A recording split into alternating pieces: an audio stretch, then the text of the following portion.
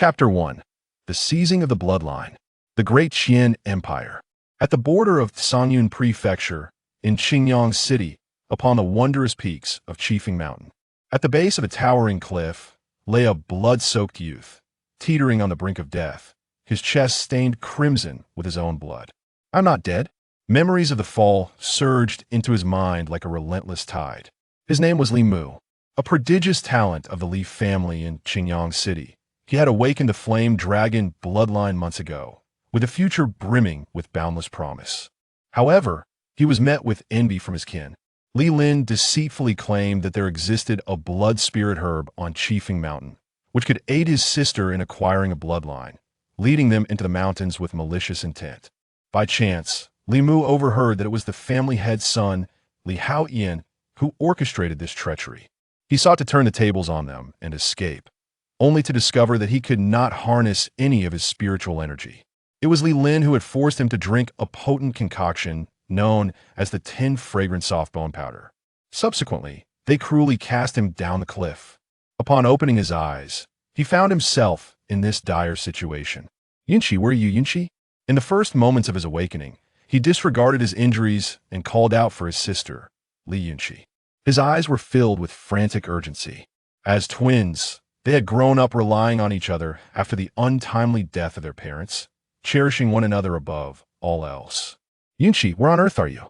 As silence persisted, panic began to take root in Li Mu's heart. The cliff loomed 100 feet high, and his sister possessed no cultivation. A fall from such heights would surely spell her doom. Unable to contain himself any longer, he burst into tears, his wails echoing through the air. His heart was overwhelmed with grief and rage, pouring forth like a tempest. Having grown up amidst slander, insults, and even beatings, their childhood had been fraught with suffering.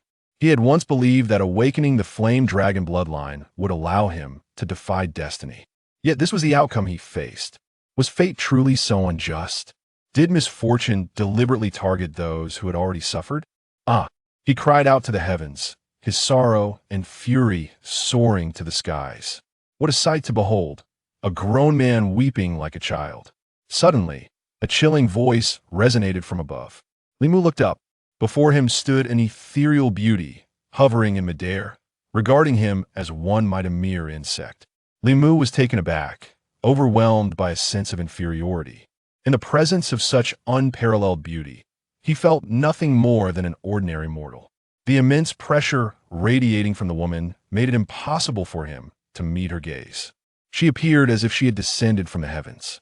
Are you a celestial being? Can you see my sister? With hope swelling within him, Li Mu summoned the courage to inquire. Do you not realize where you are? How could your sister be here? Her eyes sparkled like autumn waters, her voice as frigid as ice. Only then did Li Mu comprehend. The surroundings were shrouded in chaos, boundless and infinite. He was not in the realm of reality at all. This is a domain. The woman spoke coldly, her tone devoid of warmth. What is this domain, and why am I here? Li Mu felt a prickling unease, his scalp tingling. She scoffed. Were it not for this domain, you would have perished from the fall long ago. How could you still converse with me? At her words, gratitude flickered across Li Mu's face. Had she saved him? Thank you, celestial maiden, for your salvation. Might I implore you to assist me in finding my sister? He knelt, enduring the excruciating pain. Even if it were her corpse, he longed to lay eyes upon her. You were nearly killed. How could she possibly still be alive? The woman replied with chilling indifference. I saved you solely to seize your flame dragon bloodline. Seize my bloodline? No, absolutely not. You shall not. Upon hearing the possibility of his sister's demise, Li Mu felt as if struck by lightning. And when he learned of her intent to usurp his bloodline, he resolutely refused. His eyes glinted with cold fury. If his bloodline were taken, he would be rendered powerless, unable to avenge the deep-seated enmity that now consumed him. This is not a negotiation, it is a notification. The woman scoffed, her gaze dripping with disdain. Her voice carried an air of frigid detachment.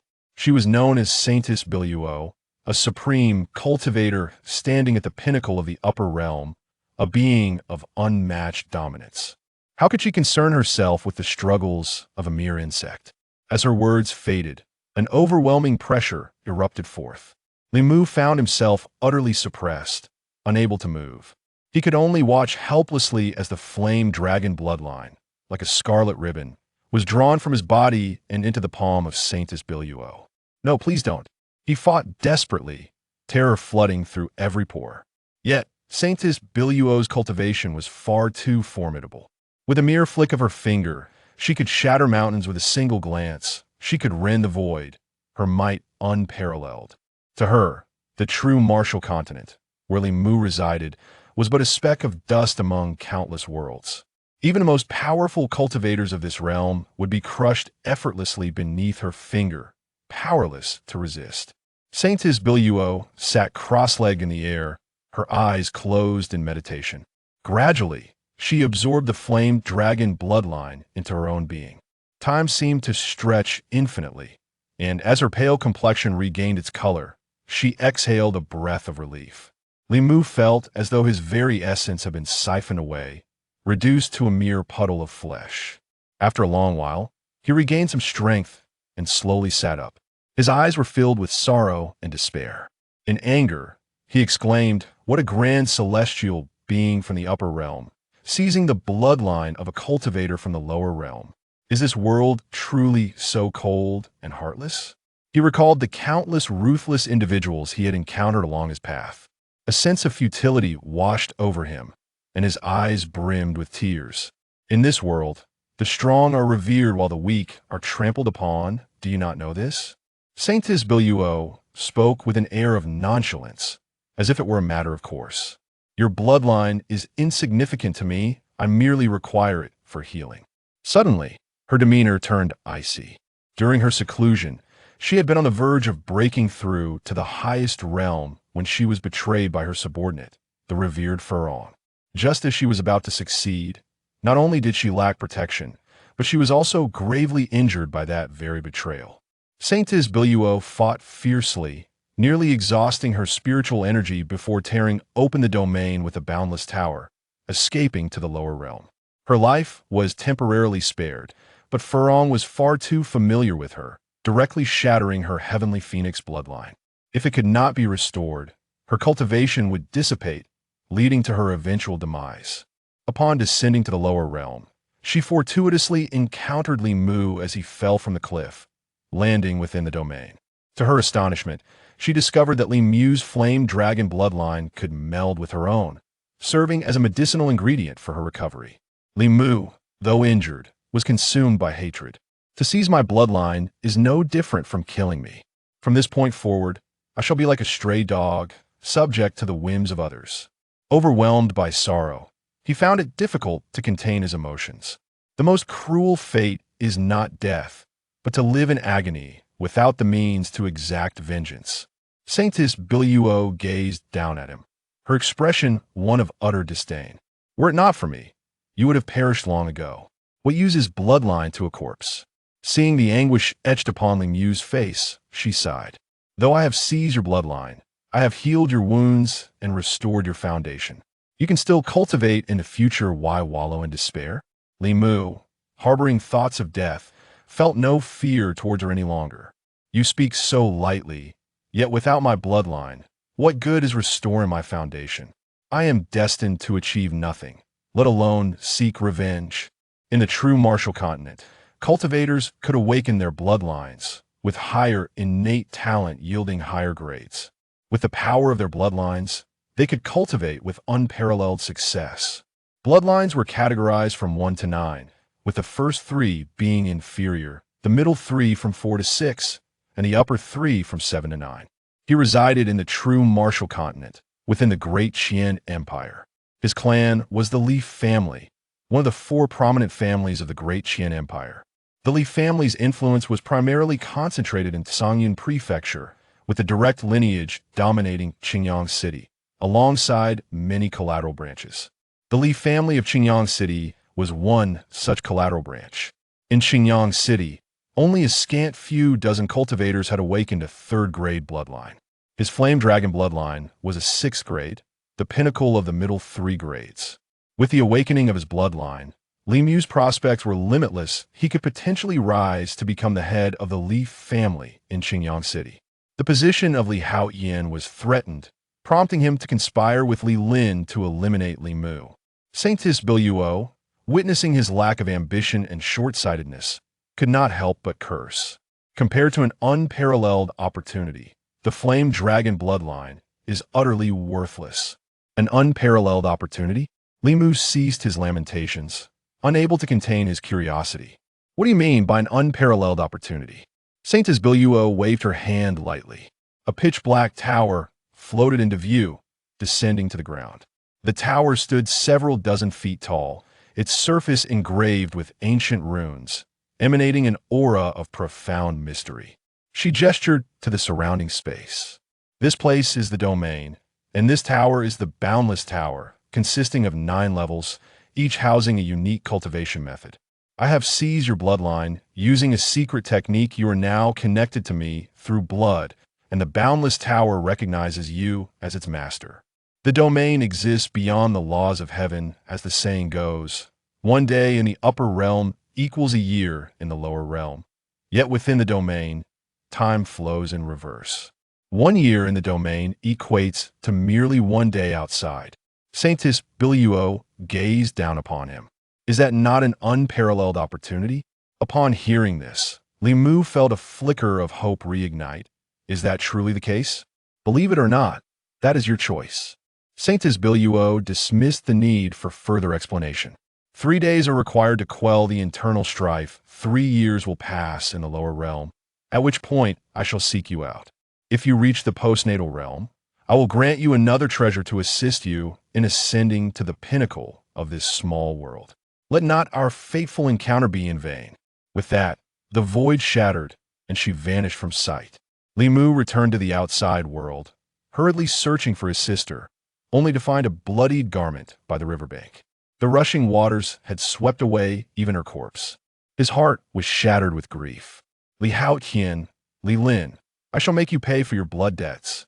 After weeping for what felt like an eternity, a sudden realization struck him. I must return to Qingyang City to secure my examination slot. I cannot allow it to fall into the hands of others, or I shall have no hope of rising again. Chapter 2. The Council Hall. Li Mu emerged from his sorrowful reverie. The recent ordeal felt like a fleeting dream, so utterly surreal at this moment. The boundless tower within his consciousness radiated an ominous dark light. This was all indeed real. The dazed expression in Li Mu's eyes rekindled with a vibrant light. Compared to his previous desperate struggles, he seemed like a different person entirely, since he had not perished. He resolved to live life to the fullest. He furrowed his brow, attempting to untangle the chaotic thoughts swirling in his mind. Though he had lost his bloodline, he had gained the Boundless Tower. The Celestial Maiden had once mentioned that within the tower lay ancient cultivation methods. As long as one did not succumb to fate, a day of reckoning would surely come. Li Mu's gaze grew increasingly resolute. Beads of sweat welled on his forehead and fell to the ground. A year within the realm equated to merely a day outside, granting him the equivalent of hundreds of times the cultivation time of others. I refuse to believe that such an immense cultivation advantage cannot compensate for the loss of my bloodline. Li Mu clenched his fists tightly. The flames of hatred ignited once more within his pupils. I shall grow stronger. 18 years of suffering. I will ensure you all taste it. The vendetta against my entire clan shall be repaid in full. He fixed his gaze upon the heavens, swearing an oath. At this moment, Li Mu had long since shed his despair. Hope blossomed in his heart for revenge. In the future, he believed that in the world of cultivation, wonders abound. Perhaps he would encounter a once-in-a-lifetime opportunity to reclaim his bloodline. If 3 years hence I reach the postnatal realm and meet the Celestial Maiden again, she might bestow upon me my bloodline anew. 3 years. The postnatal realm. His bright eyes dimmed slightly, even with the Boundless Tower. Attaining the postnatal realm in 3 years was akin to scaling the heavens. The true martial continent categorizes cultivation into 9 realms. Innate, spirit platform, spirit ruins, postnatal, divine abode, divine stead, divine travel, celestial phenomenon, and earthly immortal. Each realm is further divided into 9 stages. Li Mu awakened his flame dragon bloodline just months before his 18th birthday. His cultivation had once reached a terrifying level, innate 9th stage, in Qingyang City. He was a rare gem.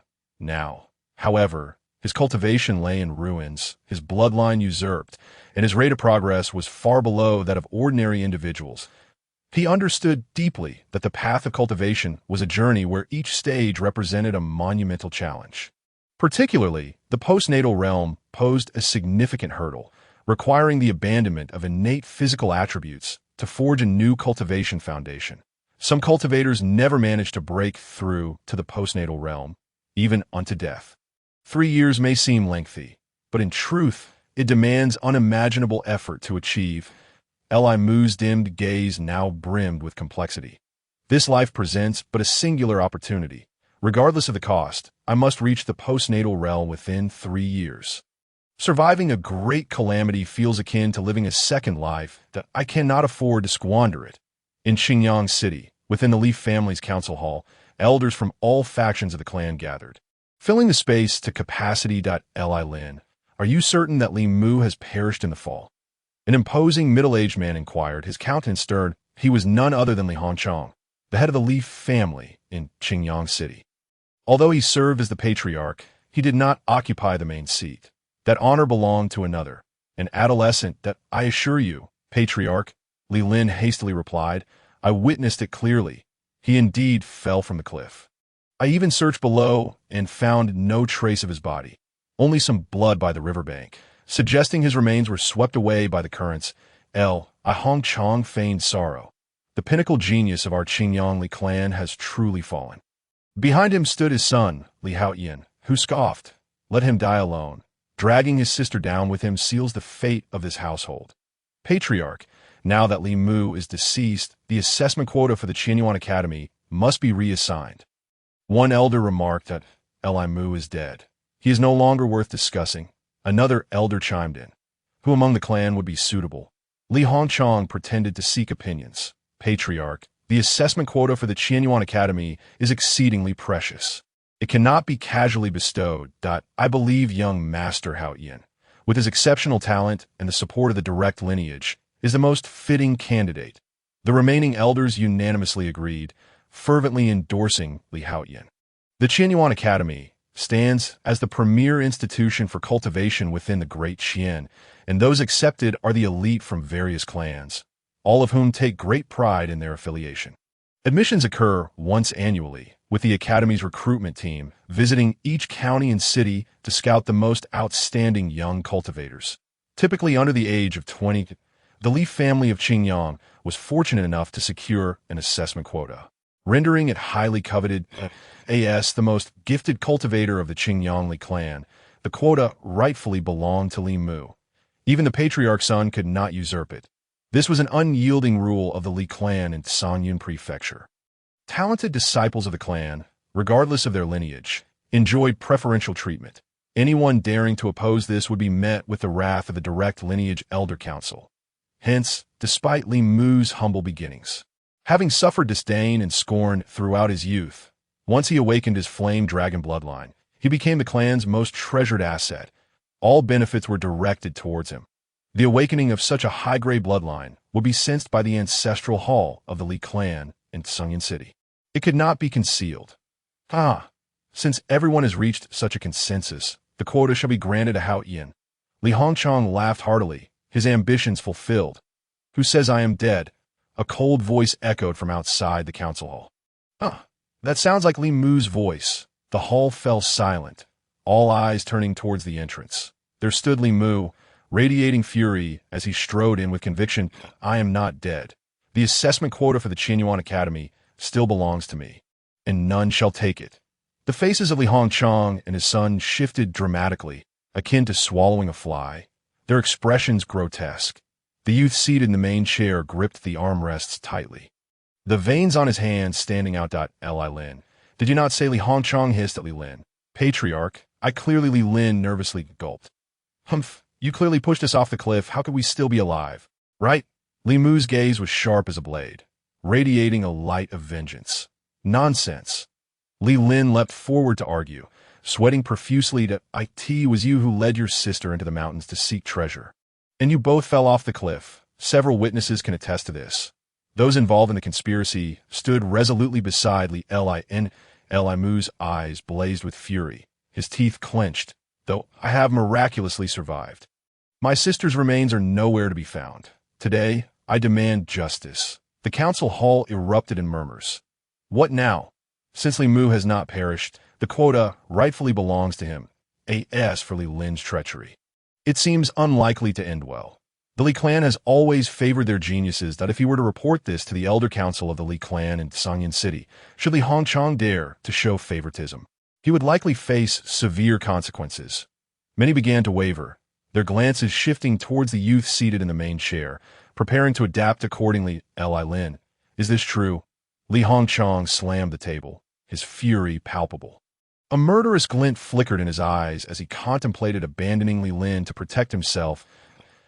In a moment of desperation, Li Lin lunged forward. He seized Li Mu by the collar, gritting his teeth. Li Mu, cease your wild claims. Who can prove that I pushed you off the cliff? The coldness in Li Mu's eyes intensified that if one wishes to keep a secret, they must not act themselves. Just as he began to speak, Li Lin's expression suddenly transformed into one of elation. Patriarch, Li Mu has no bloodline. He is nothing but a waste. What? Li Hongchang was taken aback, nearly leaping from his seat. He reached out with a hand, drawing upon violent spiritual energy, pulling Li Mu toward him. Grasping Li Mu's pulse, his skin twitched uncontrollably as he struggled to contain his inner delight. Indeed, the bloodline is gone. With that, he forcefully shoved Li Mu to the ground. Without the Flame Dragon bloodline, he is but a waste. What is there to fear? Even if the Elder Council were to come, the quota must belong to Li Haoyan. Chapter 3. The Agreement for Life and Death. With the loss of his bloodline, the assessment quota no longer belongs to you. Li Hongchang declared coldly that a profound desolation filled Li Mu's heart, that he spoke the truth. Without his bloodline, how could he dare to hope for the assessment quota? Li Haoyan orchestrated the harm against me. How shall this be addressed? I demand an explanation today. Is there any evidence? The youth in the main seat, who had been observing coldly, suddenly spoke up. Indeed, is there any evidence? Li Hongchang scoffed. As the esteemed young master of the Qingyang Li clan, would I stoop to plotting against someone of your lowly status? Absurd, Li Haoyan derided. Where is the evidence? Let us see it. Li Lin, emboldened by his connections. The youth was named Li Zonghan, a talented scion of the direct lineage that a disciple of the inner sect of the Qianyuan Academy. He was held in high regard. It was indeed quite fortuitous for young Master Zonghan to be in Xinjiang. Li Mu instantly understood. They were colluding and had conspired to harm him, that I, too, am a descendant of the Li family. With ties to Qingyang City, Li Zonghan asserted confidently, speaking as if it were a matter of course. Now that the assessment is imminent, Patriarch Hongchang has invited me to offer guidance. Is there any fault in showing consideration for the collateral branch of the family? Thank you, young Master Zonghan. Li Hongchang bowed in gratitude to a scion of the direct lineage. He had audaciously inverted right and wrong. Li Mu trembled all over, his eyes blazing with fury. I merely speak the truth. Li Zonghan shrugged, feigning innocence that in his eyes, Li Mu, bereft of his bloodline, was nothing but a waste. Li Mu was suddenly enlightened. The audacity of Li Haoyan to instigate Li Lin to secretly harm him surely stemmed from the tacit approval of Li Zonghan. No, it was not mere approval. It was Li Zonghan who had orchestrated this scheme. Mu harbored a grudge against Li Zonghan, a matter that dated back 18 years that time, when Li Mu's mother was pregnant with him and his sister. Li Zonghan had visited Qingyang City. Known for his cruelty since childhood, during his stay in Xinjiang, a descendant of his was killed for uttering a careless remark. Mu's father happened to witness this incident, prompting Li Zonghan to spread malicious rumors to obscure the truth. He claimed that Li Mu's mother was of ill repute, having consorted with another man, and that the children she bore were not of her husband's blood, but rather bastards.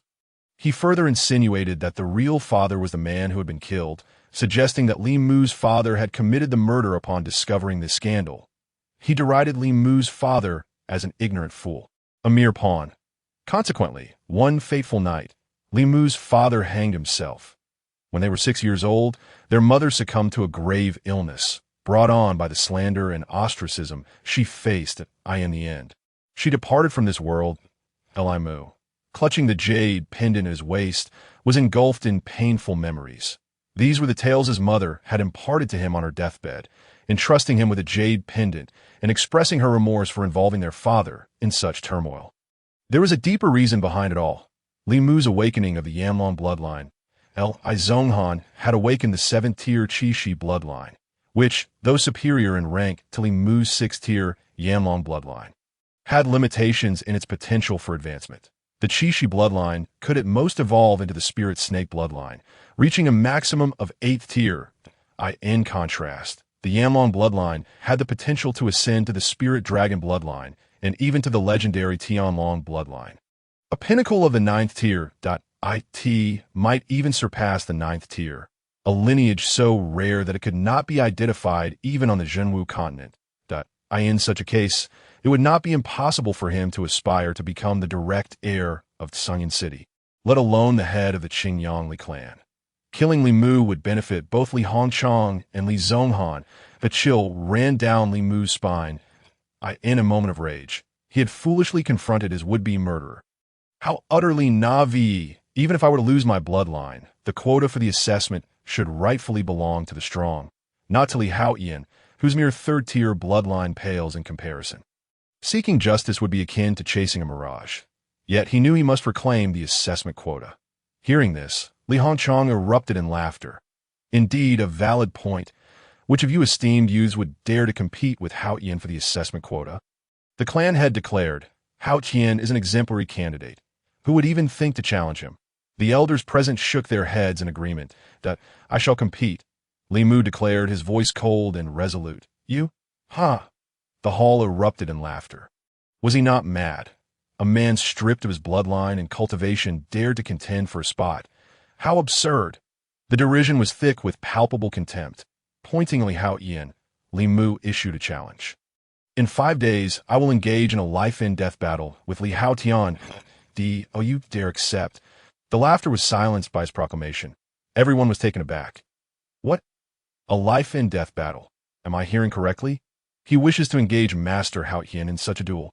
Shock rippled through the crowd. A life-and-death battle entailed signing a contract, fighting to the death on the arena, and it was a brutal affair. Few dared to issue such a challenge, and now it was Li Mu, whose cultivation had been obliterated, who made the claim. All eyes shifted back to Li Haotan. Li Mu understood all too well that without cultivation, his future would be fraught with peril. They would undoubtedly employ ruthless methods to torment him to death. At this moment, the only recourse was to vie with Li Haoyan for the assessment quota. This served 2 purposes: to avenge his sister and to secure the quota that would offer him protection from the academy, thus granting him a chance at survival. That the sinister glint flickered in Li Haoyan's eyes. You seek death.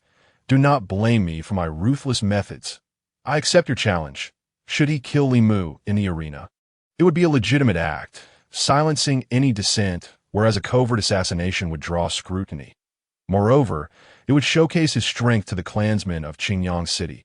Previously, Li Mu had awakened the Yanlong bloodline, flaunting his prowess and suppressing Li Haoyan, who now harbored a grudge.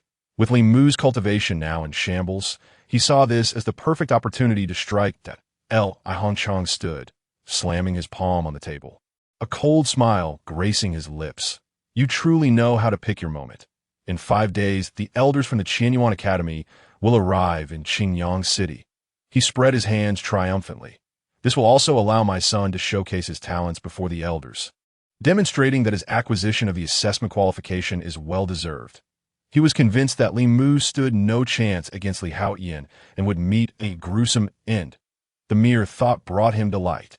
He then turned to inquire, "What say you, young Master Zonghan?" "I shall simply observe the spectacle," Li Zonghan replied, feigning indifference. Li Mu surveyed the hall. The faces surrounding him were filled with derision, each expression like a dagger to his heart. Just days prior, they had treated him with familial warmth.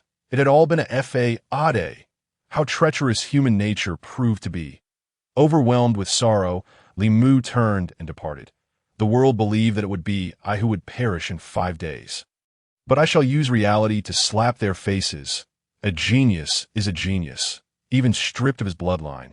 Still a genius. Upon returning to his dilapidated courtyard, the sun dipped below the horizon. El-Aimu felt utterly broken. His endurance until now was solely sustained by sheer will. After plummeting from the cliff and losing his bloodline, he had sprinted back to Qingyang City, only to engage in a verbal battle with Li Hongchang and others.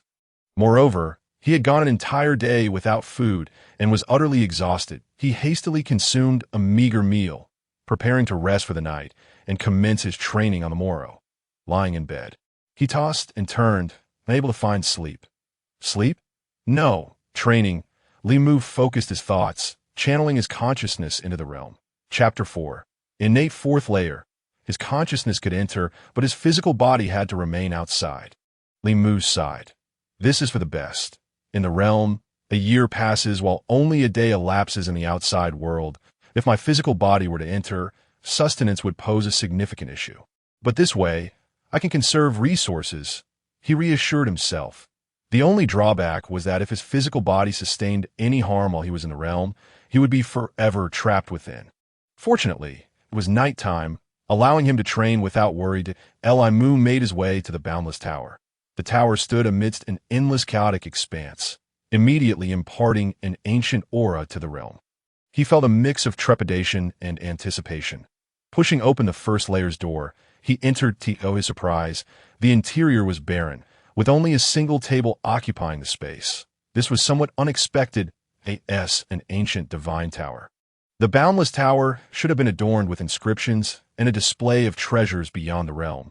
Asserting its grandeur, he soon understood. It was likely designed to allow those who entered to train without distractions from external objects. With that thought, he approached the table. Upon it lay a small booklet inscribed with 4 characters. Songming Sword Technique. It was divided into 2 sections.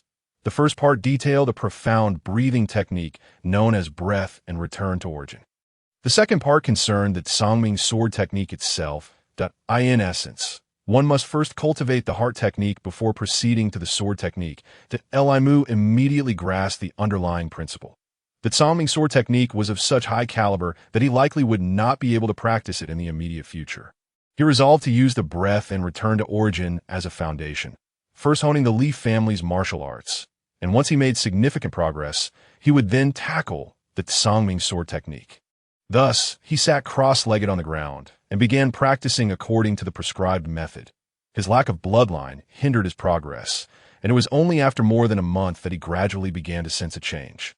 To his astonishment, this breathing technique was incredibly potent, yielding results that rivaled those he experienced while possessing his bloodline, perhaps even surpassing them.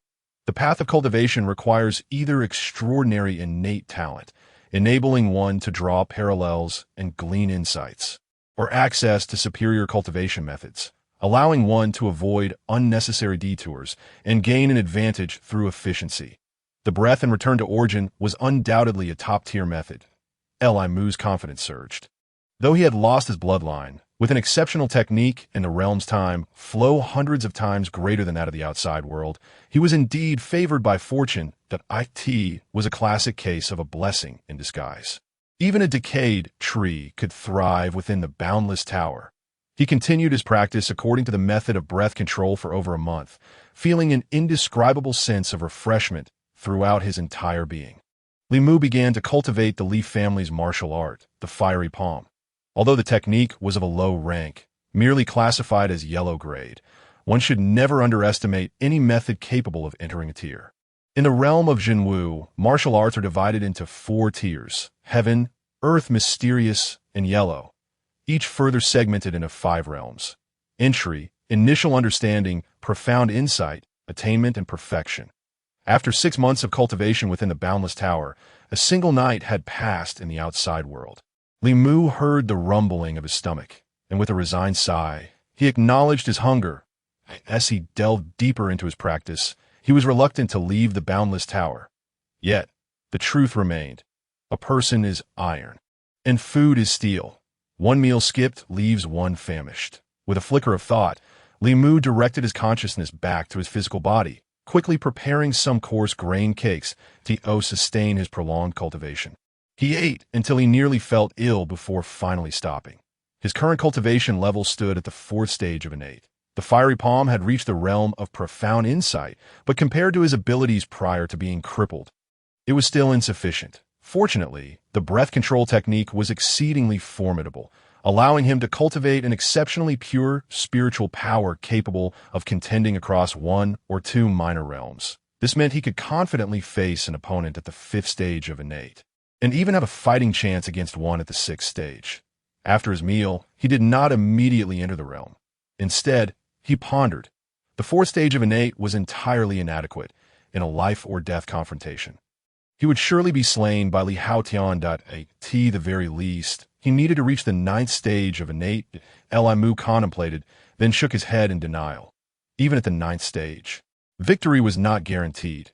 He needed to elevate his realm further to increase his odds. Although Li Haotian's bloodline was merely of the 3rd tier, it was bolstered by his position as the young master of the Qingyang Li family. With abundant natural treasures and countless cultivation resources at his disposal, Li Haotian had been the 2nd most accomplished cultivator of his age before his bloodline was usurped. He was only a hair's breadth away from achieving the middle stage of the 9th tier of innate. With only 5 days remaining until the confrontation, even if he cultivated within the realm, it would only equate to 5 years of progress, but he suddenly felt an overwhelming sense of pressure to surpass 18 years of previous cultivation in merely 5 years. Relying solely on breath control was far from sufficient. He would need the assistance of spiritual pills and medicinal herbs. In the Jinwu realm, spiritual pills, medicinal herbs, and spiritual artifacts are categorized into 9 tiers. From low to high, the term refers to seals. A single seal denotes a single-tier pill, while 2 seals denote a double-tier pill, and so forth. Anything without seals could only be considered ordinary cultivation materials, not true spiritual pills or herbs that, in truth, legends speak of 12 tiers. Anything above 9 tiers is classified as supreme, saint, or divine, all of which are absent in the Jinwu realm, likely only found in the higher realms.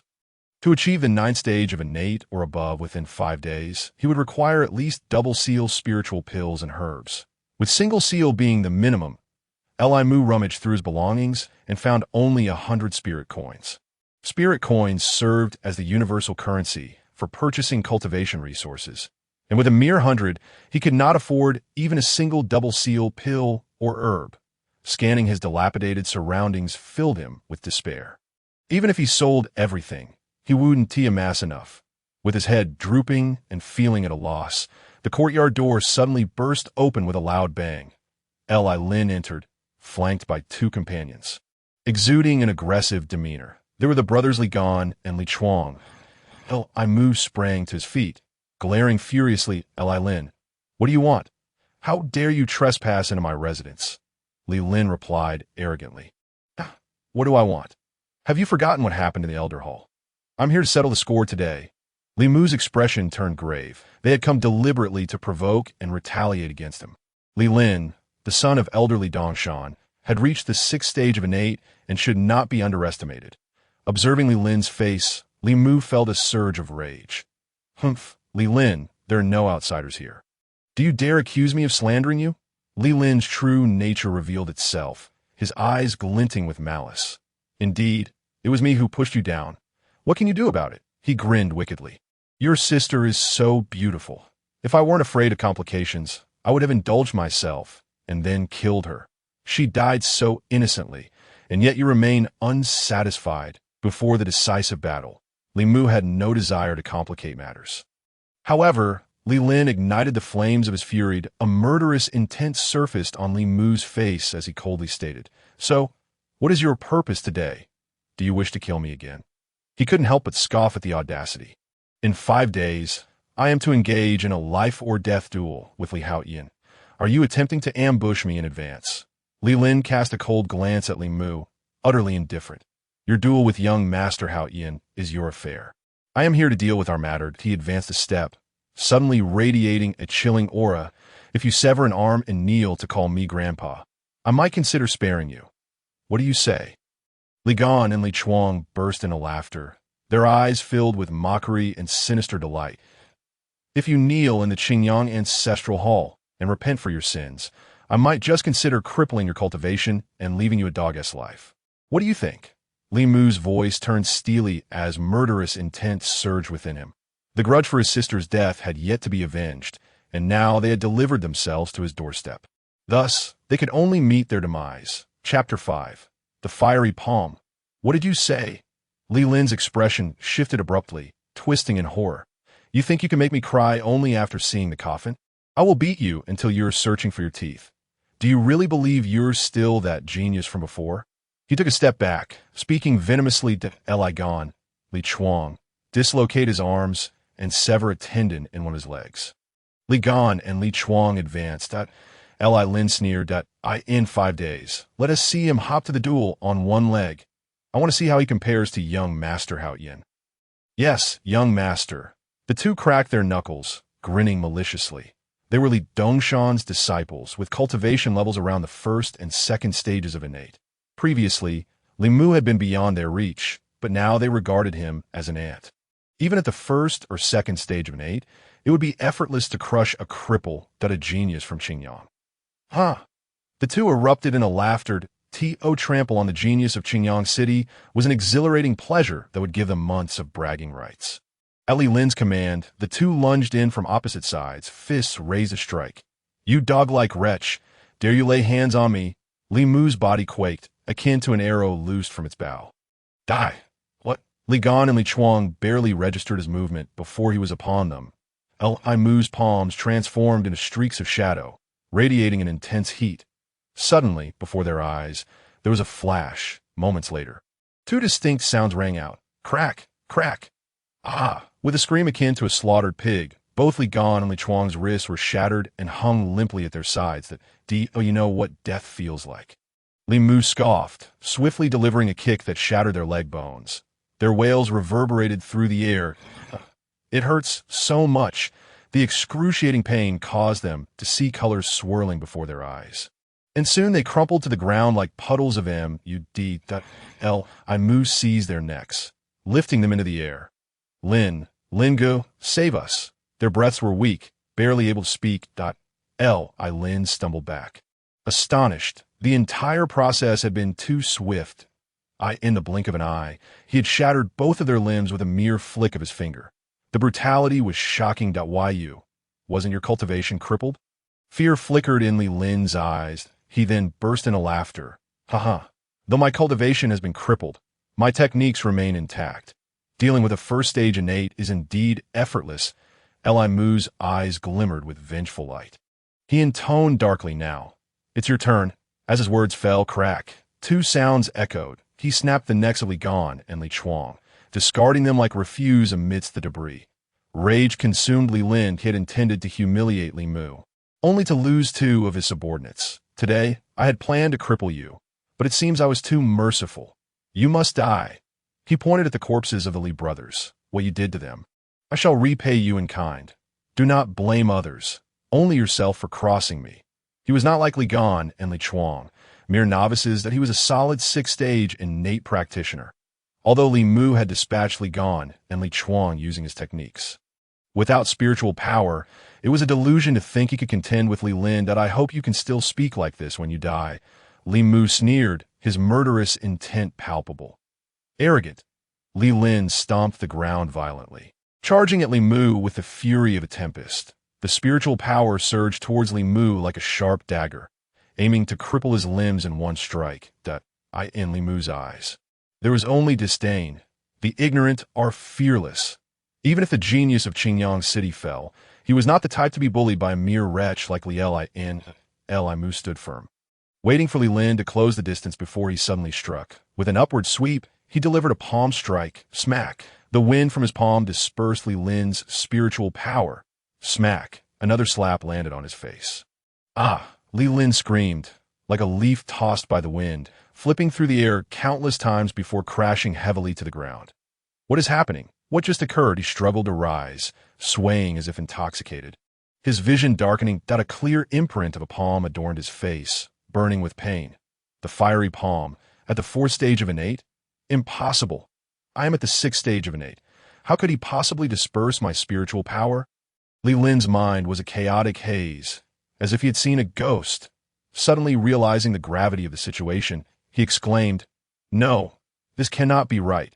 His bloodline is extinguished, and his cultivation utterly depleted. How could he have possibly ascended to the fourth level of innate talent in just a single night?" Fear compelled him to roar. "No, this is definitely not the Blaze Palm.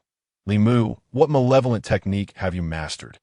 Li Mu, with a scornful demeanor, retorted, "Have you truly lost your senses? You cannot even distinguish the Blaze Palm of the Li family. What use is there in your continued existence?" Li Lin trembled uncontrollably.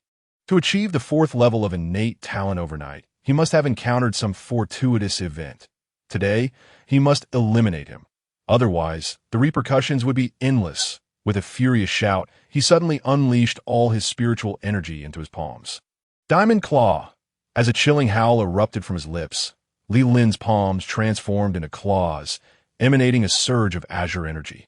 The Diamond Claw is also of the yellow tier, a technique most adeptly mastered by the lineage of Li Dongshan. Li Lin had inherited his father's true teachings and cultivated it to the state of comprehension. This time, he would undoubtedly use the Diamond Claw to shatter every bone in Li Mu's body. Otherwise, the resentment in his heart would remain unresolved. Li Lin's fingers curled fiercely, shattering the air with a force akin to a collapsing mountain. The atmosphere swelled with a ferocious energy. Li Mu gently shook his head. The Diamond Claw, at the state of comprehension. What can it possibly do to me? Although his Blaze Palm was merely cultivated to the depth stage, seemingly inferior to the comprehension-level Diamond Claw, the purity of his spiritual power, cultivated through the method of breath and return to origin, far surpassed that of Li Lin. Blaze that burns the heavens, Li Mu summoned his right palm. Beneath the terrifying spiritual power, the air was violently torn apart, revealing a dark crimson hue. With a thunderous boom, both of their garments billowed as if filled with wind, swelling dramatically. Li Lin struggled to withstand it, terror evident in his eyes. He was actually enduring my Diamond Claw. The searing heat incessantly scorched his hands, as the spiritual energy was gradually consumed. "Break!" Li Mu bellowed, forcefully pushing forward. A tremendous force descended directly upon the tips of Li Lin's 5 fingers. A harrowing scream erupted as the sound of his bones fracturing echoed sharply, akin to firecrackers. The remarkably hard Diamond Claw hung limply, as if its bones had been extracted, rendered soft and powerless. Li Lin's hand bones shattered, and even the bones of his arms were fractured. Pain surged through him like thousands of steel needles piercing his flesh, causing him to convulse uncontrollably. The excruciating agony overwhelmed him to the point where he could not even scream. His neck and face turned an ominous shade of purple. Li Mu, radiating an oppressive aura, advanced step by step. "I have merely broken your left limb, and you're already in such despair. Now it is the turn of your right limb." Li Lin, terrified to the core, felt as though his very soul was fleeing. Beads of cold sweat cascading down his face. A profound fear gripped him, shaking him to his very essence. In a desperate bid, he knew he was no match. Yet he mustered all his strength to unleash a fierce grasp with his right palm. Li Mu remained unfazed, effortlessly extending his left palm and channeling the Blaze Palm with a casual flick. "Break!" Another anguished cry echoed through the air. Li Lin's other hand and arm met the same fate. Crushed to oblivion, he was overwhelmed by a kaleidoscope of colors, as if a dye-house had burst open before his eyes. His arms hung limply at his sides, resembling 2 strands of rope. Li Mu chuckled. "Still not enough. I wish to see if your throat is as resilient as your arms." Chapter 6. Murder and plunder. Li Lin's was utterly shattered. "Mu, brother Mu, spare my life." He collapsed at his knees, fear spreading like wildfire. It was Master Hao Yan. No, it was that scoundrelly Hao Yan who ordered me to do this, brother Mu." At these words, a cold light flickered in Li Mu's eyes. So it was indeed him. After one failed attempt, he sought to kill him a second time. "Did he command your death? Will you comply?" Li Mu's fury erupted like thunder. To Mu, brother Mu. Li Lin trembled, tears streaming down his face. "I will give you anything if you spare me." Seeing Li Mu's icy demeanor, He nearly swore an oath to the heavens. Helplessly, with his arms rendered useless, he could not even lift them, even if it means my father's life. I swear I could poison his food. I only asked for my life. Li Lin swore an oath of desperation. Eli Mu looked down upon him, disgusted by his dog-like submission in a plea for survival. Just moments ago, you wished for me to kneel and call you grandfather? A mocking smirk graced Li Mu's lips. No, Brother Mu, you are the grandfather. I shall call you grandfather. Li Lin wept, his terror palpable. Grandfather, spare my life. He prostrated himself on the ground, his forehead bleeding from the impact. Such was the extent of his fervent supplication. Li Mu scoffed disdainfully. You claim to give me anything? Brother Mu, please, name your desire. Li Lin, sensing a glimmer of hope, hastily acquiesced. Whatever you want, I will provide. Now, take me to your home. Eli Mu chuckled lightly. Let us see if your treasures can exchange for your life that I in dire need of spiritual elixirs. And knowing that Li Lin was the sole heir of elderly Dongshan, he was bound to possess a considerable stash. Very well. We shall go at once. Li Lin dared not refuse and promptly led the way. Li Mu, demanding his possessions, expected gratitude, kneeling to present them. You had better behave, or your demise will be most unpleasant.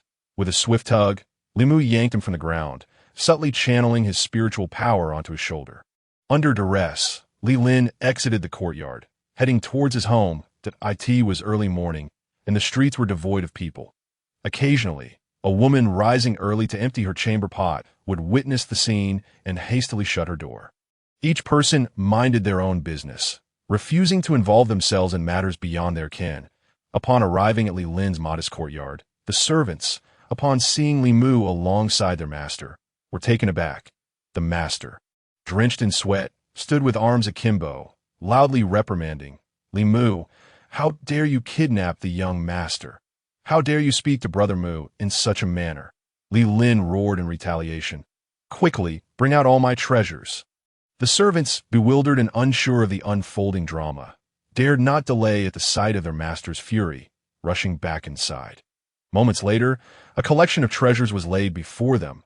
Eli Mu's eyes glinted with cold determination as he firmly grasped Li Lin's shoulder. Li Lin, these servants are quite insubordinate. Feeling the weight of Li Mu's words, Li Lin winced in pain, recognizing the urgency of the situation. If he did not appease him, his life would be forfeit. Fools, I mean all of them. Bring everything out. Leave nothing behind. Yes, yes, young master. The servants, sensing the dire nature of their predicament, hurried back inside. Before long, a pile of treasures filled the courtyard. Eli Mu gazed upon the array of items. A dazzling assortment.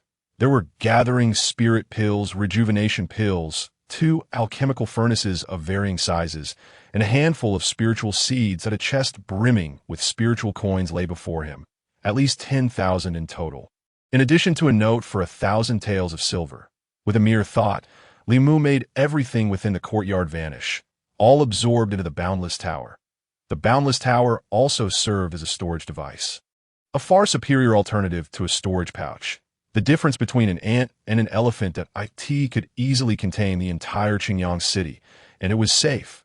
Within the Boundless Tower, once something was placed inside, no one could dare to steal it away. Brother Mu, this is all my possessions. I truly have nothing left. Li Lin gulped nervously.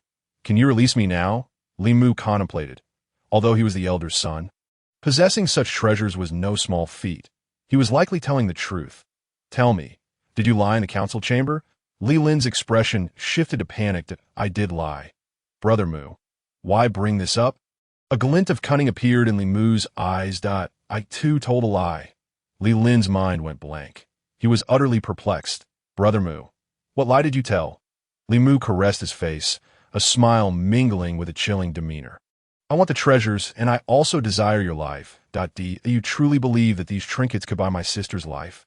Brother Mu, suddenly, Li Lin sensed the breath of death closing in. With a swift crack, ugh, his words were cut short as his neck was snapped. Thud! Li Lin collapsed to the ground, lifeless. Murder! Murder! The courtyard erupted into chaos as everyone scattered in terror. Eli Mu has killed the young master.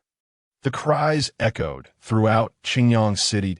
Li Mu clapped his hands, swiftly scaling the wall and leaping away like a gust of wind, racing out of Qingyang City. Li Haoyan had already attempted to have him killed once, and there would undoubtedly be a second and third attempt. He could not remain in Qingyang City any longer. Better to act decisively. By killing Li Lin, he could seek a secluded place to cultivate and quietly await the decisive battle 5 days hence. He dashed into the treacherous Qifeng Mountain. Knowing that the established paths were no longer safe, he could only venture into the wild mountains, where danger and opportunity coexisted, teeming with spiritual herbs and fierce beasts. He could not help but reflect on his narrow escape from Qifeng Mountain. He wondered if he would be so fortunate again. With that thought, he raced deeper into the mountains. My son. Damn you. Li Mu. In Li Lin's courtyard, anguished wails filled the air. He has ruthlessly slain my son. Li Dongshan cradled Li Lin's lifeless body, weeping profusely that I shall flay you alive and feed your remains to the dogs. He bellowed at his servants. Where is Li Mu? Where has he fled? The subordinates trembled with trepidation. My lord, Li Mu has escaped the city and entered Qifeng Mountain. Li Dongshan ground his teeth in fury. Find the clan leader. I shall seek him out immediately. He dashed into the council hall with urgency. Li Hongchang and his son wore expressions of sycophancy as they engaged in conversation with Li Zonghan. Dongshan, have you not noticed that young Master Zonghan is absent? How can you be so disrespectful? Li Hongchang's face darkened. My lord, young Master Zonghan must intercede on my behalf. Li Dongshan wept bitterly. Li Mu is utterly detestable. He has killed my son, Li Lin. What? Li Mu killed Li Lin. How is that possible? Li Hongchang was taken aback. Li Haoyan appeared equally perplexed. Elder Dongshan, Li Mu has lost all his cultivation. How could he possibly kill Li Lin? Surely there has been a mistake. Did you witness it with your own eyes? Absolutely certain. Li Dongshan affirmed resolutely. Li Mu first killed Li Gan and Li Chuang within our ranks, then took my son hostage. Plundering his treasures, his veins bulged with fury. In the end, he murdered my son and fled into Qifeng Mountain. Li Hongchang was nearly rendered speechless by shock. Li Lin was a 6th tier innate. For Li Mu to kill him, he would need to be at least at the 6th tier or above. How could this happen overnight? Li Zonghan chuckled lightly. In the world of cultivation, the extraordinary is commonplace. Li Mu survived a fall from a 100-foot cliff. What else could be deemed impossible? His countenance was one of disdain. Moreover, is attaining the 6th tier innate so difficult? Li Hongchang clenched his fists, filled with regret. Had I known this would happen, I should have eliminated him yesterday to prevent future troubles. Now, I have unwittingly given him a chance to resist. Li Haoyan, however, remained indifferent. Father, there is no need for concern. The life and death battle in 5 days is his only opportunity to defy fate, and he will undoubtedly appear. He scoffed. Li Mu will ultimately be unable to escape death. Li Haoyan conjectured. Li Mu's cultivation level will not exceed the 6th tier innate, while I am in the 9th tier innate. The gap of 3 tiers is insurmountable in 5 days. Furthermore, with young Master Zonghan's guidance, and the precious dual seal advancement pill purchased by Father, along with other spiritual pills for rapid recovery, my cultivation will surely advance. By then, the difference will be one of major tiers. An insurmountable chasm. Li Haoyan was convinced that Li Mu's demise was inevitable.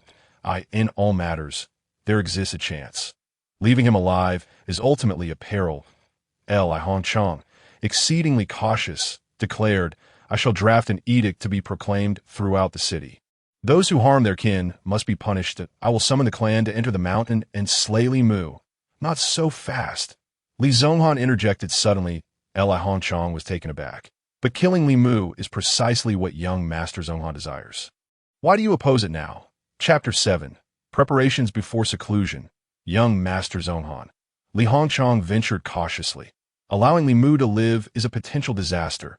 We must not be lenient. I am well aware of that. Li Zonghan replied, his expression calmed. Li Hongchang was left confused. If you know this, then why not kill him? Li Zonghan wore a gentle smile. Haha, Master Hongchang, are you instructing me on how to act? Li Hongchang looked alarmed. No. Hongchang is dull. Young Master Zonghan, please enlighten me. He felt a sharp aura emanating. infused with violent spiritual power, almost forming a pressure. There is no need for Master Hongchang to be anxious. We are family. Li Zonghan laughed heartily, offering reassurance. Once the life-and-death duel is set, even if he commits atrocious sins before the date arrives, we cannot kill him. He gazed teasingly at Li Hongchang. Is this not a basic rule you are unaware of? Li Hongchang's face turned ashen. I am aware. In my haste, I lost my composure. Li Zonghan feigned indifference that if you utilize the Li clan's influence to eliminate Li Mu, it would be morally indefensible, attracting much gossip, and would not be wise. Li Hongchang felt a twinge of disappointment. If that is the case, we can only wait for the life-and-death battle in 5 days. For now, let him live a few more days. Li Zonghan remained inscrutable. I did not know much about Qingyang City. He began discussing rumors about Qingyang City. It is said that there is a band of ruthless mountain bandits known as Heifeng Zhai on Qifeng Mountain, who have killed many cultivators. He raised an eyebrow. Is this true? Indeed, it is true, Li Hongchang replied. How can I not have thought of it? If we do not act ourselves, we can let the bandits of Heifeng Zhai do our bidding. He turned to Li Dongshan. Elder Dongshan, do you understand what I mean? Understood, my lord. Li Dongshan's expression turned sinister. I will contact Heifeng Zhai immediately. Even if I must expend all my wealth, I will ensure Li Mu is eliminated. He then turned and left. Li Zonghan looked at Li Hongchang. Whether Dongshan can accomplish this is uncertain. We must prepare for both outcomes. Hao Yian must also intensify his training. Li Hongchang, ever shrewd, immediately grasped the underlying meaning. Please, young Master Zonghan, guide me further. Li Zonghan chuckled lightly. My techniques are beyond Hao Yian's grasp, but I can offer some pointers. He produced a pill. Additionally, I have a blood chi pill of top quality. I have no use for it now. So, it is for Hao Yian. Thank you, young Master Zonghan. Li Hao Yian was momentarily stunned, and Li Hongchang kicked him sharply. That is a top-grade dual seal pill. Should you not express your gratitude to young Master Zonghan? Hao Yian is most grateful to young Master Zonghan. Having entered Qifeng Mountain, Li Mu needed to find a secluded place for cultivation. The more isolated, the better. He seemed unhurried, searching for spiritual herbs, while it appeared to waste time. In truth, sharpening the axe does not delay the work of chopping wood. His physical body could not enter the realm. The dangers within the mountain were unpredictable, requiring ample caution. He could not remain in the boundless tower indefinitely. Besides, did he not need to eat? The decisive battle was in 5 days, leaving him with only a little over 3 days for cultivation. Li Mu exhaled deeply, feeling overwhelmed by pressure. To enhance his abilities in such a short time, he required ample spiritual herbs and pills. The items he had taken from Li Lin were utterly insufficient. In a remarkably short time, he discovered a patch of spiritual herbs, condensing dewgrass, a low-tier herb of medium quality. Nevertheless, having it was better than not. He had no time to search for higher-tier herbs. Li Mu retrieved the large cauldron he had seized from Li Lin. He placed the spiritual herbs and the spiritual soil in which they grew into the cauldron. Then, with a thought, stored it in the boundless tower. Afterward, he poured the spiritual soil onto the ground, taking about a quarter of an hour to do so. He then continued to gather more soil and herbs, storing them in the boundless tower. After over an hour, Li Mu had managed to create a medicinal garden within the boundless tower. This was a long-term plan, as a medicinal garden was quite necessary. If a single spiritual herb were planted, a year outside would equate to hundreds of years of growth within the boundless tower. What about 3 years? Would it not be 1,000-year spiritual herb? Li Mu felt exhilarated at the thought. Of course, this was a distant prospect. For now, he would plant the low-tier spiritual herbs first. It would not take long. Just a year or 2 would suffice.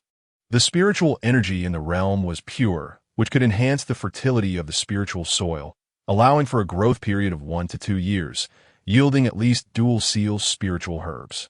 Li Mu planted the condensing dewgrass and the low-tier seeds he had seized from Li Lin. The garden was ample, and there was still space left, but he would also need spiritual pills. Li Mu pondered. The spring breeze pill and the reviving pill he had taken from Li Lin were merely a drop in a bucket. He needed to refine pills. He possessed some knowledge of alchemy.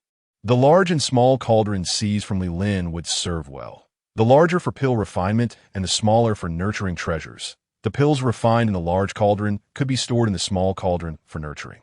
Nurturing for a year or so could elevate their quality. Reflecting on this, Li Mu mused, "Am I perhaps a bit too clever?" After a brief moment of excitement, he resolved to hunt a few demon beasts. With the condensing dewgrass, he could refine condensing chi pills, but he lacked the necessary medicinal catalysts, specifically the inner cores of low-tier demon beasts. Once he obtained the inner cores, the flesh and blood of the demon beasts could also be discarded in the medicinal garden as fertilizer. Nothing would be wasted. Li Mu made up his mind, following the tracks in the mountains to seek out the demon beasts. This would not be difficult. He only needed to find a few small sha beasts of 1 or 2 tiers to slay. Such low-tier demon beasts were plentiful in the mountains in the world of cultivation. Demon beasts or demon clans and demonic tribes are divided into 9 realms: Small Sha, Earth Sha, Azura, Great Sha, Annihilation of Regions, Annihilation of Domains, Annihilation of Worlds, Annihilation of Gods, and Annihilation of Heavens. Each level also comprises 9 tiers. Small Sha demon beasts are the lowest tier of demon beasts. Naturally, the realms are 9-tiered, but in the Jinwu continent, only the Annihilation of Domain level can appear, as the spiritual energy here is insufficient to give rise to beings above that, unless they have fled from the upper realms. Annihilation of Domain level beings possess terrifying power capable of decimating a nation. In the demon and demonic realms, beings of such caliber would be akin to demon ancestors or demon lords. Li Mu followed the traces and soon caught a whiff of demonic energy. He raced toward the scent. Just as he stepped onto a small hill, he heard the rustling of the forest. Damn it! Li Mu descended from a hill, his mouth spewing invectives. He had heard a roar that seemed to belong to a monstrous python, undoubtedly of the earthly fiend level, that he was no match for it. Even if he were at the peak of the innate realm, he would still find himself outclassed. The power of this python was equivalent to that of a Lingshu realm cultivator. As he reached the bottom of the hill, his mind was filled with astonishment. Just moments ago, apart from the python, he had also heard the sounds of a cultivator, likely a woman, engaged in the hunt for the beast. To be able to contend with an earthly fiend beast, she must be at least at the Lingshu realm. Did Xingyang City still have Lingshu cultivators? Li Mu sought an alternate path. As he turned into a wooded area, suddenly, a ferocious roar surged toward him. The overwhelming beastly aura forced him to stagger back several paces. Following this, a colossal beast approached him, each step causing the ground to tremble and the leaves to rustle violently. Its eyes were an ominous crimson, and its body was covered in mottled patterns. The sharp fangs it bared were fearsome, the crimson-eyed lion beast. Li Mu felt a chill run down his spine. Truly, misfortune had come upon him like a torrential downpour.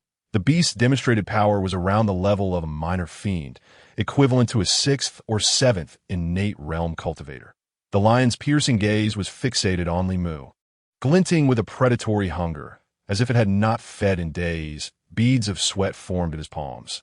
While the beast was indeed formidable, its inner core was exceedingly valuable. However, it was a tough adversary that could easily shatter his teeth upon confrontation. Chapter 8. The Crimson-Eyed Lion Beast. The lion beast dug its claws into the earth and leapt into the air, descending upon Li Mu like a mountain, its ferocity palpable. Its razor-sharp claws glinted ominously. As if capable of shattering anything they touched, It aimed for his chest, intent on eviscerating him. Li Mu glared fiercely and bellowed, "You audacious beast, submit to your death at once." The lion beast regarded him as mere prey, while Li Mu saw it as a treasure trove he could not afford to overlook. With a sudden movement, he vanished, leaving behind a flurry of afterimages. He immediately executed a remarkably advanced technique known as the light smoke step.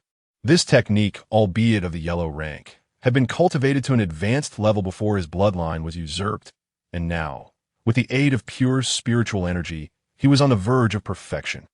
A soft whistle echoed through the air as Li Mu transformed into an afterimage, akin to a streak of black lightning, striking fiercely. The lion beast appeared momentarily stunned, its roar the only sound breaking the silence as it struggled to locate Li Mu.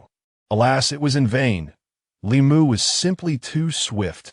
It seemed as though time itself had expanded the beast's field of vision endlessly, just as it caught a glimpse of him 3 paces away. He reappeared right before it in the blink of an eye. With a resounding clap, he struck down with great force. The heat radiating from his palm pierced through the lion's thick hide and into its very body. A pained howl erupted from the lion beast, its eyes wide with disbelief. What manner of technique is this?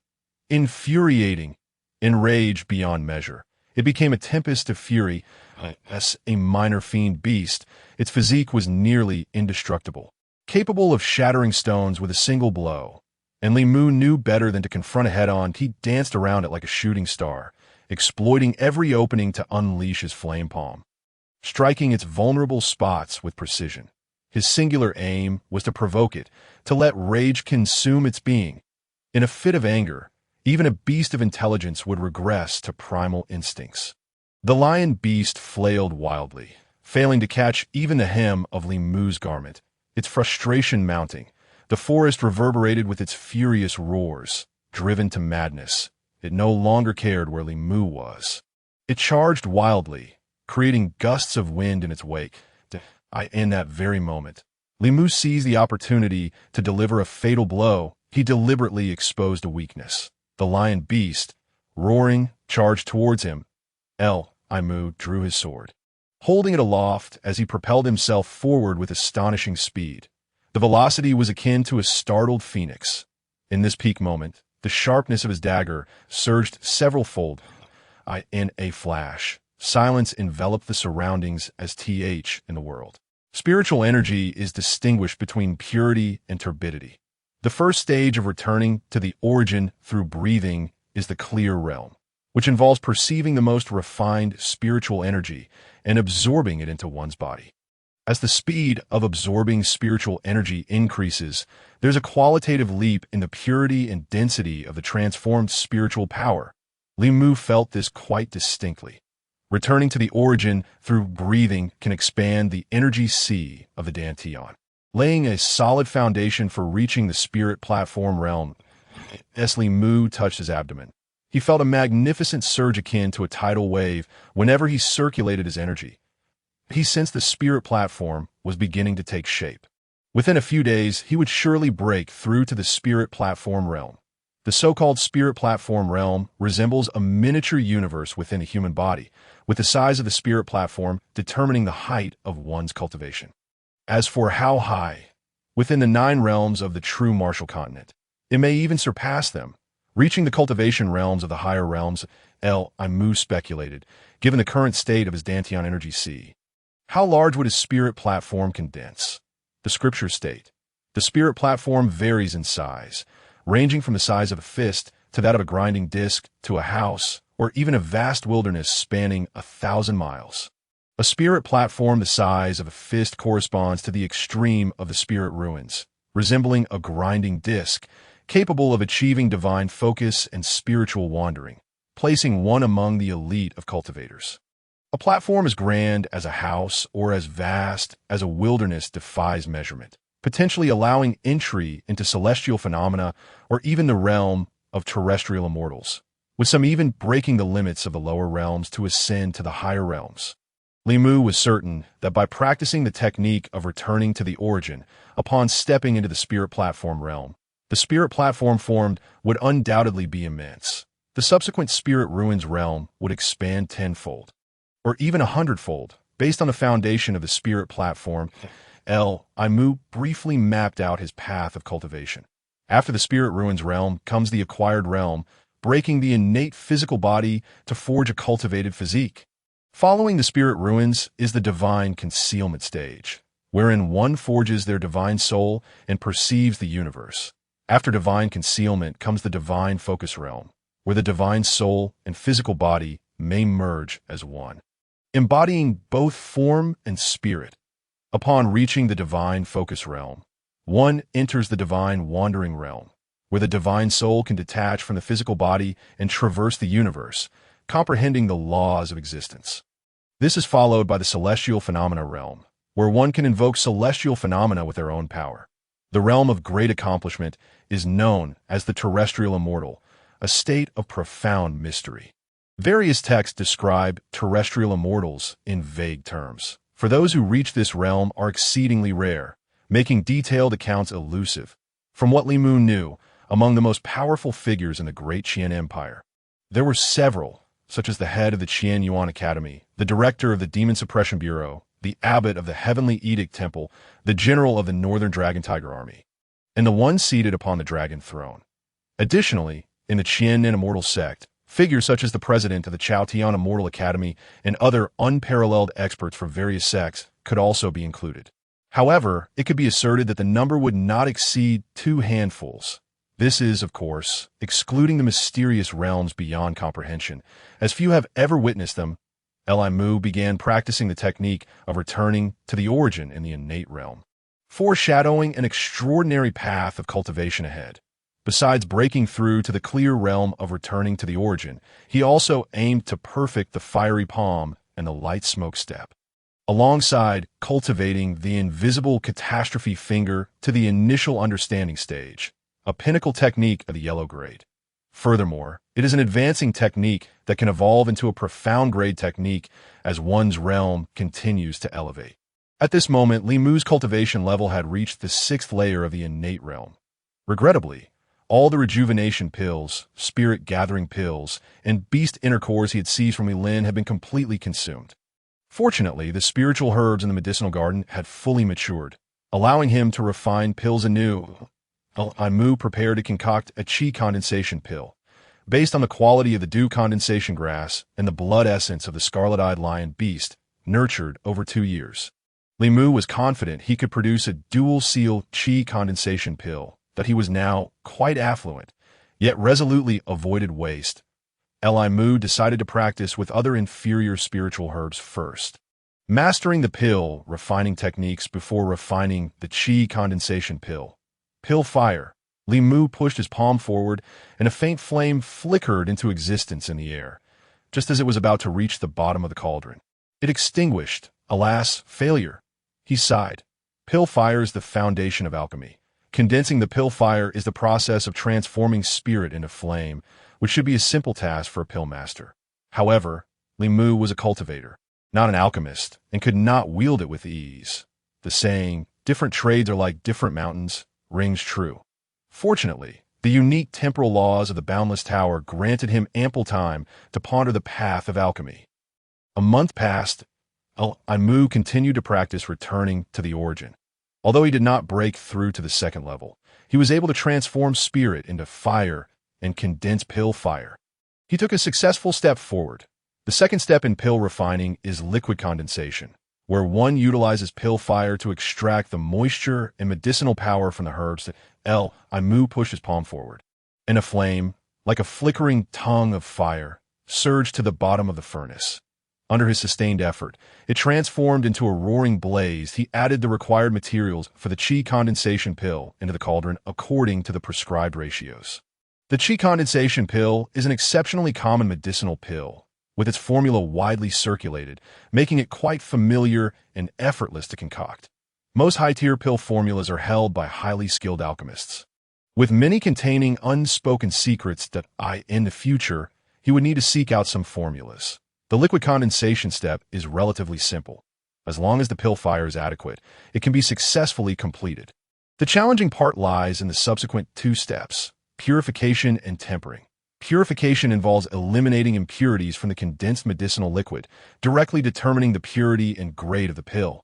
Impurities within the medicinal liquid do not separate automatically. A force known as spiritual power is required. Spiritual power is an intangible force. Unlike spiritual energy which can be controlled, it is exceedingly difficult to manage. It is akin to a gust of wind passing by, making it hard to control how branches sway. Once control is lost, an entire cauldron of medicinal liquid may be ruined.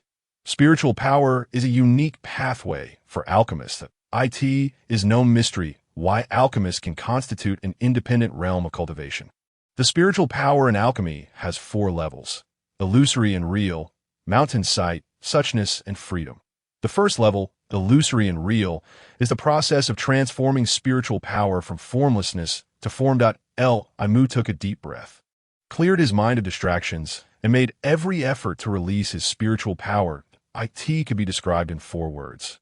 Utterly lacking. It was indeed too difficult.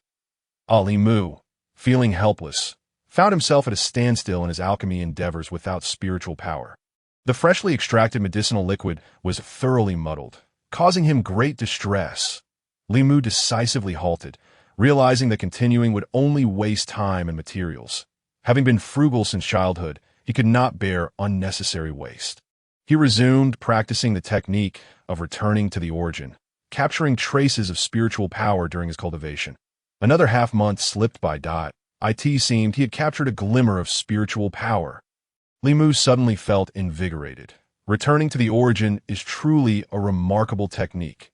He resumed alchemy. The initial steps proceeded smoothly, leading him to the purification stage. Li Mu released his spiritual force, suddenly discovering the formless power manifesting as if it possessed form. Intertwining with the flowing shape of the medicinal liquid within the cauldron, It felt as if a hand was stirring the liquid, facilitating the separation of the pure liquid from the impurities. That a wave of joy surged within him. He had made an entry into the realm of spiritual power. How marvelous! Li Mu could not help but exclaim in admiration. After the impurities separated from the medicinal liquid, Li Mu released his spiritual energy, condensing it into pill fire, incinerating the impurities into black powder that fell away. The final step remained. Tempering, Chapter 10. The entry into pill alchemy. The last step is tempering. This process involves both pill formation and tempering, demanding exceptional control over the fire. If the heat is too high, it may scorch. If too low, the pill will not form. Even once the pill is formed, it must rotate continuously, ensuring that every part is evenly heated, as otherwise, the efficacy of the pill may be compromised, and the outcome may not reflect his intentions. The alchemy path is incredibly profound. A moment's negligence may lead to the complete loss of prior efforts. Having experienced countless failures, he was well aware of this. Opening the small cauldron, he placed the blood essence of the scarlet-eyed lion beast within. Li Mu drew forth the blood essence, integrating it into the medicinal liquid to serve as a medicinal catalyst. After nurturing it in the small cauldron for 2 years, absorbing the essence of the realm, its quality had significantly improved, vastly different from when he had just slain the scarlet-eyed lion beast. It was now as translucent as amber, undoubtedly a dual seal and of superior quality. Such a medicinal catalyst is exceedingly precious. Li Mu sighed in admiration and satisfaction. The scarlet-eyed lion beast was colossal, its blood essence immensely rich, yet out of caution and a principle of avoiding waste, he only extracted a small amount. Subsequently, he transformed spirit into fire, condensing the medicinal liquid into a pill. With his technique of returning to the origin having reached the clear realm, he was unconcerned about the spiritual energy aspect. The pill formation process was smooth that he then began the tempering phase. Infusing spiritual energy into his palms, the pill floated and rotated in midair, neither hurried nor slow. Li Mu dared not slacken his focus. His eyes locked on it. This process required adjustments to the speed and angle of rotation, modulating the intensity of the pill fire accordingly. The experience was excruciating, far more challenging than enduring the trials of an eagle.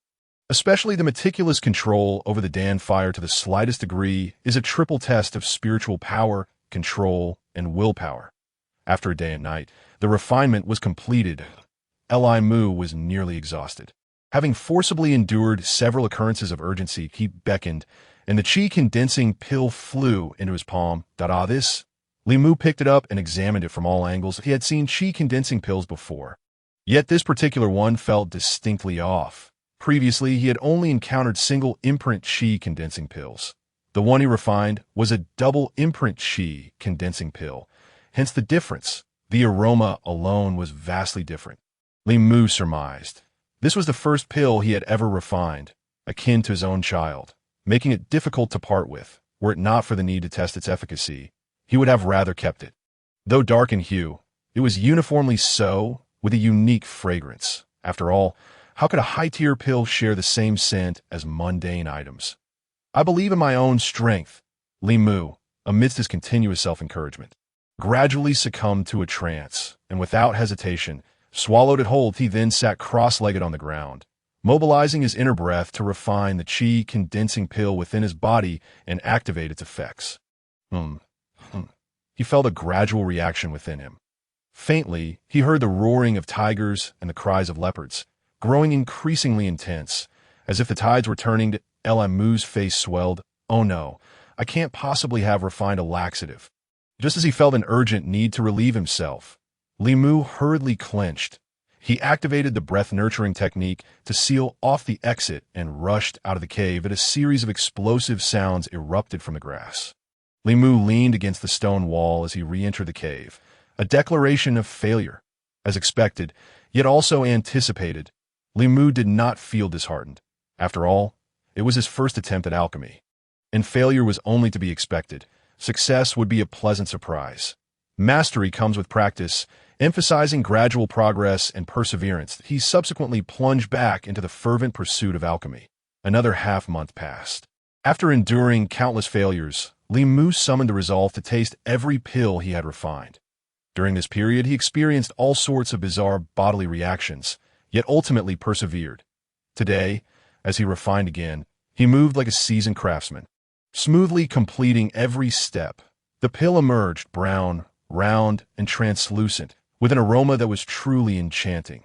Without a moment's hesitation, Limu swallowed it. He sat cross-legged, regulating his breath to refine it. After a long while, he opened his eyes, his gaze moistening that he uttered two words. It worked. The qi condensing pill he had refined reached the quality and efficacy of a double imprint mid-tier pill. Limu had crossed the threshold into the realm of alchemists. Yet, this was merely the beginning. The path of alchemy was fraught with challenges, and had a long way to go. Limu resolved to advance alongside both cultivators and alchemists in the following month. Day and night, his speed in alchemy increased, with quality rising. Occasionally, when in good spirits, he managed to refine one or two double-imprint upper-tier qi condensing pills that, at the very least, the lowest quality achieved the passing mark for double-imprint pills. In just a month, he had refined nearly 100 pills. Had it not been for the exhaustion of the blood vitality of the red-eyed lion beast, which supported him, he could have easily refined another 100 or 200. Sustaining until the life-and-death showdown was not a problem, and he still had a surplus. Once the pills were completed, he began his cultivation. Within the boundless tower, Limu's practice of the breath-nurturing technique had entered a state of clarity. With sharp senses, suddenly, he heard rustling sounds outside the cave. Someone seemed to be there. He immediately became cautious. In such a secluded place, how could there be anyone? Could it be a passerby or a treasure seeker from the mountain? His thoughts flickered, and his consciousness returned to his physical form. It seemed necessary to find another location. This place was no longer safe. Just as he opened his eyes, a peculiar scent wafted in, instantly causing dizziness and blurring of his consciousness. Oh no, a mind-confounding powder! Limu realized, but it was too late, and he promptly lost consciousness. In the Black Wind stronghold within a mighty hall, men feasted on meat and drank copiously. The clamor akin to a tidal wave. The stronghold leader declared, "Limu has been captured. We now hold a fortune of 10,000 taels of silver. Enough for us to indulge for quite some time." Lu Xianfeng was equally elated and slammed the table. "Quickly, go set off fireworks for Li Dongshan, and have him bring the silver to rescue our man." A lackey, bearing the fireworks, ventured out to find a high vantage point. With a vigorous pull, the fireworks soared into the sky, brilliant and dazzling. Within Qingyang City, Li Dongshan spotted the fireworks and chuckled as he stroked his beard. "Haha, Lu Xianfeng truly handles matters with precision. Prepare the silver. Sir, I shall gather the men at once." Li Dongshan contemplated for a moment, then shook his head in denial. 2 or 3 experts will suffice. Too many would draw attention and invite gossip. Having said that, he selected 2 skilled individuals and set off for the Black Wind stronghold. In the mighty hall of the Black Wind stronghold, Lu Xianfeng inquired, "What shall we do with the captured female cultivator?" After downing a large drink, he replied, "Once I'm full, I'll attend to her. One must indulge before seeking pleasure." In a certain room of the Black Wind stronghold, Limu awoke to find himself bound to a pillar. "Where is this? Who has captured me?" Panic surged within him as he struggled to break free, yet found himself utterly immobile. The ropes binding him were not thick, but their resilience was formidable. Even releasing all his spiritual power proved futile. "Do not waste your energy. This is a binding yuan rope. You cannot break free. A woman's voice echoed. Li Mu turned his head. Next to his pillar, another exquisitely beautiful girl was bound, her expression calm. She regarded him with a hint of mockery. Chapter 11. Black Wind Stronghold. So this is the Black Wind Stronghold? Li Mu's mind sparked with realization, immediately deducing his current location. Confusion and a chill of dread surged in his eyes. He had hidden himself quite discreetly. If anyone could find him, it could only be the Black Wind Stronghold, intimately familiar with the area. But how did Lu Xianfeng know he was in the mountains? Moreover, why would they go to such lengths to search for him? Previously, they had no dealings with the Black Wind Stronghold, let alone any grievances. Someone must be behind this. Could it be? It must be that treacherous father and son duo. Li Hongchang. Li Mu's fists clenched tightly, his eyes blazing with fury. Kill him. They even colluded with mountain bandits. The reputation of the Qingyang Li family would inevitably be tarnished by these petty scoundrels. The girl, noticing his ashen face and the rage boiling within him, could no longer contain herself.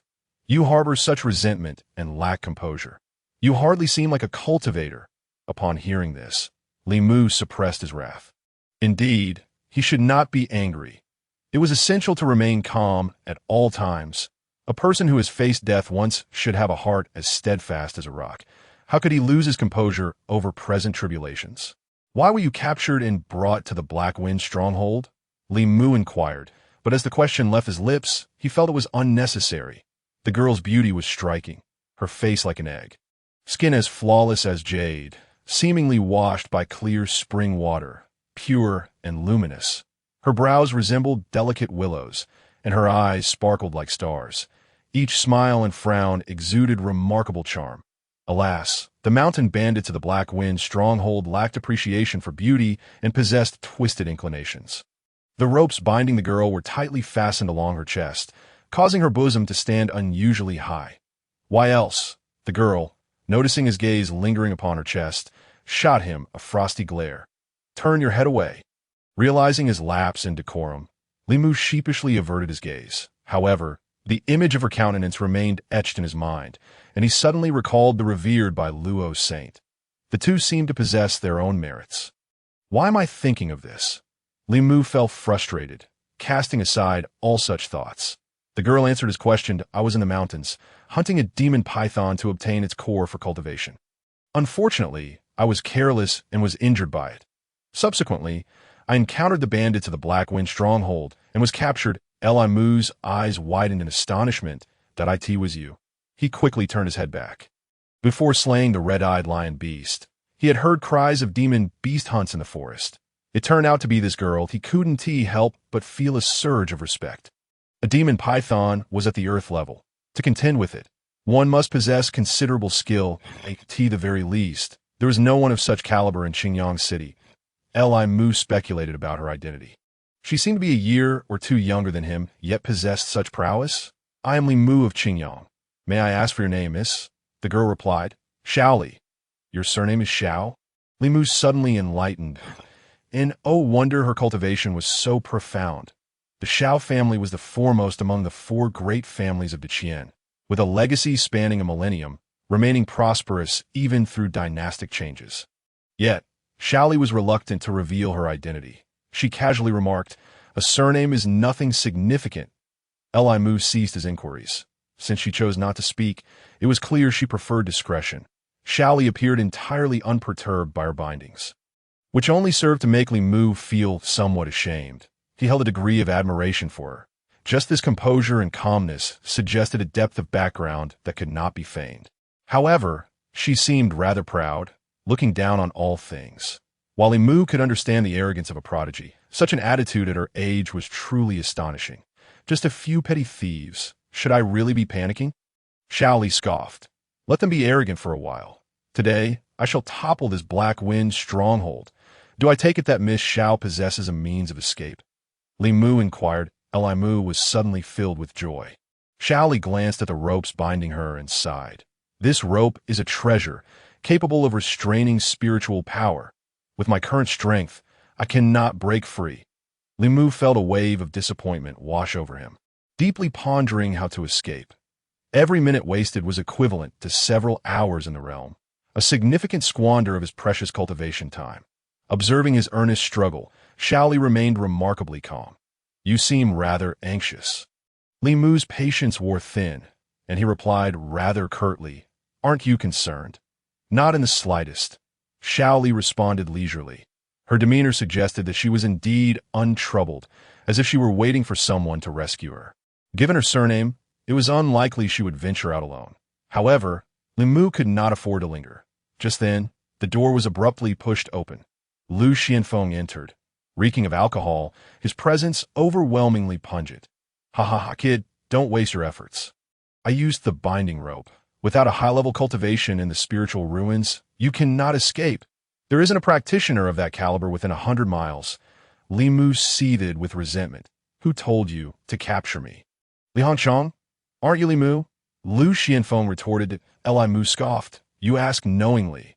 Aren't you doing the same?" Lu Xianfeng sneered. "Since you're Li Mu, I must have captured the right person." "Li Hongchong?" Lu Xianfeng laughed heartily. "Do you really think you're worthy of the head of the Qingyang Li family intervening?" Li Mu gritted his teeth. "So it's that old scoundrel Li Dongshan." "Indeed, it is Li Dongshan," Lu Xianfeng admitted without hesitation. "I have already informed him to come and retrieve you. Considering you are on the verge of being killed, I will not make things difficult for you. After all, you are worth 10,000 taels of silver." Li Mu's heart sank. "Li Dongshan truly values my life at 10,000 taels. Panic surged within him. From Qingyang City to Haifeng Village, with Li Dongshan's speed, he could arrive in less than an hour. Time was running out for him. Lu Xianfeng paid him no further mind and instead approached Xiaoli, his face filled with lustful desire and a lewd grin. "Huh, indeed a stunning beauty." Xiaoli snorted coldly. "If you are wise, you will release me. Otherwise, you shall regret ever being born into this world." Lu Xuanfeng's laughter grew louder. "Ah, delightful. I do enjoy the bold." His eyes fixated on her prominent features as he turned and barked. "Such a beautiful girl, and you treat her this way. Look at how tightly she is bound. It is truly outrageous." A lackey hurriedly replied, "Chief, her cultivation is too high that if she weren't injured, we wouldn't have been able to capture her. Hence the tight bindings." "Ha ha, but I like it." A twisted pleasure glinted in Lu Xuanfeng's eyes that he reached out with both hands, attempting to grab her ample bosom, his expression filled with the intent to ravish. Whoosh! A sharp sound pierced the air. Lu Xuanfeng's expression changed abruptly as he turned his head just in time to evade the attack. She could actually transform her breath into a sword. "She is indeed a master." Lu Xuanfeng's face contorted in rage. Had he not reacted swiftly, he would have been pierced by that breath sword. Li Mu was equally astonished. Xiaoli was capable of expelling her breath as a sword. What terrifying cultivation is this? What formidable technique? Lu Xianfeng dared not approach her any closer and commanded, "Someone, seal her mouth. Let us see what other trick she has." Several lackeys, holding a dirty cloth, crept around to cover Xiao Li's mouth. "You dare!" Xiao Li's almond-shaped eyes widened, emitting a fierce glare. She muttered incessantly, "Why haven't they arrived? If I am violated by these bandits, you'll have a taste of your own medicine." Chapter 12. The Spear of the Vast Sea. "Chief, a group of demonic beasts is attacking the village." Just as a lackey was about to approach, another lackey rushed in, his face pale with panic. "These brutes, why do they come now of all times? They ruin my plans. What is there to panic about? The demonic beasts attacking the village is not a new occurrence to ITS Perfect. We can kill them and have them as our side dish." Lu Xianfeng cursed, his expression grim. "Follow me." "Huh, beauty, I will first stretch my limbs before returning to play with you." With that, he led his men away. "He is coming soon." Xiaoli breathed a sigh of relief. It was prudent of him to know how to buy time. She would forgive him this once. The tension in her heart eased. Turning to Li Mu, she asked, "Are you from the Qingyang Li family?" "And what of it?" Li Mu, currently preoccupied, had little inclination to engage her. "Are you a traitor of the Li family?" Xiaoli inquired with keen interest. Li Mu shot her a fierce glare. "Miss, we are strangers." "Why do you insult me so?" Xiaoli shrugged and replied nonchalantly, "I meant no offense. I merely speculated. Surely, someone who could elicit a high bounty from the elders of the Li family must have done something worthy of it." Li Mu grimaced. You come from a noble background, undoubtedly having been surrounded by admiration since childhood. How could you understand the treacheries of this world and the malice in people's hearts? Oh, Li Mu's frustration boiled over as she pressed. If I were a traitor, I could easily be apprehended openly. Why go through the trouble of spending 10,000 taels to hire bandits to capture me? Does that sound like something a prominent family would do? You have a point. I apologize. I have never experienced such treachery and did not know, Xiao Li acknowledged, her face tinged with regret. Li Mu's eyes hollowed, filled with sorrow. You are not from the same world. How could you possibly know? Xiao Li felt a pang of compassion. She sighed. You must have endured considerable suffering. But do not worry. The one who will rescue me will arrive soon. You will not perish. I have no time left, Li Mu urged, desperate to convey his urgency. What does it matter to wait a little longer? Since you cannot break free, why not share your story with me? Xiao Li suggested gently. Her concern evident, Li Mu's eyes reddened. Throughout his life, aside from his sister, it seemed no one had ever cared for him, nor had anyone wished to hear his tale. Thus, he poured out the accumulation of his heart. Perhaps it was the shared plight that fostered a sense of kinship between them, or perhaps it was destiny or fate. He recounted his life story to her, his father's suicide amidst rumors, his mother's death from worry, and the struggles he and his sister faced in a world filled with indifference. He refrained from mentioning his awakening of the flame dragon bloodline and the ensuing persecution. Nor did he speak of his confrontation with Li Haoyan for a chance to enter the Qianyuan Academy. The encounter with the Saint of Biluo and the acquisition of the Boundless Tower remained unspoken, as they were too fantastical and constituted a secret, a trump card that could not be divulged to others.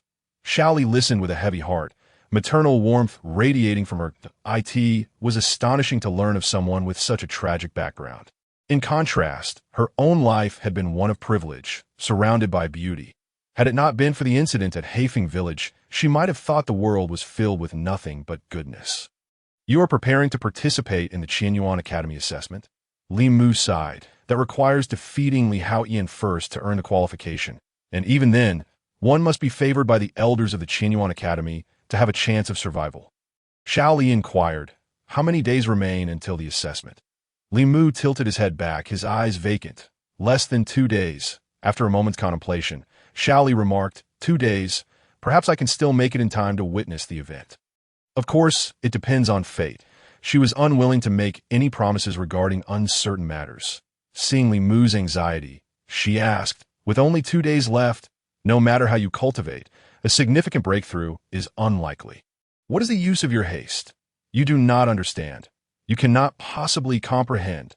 I am running out of time, Li Mu lamented. Watching the seconds slip away, he estimated that Li Dongshan would soon arrive, leaving him with no opportunity for survival. An overwhelming sense of despair filled his gaze. In that instant, a reckless thought surged within Li Mu, and he suddenly froze, motionless.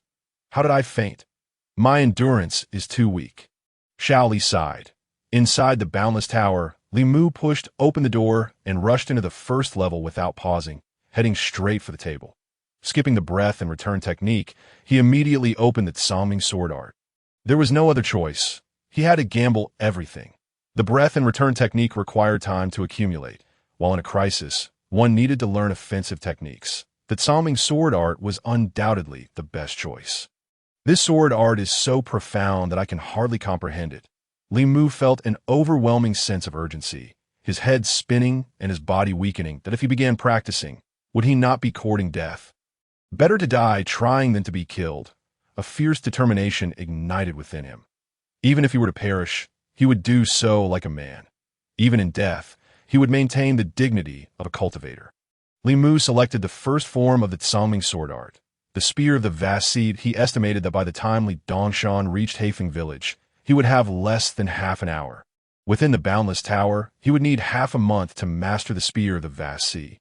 This was exceedingly difficult, almost impossible. If he could unleash even a tenth of its power, it would be sufficient. He fixated on the incantation of the Spear of the Vast Sea.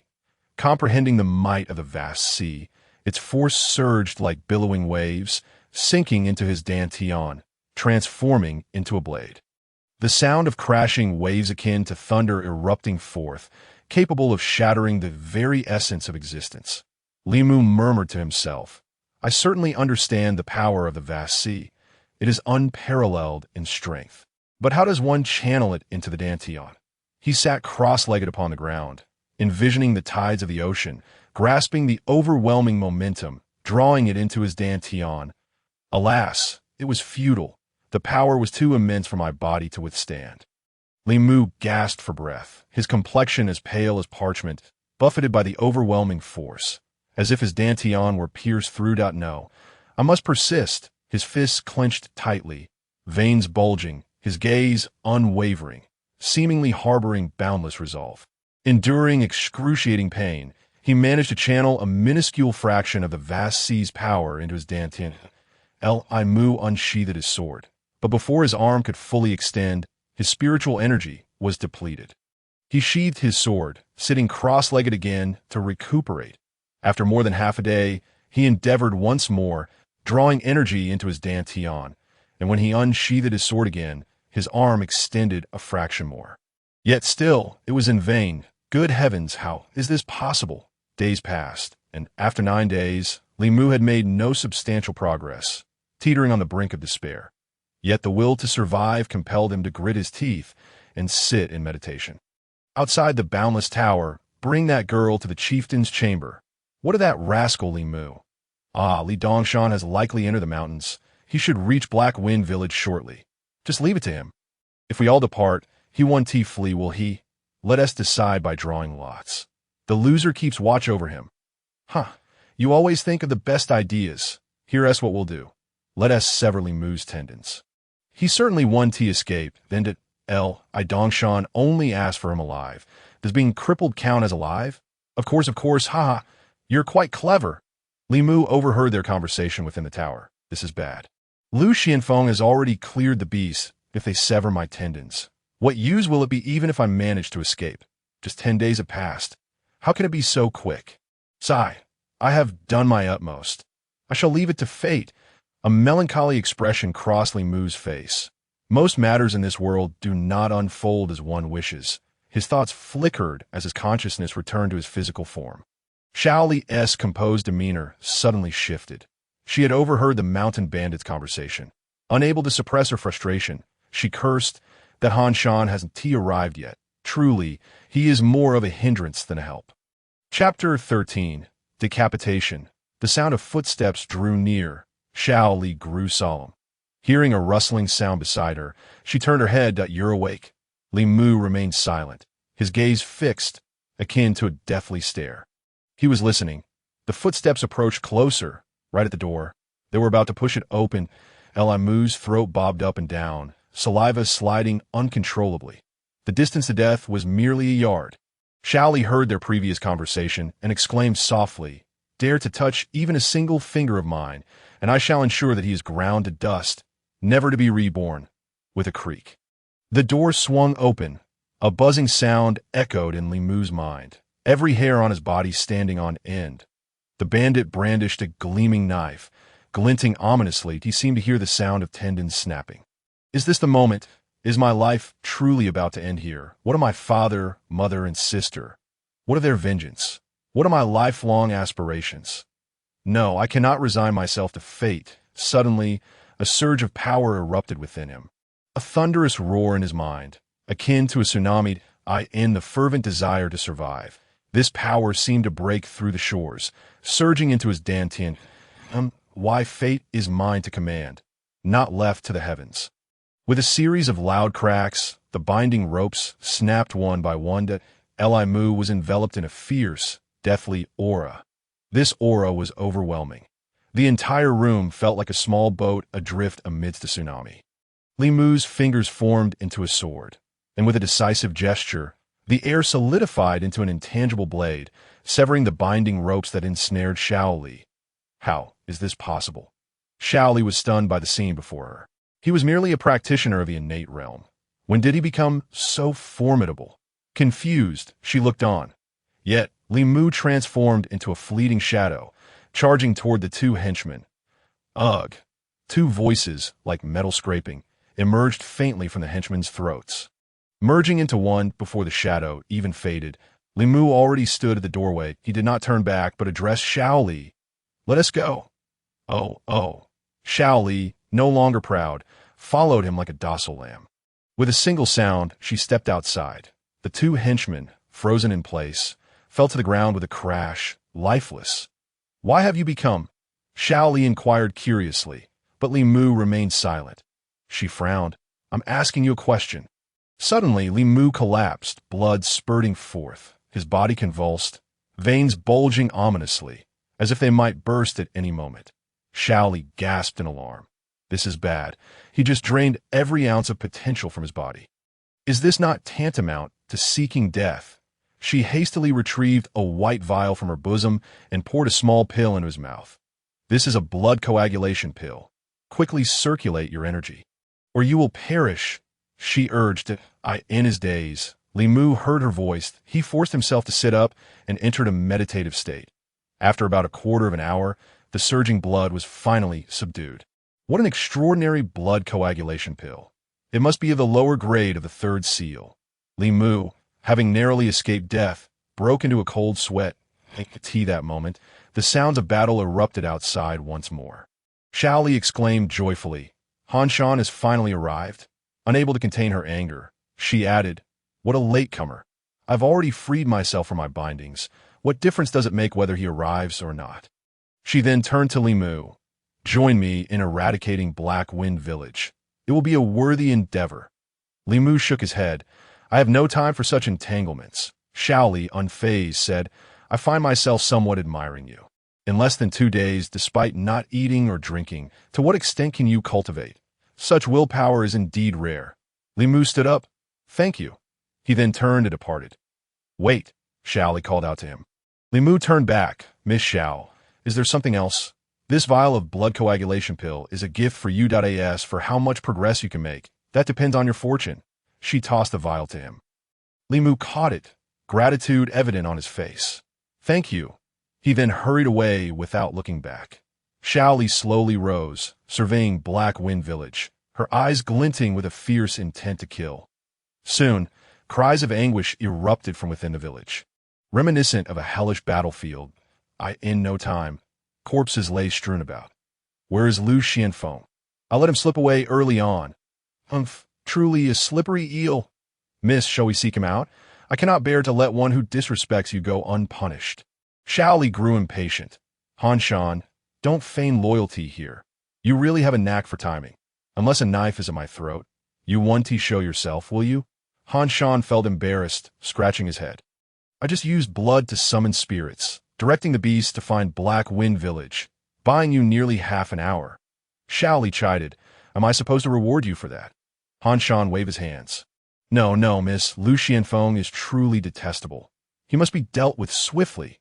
Xiao Li sighed. "It's unnecessary. It seems fate has spared him. The demon python that injured me.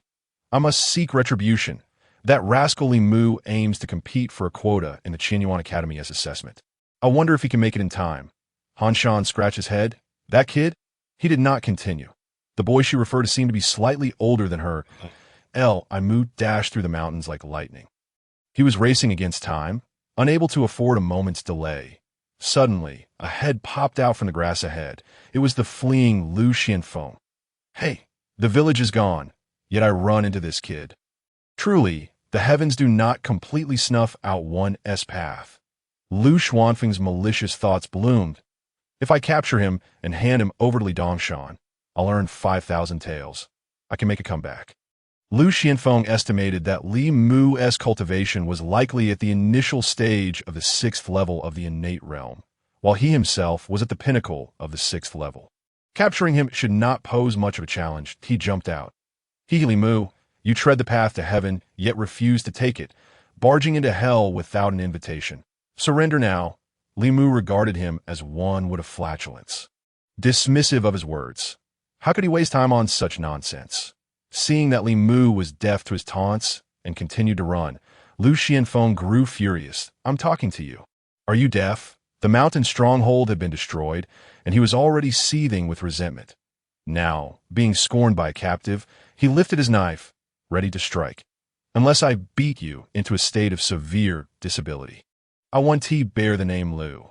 Even if I leave you with a breath, I'll still earn 5,000 taels. As he was about to take action, Li Mu whizzed past him, treating him as if he were merely air, darting away in the blink of an eye that he couldn't even give chase. Damn it! Lu Xianfeng turned his head and cursed, only to be abruptly silenced. For in the next instant, his head detached from his neck, yet he remained standing, devoid of a head. Blood gushed from the severed neck, spraying towards the heavens. Li Mu dove down from the hill, his heart racing. The act of slaying Lu Xianfeng was swift and decisive. Had he broken through another realm? He hardly had time to ponder, as he rushed into a depression like a gale. Ahead lay a small hill. Beyond it, the depths of a dense forest awaited, filled with numerous caves perfect for concealment. Just as he reached the bottom of the depression, he suddenly halted. Dust swirled up from the ground. 3 figures stood before him. At the forefront was Li Dongshan, the elder of the Qingyangli clan, flanked by 2 formidable experts from his faction.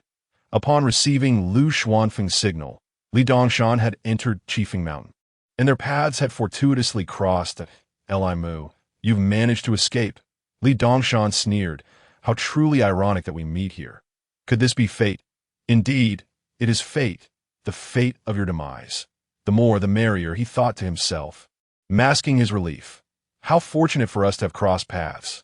Otherwise, my journey to Qifeng Mountain would have been in vain. The feng shui here is quite favorable. Perfect for a grave. Li Mu's expression darkened.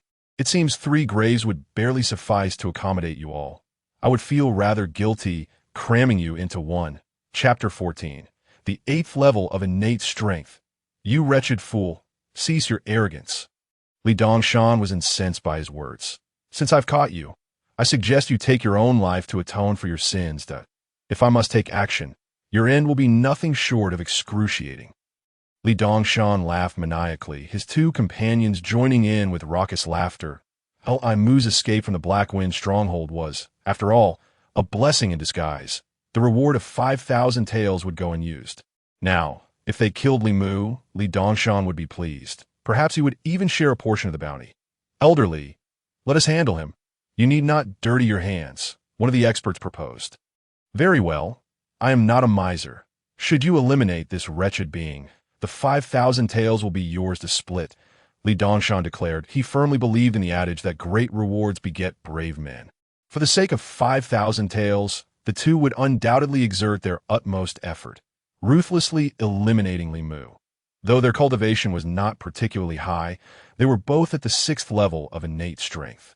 Li Dongshan was convinced that Li Mu's realm was at most the 6th level. If not even lower, he had seen the wounds on Li Lin and now believed that the combined prowess of 2 6th level innate experts would be more than enough to deal with him. Even in the most improbable scenario, Li Mu would surely exhaust his energy, leaving him vulnerable for Li Dongshan to strike without effort. He was certain that such a what-if would not materialize. At the moment of their encounter, Li Dongshan envisioned the scene of breaking Li Mu's limbs before choking the life out of him. He wanted to experience firsthand how his son had met his tragic end. Kill him, Li Dongshan commanded, his voice dripping with malice. The 2 experts approached him with deliberate slowness, their expressions laced with contempt to them. Li Mu appeared as a frail little rabbit, while they were 2 ferocious tigers. Li Mu spread his arms wide, unleashing the fiery palm technique. Starfire burning essence. Instantly, waves of heat surged, creating a pervasive atmosphere. Daha! Starfire burning essence. One expert scoffed. Achieving mastery in the fiery palm is indeed rare. But unfortunately for you, you're up against us. Their disdain was palpable. Why don't we engage in a contest of fiery palms and see if your 2 hands can withstand our 4? Ha! That's utterly cruel. If so, won't Li Mu be roasted into a suckling pig? Then let our ultimate move be called Fiery Flame Roasting Pig, shall we? Li Mu, hearing their brazen declarations, could not suppress his laughter. Being roasted into a pig could very well be your fate. Bring it on. The expressions of the 2 men shifted. Unaware of your impending doom, they hissed as they both lunged forward. The clash of fiery palms resonated as spiritual energy surged, like 3 flames colliding in their line of sight. The foliage twisted in the heat, and vapor rose from the ground that a resounding bang echoed. Huh! How is this possible? One of them gasped. He actually held us off with a single hand. Humph, we underestimated him. Another growled, we need to exert all our strength. Otherwise, we'll appear to have earned our reputation in vain. This pig is ours to roast. Driven back by Li Mu, their humiliation turned to rage as they unleashed their full 6th level innate strength in a brutal display. Another thunderous crack sounded, accompanied by 2 muffled grunts. Blood sprayed forth from their bodies like arrows, splattering at Li Dongshan's feet. Li Dongshan's pupils dilated in shock. How could this be? They fell to the ground, blood pooling beneath them, their life force extinguished. You are not at the 6th level of innate strength. You have reached the 8th level, Li Dongshan remarked gravely, realizing he had grossly underestimated this rebellious youth. In just 3 days, you've broken through to the 8th level. Such an unprecedented feat. Even the most extraordinary talents cannot achieve this. How could one whose bloodline was crippled possibly? Unless Li Dongshan's eyes gleamed with realization. Li Mu, with a smile laced with an air of dominance, retorted, how could I kill you without attaining the 8th level? Yet, internally, he was equally astonished. By forcibly cultivating the spear of the vast sea, he had squeezed out the potential from his very marrow, resulting in consecutive breakthroughs to the 8th level of innate strength. Coupled with the blood-condensing pill from Shaoli, it had played a stabilizing role. Simultaneously, he felt a chill run down his spine. Forcing the cultivation of the spear of the vast sea was a gamble. Even if he had miraculously succeeded, it did not guarantee the ability to practice the Songming sword technique. Techniques like the Songming sword could only be gambled once. Harboring any sense of luck would inevitably lead to one's own demise. Li Dongshan's features twisted in disbelief that he had anticipated a one-sided victory, only to discover that there was indeed a slim chance of defeat, and this chance was extraordinarily shocking. The wretched one has reached the 8th level. You used the untraceable finger to kill those 2, and you've even cultivated it to a profound realm. Li Mu teased, surprised are we? Li Dongshan regained his composure. Oh, what if you are at the 8th level? My cultivation is already at the pinnacle of the 9th level of innate strength, just a hair's breadth away from the spirit platform realm. Although you dispatched the 2 experts in just 2 moves, you are still no match for me. Killing you is a foregone conclusion. It will merely require a bit of effort. Indeed, it was quite unexpected, but merely an unexpected delight. Greed glinted in Li Dongshan's eyes. Your bloodline has been crippled, your cultivation lost, and yet in just over 3 days, you've reached the 8th level. You must have obtained some profound secret technique that Li Dongshan threatened. If you obediently hand it over, I might consider sparing your life while crippling your foundation. He was convinced that Li Mu must have experienced some fortuitous encounter. Li Mu's face darkened like a storm cloud, his voice turning frigid. Everyone desires a chance at life, but I do not intend to grant you one. What? You think you can offer me a chance at life? Li Dongshan initially laughed uproariously, then quickly regained his composure. With an air of nonchalance, he proclaimed, life is full of opportunities. Once missed, they are gone forever. I will ask you again, life or death? What do you choose? Think carefully before answering. Hearing his arrogant words, Li Mu couldn't help but retort, to hell with you. As he struck out with his palm, if I must choose, I choose life for myself and death for you. Li Dongshan trembled with rage. Fine, then do not blame me. When you're on the brink of death, I will ensure your suffering is worse than death, and that secret technique will be mine.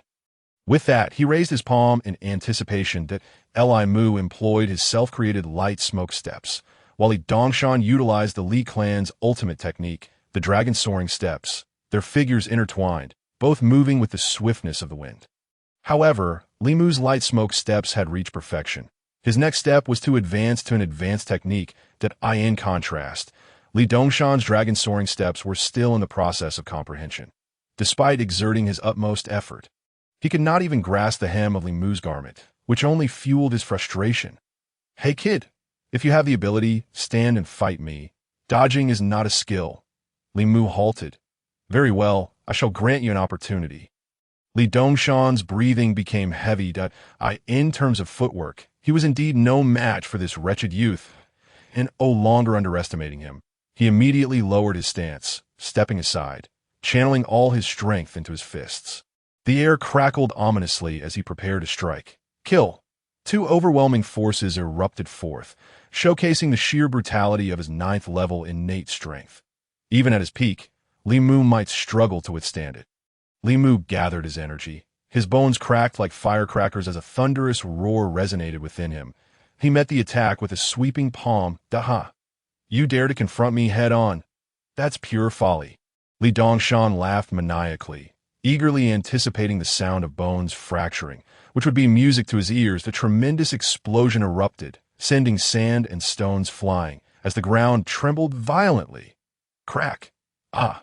Li Dongshan screamed in agony. He had aimed both punches at empty Li Mu lacks any sense of martial ethics. As I engaged in a fierce exchange of blows with him, I suddenly executed the light smoke step, maneuvering to his rear, and struck fiercely with a fiery palm, shattering his left shoulder. The pain pierced through to his very soul. He heard the ominous crack of bone, a sound that left him utterly shaken. Yet, he never imagined it was his own. Li Mu, you. His left arm hung limply, agony contorting his face. Li Mu taunted, I am not afraid to exchange blows with you, but I am not foolish enough to rely on sheer strength. If I can dispatch you with skill, why would I resort to brute force? You, like a foolish beast, remain utterly uncivilized. Li Dongshan trembled all over, his voice dripping with malice. You deliberately provoked me just now. Didn't you? The blood feud within Li Mu surged, filling his eyes with a fog of rage. Indeed, I did provoke you. You remember how Li Lin met his end. Li Dongshan was enveloped by the dread of death. Retreating repeatedly, his voice trembling. What do you want? I am an elder of the Li family. Li Mu pressed closer. You killed my sister, robbing me of both my bloodline and my cultivation. You believe you deserve to be an elder of the Qingyang Li family? His voice dropped ominously. You wish to avenge your son? Then I shall send you to meet him in the same manner. Chapter 15. Spirit Platform, First Level. Li Dongshan, devoid of fighting spirit, pleaded, No, please don't. His groin suddenly dampened as he begged for mercy. It's too late. With a swift slap, his right arm broke. Mu, young Master Mu, spare me. I was wrong. A resounding crack followed as both legs shattered. Please, stop. I beg you. Li Dongshan's limbs lay shattered, akin to Li Lin's fate.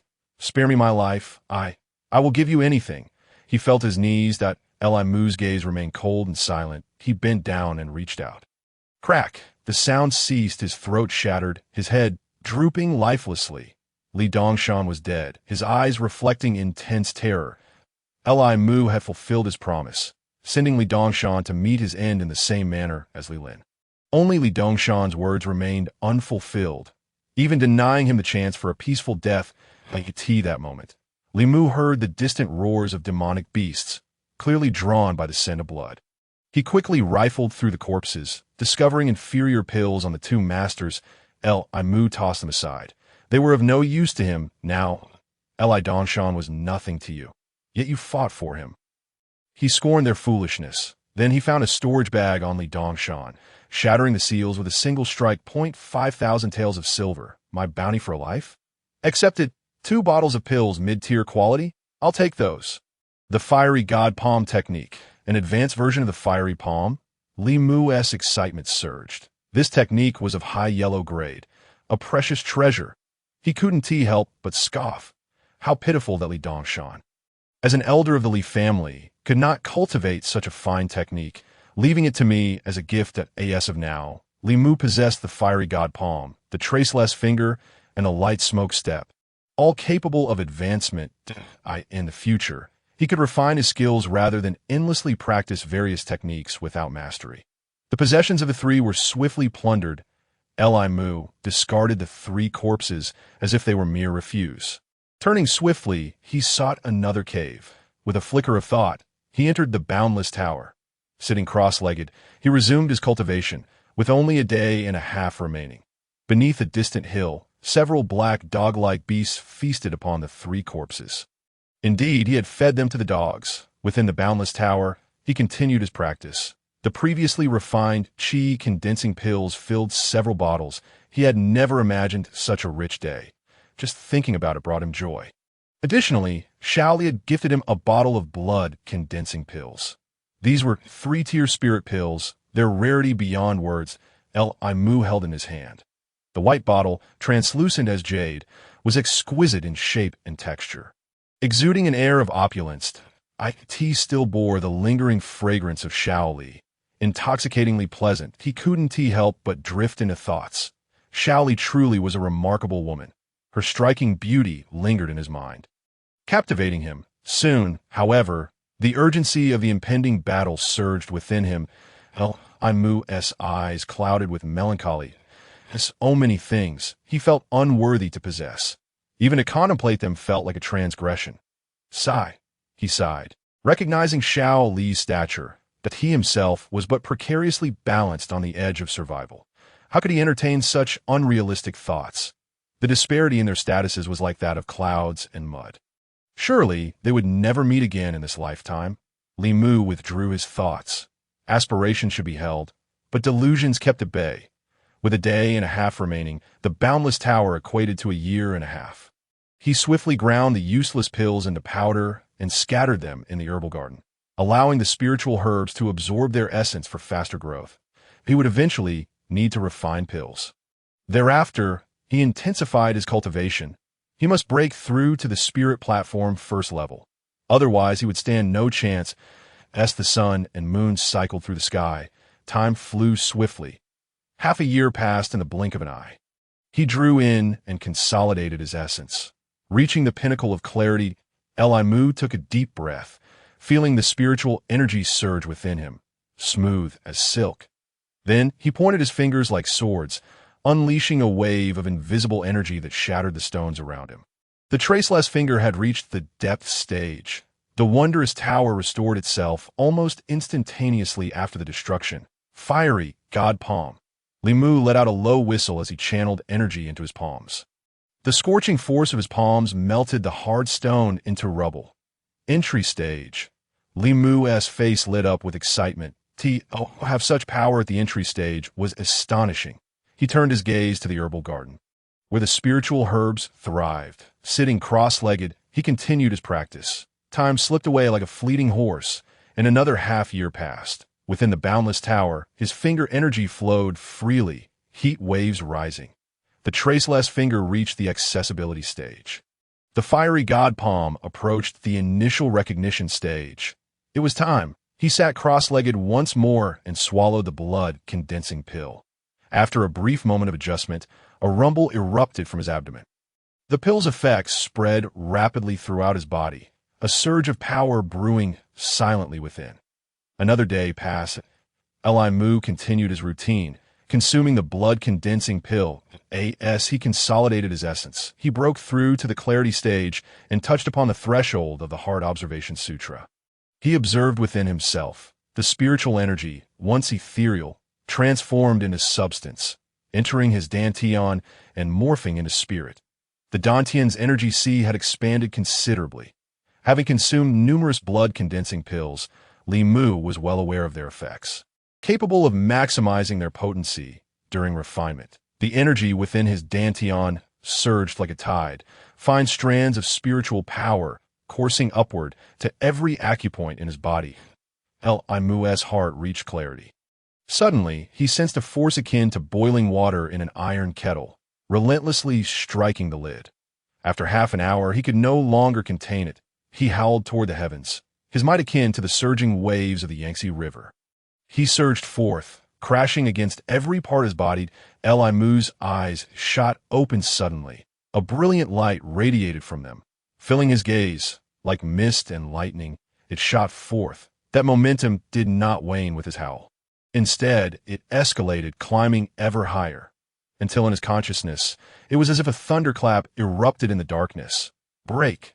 Li Mu's hair stood on end. His voice echoed persistently within the boundless tower, reverberating with a single word, break. After a long while, the sound finally ceased. Imu whispered, "The spirit platform first level has been broken." He then proceeded to demonstrate the fiery God Palm and the traceless finger, each unfolding with newfound clarity, achieving the depth stage and initial stage respectively. His plans had been fulfilled, slightly exceeding expectations. Even the light smoke step had made significant progress. A year and a half of cultivation reached a splendid conclusion. Li Mu's thoughts flickered as he returned to the cave. A day and a half had passed outside. Night had fallen. Tomorrow marked the day of life and death confrontation. Li Mu gazed at the night sky, lost in thought for a moment. Then he ventured deeper into the mountains, slaying several low-tier demonic beasts, roasting them, and consuming their flesh. On this last night, Li Mu chose not to cultivate further. He desired a good night's sleep. To prepare himself for the best state, he dreamt not at all. The following day, Li Mu exited the Qifeng Mountain, heading toward Qingyang City. Chapter 16. The Life and Death Duel. The grand arena of Qingyang City was teeming with people, the air alive with a cacophony of voices. All eyes were eagerly anticipating the arrival of the esteemed elder from the Qianyuan Academy, who was set to conduct the assessments, the prominent families and gentry of Qingyang City. Those fortunate enough to have secured a spot in the examination arrived with their enrolled disciples in tow. Even those without such qualifications came to offer their support. It was a gathering of exceptional talents, a congregation of the illustrious. It had been a long time since Qingyang City had witnessed such a grand event, with nearly half the city's populace converging upon this location.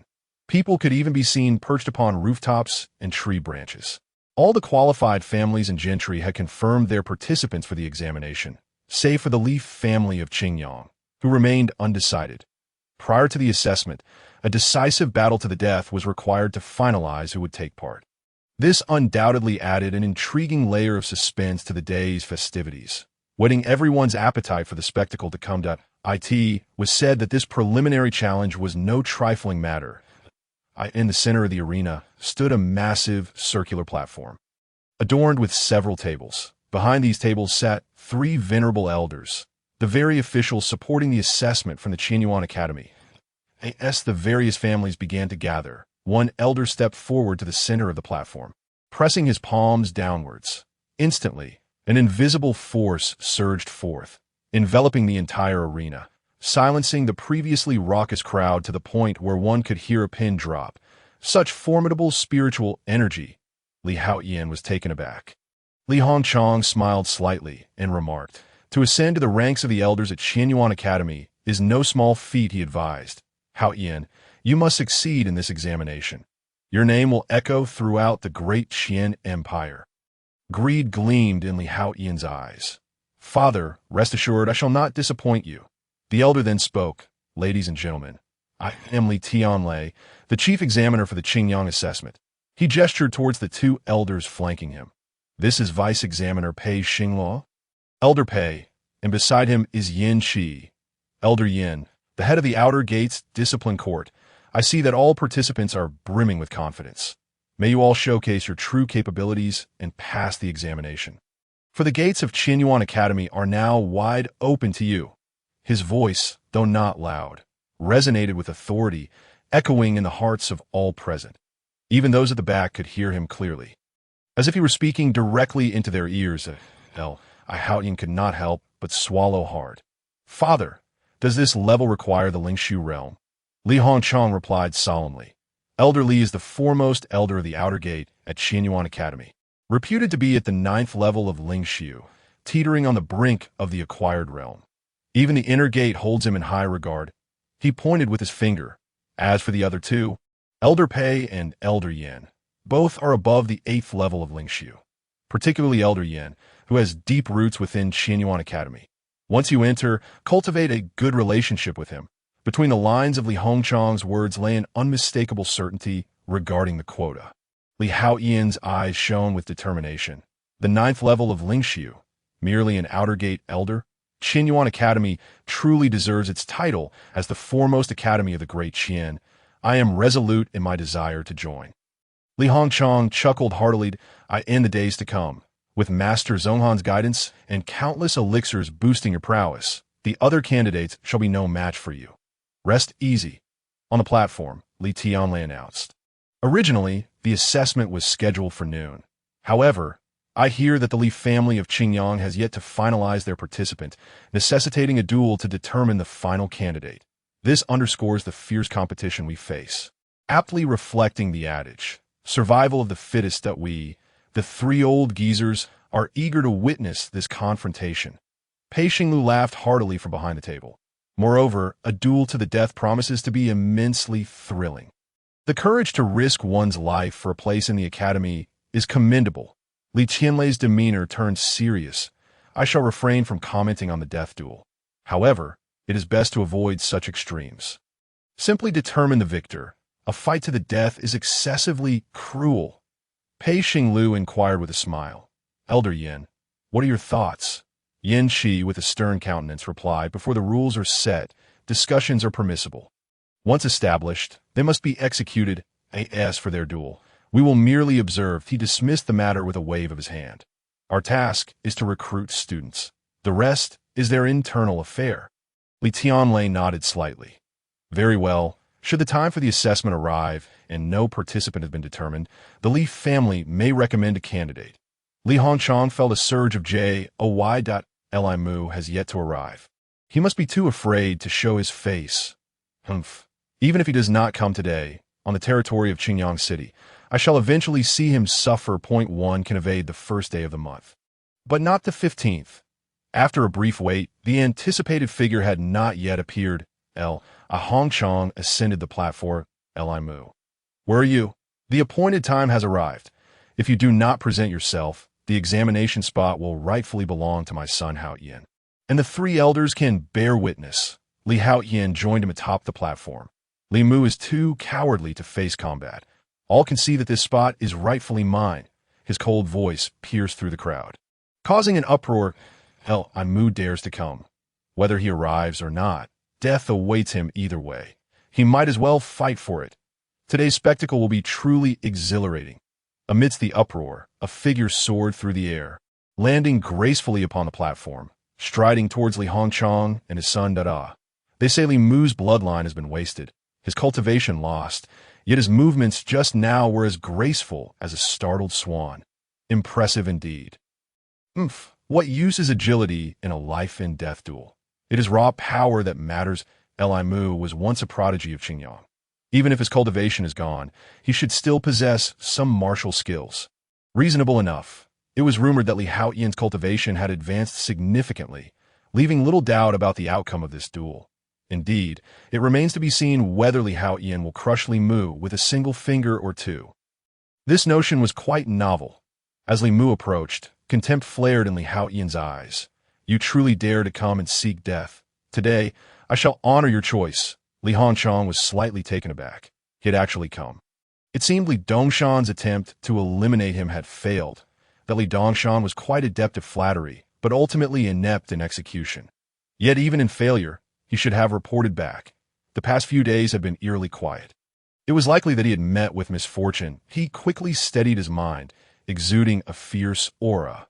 Welcome. This saves me the trouble of searching you out later. I shall eliminate you, this source of calamity, and cleanse the Li family of Qingyang of its burdens. Li Mu retorted scornfully, Calamity? I see the true bane of the Qingyang Li family is you two wretched father and son under your stewardship. The family will only tarnish its centuries-old reputation. A growing aura of murderous intent enveloped him. Today, I shall first eliminate Li Haoyin. Soon, it will be your turn, Li Hongchang. Li Haoyin snapped. Li Mu, do not speak recklessly. You will pay dearly for your words. Li Hongchang raised a hand with a smile. Haoyin, there is no need to waste breath on such a person. Let your fists teach him a lesson. Oh no. Let them teach him how to be a ghost. He then drew a piece of paper from his storage pouch. This is a life-and-death contract. Once signed, there is no turning back. I shall ask you one last time. Sign it, and you will suffer a swift demise. Refuse, and you might just meet a more agonizing end. Li Mu scoffed. Let us see if Li Haoyin dares to do so. I have a saying for you. 3 feet above your head. There are deities. The deities are not absent. At this moment, they are with me. Li Haoyin seized the life-and-death contract, swiftly signing his name and tossing it at Li Mu. Then I shall meet the gods and slay them. Meet the ghosts and vanquish them. Today you cannot escape death. Li Mu, too, wasted no time in signing and pressing his handprint onto the document. Come then, life or death. Let it be decided at this moment. Chapter 17. Fiery Palm versus Fiery Palm. Li Hongchang observed Li Mu's fearlessness and could not help but ponder further. He had first slain Li Lin, then Li Dongshan. Both were above him in cultivation. Especially Li Dongshan, who was significantly stronger. Yet both had met their end at his hands. Li Mu, with his meager cultivation, could not have achieved such feats without some hidden, insidious means. He patted Li Haoyan on the chest. "Do you have the necessary items?" Li Haoyan frowned. "Father, Li Mu is at most at the 6th level of the acquired realm. Defeating him will be as easy as flipping a hand. You're growing increasingly timid with age."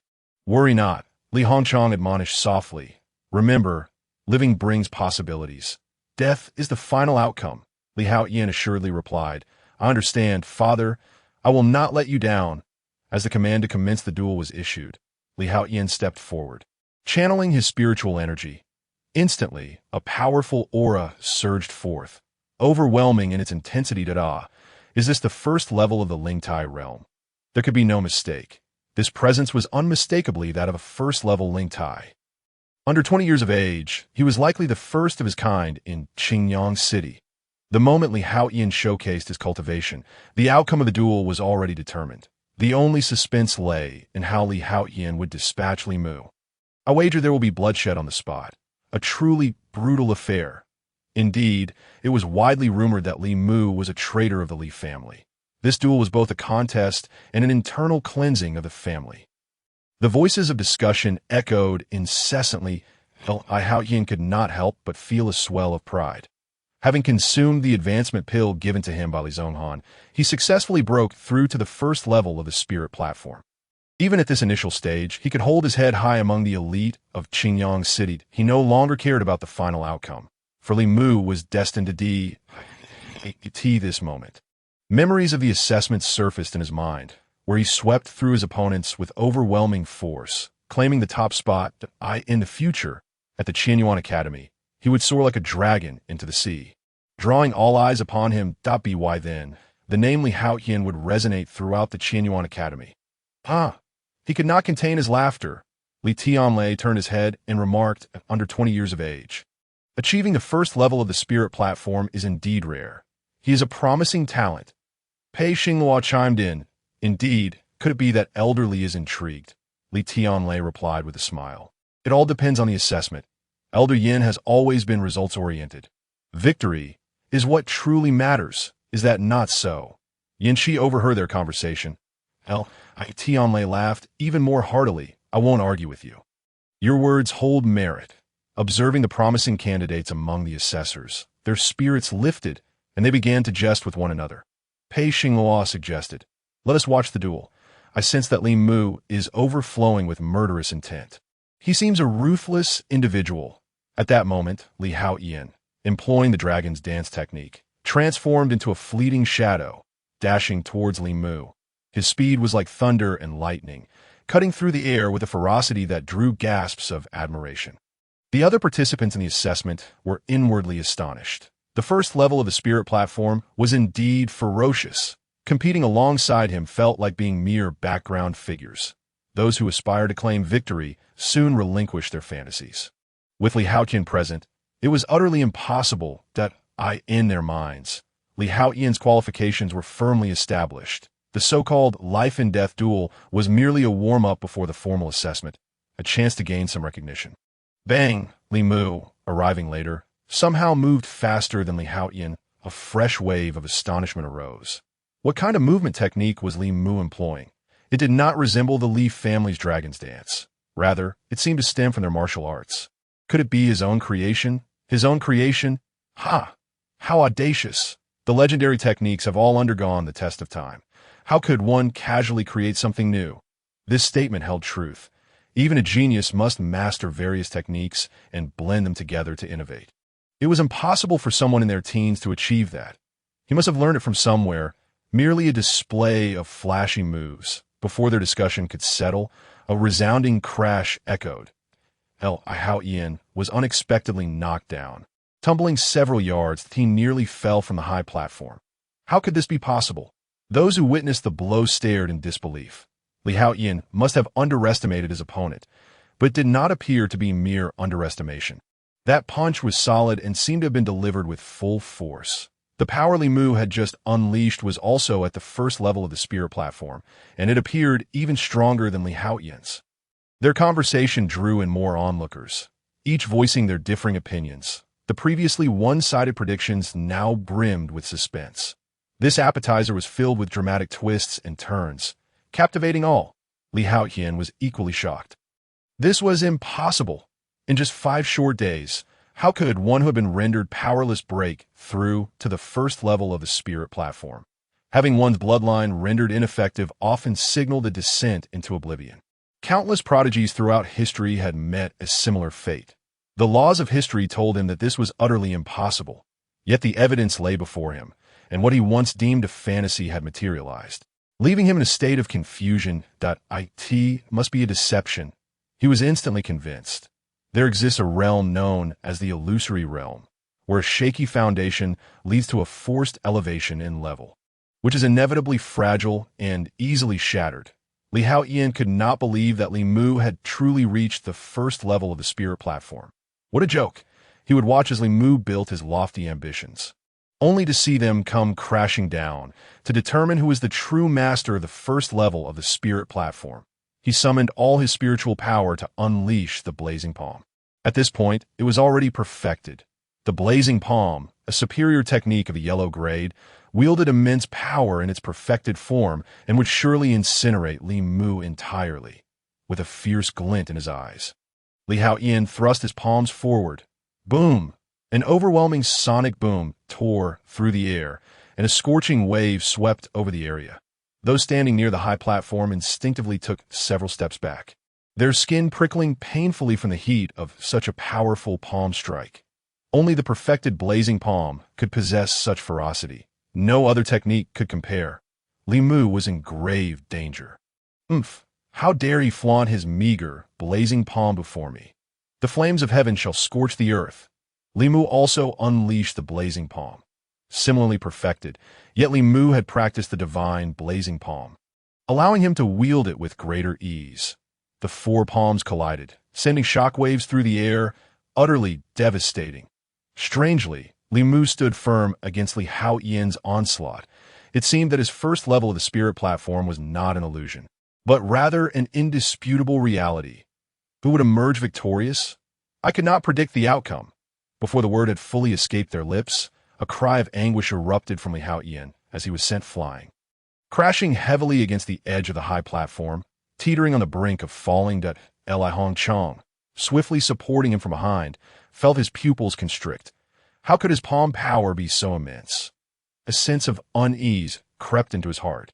With a forceful push, he propelled Li Haoyan back onto the high platform. Li Haoyan's face turned as pale as a sheet. You have also perfected the Blazing Palm. The thoughts of a swift victory shattered in an instant.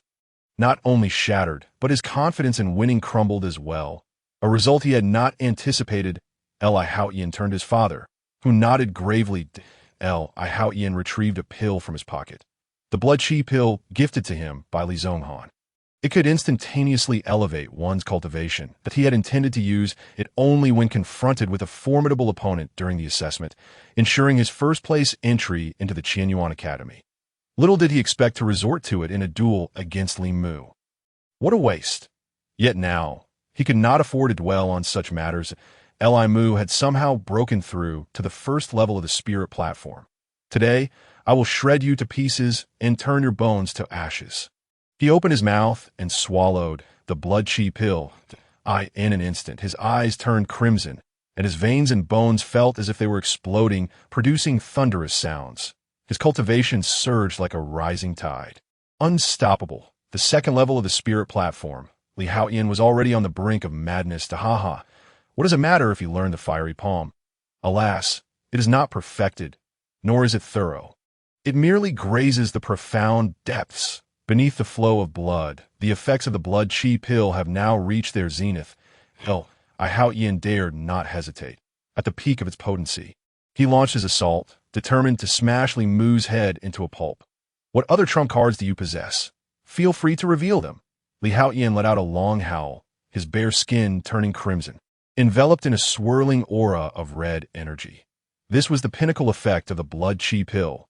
He suddenly lowered his head, his blood-red pupils brimming with fierce murderous intent, as if anyone who stood in his way would surely perish. Li Haotian charged forward, each step leaving a crimson footprint upon the high platform. He summoned all his spiritual energy and struck out with all his might. It could no longer be described as merely formidable. In everyone's minds, two words surfaced: annihilation. Li Mu flicked his wrist, fingers poised, the traceless destruction finger. Poof! An invisible sword formed from condensed air, sharp and unyielding, pierced through the layers of fiery palm energy as if it were merely stabbing through a block of tofu. The traceless destruction finger? How is that possible? Fear completely overtook Li Haotian that he contemplated fleeing, but the onslaught was too swift. He could not rein it in. The energy of the traceless destruction finger pierced through his spiritual force, arriving before him, signifying that death was imminent. He could hardly muster an expression of shock. The traceless destruction finger was the most formidable technique within the yellow tier, without a mid-stage spirit platform cultivation. It was utterly impossible to master, yet he had cultivated it, and moreover, had reached a comprehensive understanding. Li Haotian, in a reflexive motion, extended his palm to block, but the energy sword was so piercingly sharp that it directly penetrated his palm. With a soft plop, blood gushed from Li Haotian's shoulder, and he felt his knees with a thud. I Hong Chong's scalp tingled. He shouted loudly, "Stop!" He darted onto the platform, executing the dragon's dance to its utmost. However, Li Mu was even faster. Just as Li Hongchong positioned himself 3 feet before him, Li Mu's hand had already grasped Li Haotian's throat. Li Hongchong extended his hand in desperation. "Please, Li Mu, do not kill my son. I will relinquish the qualification for the assessment to you. Spare his life." Li Mu was enveloped in an icy demeanor. "Relinquish it to me. Do I require your concession? This opportunity is one I have fought for myself." Li Hongchong dared not provoke him further. "Very well, I shall spare his life. You may propose your conditions." Li Mu sneered. "Bring my sister back to life. Can you do that? If so, I may spare him." Li Hongchong's expression darkened. "Li Mu, understand this clearly. This is Qingyang City. Your sister has long been dead with no remains. You do not appear to be in a position to negotiate." Li Mu's expression turned frigid. "And now, you dare to threaten me? Ha ha! I have come with the intention to kill, and I will do so." When Li Hongchong saw that his words had no effect, he sought the elders of the academy for help. Several elders, recognizing that this was a contest for the qualification, noted that victory was already determined, yet he still intended to inflict a fatal blow. They implored the elders to intervene at this moment. Pei Xingluo rose. "Since victory is already established, I believe Li Haotian's cultivation at the second level of the spirit platform is not easily achieved." Before he could finish, crack, Li Haotian's throat shattered and his breathing ceased. When Li Mu released his grip, he crumpled to the ground like a pile of mangled flesh. "My son!" Li Hongchong cried out in anguish, rushing over to embrace Li Haotian's lifeless body, weeping loudly. "Li Mu, you have truly killed my son," with the elders of Qianyuan Academy present. "How dare you?" Li Mu feigned innocence. "What did the elders say? Did you hear a single word indicating that Li Haotian should be spared?" "You struck before the elders could finish speaking. You completely disrespected them." Li Hongchong was filled with extreme grief and rage. Li Mu's countenance remained cold, as if he bore no guilt. A life-or-death duel is inherently one of no retreat. This is the rule, and the elders of the academy surely know this. How could they allow me to spare Li Haotian?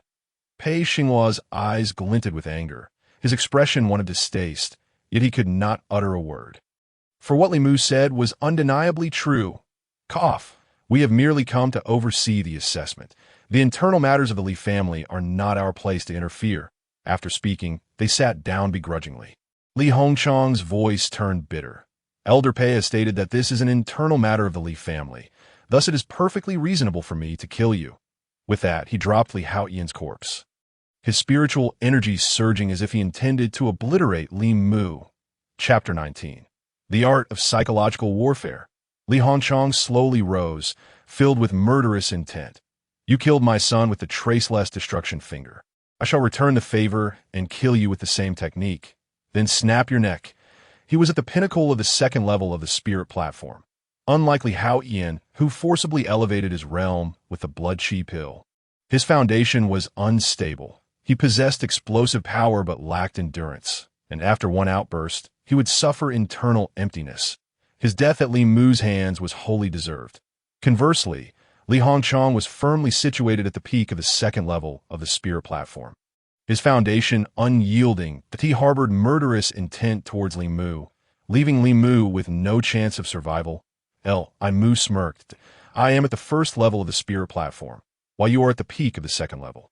Do you truly believe you can kill me? Li Hongchang's heart was consumed by hatred out of course, and I will certainly kill you. Li Mu scoffed. I sign a life or death pact with Li Haoyan. It is a matter of no retreat.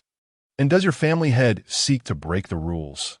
Li Hongchang's murderous intent was palpable, unwavering in a life or death battle. My son is dead. I have nothing more to say, but now I must clean house. Clean house? Ha ha ha. Li Mu, unable to contain himself, laughed sorrowfully. You instigated dark schemes against me, leading to the complete ruin of my cultivation and the death of my sister. The one who should be cleaned out is you. The family head. The more he spoke, the more agitated he became. You turn right and wrong upside down, shamelessly. What justification do you have to cleanse me? Li Hongchang's eyes clouded. You have evidence. Why should I cleanse you? Killing Li Lin's 3 subordinates and elderly Dongshan. Is that not enough? You have no evidence, yet I possess the bodies. Li Mu's eyes brimmed with sorrow. The shameless are always shameless, regardless of the time. One cannot reason with them. I, at the 4th level of the innate realm, killed Li Lin of the 6th level. At the 8th level, I killed 2 of the 6th level, and then, in a wheeled battle, I killed elderly Dongshan of the 9th level. Li Hongchang's beard quivered, his murderous intent surging. Are you boasting about killing so many from my Li family? Li Mu's face turned ashen, shaking his head. I wish to convey 2 points. First, those who harm me shall die. Second, I can kill across realms. Do you think your second-level spirit platform guarantees your victory over me? Li Hongchang, as the family head, had weathered many storms. Those who harm him shall die. Li Mu had nearly accomplished this. Li Lin, Li Dongshan, and his son Li Haoyan had all perished by his hand. Now, only he remained. Killing across realms was indeed possible. His cultivation was merely 1 level higher than Li Mu's. It was not an insurmountable chasm. Li Hongchang wavered. Did Li Mu possess any other trump cards?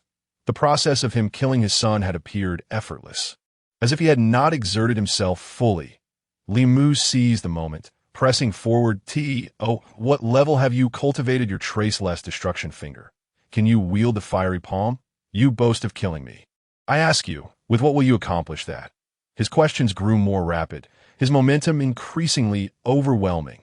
Not to mention the realm, his pressure already overshadowed Li Hongchang's. Li Hongchang's eyes darted. Should he strike now? Or was there still time? Could he guarantee that he could kill Li Mu now? Bang! Li Mu suddenly struck out, aiming for Li Haoyan's corpse. Do not insult my son's remains. Li Hongchang was taken aback, rushing forward to protect Li Haoyan's body. Midway through Li Mu's strike, he twisted his wrist. Poof! The traceless destruction finger. Li Hongchang cried out, retreating repeatedly. Blood flowed profusely from his shoulder. You plotted against me, Li Mu laughed. When did I ever plot against you? Just now. When you rushed over, I thought you intended to kill me. Thus I was compelled to act. Everyone witnessed it. Li Hongchang clutched his shoulder, his face pale. You treacherous fiend! You are courting death, Li Mu quietly informed him. Even without our previous battle, I am not your opponent. He narrowed his eyes. Thus, I had no choice but to feign a ruse, instill doubt in you, and then seize the opportunity to injure you, rendering you incapable of killing me. Li Hongchang came to a realization. He had been thoroughly outmaneuvered. He bellowed. Where are the Li family members? Slay this scoundrel with 1,000 cuts. Do you think that by injuring me, you can preserve your life? Immediately, dozens of Li family members rushed onto the high platform. Li Mu was unafraid. With Li Hongchang injured, these small fries were inconsequential. He quickly made his way to the table of Elder Qianyuan. Elders, I have won the life or death battle. The qualification for the assessment is rightfully mine and should be protected. Correct. The three elders whispered among themselves. Pei Xingluo remarked, "This Li Mu is far too cunning. It sends chills down one's spine. Is he truly suitable for Qianyuan Academy?" Li Tianlei nodded. Indeed, first he disrupted Li Hongchang's mindset, then he struck to injure him. Such cunning displayed spontaneously, without prior planning, is truly terrifying. Yin Qi, however, countered, "Let us focus on the outcome. Has Li Mu won? What of his cunning? If applied to cultivation, his future is boundless." The three individuals held differing opinions. Yin Qi, growing impatient, declared, "Elders, allow me to pose a singular question. Are we here to oversee the assessment, or to meddle in the affairs of the Li family?" Li Tianlei responded, "What you say is true. We are indeed here to oversee the assessment." Yin Qi spread his hands and retorted, "Li Mu has triumphed in a life-and-death battle, securing his place in the assessment. It is only right that he participates. If he fails to pass the assessment, whether he lives or dies is of no concern to us. However, should we not ensure his safety before the assessment? Otherwise, what becomes of the dignity of the Qianyuan Academy?" Li Hongchang, feeling wronged, stepped forward. "Elders," Yin Qi slammed the table in a fit of rage. "Silence! How can you speak when you cannot even handle a junior? What audacity to interject in matters of the Qianyuan Academy!" After being harshly reprimanded, Li Hongchang dared not speak further, silently retreating to the side, his eyes filled with resentment as he glared at Li Tianlei, adept in handling affairs, sided with Yin Qi at this moment. Firstly, his seniority and connections with the head of the Qianyuan Academy granted him influence. Secondly, there was no need to clash with his own elders over an external quota. Even though Pei Xingluo was reluctant, he had no choice but to acquiesce. Li Tianlei stated, "If that is the case, then wait." A voice rang out from outside the gathering. Following this, a figure ascended the high platform with measured steps. It was Li Zonghan, an inner disciple of the Qianyuan Academy and a prominent figure within the Li family. Possessing exceptional talent, he had refrained from intervening earlier due to his esteemed status. But with the situation having taken a stunning turn, he could no longer remain passive. He could not allow Li Mu to escape unscathed. This was absolutely unacceptable. Upon seeing Li Zonghan, the three elders rose to their feet. Li Tianlei greeted him courteously. "Young Master Zonghan, you are also in Qingyang?" Li Zonghan replied nonchalantly, "In my youth, I visited Qingyang and have a considerable connection to this place," but he then shifted his tone. "For this assessment, the head of the Hong family specifically invited me to offer some guidance." "Ah, I see." Li Tianlei understood immediately. Li Zonghan's mention of being invited by Li Hongchang clearly indicated his support for him. Seizing the opportunity, Pei Xingluo inquired, "Might I ask, is there a reason for your presence at the assessment site, young Master Zonghan?" Li Zonghan replied coolly, "Indeed, there is a reason. Otherwise, I would not have manifested myself. Come, let's discuss this matter." He pulled Li Hongchang closer to the table and, urging to sit down, that if you have any objections, please voice them openly. Chapter 20. Who is Xiao Li? Li Zonghan, being an inner disciple of the Qianyuan Academy, possessed the bloodline of the Scarlet Serpent and was a formidable 7th-tier practitioner, ranking among the elite even in the talented Qianyuan Academy. It was said that he had reached the 8th level of the Lingshu realm and was among the youngest disciples likely to break through to the postnatal realm. Such a prodigy was highly sought after within the inner sect. It was not only the outer sect elders who needed to respect him. Even inner sect elders would treat him with deference, especially since he had registered for the competition for the head disciple position, garnering considerable support and boasting a high chance of success that if he truly became the head disciple, his status within the Qianyuan Academy would rise significantly. Therefore, none dared to offend him. Pei Xingluo politely asked, "Young Master Zonghan, do you have any objections to share?" Li Zonghan declared proudly, "I should not interfere in the Academy's assessment, but as a member of the Li family, I must speak a few words of fairness." Li Mu sensed the impending danger. The hard-won opportunity could be lost. If it was lost, it would mean not only the opportunity, but also his life. Thus, his grief and indignation were palpable to Li Zonghan. "If you recognize the impropriety, why do you interfere in the assessment? Do you believe you can sway the decisions of the Qianyuan Academy?" He He turned to the crowd, hoping to garner public support. Surely, there must be good people in this world. Murmurs arose from the audience. Li Tianlei quickly interjected. Li Mu, refrain from your baseless words. How can you presume to speak on matters of the Qianyuan Academy? He softened his tone. Furthermore, we have not stated that your qualification for the assessment is revoked. We must see what young Master Zhonghan has to say. If his reasons are sufficient, then we shall deliberate further. He stood up, proclaiming loudly, the Qianyuan Academy's assessment is fair, open, and just. Rest assured, everyone.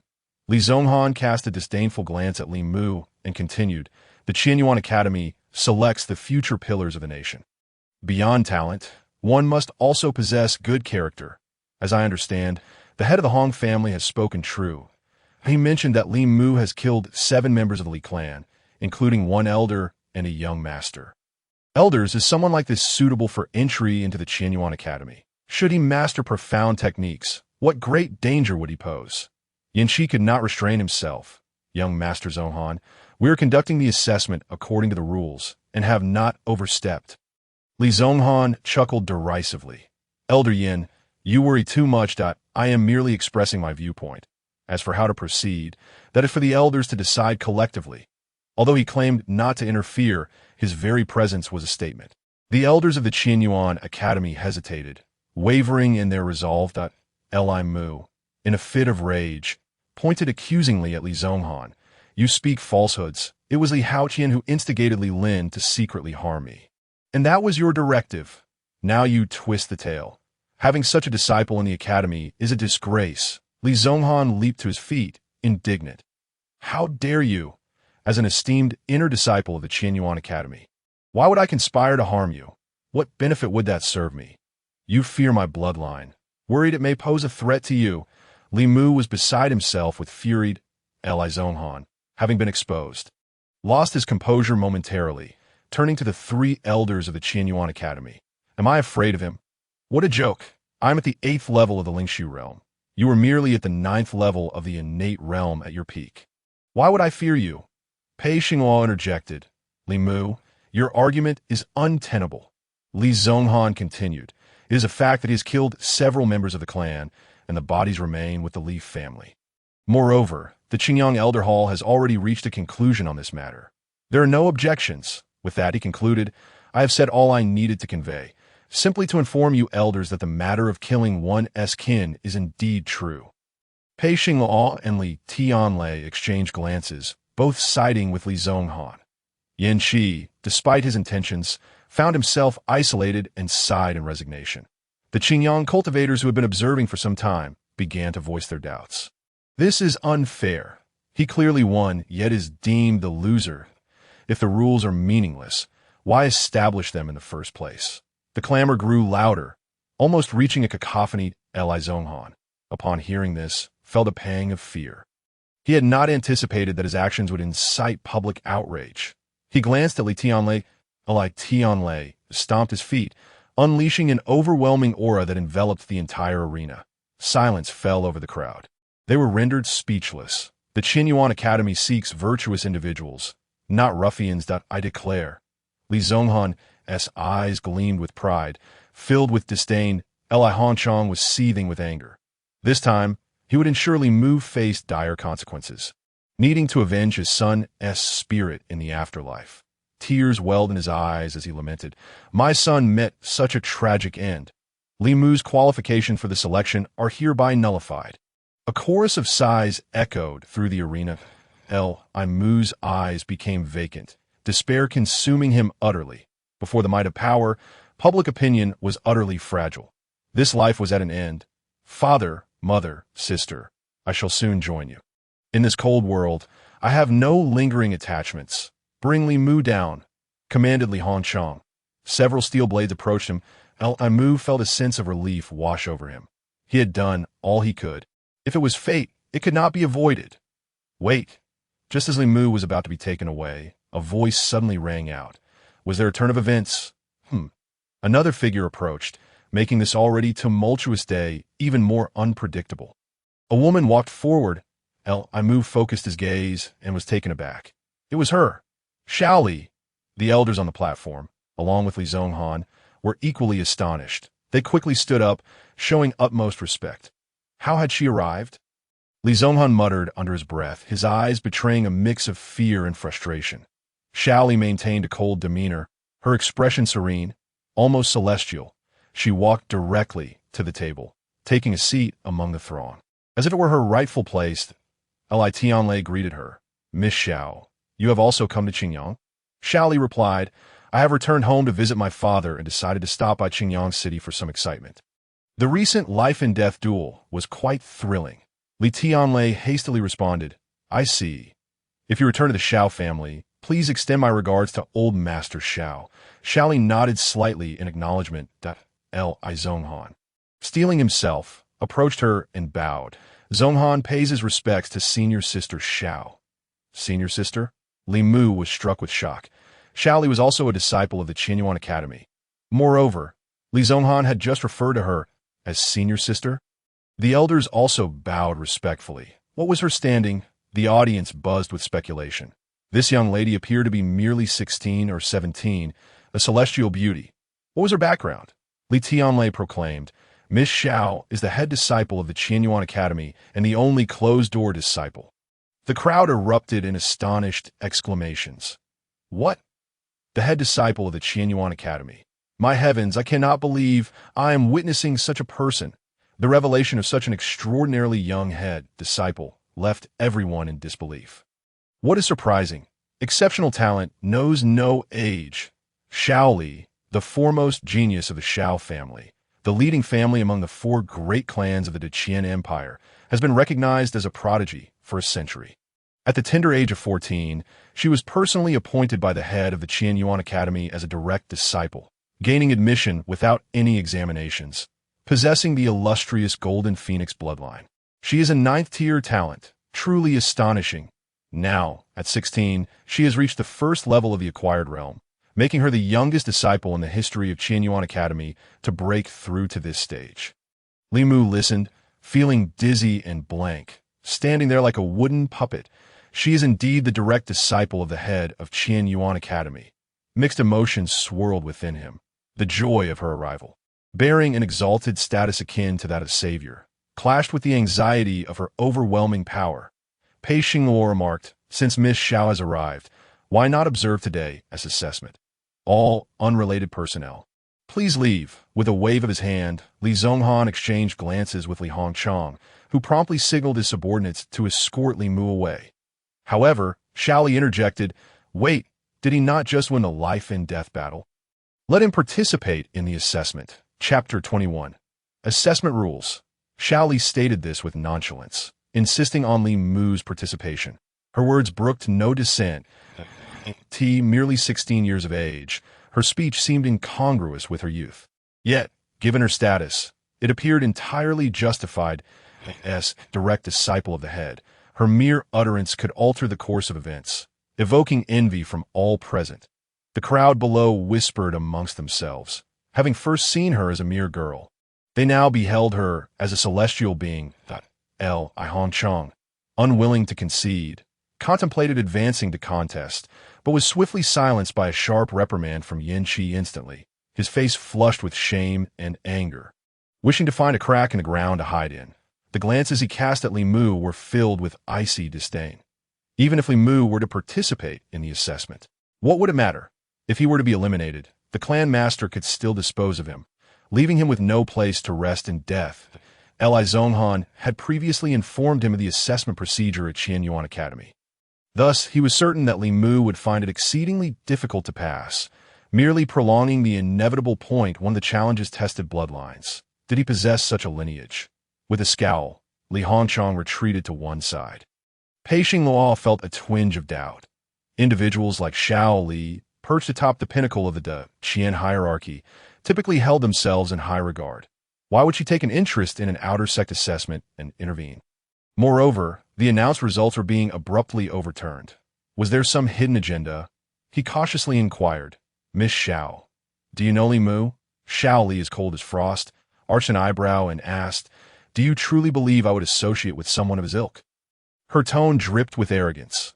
as if her noble birth rendered her disdainful of mingling with those she deemed beneath her. Li Mu, upon hearing her words, felt an overwhelming sense of shame. Ultimately, the chasm of class disparity loomed like an insurmountable gulf, beyond the reach of human endeavor. Yet, a spark of pride surged within him.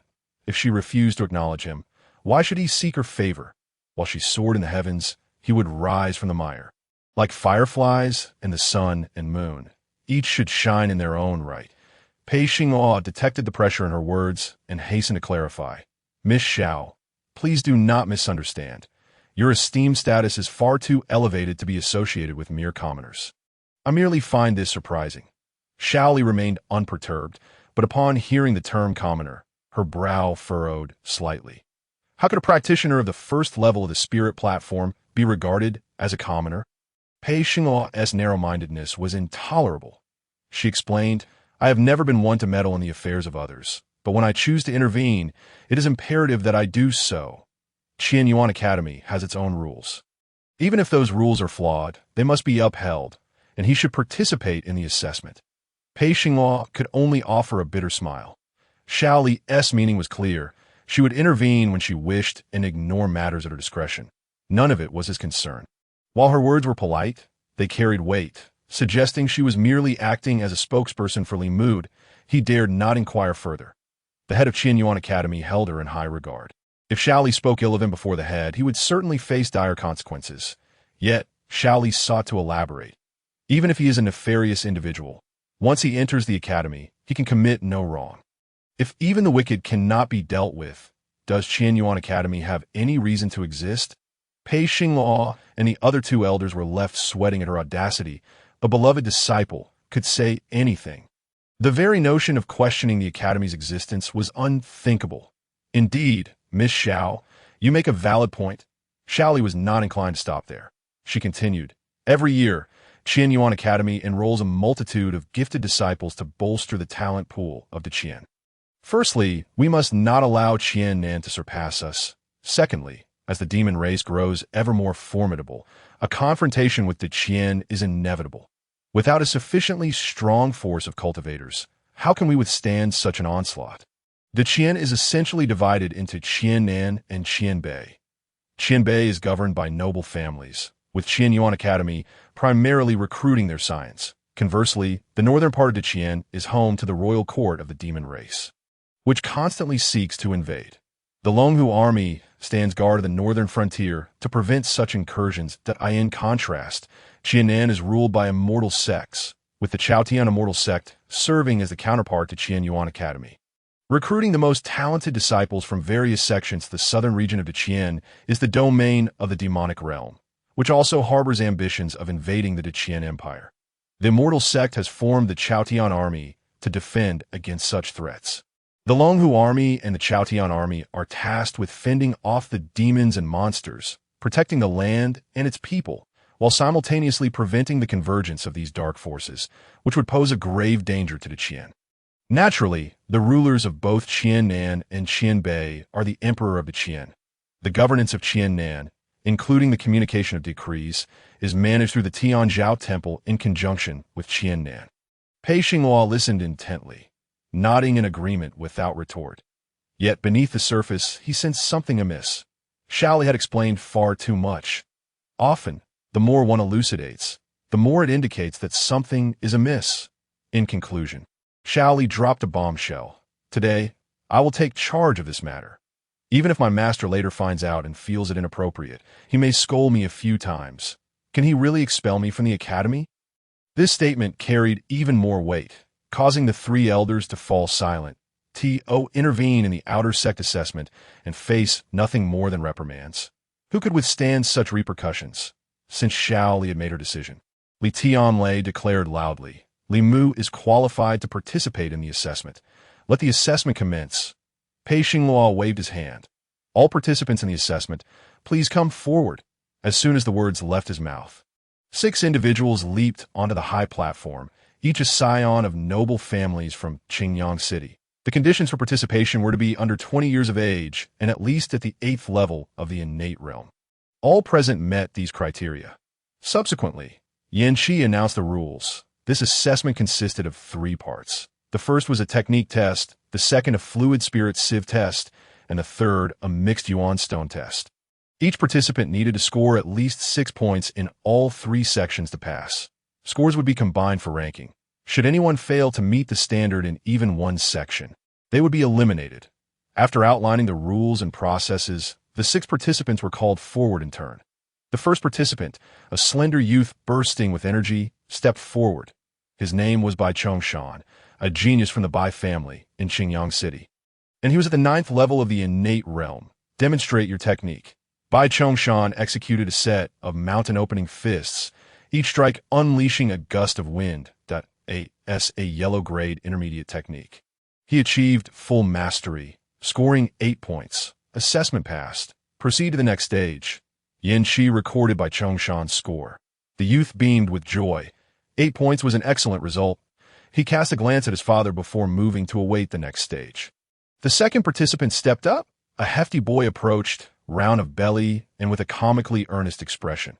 His name was Jin Dachuan, the son of the Jin family in Qingyang City, and he was at the 8th level of the innate realm. Having just turned 20, barely qualifying for the assessment. Demonstrate your technique. Jin Dachuan nervously swallowed, his confidence wavering. He performed a set of tiger-catching palms, though his movements were slightly sluggish due to his size. His innate strength gave him a formidable presence. After completing his demonstration, he anxiously looked at Li Tianlei, a yellow-grade intermediate technique. He had just reached the mastery level, barely scraping by with 6 points. Assessment passed. Proceed to the next stage. Jin Dachuan breathed a sigh of relief, feeling fortunate. Though he only scored 6 points, passing was enough to satisfy him. The next participant approached. A girl with a delicate face and enchanting demeanor stepped forward. Her name was Lung Xiuchan, a daughter of the Lung family in Qingyang City, at the 9th level of the innate realm. Demonstrate your technique. Lung Xiuchan's eyes sparkled as she performed a set of flying flower and layered wave hands. Finishing with a slight breathlessness, Hai Tianlei hesitated for a moment, seemingly assessing the specific grade of her technique. While it was a yellow-grade upper-tier technique, he needed to determine whether she was at the initial mastery level or the deeper mastery level. Pei Xinghua interjected, "I believe she has reached the deeper mastery level." Li Tianlei promptly stated, "As a yellow-grade upper-tier technique, she has reached the deeper mastery level." Assessment passed. She scores 8 points. Yan Shi recorded her score. "Thank you, Elder." Lung Xiuchan smiled alluringly, fluttering like a butterfly. Pei Xinghua was nearly mesmerized. After 2 more participants completed their assessments, the next candidate stepped forward. Li Mu walked slowly to the front and bowed respectfully. Demonstrate your technique. Chapter 22. Fluid Spirit Sieve. Li Mu executed the flame palm with remarkable finesse, having attained perfection in his cultivation, exuding an air of unwavering confidence. As he practiced, Yan Shi diligently took notes, meticulously documenting the high-level Huang class technique and its flawless execution. The earlier life-and-death duel had already been witnessed, and now it was merely a formality. Li Tianlei subsequently announced the proceedings, echoing Yan Shi's records. Li Hongchang seethed with indignation, exclaiming that not only had they failed to eliminate their foe, but he was also allowed to participate in the assessment, ultimately achieving a perfect score. Truly infuriating. In contrast, Li Zonghan remained unconcerned. He noted that Li Mu had exhausted a significant amount of spiritual energy during their earlier confrontation, and with the second round, the flowing spirit test, he would undoubtedly struggle to succeed. Xiao arrived but found no place to sit, opting instead to stand alongside Li Hongchang, his expression awkward, yet feigning composure. Li Hongchang nodded in agreement, stating, "Young Master Zonghan makes an excellent point." During his practice of the flame palm, his aura was decidedly unstable. Li Zonghan remarked. Even if he were to miraculously pass the flowing spirit test, there is no way he could succeed in the 3rd round. The primordial stone, as that test evaluates one's bloodline strength. Does he possess such a lineage? His laughter echoed with a sinister edge. Young Master Zonghan, he has exerted himself to no avail. In the end, it will be nothing but a futile endeavor.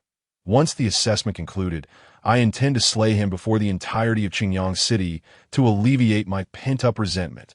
Li Zonghan had already concluded that Li Mu would fail the assessment and casually broached the subject of celebration. Shall we set a table for dinner tonight? Li Hongchang replied malevolently. Let us feast upon the head of Li Mu. The assessment progressed. Li Tianlei proclaimed loudly. For the second round, the flowing spirit test, which evaluates one's control over spiritual energy. The flowing spirit test featured tens of thousands of minuscule holes, each as fine as a strand of hair, through which one must condense their spiritual energy into delicate threads, passing them through the holes without touching the test itself to succeed. Achieving a score of 60% would yield 6 points, and so forth. Those scoring below 60% would be eliminated. The upper layer of the flowing spirit test was encircled by 10 rings, of which 6 must be filled to be deemed qualified. While it does not assess one's realm, it is intricately connected to it. Pray tell, aside from those in the innate 8th realm and above, who could condense their spiritual energy into threads fine enough to pass through the holes of the flowing spirit test? It requires an extraordinary level of control over one's spiritual energy. Though it may sound simple, it is, in truth, exceedingly difficult. The gathered cultivators of Qingyang expressed their astonishment at the rigorous standards set by the Qianyuan Academy for recruiting disciples under the age of 20. One must possess innate 9th realm cultivation. Merely meeting the participation criteria eliminates 99% of candidates. Now, with the introduction of the flowing spirit test, it is a trial reserved for geniuses, a spectacle they could only observe, as they would never have the opportunity to experience it themselves. The first candidate approached for the assessment. Bai Chongshan stepped forward. The first round had been effortless, yet he felt inexplicably nervous before the flowing spirit test. Focusing his mind and calming his spirit, he slowly pushed his palm forward, channeling his spiritual energy like a fine thread. His concentration was acute, and the assessment method was straightforward. Simply pass the spiritual energy through the flowing spirit test. Bai Chongshan took the time of a single incense stick to accomplish this, that he succeeded in passing 60%, earning 7 points. However, he shook his head in frustration, clearly unsatisfied, having once considered himself a genius. He now realized how far he still had to go. Subsequently, a few others followed suit, passing the assessment in turn. Jin Dachuan emerged drenched in sweat, having narrowly missed the 60% mark, observing his disheveled state. Li Tianlei deemed it a commendable effort, allowing him 6 points despite his near failure. Yin Qi raised no objections, acknowledging it as a rare achievement. Lung Qiuchan, like Bai Chongshan, also scored 7 points, while another candidate achieved 8. As Jin Dachuan descended, shaking off the sweat, he turned to Li Mu and said, "Brother Li, it's your turn." The next candidate stepped forward. Li Mu offered Jin Dachuan a faint smile, recognizing him as the first to express goodwill towards him. "Let us begin," he exclaimed. As soon as Li Mu steadied himself, Pei Xinghua began to urge him on. He paid no heed to her insistence. He had endured countless injustices by now, so what did this matter? Taking a deep breath, he centered his focus as Li Zonghan had observed. Having just emerged from a grueling battle, his spiritual energy was significantly depleted. Even though he stood as the most formidable among the 6 with a foundation in the first realm, he still sensed instability within himself. During the earlier practice of the flame palm, he had nearly lost control, but fortunately he had managed to rein it in and perform at an acceptable level. Li Mu gently pushed his palm forward, allowing his spiritual energy to flow forth, condensing into fine threads. He stood roughly a yard from the flowing spirit test. The initial few feet were relatively stable. However, as the distance increased, the spiritual threads began to quiver slightly. This tremor was minuscule, yet the holes of the flowing spirit test were so tiny that even the slightest disturbance would translate into a significant impact. The onlookers gripped the edges of the platform, their tension palpable. Deep down, they wished for Li Mu to succeed, for they were all underdogs who reveled in witnessing the rise of the weak. Li Hongchang curled his lips in a mocking smile that I doubt his spiritual energy will suffice. At most, he will pass 50%. Li Zonghan, too, believed that this time he would surely be eliminated, recklessly stating, "It seems the death of Hao Qian was worth it." Li Hongchang's expression darkened, imbued with rage, yet he dared not offend Li Zonghan. Suppressing his fury, he muttered, "Young Master Zonghan, you speak truly. My son met a tragic end, and he should pay for it." The atmosphere atop the platform was thick with tension, everyone holding their breath. Even Yanqi set down his pen, watching intently, his heart racing for Li Mu's spiritual energy, halted just a foot before the flowing spirit test. Had he exhausted his energy? "I believe he is merely controlling the trembling of the threads." Someone scoffed. "How foolish. Abruptly ceasing the threads will only deplete his energy further. It's akin to drinking poison to quench thirst. If he can maintain it for a moment, that will suffice. I say it's better to give up." The chorus of naysayers echoed, lamenting his plight. Yet Li Mu remained undeterred by the external commotion. Instead, sinking his energy into his dantian, continuously adjusting internally. Seconds ticked by, each one stretching into eternity. Within the boundless tower, Li Mu sat cross-legged, practicing the return to origin technique. Given his current level of spiritual energy, he could only sustain himself for less than the time it takes to burn an incense stick. Yet within the boundless tower, he had ample time, 2.5 days to be precise. Time inside the boundless tower flowed slowly. While outside, the time taken to burn an incense stick seemed to pass in the blink of an eye. Li Mu stood motionless. Leaving the crowd perplexed, It appeared as though he had fallen into a state of death. Utterly still, and they watched as the threads of energy began to weaken and sag. "Look, he's moving." The spiritual threads suddenly regained their strength, transforming from limp to resilient, akin to a man at a moment of undeniable vigor.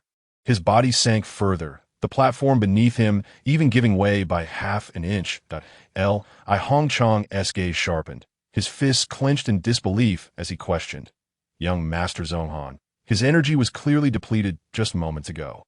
How has he regained it? And even stronger than during the life-and-death struggle." Li Zonghan furrowed his brow, engulfed in confusion. In all his experience, he had never witnessed such a miracle. His face turned ashen, and in a rare display of impatience, he snapped, "What use is it to ask me? You might as well inquire directly with him." Li Hongchang fell silent, astonished, yet it wasn't just the two of them who were taken aback. The spectators below, as well as several elders, were equally astonished. Even Shaoli found herself bewildered, muttering softly in surprise, Li Mu was indeed a curious case. This bizarre phenomenon had occurred twice already. The first time was in the Black Wind stronghold, where he had similarly appeared lifeless before reviving with immense power. What kind of talent was this, to gain strength through a semblance of death? Such a notion was unheard of. The straight threads of spiritual energy flowed flawlessly through the minuscule holes of the flowing spirit test, not grazing the test itself in the slightest. Look, he has passed 60%, meeting the standard. Heavens, this is nothing short of a miracle. No, he is still going.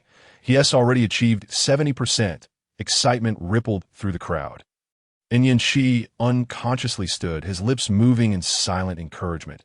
Keep going. Just a little more if he could surpass 80%. Chapter 23. The Primordial Stone. Today is destined to be a day filled with miracles. Miraculously, Li Haotian had perished. Miraculously, Shaoli had appeared, granting him the qualification for the assessment. Was it divine providence at work? No. It was the will of the gods. He possessed the boundless tower. The spiritual threads continued to weave through. Now surpassing 80%, still pushing through, still advancing. The clamor gradually subsided, plunging the atmosphere into a hushed stillness. The participants and assessing elders alike gathered closer, their eyes glued to the spectacle, all eager to witness how far he could go. Miracles do not occur at every turn. When they do manifest, they draw unprecedented attention, and the audience revels in their occurrence. Shaoli found her view obstructed and felt a twinge of embarrassment, as she desperately wished to see, yet hesitated to reveal her curiosity. Adjusting her posture to avoid the body blocking her view, she stole a glance, unnoticed by anyone, as all eyes were fixated on Li Mu. Li Hongchang and Li Zonghan ground their teeth in frustration. He had already met the standard. Was it necessary to continue? Who was he trying to impress? Whose face was he attempting to slap? It was infuriating. Li Mu had no desire to prove his might. He simply sought to reclaim that which he had lost, doubly so through strength. His back was drenched in sweat, each droplet clinging to his skin, and his firm physique radiated an intoxicating aura of masculinity. 90%. He had surpassed 90%. The crowd internally cheered. Continue, continue. Li Mu did not disappoint them. He pressed on, for he lacked nothing but strength. Time slipped away, stretching seconds into what felt like eons. 100%. He had achieved the impossible. The crowd erupted in fervor. What a remarkable young man, stern and unsmiling, struck his palm with force, issuing low shouts. After traversing numerous counties, it was astonishing that the small Qinyang city could allow one to pierce through 10 layers with a thread of spirit. What a hidden talent he was. Truly, a genius. Li Mu did not pause, continuing his endeavor. Someone called out. The crowd felt a shiver run through them. He had pierced through 10 tiny holes. What was his intention? The edges of the spirit sieve also had small holes. But they were not included in the assessment, thus not contributing to the score. He had even pierced through those tiny holes. The crowd erupted in a cacophony of voices. Li Tianlei, struck dumb with astonishment, saw Yin Qi rush to the front, gathering his breath to proclaim. Li Mu, the spirit sieve test, 10 layers, full marks, 2 consecutive full marks. Li Zonghan gritted his teeth and remarked, "The next challenge is the primordial stone test, which will assess his bloodline. Let us see how he fares." Li Hongchang's eyes blazed with fury as he declared, "The more arrogant he is now, the more miserable he shall be later. Just wait and see." The final challenge, the primordial stone test. This stage would test the power of bloodlines, where one must press their palm against the stone, revealing a spectrum of colors. Yellow for 6 points, blue for 7, green for 8, purple for 9, and crimson for 10. The primordial stone test did not delineate bloodline grades. However, based on past experiences, those of 3rd grade or lower could not display any color on the stone. The absence of a defined grade was due to the fact that the test measured not only the grade of the bloodline, but also its potential for advancement. In simpler terms, it assessed whether the bloodline held the potential for evolution. The earlier excitement faded like a receding tide, and a sense of desolation appeared in Li Mu's eyes. He had no bloodline. Seeing his expression, Li Hongchang felt a sense of satisfaction, stating gleefully, "If he passes this stage, I shall kneel and call him grandfather." Li Zonghan jested. "And if he fails?" Li Hongchang replied ominously, "Then he is doomed to die." Yin Qi, having overheard their exchange, held a favorable view of Li Mu, admiring his resilience and indomitable spirit in the face of adversity. "Li family head, you speak too soon. If he succeeds, will you truly kneel and call him grandfather?" Li Hongchang, confident in Li Mu's failure, boasted, "I stand by my words. If he can pass the primordial stone test, I will kneel and call him grandfather." Yin Qi retorted coldly, "I am an elder of the Qinyuan Academy and a member of the Enforcement Hall. I have always believed that words must be followed by action." Li Hongchang laughed heartily. "I, Li, am also a man of my word. Elder Yin, you may not be aware, but Li Mu's bloodline is utterly extinguished. He is a cultivator without a bloodline." Yin Qi's expression turned somber. Is this truly the case? How then has he cultivated to the first level of the spirit platform without a bloodline? He queried Li Mu. "You truly have no bloodline." Li Mu nodded silently, his visage filled with sorrow. Yin Qi sighed deeply, lamenting the loss of such a promising talent, now revealed to be devoid of a bloodline. What a pity. Li Hongchang's pride swelled further. "Elder Yin, has there ever been a precedent in the Qinyuan Academy for someone without a bloodline to activate the primordial stone?" Yin Qi shook his head in truth. There had not been. Li Hongchang, with a chilling demeanor, proclaimed, "Thus, I truly cannot utter the word grandfather, and he is destined to die." The first participant stepped forward. Li Tianlei continued with the proceedings, but Chong Shan stepped forth. Achieving a score of 7 with blue light, passed. The second participant approached, scoring 6 with yellow light, passed. The third participant advanced. The first 5 candidates successively passed the test, the highest score being 8 with green light. Finally, it was Li Mu's turn to test. All eyes refocused. Could he succeed? He had no bloodline. "Li Mu, hurry up. Why do you not move?" "Test." Li Hongchang taunted, envisioning Li Mu's head rolling from his body, tumbling from the high platform. Li Mu walked slowly toward the stone, a bitter smile gracing his lips that it was the final hurdle. He had fulfilled a long-cherished wish. Fate had led him here, resulting in the best possible conclusion. He had allowed others to see him anew. That was enough. Revenge. It could not be sought now. Perhaps in another life. He pressed his palm against the primordial stone, as if touching the ideal of his dreams. Like a bubble, to touch it meant to shatter. No surprise awaited him. The primordial stone remained unresponsive, silent beneath the sun.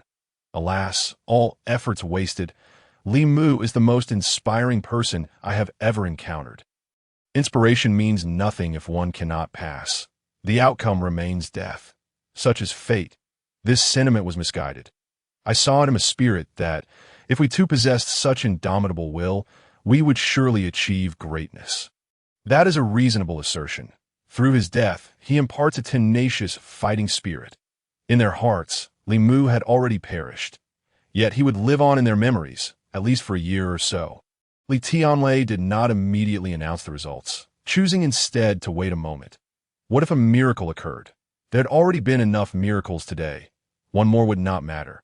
However, none awaited.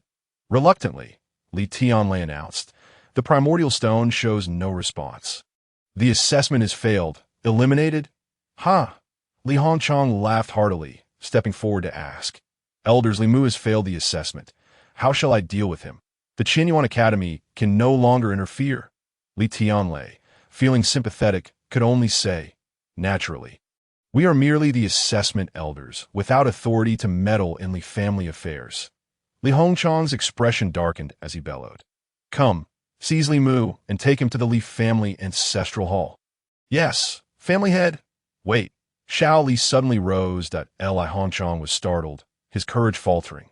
"Miss Xiao, I understand you are the foremost disciple of the Qianyuan Academy, but this is a matter of the Qianyuan Li family. Please do not interfere." Xiao Li, calm, yet exuding authority, replied, "The world is for all. In my presence, there is only what one wishes to do, not what one dares or does not dare." Li Zonghan stepped forward, urging caution. "Sister Xiao, please reconsider. This is indeed an internal matter of the Li family. Your involvement may inadvertently cause misunderstandings between our two families." Xiao Li frowned. "Are you threatening me?" Li Zonghan hurriedly replied, "Sister Xiao, that is too harsh. I would never dare threaten you. I merely seek to consider your position." Xiao Li's countenance darkened. This matter indeed required careful handling. She could not afford to act recklessly. Li Zonghan was a prodigy of the Li family. Speaking ill of him in front of the family's patriarch might lead to misunderstandings between the clans. This responsibility weighed heavily upon her. Chapter 24. Kneeling and calling him grandfather. The Li family members, armed with blades, gradually closed in. Li Mu was overwhelmed with sorrow. The trials and tribulations of 18 years flooded back, unable to be contained any longer. He let out a mournful roar, a cry that resonated deeply. It was not merely a venting of a lifetime's suffering, but an attempt to leave his final mark upon this world. His unwillingness and resentment soared to the heavens, bringing tears to those who heard. Stop this pretense to elicit sympathy, as if you have suffered great injustice. It is your own doing," Li Hongchang declared coldly. "Bring him to me." Li Mu, consumed by rage, spat forth a mouthful of blood. Feeling as though he had been hollowed out, leaning against the primordial stone, unable to stop the flow of blood, Xiao Li, unable to bear the sight, turned her head away. In this world, such tragic figures existed. There were indeed many things one could do nothing about. "Ha! Li Mu, your tears are premature. When your head falls, then you shall truly weep," mocked a member of the Li family, grasping his shoulder. "Hold on." A powerful aura surged forth, stirring a fierce wind, and in a flash, a figure zipped by. With two resounding slaps, those who sought to seize Li Mu were knocked to the ground. It was Yanqi. Li Hongchang suppressed his inner fury, asking politely, "May I inquire, Elder Yin, do you intend to interfere in Li family matters?" First it was Xiao Li, now it was Yanqi. Why were they so intent on protecting this miscreant? What merits did he possess? Xiao Li had already given up. What audacity did this mere outer elder have? Li Hongchang felt no fear at this moment. Reason prevails in all corners of the world. I fear no requests. Yin Qi retorted sharply. Just look at the primordial stone. Li Hongchang fixed his gaze, his scalp prickling, his mind echoing in shock, stepping back. This is impossible. The crowd erupted in excitement. Cheering. The primordial stone has responded. It has reacted. Li Mu's blood seeped into the primordial stone, faintly illuminating with a yellow glow. A miracle. Indeed. Yin Qi exclaimed with exhilaration. The primordial stone has been activated. Yellow light passed the assessment. The yellow glow flickered and vanished, followed by a surge of blue light, crashing forth like an ocean. This is blue. Blue. Past the assessment. Yin Qi became animated. It has scored 7. 7. Elder, the light from the primordial stone is still changing. The crowd roared, akin to a tempestuous sea. Yin Qi's senses were overwhelmed, the scene before him defying all logic. It was not merely a miracle, but a divine phenomenon. Something he had never witnessed. Tianlei stepped forward, excitedly exclaiming, Elder Yin, what incredible talent have we encountered today? Xiao Li's gaze shifted toward him. Changing, she found it hard to articulate her own feelings. She rarely lost her composure, and though she was striving to maintain her poise, she could not help but reveal a hint of agitation. Yin Qi ceased to announce the results, instead choosing to silently observe. Eager to discover the final color, the green glow gradually faded, and the primordial stone paused for a moment before suddenly emitting a purple light. Someone shouted, Look, purple! 9 points. Is there any possibility of crimson? Prayer, crimson, crimson, crimson. The crowd beneath the stage erupted in a cacophony of disordered shouts, gradually harmonizing into a singular chant. Crimson, crimson. The sound was grand, synchronized, and soaring. They labored for a shared anticipation. Yin Qi and 2 other elders, caught up in the fervor, joined in, crimson, crimson. Their voices crashed like waves, painting a unique scene in the grand arena of Qingyang City. Passion surged, the entire city stirred. Crimson, crimson. Xiao Li bit her lip, unable to contain herself. Her delicate, fair fingers clenched into fists beneath the table. As she whispered along, Li Mu's mind was a chaotic blur, utterly oblivious to the events unfolding, only perceiving the powerful sound waves relentlessly assaulting his eardrums. Yet he could not hear clearly. Crimson had transformed into a deep crimson, most intense. The cheers were deafening, echoing indefinitely. On the primordial stone, red light spread like flames. Yin Qi stood excitedly at the forefront, pressing his palm down, silencing the crowd who awaited the announcement of the results. Li Mu, the bloodline power, crimson, most intense. Oh. The cheers erupted once more, faces flushed, fists raised high. Suddenly, one person could no longer restrain himself, leaping onto the platform, grasping Yin Qi's shoulder. Stuttering, Yin Qi sensed his excitement. I understand. The color is still changing. He exclaimed forcefully. He abruptly turned around and a golden light surged forth, gradually dominating over the red glowed. Li Mu's consciousness began to awaken. Amidst the frenzied shouts, he murmured softly, Saint Zun of Biluo, thank you.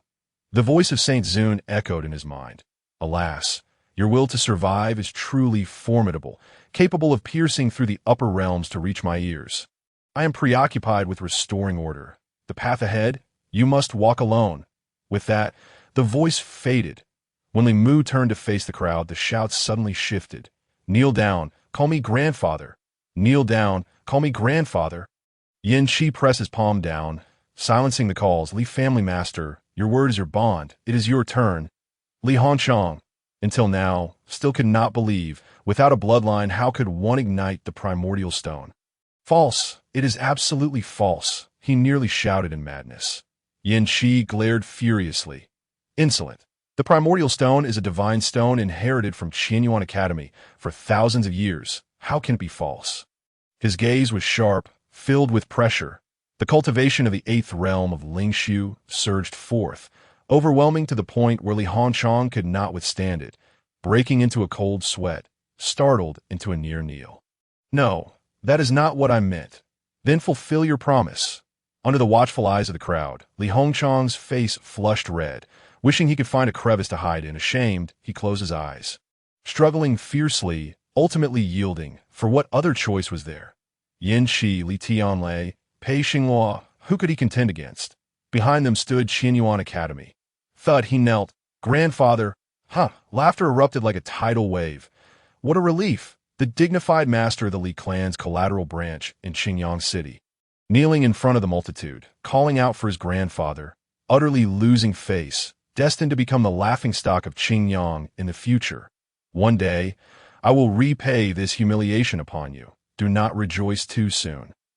Li Hongchang's eyes widened in fury, dropping threats, his gaze filled with murderous intent. Resentment surged like a tsunami. The sneer graced the corner of Li Mu's mouth. Before that day arrives, his cultivation will surely surpass the second realm of Lingtai, perhaps even reach the third or fourth realm. And what awaits Li Hongchang will be his own demise. Filled with rage and unwillingness, Li Hongchang clutched his son's lifeless body, departing amidst the mocking laughter. Li Zhonghan's expression was as grim as if he had consumed excrement, that he still maintained his final dignity, bidding farewell to the elders and Shaoli. The assessment concluded. Li Mu attained full marks in 3 categories. In the history of Qianyuan Academy's recruitment of disciples, he stood as the sole individual, an unprecedented achievement. Future generations attempting to surpass this would find it as difficult as ascending to the heavens. Moreover, he was one without a bloodline. The others, Lung Xiuchan scored 22 points, placing third, Bai Chongshan with 21 points, fourth, Jin Dachuan with 18 points at the bottom. The second place went to someone named Mo Yunlu, scoring 9 in one category, 8 in 2 others, totaling 25 points. A rare feat. This individual was a talent from the Mo family, though the surname was quite minor, scarcely qualifying as a prominent clan. After the assessment, everyone was instructed to gather their belongings and assemble in half an hour to be taken to Qianyuan Academy. With a wave of his grand sleeve, a flying vessel appeared amidst the clouds. Chapter 25. The Ceremony of New Birth. Those who passed the assessment departed one after another to prepare, yet Li Mu stood alone on the high platform, appearing rather desolate, for he had no home, nor any family. Yin Shi approached. Not going to prepare anything, Li Mu replied with a bitter smile. No home, no job. All alone, there is nothing to prepare. Yin Shi spoke solemnly. Throughout history, unparalleled powerhouses have endured hardships, facing life and death separations. Embrace it. Walk alongside solitude, and your future shall undoubtedly be boundless. Li Mu was moved to tears. Elder Yan's demeanor was cold, yet his heart warm. His encouragement, each word felt like a soothing current. Subsequently, Li Mu stepped forward, cupping his hands. Thank you, Miss Xiao, for your benevolent assistance. Shaoli returned to her cool demeanor. No need for thanks. We shall be classmates from now on. It was merely a small effort. Li Mu wished to converse further, but Shaoli whistled. The shrill cry pierced the air, and a massive golden eagle beast descended from the sky, upon which stood a figure, Han Shan. The golden eagle beast was of the earth fiend level, equivalent to a cultivator at the initial realm of Lingxiu, exceedingly formidable. Only the most distinguished families could tame such beasts for riding. Li Tianlei and the other elders clasped their hands. It is General Han. A pleasure to meet you. Han Shan was a disciple of the Shao family, a lieutenant in the Shao Prefecture Governor's office, a 5th-rank general, soon to be transferred to the Divine Capital, serving as the deputy commander of the Demon Suppression Bureau. Also a 5th-rank official, albeit one in the capital, thus considered a promotion, a high-tier cultivator nearing the Divine Song realm. In his presence, the elders appeared as novices. The Shao Prefecture was named after the Shao family, indicative of their strength. Shao Li's sword, landing on the back of the golden eagle beast. With a sharp cry, they soared into the sky. Li Mu gazed at the drifting white clouds, watching the figure of the beloved vanish. A profound sense of melancholy enveloping him. Yin Shi remarked, Miss Xiao is indeed a person standing atop the mountain. Li Mu lowered his head, dejected. Half an hour later, those who passed the assessment gradually returned. Li Tianlei beckoned, the flying vessel descended, and a fierce wind swept through the grand arena, exceedingly powerful. The flying vessel was massive, capable of accommodating dozens. It was specifically equipped for the elders returning from assessments. After all, the Qian spanned vast territories with 9 states and hundreds of cities. Without convenient flying tools, traversing them all would likely take a year. Board the vessel. The crowd jumped aboard. The vessel lifted off the ground. And another gust of wind surged, all eyes upon it. The vessel was crafted from special materials, infused with spiritual power, capable of traveling thousands of miles daily, and remarkably stable, exhibiting no shaking, standing aboard the vessel. Li Mu gazed at the boundless cloud ocean, feeling the insignificance of all beings like ants, unable to suppress his reflections. The experiences of the past few days felt dreamlike.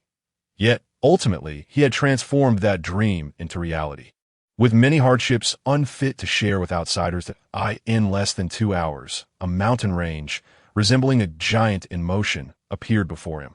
This range was named Qianyuan Mountain, after Qianyuan Academy. It lay just 100 miles from the divine capital of the Qian.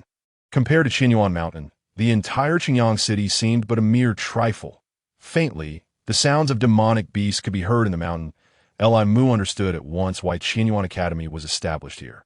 Amidst the mountains, there were numerous demon-infested peaks, surely for the training of the Academy's disciples. Not only were there numerous level 9 demonic beasts, but many higher-tier earth fiend beasts, and even ones of greater caliber. The peaks had already seen numerous demon beasts, which barely qualified as such, more akin to wild animals. Before long, Li Mu spotted colossal peaks from summit to base, adorned with numerous palaces and residences. Surrounding Qianyuan Mountain were various towns. Smoke curling upwards, resembling the mortal realm's ethereal smoke of a celestial paradise. The flying vessel passed through the mountain's protective array and landed at the foot of a peak. This peak was where the outer disciples resided, while Qianyuan Mountain hosted many other peaks for inner disciples, with another solitary peak reserved for the head disciple. Li Tianlei pointed towards the mountain range at this moment. A clearing at the mountain's base was packed with people, gathering at least several hundred individuals. All were disciples who had passed the assessment. After 3 months, they had finally completed the assessments for all cities in the northern Qian region, with Qingyang City being the last.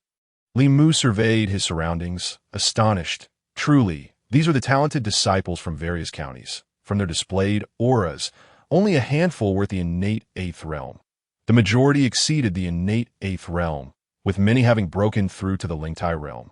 The highest among them even reaching the 2nd realm of Lingtai. Li Mu's assessment results placed him first among all, yet his realm was not the highest. As he marveled, silence fell. A powerful voice pierced the heavens. Akin to a thunderclap, the clamor abruptly ceased, a ringing echoing in everyone's ears. Such formidable spiritual power. The 8th realm of Lingshu was indeed terrifying. Those who regard themselves as extraordinary individuals found themselves humbled in the presence of this voice. The disparity was vast, and the journey ahead remained long. As the voice resonated, a man stood at the forefront among the newly admitted students, his expression grave and his presence commanding without anger. I am Eljan, the outer sect elder, presiding over today's ceremony for the new students, Eljan declared. Today, a total of 360 new students have gathered here, leading Li Mu and the others to Qianyuan Mountain. The trio of Li Tianlei had already departed following their handover. Practitioners are not accustomed to superfluous formalities. They did not come to Qianyuan Academy to listen to idle chatter. Eljan spoke plainly. Today, you will receive your identity tokens and accommodations, after which you may disperse. As for the Academy's regulations and the curriculum schedule, it cannot be summarized in just a few words. You will be notified in due course. Remember, in 1 month, there will be a competition for the new students. Do not presume that merely entering Qianyuan Academy grants you the luxury of idleness. Understand that cultivation is akin to rowing upstream. If you do not progress, you will regress. Eljan's demeanor was direct and unambiguous, devoid of unnecessary embellishments. Although he appeared stern, he was quite likable, as it spared everyone from enduring bureaucratic platitudes and trivialities. Now, let us commence the distribution of items.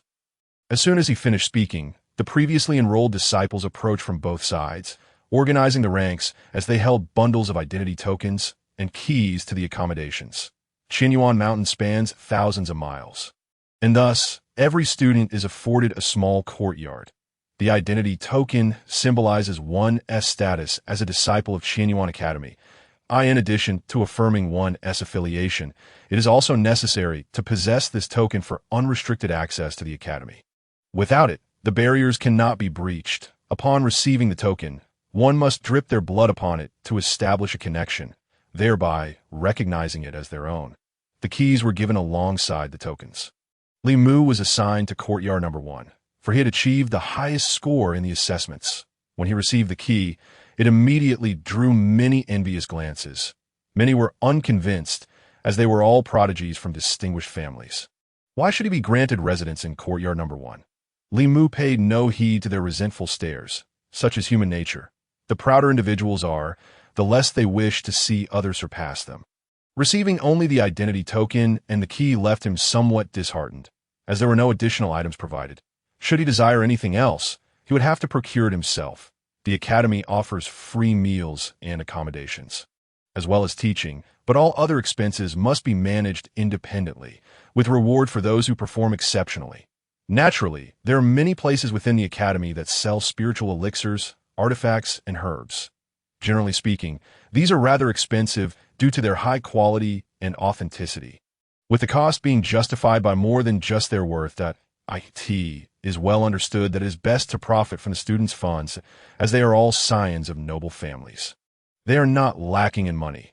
As long as the goods are guaranteed genuine, the price is of little consequence. Unbeknownst to them, this is of great significance to Li Mu. While he currently possesses wealth, having plundered a considerable amount in Xingyang City, he lacks ongoing financial support.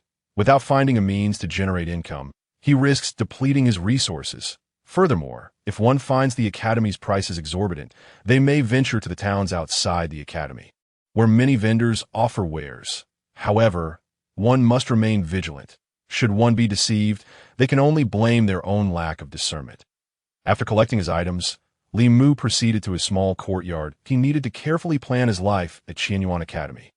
First, he lacked funds and needed to budget meticulously, even seeking ways to generate income. Second, he lacked a powerful lineage, meaning his cultivation speed was significantly slower than that of others. Thus, he had to devise a strategy for training in the Boundless Tower, crucial for whether he could break through to the acquired realm in 3 years. Chapter 26. 3-year plan. Upon entering courtyard number 1 and returning to his room, the first thing that caught his eye was a few volumes on the table. Li Mu opened 1. Qianyuan Academy Regulations and Layout. He continued to peruse, finding not only the regulations and layout, but also various notes, reward and punishment systems, and more.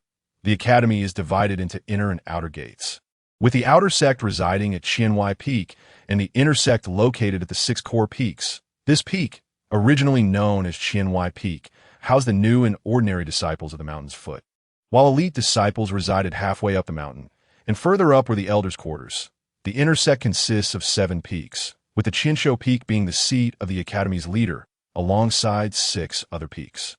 The peak leaders are the academy's top figures, with the least among them at the divine determination realm, and others at the divine travel or even celestial phenomenon realms. The hierarchy is indeed stringent. In the upcoming competition in 1 month, the top 50 may be promoted to elite disciples of the outer sect and relocate to the mountainside. Living at the mountainside, naturally, offers better accommodations, spacious and serene.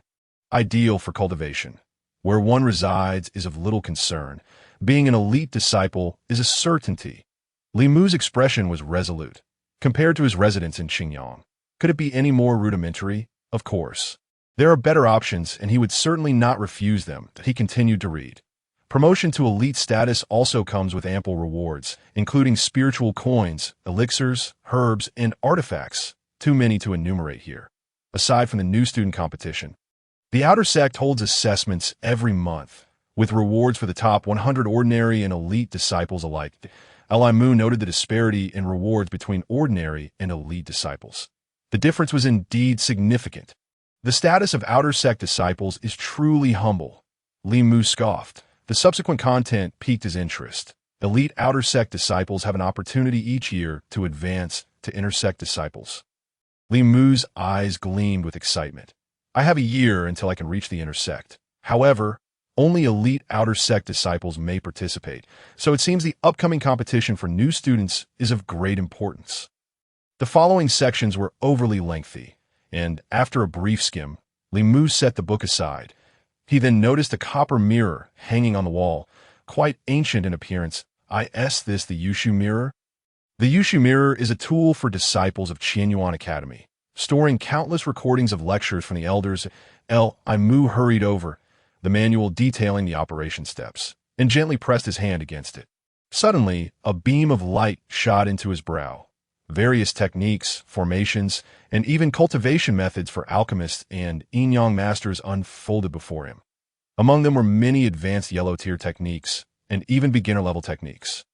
He searched diligently but found no higher-level techniques displayed. The techniques of Qianyuan Academy are indeed profound. A glimmer of greed shone in Li Mu's eyes, yearning to absorb all the techniques contained within. He steadied his mind and selected a beginner-level technique. After a long wait, there was no response.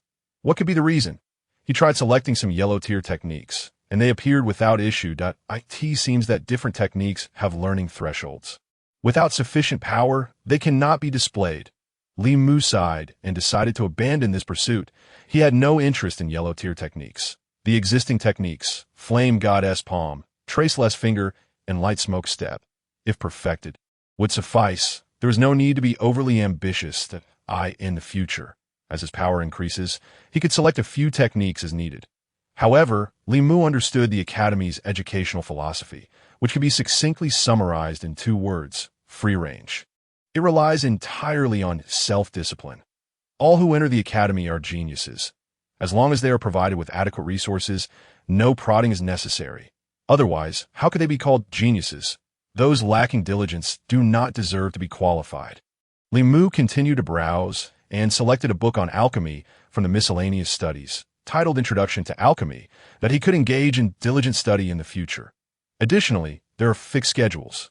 On the 1st, 15th, and 30th of every month, elders will personally come to provide guidance on cultivation.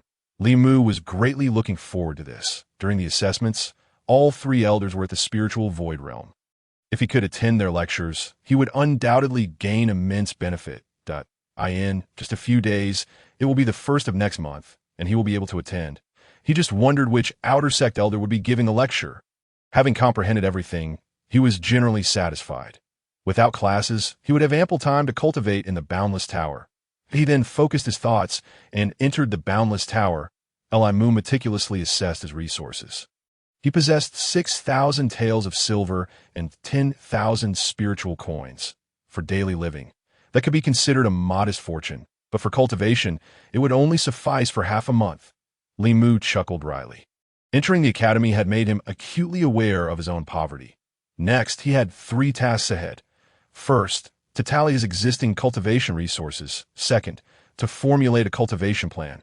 Third, based on a cultivation plan, to determine how many additional resources were needed, which of these could be self-sustaining, and which required expenditure. He decided to proceed with the first step.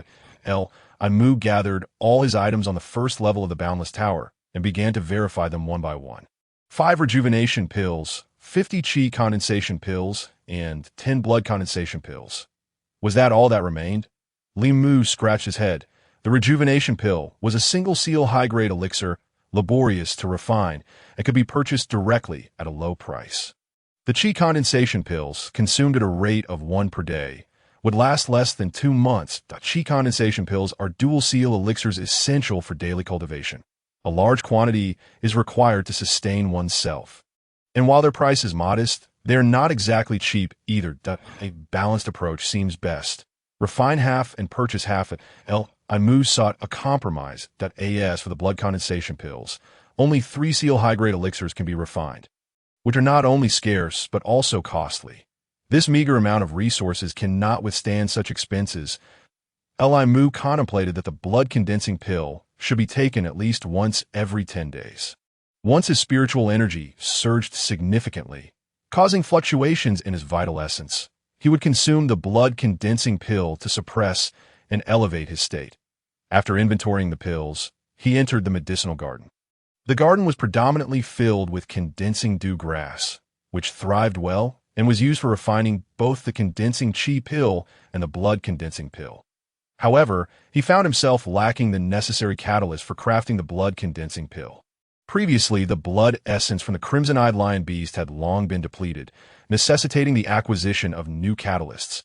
Additionally, he needed to procure the spiritual seeds taken from the slain Li Dongshan and Li Lin. These were already cultivated in the garden, having sprouted a new batch, including sunflower, evergreen vine, and water mandrake. The sunflower and evergreen vine could be utilized for pill refinement, while the remainder was planted in the corners, serving as filler to stabilize the soil in the garden. Typically, Li Mu would harvest these and brew them into 8 treasure spiritual tea, which served as his daily tonic for strengthening his foundation. After taking stock, Li Mu pondered his cultivation plan that he aimed to reach the post-heaven realm within 3 years, the spirit ruin realm within 1 year, and achieve the 5th level of the spirit ruin realm in 2 years, with aspirations to break through to the post-heaven realm in the 3rd year. The pressure weighed heavily on him that in the boundless tower, a year equated to merely a day in the outside world. Thus, 3 years outside was equivalent to a millennium within the boundless tower. Though it appeared daunting, Li Mu lacked bloodlines, which slowed his cultivation speed to 100 times less than that of ordinary people. The time laws of the boundless tower merely compensated for the shortcomings of having his bloodline usurped. Cultivating in the boundless tower was only marginally faster than when he possessed the flame dragon bloodline, and the acceleration was limited in his prime. Breaking through to post-heaven within 3 years was a distant fantasy. One must possess the courage to forge paths through mountains and build bridges over waters. Otherwise, one would merely squander a lifetime. Li Mu had never been deficient in courage and resolve. His only shortfall was financial. The breakthrough point required 3 imprint pills and condensing yuan pills. Moreover, both before and after the breakthrough, he needed to consume one. And now, at the first level of the spiritual platform, reaching the post-heaven realm would necessitate overcoming 17 small realms. Li Mu calculated and realized he would require 34 condensing yuan pills. With no means to even afford one, let alone 34, he was left with no choice but to refine them himself. The sunflower and evergreen vine were materials for crafting the condensing yuan pills. Yet he still lacked the most crucial ingredient, the cultivating yuan fruit. Li Mu rummaged through his belongings, feeling dejected. The lowest grade of cultivating yuan fruit could reach the high grade of 3 imprints, while a better one would be the lower grade of 4 imprints. How could he possibly afford that? Tomorrow, he would venture to the nearby town and try his luck, he thought, if he could procure low-grade, cultivating yuan fruit seeds. Planting them in the medicinal garden for 100 or 80 years would still elevate their grade. Of course, there was a principle. Spend less money while achieving more. If he could accomplish things without spending, that would be even better, unless he killed a few high-tier demon beasts to use their inner cores as substitutes for the cultivating yuan fruit. Li Mu had genuinely considered this. However, the demon beast mountains were perilous, and since he could not afford the seeds for the cultivating yuan fruit, he had no option but to resort to this desperate measure. For someone as financially challenged as him, he harbored even grander ideals. Spending others' money to accomplish his own tasks was the ultimate goal. Alas, he thought, where could he find fools like Li Dongshan and Li Lin in the academy? Li Mu's mind flickered, and he exited the boundless tower. After a night's rest, he planned to venture out of the academy the next day, but he would stroll through the nearby town, purchasing necessities while hoping to find a bargain. Chapter 27. A Feast Without a Good Feast. The next day, Li Mu held a token and traversed the mountain protection array, arriving at the nearest town, named Lucian Town. He first headed to the Spirit Treasure Pavilion. The Spirit Treasure Pavilion was the largest hub for treasure circulation in the Qian Empire. With branches scattered across the empire, flourishing in towns surrounding the Qianyuan Academy, it even had a presence within the academy itself. It held a prestigious position in the industry, especially as it had cultivated a large number of highly skilled alchemists. Many high-grade pills and magical artifacts originated from the Spirit Treasure Pavilion. Likewise, the Spirit Treasure Pavilion also engaged in pawnbroking. However, it was the only place he could go because small establishments and street vendors lacked the financial capacity and often had many scams. Particularly with transient stalls, trustworthiness was even harder to guarantee. They knew well that the disciples of the Qianyuan Academy were mostly from wealthy families, and if they were deceived, they would merely consider it a lesson learned, not wasting time to argue with them. Dealing with them was only advisable if one possessed exceptional discernment. Coming from a small place, Li Mu was aware of his own limitations and would not act foolishly. The Spirit Treasure Pavilion at least had fewer scams. Upon entering the Spirit Treasure Pavilion, Li Mu pawned his surplus spiritual herbs and the so-called treasures he no longer required. The attendant barely glanced at him. 5,000 spiritual coins. Only 5,000? Are you selling or not? Li Mu sighed in resignation. Fine, 5,000 it is. The Spirit Treasure Pavilion had seen all sorts of treasures, and what Li Mu was pawning, though it was spiritual herbs, appeared to them as mere scraps. His heart ached. Big establishments often looked down on customers, lacking integrity. What he had pawned, though of low quality, was still worth 10,000 spiritual coins. The larger the establishment, the more they bullied their customers, leaving him with no recourse. One day, his items would be sought after by the Spirit Treasure Pavilion, and they would have to look to him for approval. Li Mu silently vowed that he then inquired about the price of the condensing qi pill. 100 spiritual coins each. That I'll take 100. Li Mu gritted his teeth and spent 10,000 spiritual coins, making a total of 152 pills, sufficient for 5 months in the Boundless Tower. That he subsequently purchased some high-grade seeds of condensing dewgrass, sunflower, and evergreen vine, spending another 3,000 spiritual coins. Li Mu decided to call it a day. Earning money was harder than eating dung, and spending it was like water flowing swiftly. Now, he was left with only 2,000 spiritual coins, which he intended to conserve. Exiting the Spirit Treasure Pavilion, he had just taken a few steps when suddenly a youth dashed out. "Young master, may I have a word with you?" Li Mu replied cautiously. "What is it?" The youth appeared to be merely 15 or 16 years old, with a youthful face and a slender build. His eyes were lively and shrewd. Perhaps fearing misunderstanding, he introduced himself. "Young master, my name is Gue Shouchong, and I am a bounty herbalist."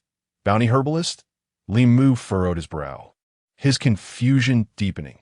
He had never heard of this profession. This was a gathering place for cultivators, and it was a burgeoning occupation. Those who provided merchants with goods or raw materials were often clever and daring youths. Gue Shouchong quickly realized that Li Mu was a novice and quite poor. Such individuals were the easiest to deceive, a prime potential customer. He eagerly said, "Young master, are you a new disciple of the academy?" Li Mu, even more puzzled, asked, "How do you know? Is it written on my face that I'm from the Qianyuan Academy?" Having survived the catastrophe, he was particularly wary of others, though the surrounding towns had their share of academy disciples. Many more were cultivators from various regions. The Qianyuan Academy had invigorated the atmosphere of cultivation in the area, rendering it a sacred ground for practitioners. Li Mu suspected that he had already been targeted. Gue Shouchong smiled. "Young master, I frequent this area and am familiar with the academy disciples here. Observing your demeanor and aura, it is evident you are a newcomer." Li Mu felt his face flush. Aside from himself, the poor, would anyone in the academy pawn items for money? They surely wouldn't be caught dead doing so. He was convinced he was dealing with a scammer, unable to suppress a cold smirk. Gue Shouchong, reading the room, added, "Ahem, I noticed your token." Li Mu looked down. A corner of the token peeked out from his robe, and he quickly tucked it away, mentally noting to be more cautious. "What do you want from me?" Gue Shouchong pulled Li Mu aside. "If you have items to pawn, feel free to approach me. That I assure you, the price I can sell them for will satisfy you. Furthermore, if you need to purchase resources, I am well acquainted with this area and can assist you in finding quality items at reasonable prices." Li Mu chuckled awkwardly. "No need." He turned to leave. "Wait, young master." He grasped Li Mu's arm. Li Mu instinctively released his spiritual energy, his gaze turning sharp. Gue Shouchong quickly withdrew his hand, trembling at the first-level spiritual platform. The person before him was a new disciple. His realm was so high. Thus, he wore an apologetic expression, his eyes reflecting the nervousness and trepidation typical for someone of his age. Nevertheless, he did not leave. He wished to secure Li Mu as a client. "It is entirely understandable that young master does not trust me, but rest assured, familiarity breeds trust. Here is my address." Should you need anything, feel free to come find me. Li Mu took the address and casually tucked it into his robe. Understood. He turned to leave again. Gui Shouchang called after him. Hey, hey. This time he dared not reach out, timidly calling out to Li Mu. What is it now? Gui Shouchang said apologetically. If you come looking for me and I'm not around, it would delay your affairs. Here, take this flute. If you need me, simply blow it, and I will be able to find you. Li Mu did not trust him. However, since the flute was free, why not accept it? He took it and placed it in his robe before departing. Afterward, he wandered around the town, gaining a general understanding of the surroundings. He would undoubtedly return often in the future, by noon. His stomach grumbled, and he sought a place to eat, preferably something inexpensive. After some thought, he decided against it. The academy provided free meals. Why waste money? He had already spent enough today. Thus, he returned to the academy as he neared his small courtyard.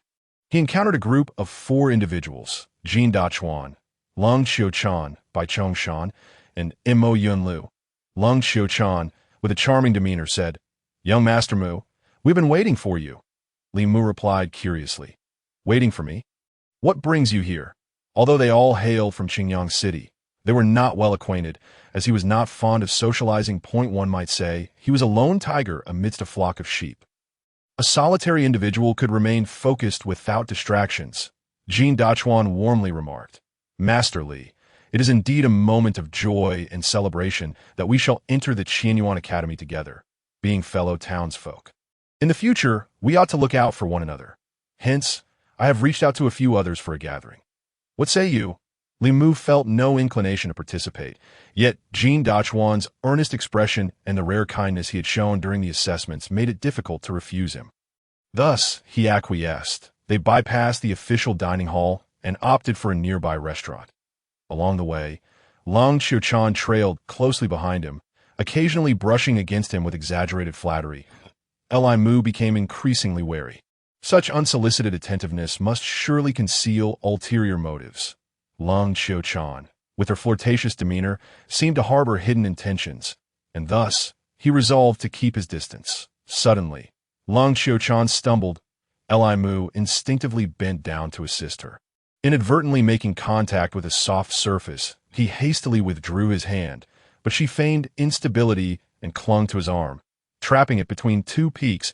As they stood, a flush of crimson spread across Lung Xiuchan's face, her eyes gleaming with a predatory glint. Upon their arrival at the eatery, Jin Dachuan, with a grand air, ordered an extravagant array of dishes. Lung Xiuchan exhibited an exuberant demeanor, while Bai Zhongshan maintained a commendable composure, and Mo Yunlu remained silent, exuding an aura of profundity. Come, Master Mu, let us drink. Lung Xiuchan incessantly poured wine for Li Mu, drawing closer with each refill. Li Mu subtly shifted away, unwilling to allow her proximity. As the evening wore on and the drinks flowed, Li Mu suddenly furrowed his brow, sensing an unsettling sensation in his abdomen. Under the guise of intoxication, he propped his chin on his hand and allowed his consciousness to drift into the Wujie Tower. A sense of dread washed over him. He had been poisoned. Was it in the food or the wine? Who sought to harm him? Could it be a scheme orchestrated by Jin Dachuan? Seated cross-legged, he began to circulate his energy through the Tana Guyuan technique.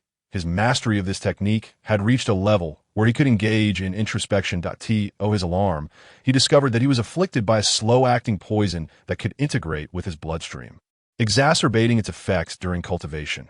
Such malevolence aimed to take his life without a trace. The depths of animosity required to concoct such a plan were unfathomable. Fortunately, his practice of Tana Guyuan allowed him to observe the spread of the toxin, and with his mental acuity in the realm of the virtual and the real, he could isolate the poison. After several hours, the toxin was finally expelled. He emerged from the Wujie Tower and in the external world. Only a few moments had passed. Master, are you all right? Jin Dachuan inquired, patting his shoulder.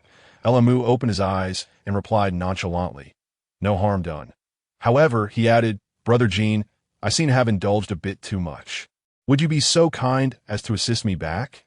Jin Dachuan, unaware of Li Mu's true intentions, readily complied and helped him back to the courtyard. Chapter 28. Xian Nanling, Jean Dachuan chuckled. Master Mu, your tolerance for alcohol certainly requires improvement. He assisted Li Mu back to the courtyard. Li Mu discreetly cast a sidelong glance. Could it be Jean Dachuan?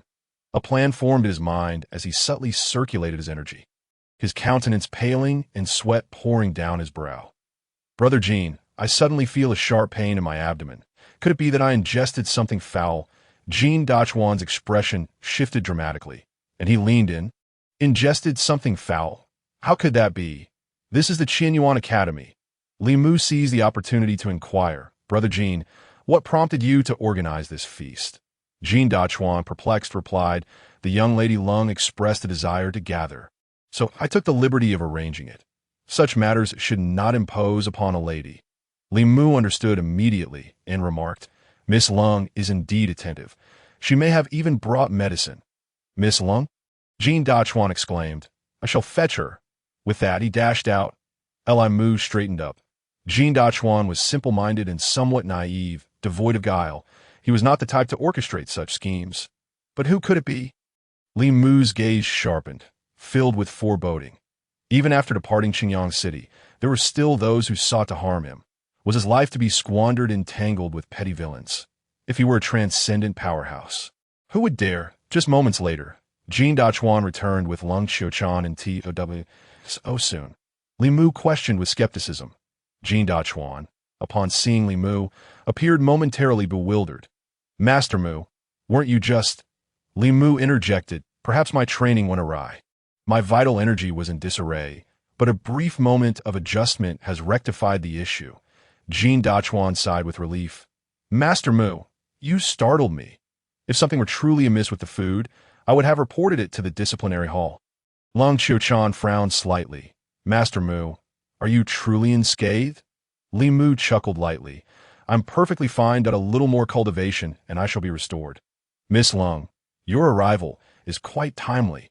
Lung Xiaochan hurriedly explained.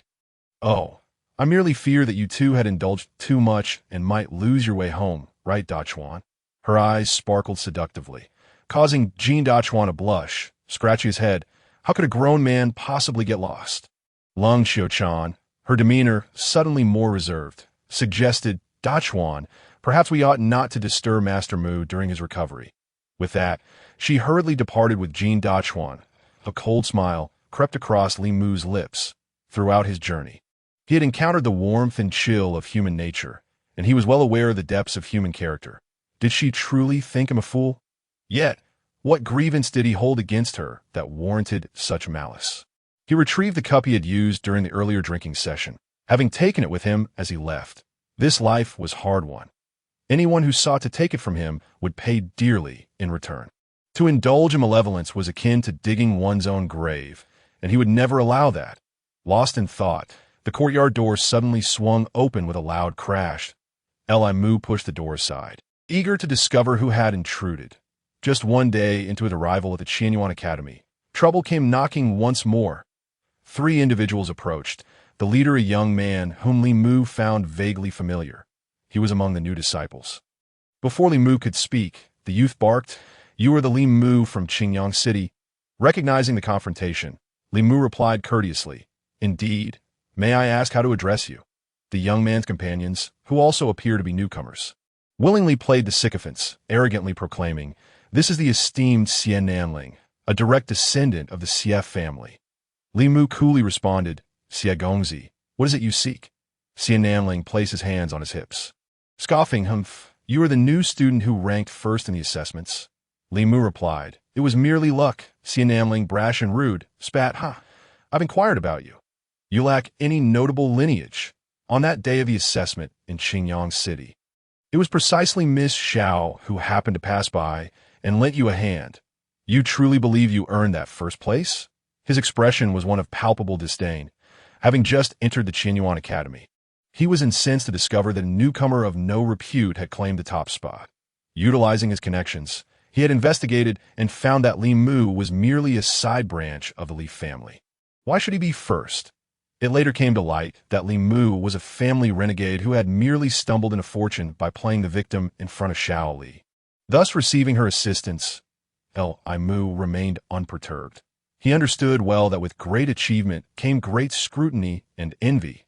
He responded in a low voice, "The assessments of the Qianyuan Academy are not swayed by others. If you doubt it, feel free to consult the assessment elders. I see no need to explain myself." Xian Nanling's eyes glinted with malice. The Xie family was one of the four prominent families of the Great Qian. And being a direct descendant, he expected respect. A side branch of the Li family speaking so defiantly was utterly contemptible. He resolved to teach Li Mu a lesson, eager to demonstrate that facing him was akin to striking a steel plate. He would not just suffer defeat. He would be crippled. Among the four esteemed families, Xie, Lu, Li, and Xiao, though the Xie family ranked fourth, the disparities among noble families were minimal.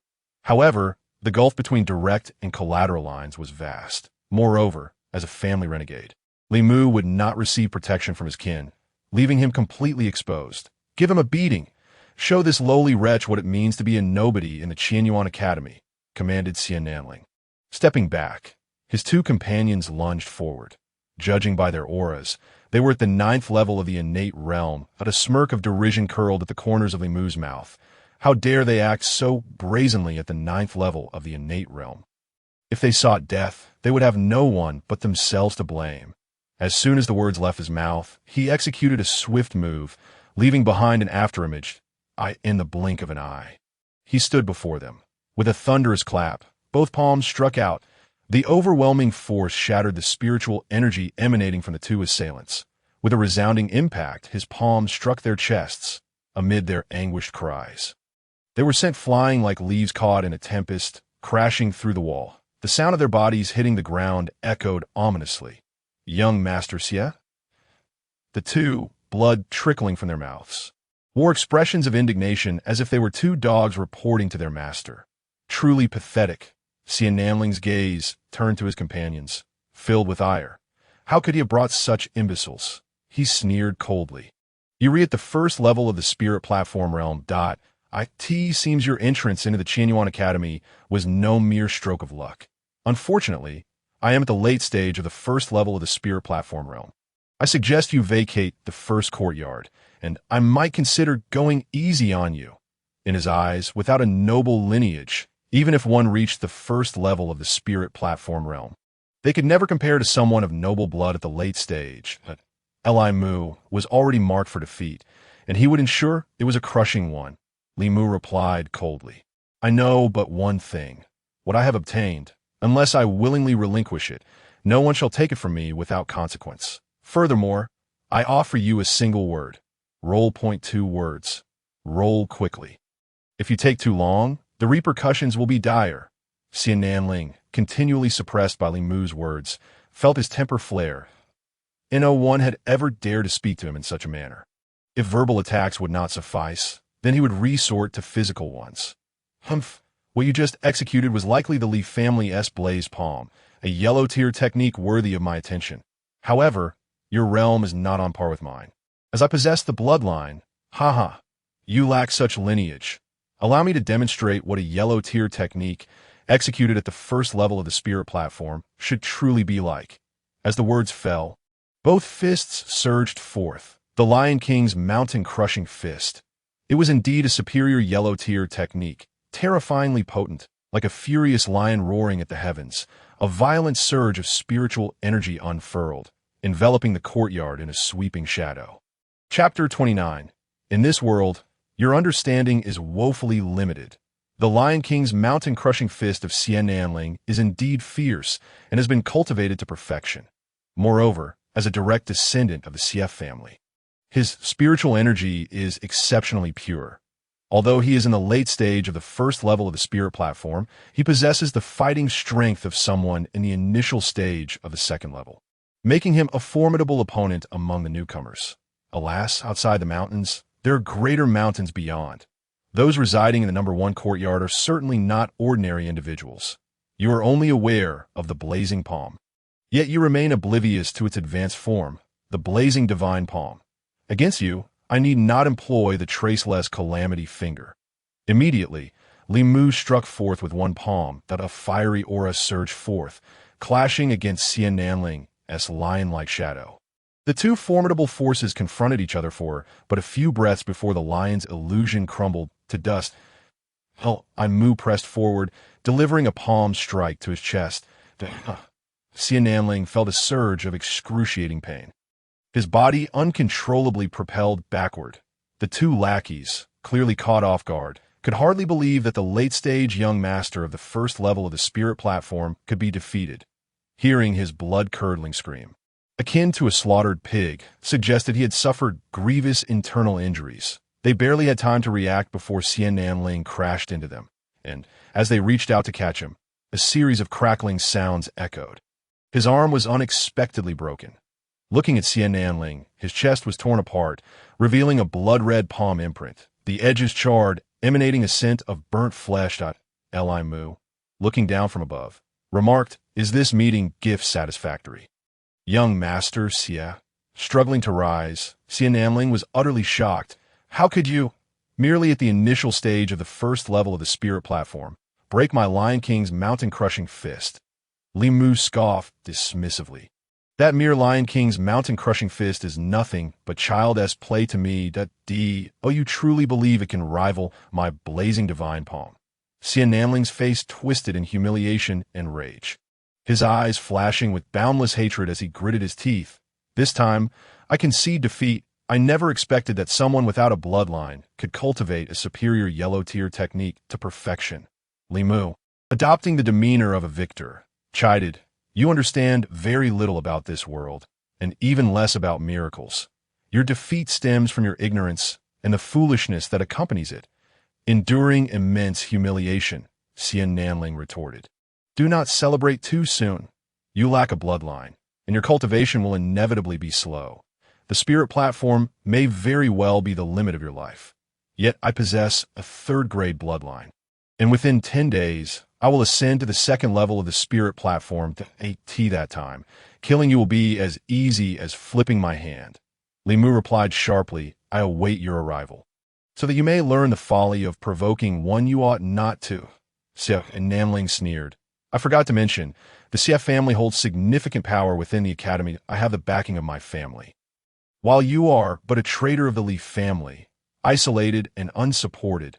Li Mu's demeanor turned icy. "And what of it? If I utter a single word for you to leave, do you have the courage to comply?" Xia Nanling clenched his fists tightly. To leave would mean he had to obey, for he was no match for Li Mu at present, and this debt would be remembered. After speaking, he retreated with his two lackeys. Watching from a distance, Lung Qiuchan was utterly astounded. He actually did not succumb to poison. Impossible! The drink he received was definitely poisoned. It was too strange. Moreover, Xia Nanling was one of the finest among this cohort of newcomers. Yet he fell to Li Mu. Alas, the wealth of the Li family in Qingyang is truly hard to come by. On the day the assessment concluded, everyone returned home to pack their belongings. Li Zhonghan devised a cunning plan, and Li Hongchang, following his instructions, sought out the Lung family. The Lung family was but a minor clan in Qingyang. Li Hongchang promised cooperation between the two families, ensuring that the Lung family's enterprises in Qingyang would double, and even offered to assist them in rising to a mid-tier family. She first attempted to seduce Li Mu, only to find he was not so easily ensnared. Thus, the incident of poisoning him at the banquet ensued. When Xia Nanling approached, Lung Qiuchan hurried over, her face filled with concern. "Young Master Xia, what brings you here?" Seeing Lung Qiuchan's unparalleled beauty, Xia Nanling quickly dismissed his lackeys from supporting him and inquired, "And who might you be, my lady?" Lung Qiuchan shyly replied, "I am Lung Qiuchan from Qingyang City." Xia Nanling's expression darkened. "You are from Qingyang." Lung Qiuchan hastily reassured him, "Rest assured, young master, I have no alliance with Li Mu.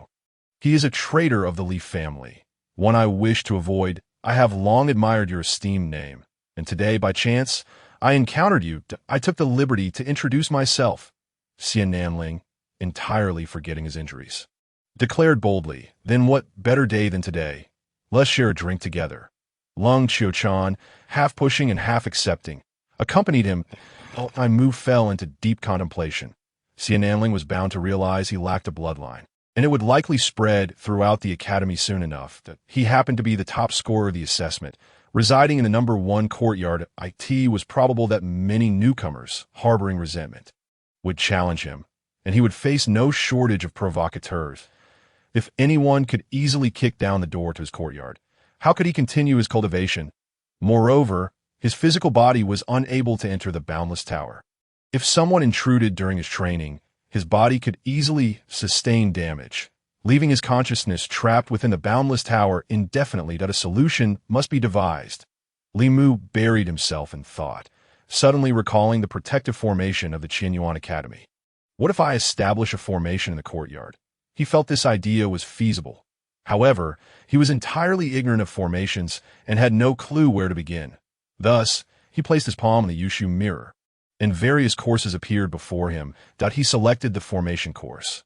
After browsing for over half an hour, he was deeply disappointed. There were indeed formations available, in fact, many, yet the basic formations could not withstand the assault of energies beyond the spirit platform. As for advanced formations, the Yushu mirror indicated that his level was too low to cultivate them, rendering the instructional images inaccessible. Yet the need for a protective formation was urgent. Li Mu lay on his bed, staring blankly at the ceiling. Having just entered the Qianyuan Academy, he encountered a significant hurdle in his cultivation. What was he to do? He patted his chest in thought when he noticed something hard in his pocket. Upon pulling it out, he discovered it was a flute, a gift from the bounty hunter, Guisho Chong. Perhaps I should seek him out tomorrow. Li Mu had no choice but to resort to this last-ditch effort. Even if it turned out to be a scam, he could only take the risk once. When there are no options left, sometimes one must forge ahead. Resolutely deciding, he ceased his internal turmoil with a thought. He entered the boundless tower. He unearthed the already matured dew grass, sunflower, and evergreen vine, arranging them neatly. All were the highest quality and should fetch a considerable sum. Selling them would allow him to purchase seeds, creating a lucrative cycle. After planting the newly acquired spiritual seeds, he completed his tasks and began to meditate. After spending over half a year within the boundless tower, he opened his eyes to find the planted spiritual herbs had grown remarkably tall. Most gratifying, with a thought, he returned to his room, greeted by the bright morning light. Li Mu headed to the official dining hall, eating a simple meal amidst a sparse crowd. Who could rise so early? He overheard whispers directed at him. Look, that's Li Mu, the top scorer of the assessment. I heard he lacks a bloodline. How did he even get in? I heard it was the esteemed disciple, Xiao Li, who lent him a hand. Is that true? Could Miss Xiao truly take a liking to someone without a bloodline? Who knows? Although Li Mu lacks a bloodline, he is quite handsome. Perhaps Miss Xiao prefers this type.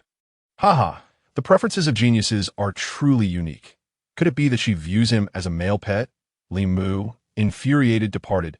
Exiting the Qianyuan Academy, he followed the address provided by Guisho Chong, arriving at a dilapidated slum. To his surprise, such a wretched place existed near the Qianyuan Academy. He instantly grew suspicious of Guisho Chong. How much influence could someone living in such conditions wield? Would he be able to procure what Li Mu desired? But having arrived, he steeled himself to give it a try. Knocking on the door, he heard a lazy and irritable voice from within. Who is it? Creak. The door swung open. It's young Master Li. Please come in. Chapter 30. Guisho Chong. Upon entering, he was greeted by a musty odor that was quite pungent. This environment was all too familiar to Li Mu. The walls were bare, and even the dilapidated items were too precious to discard. Instead, piled in the corners, that a sense of nostalgia welled up within him.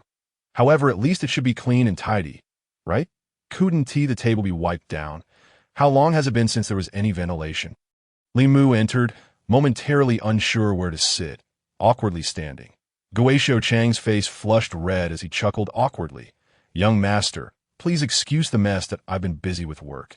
Home is merely a place to sleep. He dusted off the table and chair with his sleeves. Please, have a seat. As Li Mu sat down, he couldn't help but smirk coldly. Busy with work, yet residing in such a place. Clearly, the business was not thriving. Regret washed over him. He shouldn't have sought out this man. Guisho Chong got straight to the point. Young master, do you have any treasures you wish to exchange for money? Li Mu's face flushed slightly. Just yesterday, he had turned someone away without offering a kind word. And now, here he was shamelessly seeking them out. The moment they spoke, the question arose. Did he wish to exchange money? It was evident that he was a miser, struggling to make ends meet. What right did he have to mock others? He cleared his throat softly. I seek a specific formation. Do you have any leads? He inquired, adding, I am a disciple of the academy. And I managed to get by Shozhong. Only having heard the first part of his statement, dismissed the latter with a smile, mindful of Li Mu's pride. Yes, of course. In Lucian Town, there are numerous sellers of formations. I can certainly negotiate a favorable price for you. His demeanor suddenly shifted, a hint of embarrassment creeping in 0.10 spirit coins as a fee. Would that be acceptable to you, sir? Li Mu rubbed his fingers together. The price seemed fair enough. However, parting with silver always stung a bit. He emphasized, this formation must withstand the attacks of a Lingshu realm practitioner. Is that possible? Gue Shozhong was momentarily taken aback. Sir, you are a new student. Have you already reached the Lingshu realm? Do you truly require such a formidable formation? Li Mu's patience wore thin. Rising to leave, he demanded, just answer. Yes or no? Yes, yes. Gue Shozhong, fearing his departure, hastily acquiesced that a practitioner of the Lingshu realm is indeed considered a master among the elite disciples of the outer sect. Even qualifying for the inner sect, he struggled to comprehend. The Qinyuan Academy must have several formations available. Li Mu explained the situation. Due to insufficient cultivation, he was temporarily unable to acquire them. So that's the case. Gue Shozhong rubbed his fingers together, his face displaying hesitation. It seems I didn't anticipate that your needs were so substantial. There are none, am I right? Li Mu snorted through his nose. Having suspected as much. No. It's not that there are none. Gue Shozhong quickly waved his hands. Rather, it will require additional payment. Additional payment? At this, Li Mu felt a wave of discomfort wash over him. The mere mention of extra costs sent a chill down his spine, signifying further financial loss. Thus, he extended 2 fingers. 20 spirit coins. Would that suffice? Gue Shozhong's expression shifted, extending 3 fingers in response. Well, not much more. Li Mu appeared unfazed. The Qinyuan Academy is the premier institution of Deqian. Exceedingly secure. Why would I need a formation? With that, he stood to leave. I am merely seeking some amusement. It is not a necessity. 20, sir, just 20. Gue Shozhong insisted, pressing his hand on Li Mu's shoulder to keep him seated. Business transactions are a tug of war. One cannot simply walk away after a single negotiation fails. His expression was quite complex. Li Mu had effectively held him in a bind with his threats of departure. Sir, if I earn a little less and you get what you desire, I, Shozhong, would be more than willing. However, Gue Shozhong sought to clarify. You surely have the 20 spirit coins, but the price for this formation is quite steep. May I ask if Li Mu's smile stiffened? Gue Shozhong's words cut deep, striking at his vulnerabilities that a formation capable of withstanding a Lingshu realm practitioner would undoubtedly command a sky-high price. Would these spirit coins be sufficient? He produced some spirit herbs. Gue Shozhong scratched his head, embarrassment etched across his face. The price for selling spirit herbs is different. Does this also require money? Li Mu's mind buzzed. Stunned, sir, your words are rather misplaced. Buying and selling are 2 different trades. Gue Shozhong explained. Li Mu's expression turned sour, as if he had tasted something foul. What price is that? 1 in 100. That is to say, for every 100 spirit coins sold, he would take 1. Very well. At this point, Li Mu had no choice but to concede. As long as he could acquire the formation, a little financial sacrifice was acceptable. At that moment, Li Mu suddenly realized he had fallen into a trap. Gue Shozhong's true intention was to profit from second transaction. Acquiring the formation was merely a means to ensnare him. Such a young age, yet so cunning. Subsequently, Gue Shozhong led him to sell the spirit herbs. The final outcome left Li Mu dumbfounded. They had managed to sell for a staggering 100,000 spirit coins. Intangible goods. That amount could easily bury him. Gue Shozhong's commission of 1,000 spirit coins left him grinning from ear to ear. Li Mu said nothing. Had he sold them himself, the price would have been halved. Ultimately, it was a lucrative deal, a win-win situation. From this experience, Li Mu deduced several characteristics of Gue Shozhong. First, he was eloquent. Second, he possessed strong professional skills. Third, he was well-informed. The goods were sold effectively, naturally allowing for a premium. The fourth point, and perhaps the most crucial, was that Gue Shouzhong was a decent person, making long-term collaboration feasible. After selling the spirit herbs, it was already noon. Gue Shouzhong, drenched in sweat and parched, took the initiative to treat Li Mu to a meal. His invitation was not solely to maintain a client relationship. He also felt grateful to the young master. He remarked, "Your items are of exceptional quality. This morning has indeed helped establish a small reputation for me." Gue Shouzhong felt a surge of excitement. Everyone now knew that he had good merchandise and connections with buyers and sellers, leading to more people seeking him out in the future. Li Mu listened, deeply moved, feeling a sense of shared struggle. Gue Shouzhong, like himself, was capable and ambitious, yet of humble origins, lacking an opportunity. Once that chance arose, he would seize it tightly. After their meal, Gue Shouzhong took him to purchase the formation. They did not venture into the bustling market, but instead wound through narrow alleys into a slum. Mu hesitated. "Will there be formations here?" "You see, sir, true masters often hide in plain sight. This person must have formations," Gue Shouzhong asserted confidently. "Do you happen to know any reclusive masters?" Li Mu's curiosity was piqued. "That I do know of one, but he rarely stays in Lucian Town for more than a few days each year," Gue Shouzhong explained, a hint of awkwardness in his voice. "Fortuitously, he happens to be here at this moment. May I inquire how this esteemed elder is addressed?" Li Mu's interest intensified. He had underestimated Gue Shouzhong, who actually knew a hidden master. "His name is Chun Wanshan, nicknamed Chun Banji," Shouzhong replied. Entering the dim alley, they knocked on a weathered door. An unkempt old man opened it. The wine gourd, worn and stained, hung from his waist, and his right index finger, resting on the doorframe, was only half a length, and no wonder he was called Chun Banji. This was the reason. "You little brat, scram!" Chun Banji bellowed upon seeing Gue Shouzhong. Slamming the door shut with a bang, Li Mu and Gue Shouzhong exchanged awkward glances. Gue Shouzhong, undeterred, reassured, "Do not worry, sir. He will definitely sell you the formation. Am I to trust you?" Li Mu expressed his skepticism. Chapter 31. The Ten Directions Formation. Several years ago, during winter, I witnessed a frostbitten Shouzhong and invited him to a hearty meal, allowing him to survive the frigid conditions of the mortal realm. Gue Shouzhong, moved to tears, reminisced about the past. Chun Banji shifted the conversation, angrily retorting, "I saved you, and yet you cling to me like a dogskin plaster. Is this how you repay kindness?" His rage was palpable. His face flushed. Clearly, he had suffered long under Gue Shouzhong's influence. Gue Shouzhong, drenched in Chun Banji's spittle, quickly set aside his sorrow, wearing a forced smile. Having just faced rejection, he was unwilling to give up. Loudly reciting poetry while pounding on the door until Chun Banji, unable to endure the disturbance, reluctantly let him in. Perhaps the greatest mistake of his life was saving Gue Shouzhong. Mu empathized with Chun Banji. The raucous scene lingered in his mind, the ringing in his ears still present. Chun Banji's reluctance to remain in Lucian Town was understandable. Gue Shouzhong, filled with shame, remarked, "Old Chun, every time you return, I bring you business.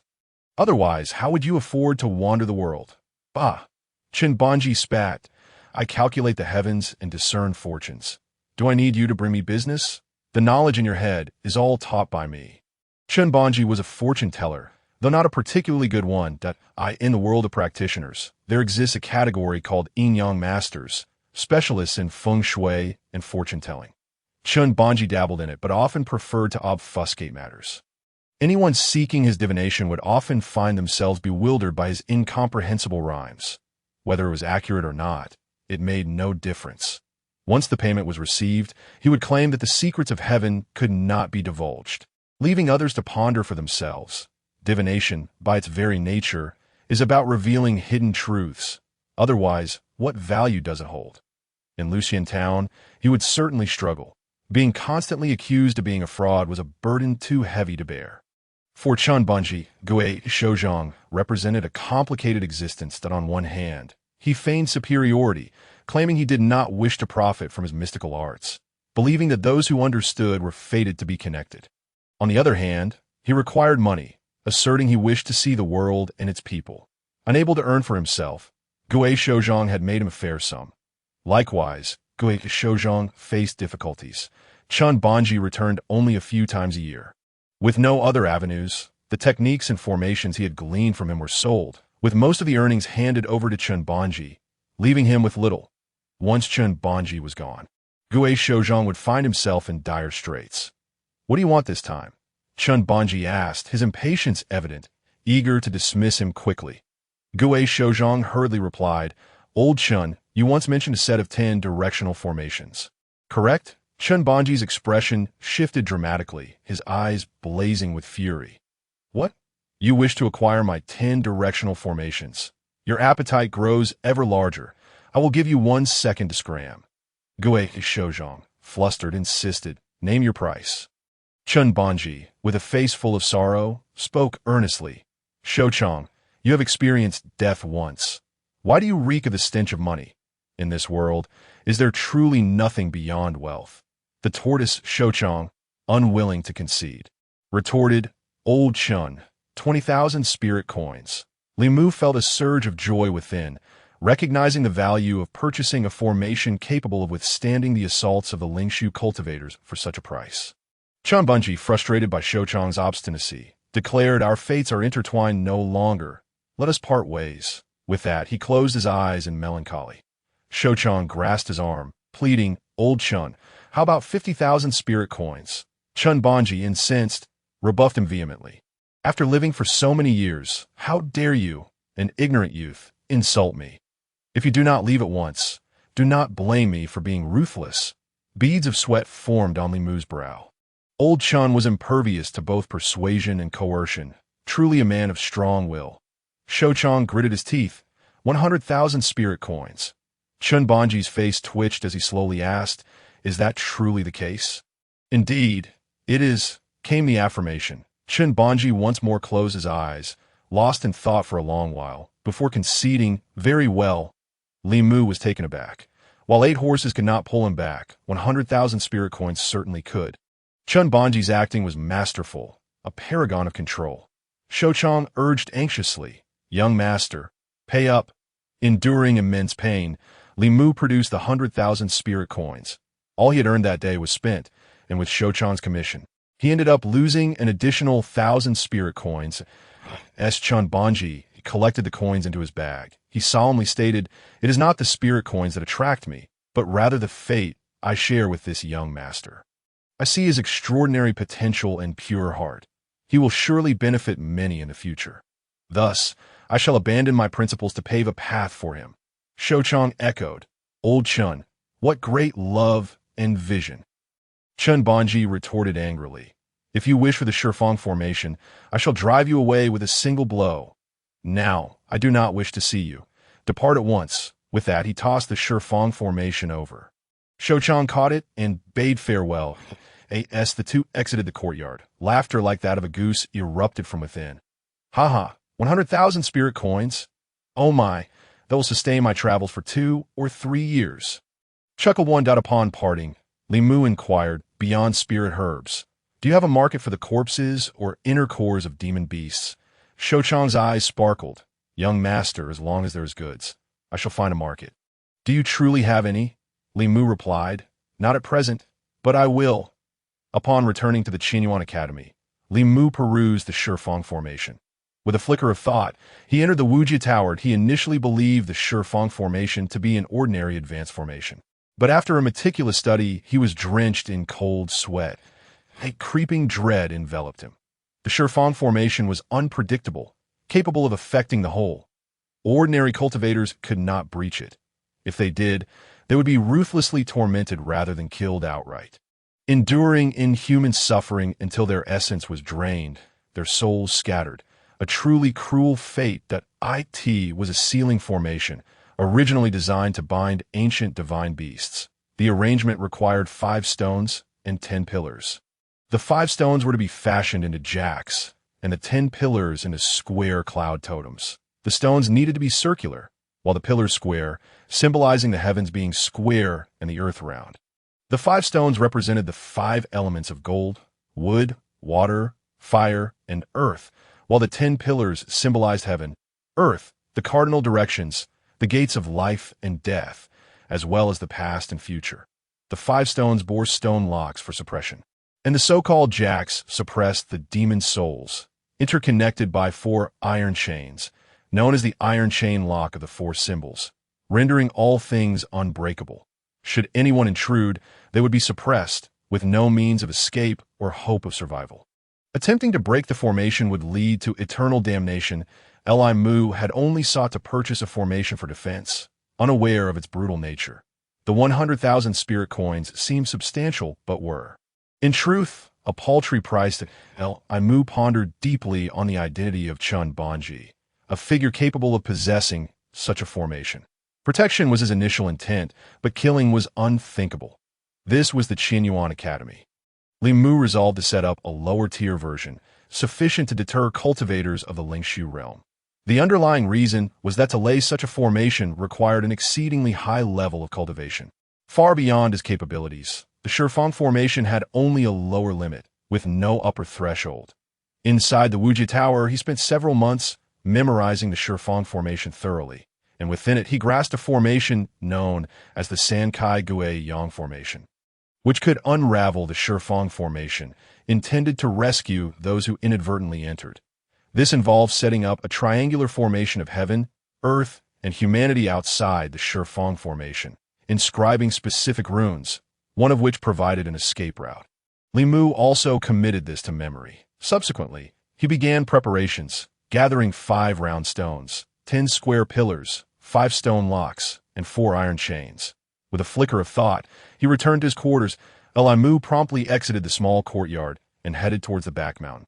The Shifang formation needed to be established quickly to allow for uninterrupted cultivation. His intuition warned him that should the cold autumn cicada's first attempt fail, there would undoubtedly be a second. Xia Nanling, with his narrow-mindedness, would certainly seek revenge after his humiliation. With the backing of the Xie family and his considerable cultivation, despite having easily defeated him yesterday, Li Mu could not afford to be complacent. Life at the Qianyuan Academy was fraught with challenges. Chapter 32. The second level of Ling Tai. The materials for setting up the Shifang formation could not be compromised. The stones from the back mountain were the best. After selecting them, Li Mu returned to the Wujie Tower. It took nearly half a year for him to carve 5 round stones and 10 square pillars, along with 5 stone locks. The round stones and square pillars needed to be identical in size and shape, requiring meticulous precision. A formidable challenge indeed. Testing both willpower and patience, he then collected iron ore into the Wujie Tower and began to smelt it using a large cauldron. Fortunately, Li Mu had already stepped into the threshold of alchemy, his spiritual power reaching the initial stage of the hard observation realm. In just over 10 days, he produced 4 exceptionally pure iron chains, enough to encircle the small courtyard. The next step proved even more arduous. Carving cloud patterns onto the stone locks and square pillars demanded that every line, depth, and shape be identical. Testing the thickness, purity, and control of his spiritual power, Li Mu was exceedingly confident, having previously demonstrated his extraordinary mastery over spiritual power during the Lingling screening assessment. He nonetheless spent nearly another half-year to complete this task. Inside the Wujie Tower, time flowed peacefully. Outside, however, dark tides surged. In Xingyang City, Li Hongchang's fury boiled over. He spoke sharply. Cold family master, my Li family has offered numerous benefits.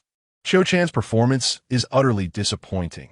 Since Li Mu entered the Qianyuan Academy, every move he made was under Li Hongchang's watchful eye. The rumors of his bloodline being crippled and fortuitously entering the academy were all orchestrated by him, reflecting his malice. After the last failed assassination attempt by Cold Qiu Chan, the news had swiftly reached Xingyang. Li Hongchang had suffered repeated setbacks, losing both his son and troops, having spent a fortune to bribe the Cold family. He was met with failure. His anger was palpable, and he unleashed it upon the Cold family master, berating him mercilessly. Under the eaves, one must bow their head. The Cold family master wiped the sweat from his brow. Cooperating with the Li family was more challenging than swallowing excrement. Yet he had no choice but to endure for the sake of profit. Rest assured, Li family master, I've already sent word to Qiu Chan, urging her to expedite her progress and ensure that Li Mu is eliminated before the new disciple competition. Li Hongchang was not convinced. Cold family master, having failed once, it is difficult for me to trust you. Our cooperation must be paused. The cold family master grew anxious, quickly replying, Qiu Chan has informed me that she has connected with the direct descendant of the CF family, Xian Nanling, with the CF family support. How can we fear failure? The direct descendant of the CF family. Upon hearing this, Li Hongchang's expression softened. He encouraged, excellent. Qiu Chan is naturally enchanting. If we do not leverage her, it would be a waste. I am very pleased with this strategic move. He felt a renewed sense of confidence. He then lamented, I have repeatedly reached out to young Master Zhonghan. If he were to take action, given his status in the Qianyuan Academy, eliminating Li Mu would be as easy as squashing an ANT. He spoke. He complained, young Master Zhonghan is too self-important. He is apprehensive that taking action might tarnish his reputation due to his registration for next year's top disciple assessment. With that, he threw up his hands in dissatisfaction. All the pressure falls on me. The cold family master flattered. Young Master Zhonghan's esteemed position means he need not intervene for a mere Li Mu. Li Hongchang scoffed. What is reputation worth?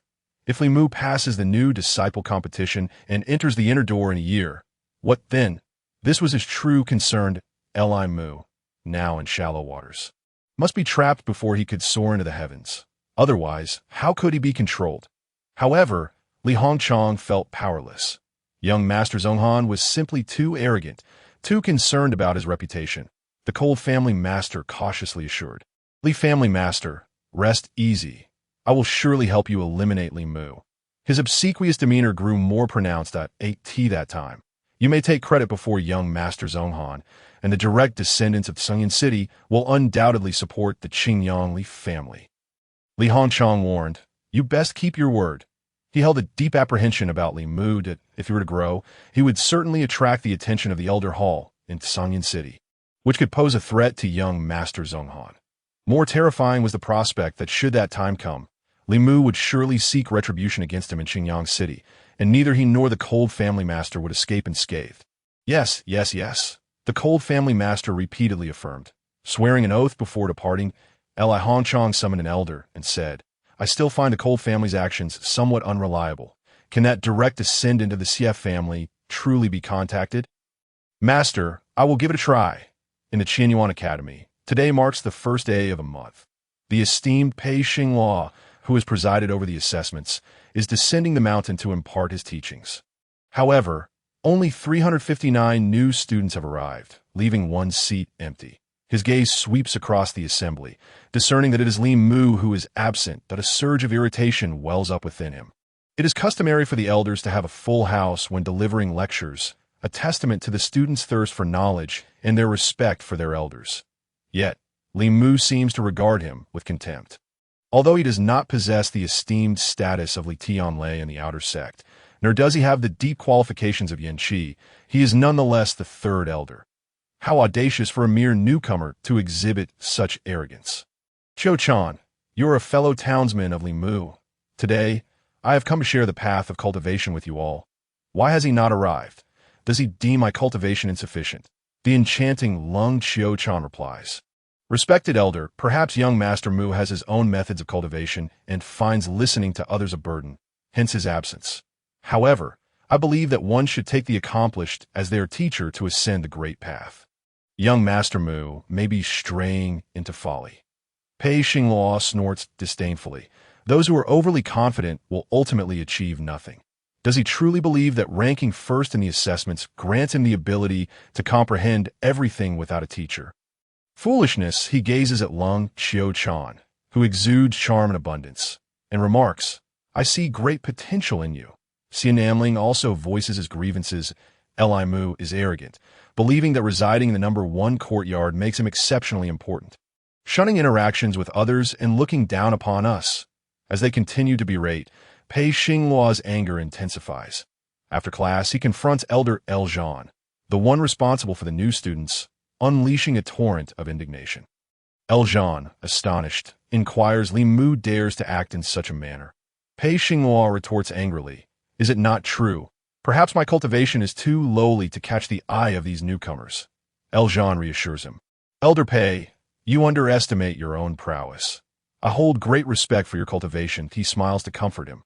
With less than a month until the new student assessments, whether Li Mu is a true genius or merely arrogant will soon be revealed. Pei Xinghua sighs. I am merely venting my frustrations. Elder L, you must take care of the upcoming assessments. Sensing the underlying meaning, Eljan responds delicately. Rest assured, Elder Pei, the Qianyuan Academy has always valued talent above all. If Li Mu possesses true ability, he will be acknowledged. Should he attempt to exploit the situation, I shall unleash my wrath. After a brief conversation, Pei Xinghua departs. Coincidentally, he passes through the area where the new students reside. Intent on seeking out Li Mu to discern his reasoning, as he approaches the door, he suddenly feels a surge of violent energy, causing him to hesitate at the threshold. There is a formation within. When did he learn such formidable array techniques? With his current state, it should be impossible. Pei Xinghua is taken aback. Having mastered only the unorthodox paths, it is no wonder he dismisses this elder. His expression grows increasingly grim. You must remember, in the outer sect, I am the elder. Humph, you shall reap the consequences in due time. Fuming, he departs and unexpectedly encounters Lung Qiuchan. Elder Pei. What a delightful coincidence. Qiuchan has some questions regarding cultivation and wishes to consult you. Pei Xinghua's spirits lift. Your dedication to learning will surely lead you to greatness.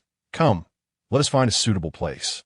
Feel free to express any inquiries. The two then set off together. Within the boundless tower, for years have passed unnoticed, Li Mu feels a roaring power within him. His spiritual energy surging uncontrollably, he opens his eyes. Two beams of brilliance shooting forth, illuminating the area around his eyes. He has broken through to the second level of the spirit platform. Setting up the Shifang array has unexpectedly enhanced his cultivation. Delighted by this unforeseen boon, he contemplates the ancient inscriptions on the stone pillars and locks, each brimming with infinite mysteries. The process of engraving itself is a form of cultivation. He has set up two Shifang arrays, one in his small courtyard and another in the boundless tower, as a precaution. Simultaneously, he has advanced to a high level in the art of returning to one, allowing him to observe the functioning of his organs and spiritual energy with clarity. Additionally, he has perfected the fiery palm technique and the markless calamity finger that, in the future, he plans to advance these two techniques along with the misty step. Next, Li Mu begins to assess his resources. His supplies are nearly depleted. Thus, he calculates his next steps. The condensing qi pills and blood condensing pills require urgent refinement, with the latter still lacking the necessary medicinal catalyst. He has yet to concoct the condensing yuan pill. Having benefited from the engraving of the Shifang array for his breakthrough to the second level of the spirit platform, Li Mu exits the boundless tower, preparing to seek out a mountain of demonic beasts to hunt for inner cores for alchemical purposes. He has a specific location in mind, one he observed before entering Qianyuan Mountain, which emanated an extraordinary aura. He deduces there must be hidden secrets within. The inner cores of the demonic beasts contain the catalyst for the blood-condensing pills and serve as the primary material for the condensing yuan pill, the inner core of the earth fiend demonic beast. Furthermore, the bones and skins of these beasts could be sold to Guai Shou for some spirit coins, effectively replenishing his resources. Chapter 33. Departing for Falling Star Mountain. Xielang, Li Mu has entered the mountain of demonic beasts. Lung Qiuchan finds Xian Nanling. Is that true? Xian Nanling exclaims, his eyes sparkling with excitement. I witnessed it with my own eyes, having not seen any activity from Li Mu for several days. Lung Qiuchan grows increasingly anxious. Her father's letters press upon her relentlessly, each one more urgent than the last. The tone escalates with each correspondence. If she cannot eliminate Li Mu, she might as well forsake the Lung surname and seek a brothel to sell herself. She is filled with desperation. Yet, the formation surrounding Li Mu's courtyard prevents her from entering, leaving her without even the chance to seduce him. Thus, she spends her days lurking nearby, observing the movements within the courtyard. At last, her perseverance pays off. Once he enters the mountain of demonic beasts, she can rightfully take action against him. Xian Nanling devises a plan. The Academy permits the existence of demonic beasts in the Qianyuan mountain range, primarily for the sake of student training. With the protective mountain array, safety is guaranteed. However, once one enters the mountain of demonic beasts, life and death become uncertain. Unless organized by the Academy, entering the mountain is generally discouraged. Yet not forbidden. Students must bear the consequences of their choices. Typically, inner sect disciples may dare to venture in to test their progress, while outer sect disciples seldom take such risks. Xie Lang, are you truly going into the mountain? Lung Qiu Chan inquires. How could I miss the best opportunity to eliminate Li Mu? Xian Nanling snickers. Anticipating his response, Lung Qiu Chan feigns concern. Xie Lang, the mountain of demonic beasts is perilous. Qiu Chan fears for your safety. Are you confident? Before the mesmerizing beauty, a man must never admit to weakness. With bravado, Xian Nanling declares, I have already broken through to the mid-stage of the second level of the spirit platform. Ordinary demonic beasts pose no threat to me, and I carry artifacts to ensure my safety. His rapid breakthrough to the second level of the spirit platform was facilitated by the elite of the outer sect. Xie Shihong. The Xie family holds considerable power within the Academy, having always been the ones to dominate others, with none daring to confront them openly. After suffering humiliation, Xie Shihong was furious and gifted Xian Nanling with 3 advancement pills, enabling him to break through in just 4 to 5 days to no further guarantee his success. He visited Xie Dongli, an inner sect disciple. After informing him of the situation, Xie Dongli was equally incensed and passed on a magical artifact for Xian Nanling. As an inner sect disciple, he could not act against outer sect disciples directly for fear of ridicule. Within the Qianyuan Academy, the Xie family members are known for their unity, maintaining connections regardless of their sect status. Besides these 3, Xie Beigui is also an inner sect disciple, while the most renowned is Xie Linli, the foremost disciple of the sect leader. Upon hearing this, Lung Qiuchan's conviction strengthens. Li Mu will undoubtedly perish in the mountain of demonic beasts. As she gazes at Xian Nanling, her infatuation deepens. Should she align herself with the Xie family's direct lineage, the Lung family would no longer have to bow to the Qingyongli family. Nor would she need to curry favor with Pei Xinghua. I have absolute confidence in Xie Lang. Xian Nanling smirks, pretending to stumble and leaning closer to her. Would Miss Qiu Chan care to join me? After all, the mountain of demonic beasts is seldom traversed by others. Even if they engage in some shameless antics, no one would be the wiser. The thrill of it all is enticing. Lung Qiu Chan does not shy away. Allowing him to draw near, she even leans in closer. Are you not worried I might be a burden? Xian Nanling grows bolder. Ensuring no one is around, he reaches out, pulling her closer. Eliminating Li Mu will be as easy as flipping a hand, and he can enjoy a leisurely excursion with Miss Qiu Chan. What could be more delightful? Of course, I shall oblige you, Xie Lang. She responds, half-heartedly resisting. Soon, their passion ignites, and they seek a secluded corner, sharing tender moments. Afterward, Lung Qiu Chan prepares to return and decides to seek out Pei Xinghua. If Academy disciples enter the mountain of demonic beasts and encounter danger, will there be a rescue? Pei Xinghua is taken aback. Has someone entered the mountain? Lung Qiu Chan quickly denies. No, I am merely curious. I have not seen Li Mu around for several days, and I am merely inquiring. Pei Xinghua perceives the hidden meaning in her words. If one enters the mountain but remains shallow, calls for help will be heard. However, he coughs lightly. If one ventures too deep, there will be nothing I can do. Then, he feigns a warning to Lung Qiu Chan. I shall be leaving for a few days. Do not enter the mountain of demonic beasts, for even if you call for help, I shall not hear you. Lung Qiu Chan comprehends, a smile gracing her lips. Rest assured, Elder, Qiu Chan knows her own limitations and would never enter the mountain. Then they engaged in casual conversation, subtly uttering some libertine remarks. Pei Xinghua listened with excitement, as if transported back to his youthful days. At his age, engaging in genuine pursuits had become an arduous task, yet he remained quite willing to indulge in flirtation.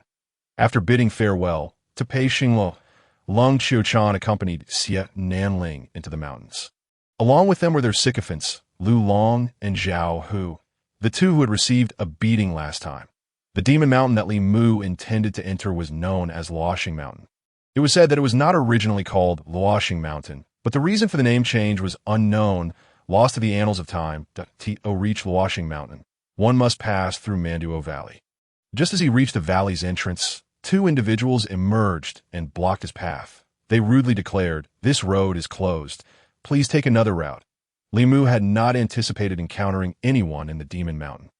However, traversing through Manduo Valley was the most expedient route to Luoxing Mountain.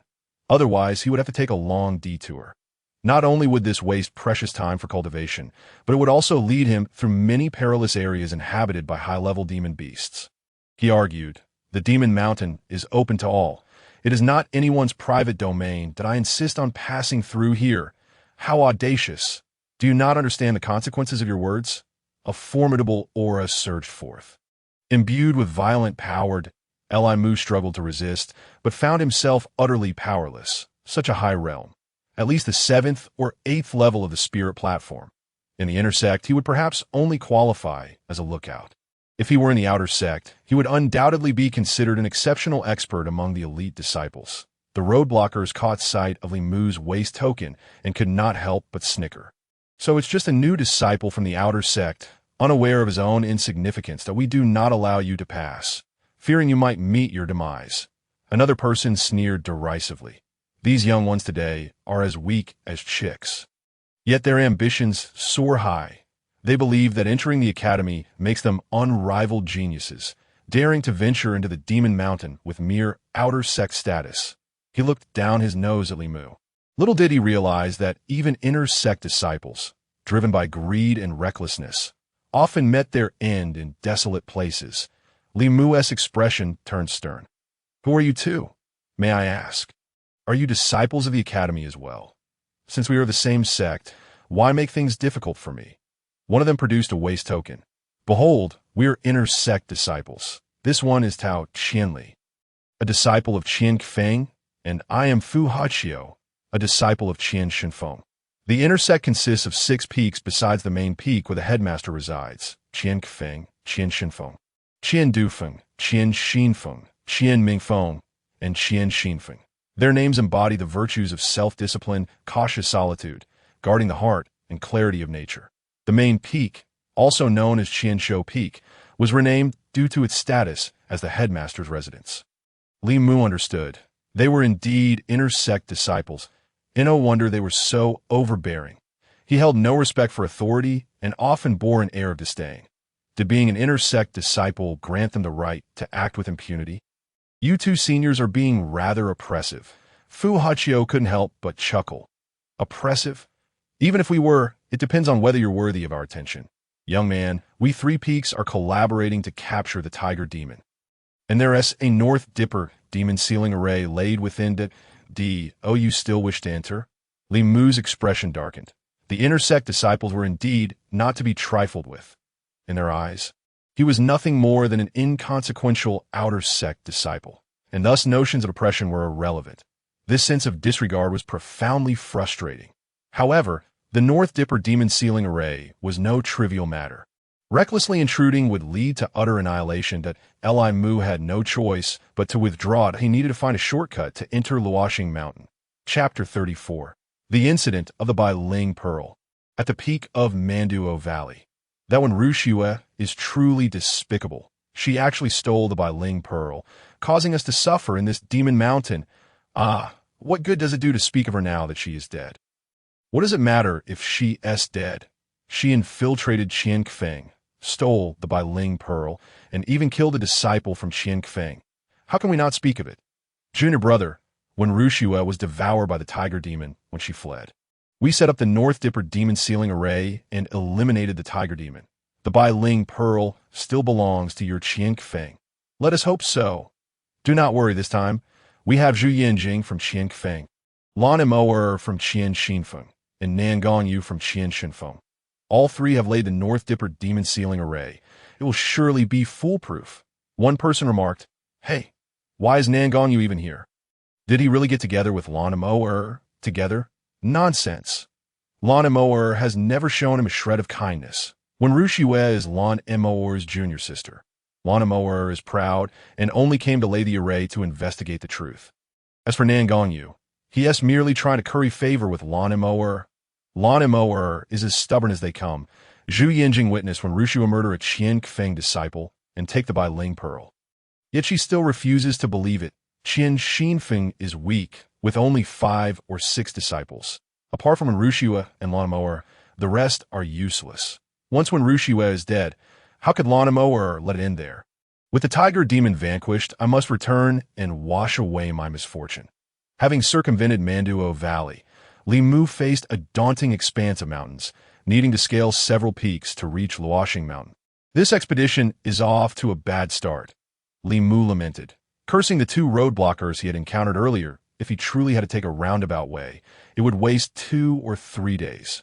Out of the corner of his eye, he caught sight of a narrow path running alongside the outer edge of Manduo Valley, just wide enough for one person to pass through, and it lay near the perimeter of the demon sealing array. After much contemplation, Li Mu decided that while it was a risk, it was safer than detouring through Manduo Valley. The Demon Beast Mountain was fraught with peril, teeming with high-level demon beasts, weighing the 2 dangers. He chose the lesser of the 2. He promptly resolved to traverse the narrow path through Manduo Valley. With hands and feet working in unison, he climbed upward and soon found himself standing on the narrow path. Glancing back, he felt the dizzying height of several hundred zhang below him. Imu spread his arms, pressing his chest against the stone wall, moving sideways along the mountain's edge, occasionally catching snippets of conversation from the top. They were likely disciples guarding the array. From their fragmented words, Li Mu gleaned the unfolding events to be a Ling pearl. Sounds like a valuable item, he thought with a hidden smile. When Rushue stole the Bai Ling pearl to secure a place among the top 50 in the intersect competition in 6 months. Thus vying for the headmaster's disciple spot a year later. Limu could faintly hear the envy in their voices. The headmaster's disciple. An unattainable dream. Yet, even if he desired it, he would never resort to killing for the sake of power. He held a deep disdain for when Ruxu. As he navigated the crumbling stones beneath him, he continued to listen to discussions about the inner sect. I think when Rushue has gone insane to commit such an act. Among the 7 peaks, Qian Xinfeng is the most impoverished. Outer sect disciples would rather wait an additional year than choose Qian Xinfeng to advance. Li Mu pondered, is the inner sect truly that poor? I must steer clear of Qian Xinfeng for a year. Voices continued to drift through the air. That's why when Rushue wanted to escape her dire situation. What exactly is the Bai Ling pearl? The Bai Hai Tsong Ling pearl. It is said to have been obtained from a millennial-old divine turtle in the Tsong Hai, containing boundless power. She had lofty ambitions, but what was the outcome? She ended up being devoured by the tiger demon. Lan Emoer is too stubborn. The evidence is indisputable, yet she still wishes to overturn the case. When Rushue practiced the mind-heart technique, which would form a thought essence within her body, containing her memories from her previous life. Lan Emoer aims to uncover the truth from the thought essence. Li Mu grasped the stones tightly. The concept of thought essence was indeed remarkable. How could Nan Gongyu, a prince of Jing Nation, possibly be interested in Lan Emoer? Everyone has their preferences, besides among the entire intersect, aside from Xiao Li. Lan Emoer is the only one that does he still wish to pursue the daughter of the Xiao family. Xiao Li, Li Mu sighed, feeling a sense of melancholy. Just a few more zhang, and he would pass through Manduo Valley. Within Manduo Valley, Zhu Yinjing declared coldly, once we kill this tiger demon, let us see what excuse Qian Xinfeng has left. Lan Emoer stood at a high point, her garments billowing, an air of unspoken heroism and chill emanating from her demeanor. With a sharp tone, she retorted, though our Qian Xinfeng is weak, we are not to be bullied at will. You claim to have seen it with your own eyes. Do you have any evidence? Do you truly believe that Qian Feng, the foremost peak outside of the headmaster's peak, can act with such arrogance? Lan Emoer spoke decisively, and she had every right to do so. With a cultivation at the pinnacle of the 9th level of the spirit ruins, she stood only a hair's breadth away from the acquired realm, embodying a commanding and obstinate presence. The master of Qian Xinfeng had long proclaimed that disciples within the peak could forge their own paths. Whether they wished to join other peaks or compete for the headmaster's peak, he would support and encourage their endeavors. When Rushua's enrollment was also his persuasion. Hence, in recent years, disciples from Qian Xinfeng had followed the master's advice, dispersing to other peaks. Only when Rushua, Lan Mo'er, and 3 unremarkable disciples remained. Yet, Lan Mo'er remained unwavering, insisting on clinging to Qian Xinfeng, asserting that cultivation knows no origins.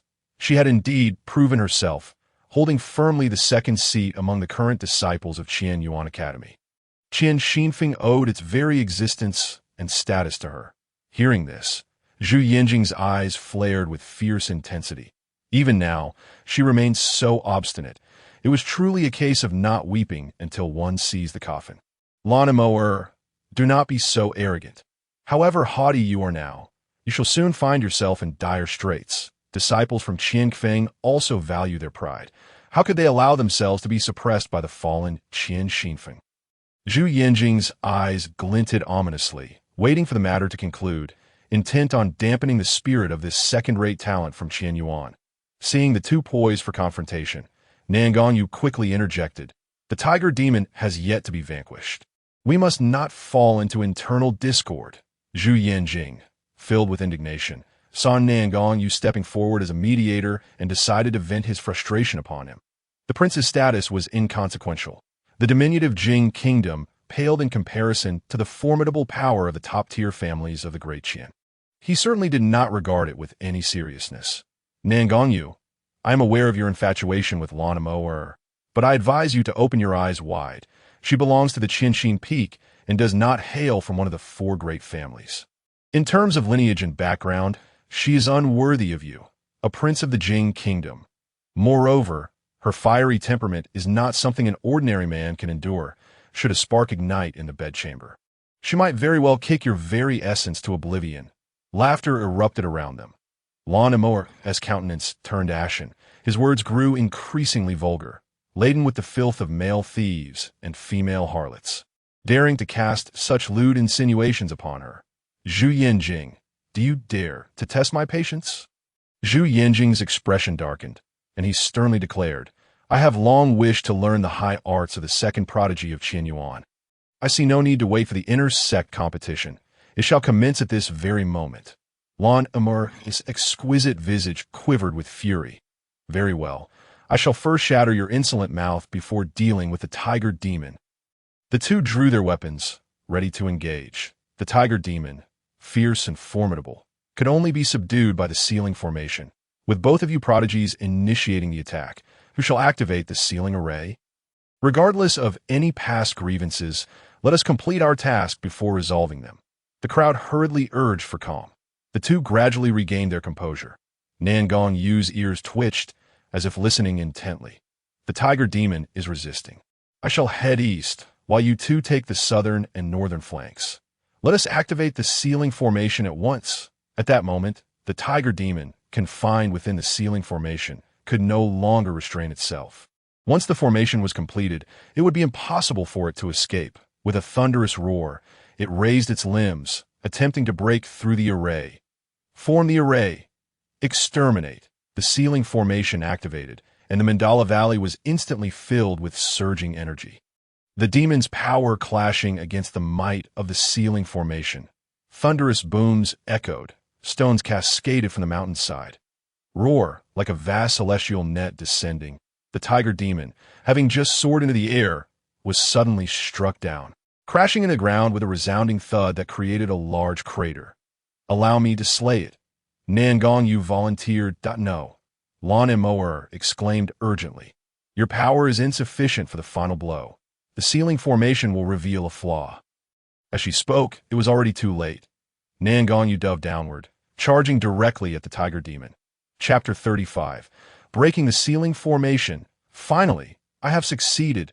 Li Mu wiped the sweat from his brow, taking a step forward, ready to leap across. Suddenly, a powerful gust of wind surged from behind, pinning him firmly against the stone wall. This is bad. The sealing formation has activated. Li Mu cursed vehemently. It could have activated at any other time. But now, when he was but a step away from passing through, The sealing formation enveloped both the interior and exterior of Mandala Valley. Starting from the base of the mountain, the air currents were all drawn upward along the mountain. Converging into the valley, the ferocity of the force was such that the gale surged skyward, coalescing into a cloud of dust and debris. The formation was divided into 4 realms: heaven, earth, profound, and yellow. The sealing formation was of the profound mid-tier, a truly advanced array. Being merely at the spirit platform realm, how could he withstand it? Even cultivators of the later realms, if trapped within the sealing formation, would face severe injuries, if not death, and their cultivation would be utterly obliterated. Ugh! Ugh! Li Mu's mouth and nose were blocked, making it difficult to breathe. His face rapidly swelled, blood vessels engorging. His palms gripped the protruding rocks with all his might. The veins on the back of his hands bulging, that I cannot be drawn in. The sealing formation was formidable. Should he be engulfed, he would surely be reduced to nothingness. A profound sense of crisis enveloped him. The specter of death creeping ever closer, Li Mu struggled valiantly. The demise of an outer sect disciple in the Demon Mountain would be but a drop of water evaporating under the scorching sun, silent and unnoticed. He did not wish to become just another nameless casualty. Wuhin Jieji. Li Mu gritted his teeth against the pain, sinking his 10 fingers into the stone wall, gripping it like iron claws. Blood trickled through his fingers, yet he refused to let go. However, often, there are matters beyond the capacity of human strength. Li Mu's body was swept up, fluttering like silk in the wind, his hands, still clinging to the stone wall, tore 2 rocks from the mountainside. Blood sprayed forth like unpredictable fate. He was engulfed by the torrent of the sealing formation. In the air, he spun rapidly and chaotically, rendering him unable to maintain his composure. Feeling nauseous, with no point of leverage, an overwhelming sense of powerlessness surged within him. Li Mu soared over the mountain peak.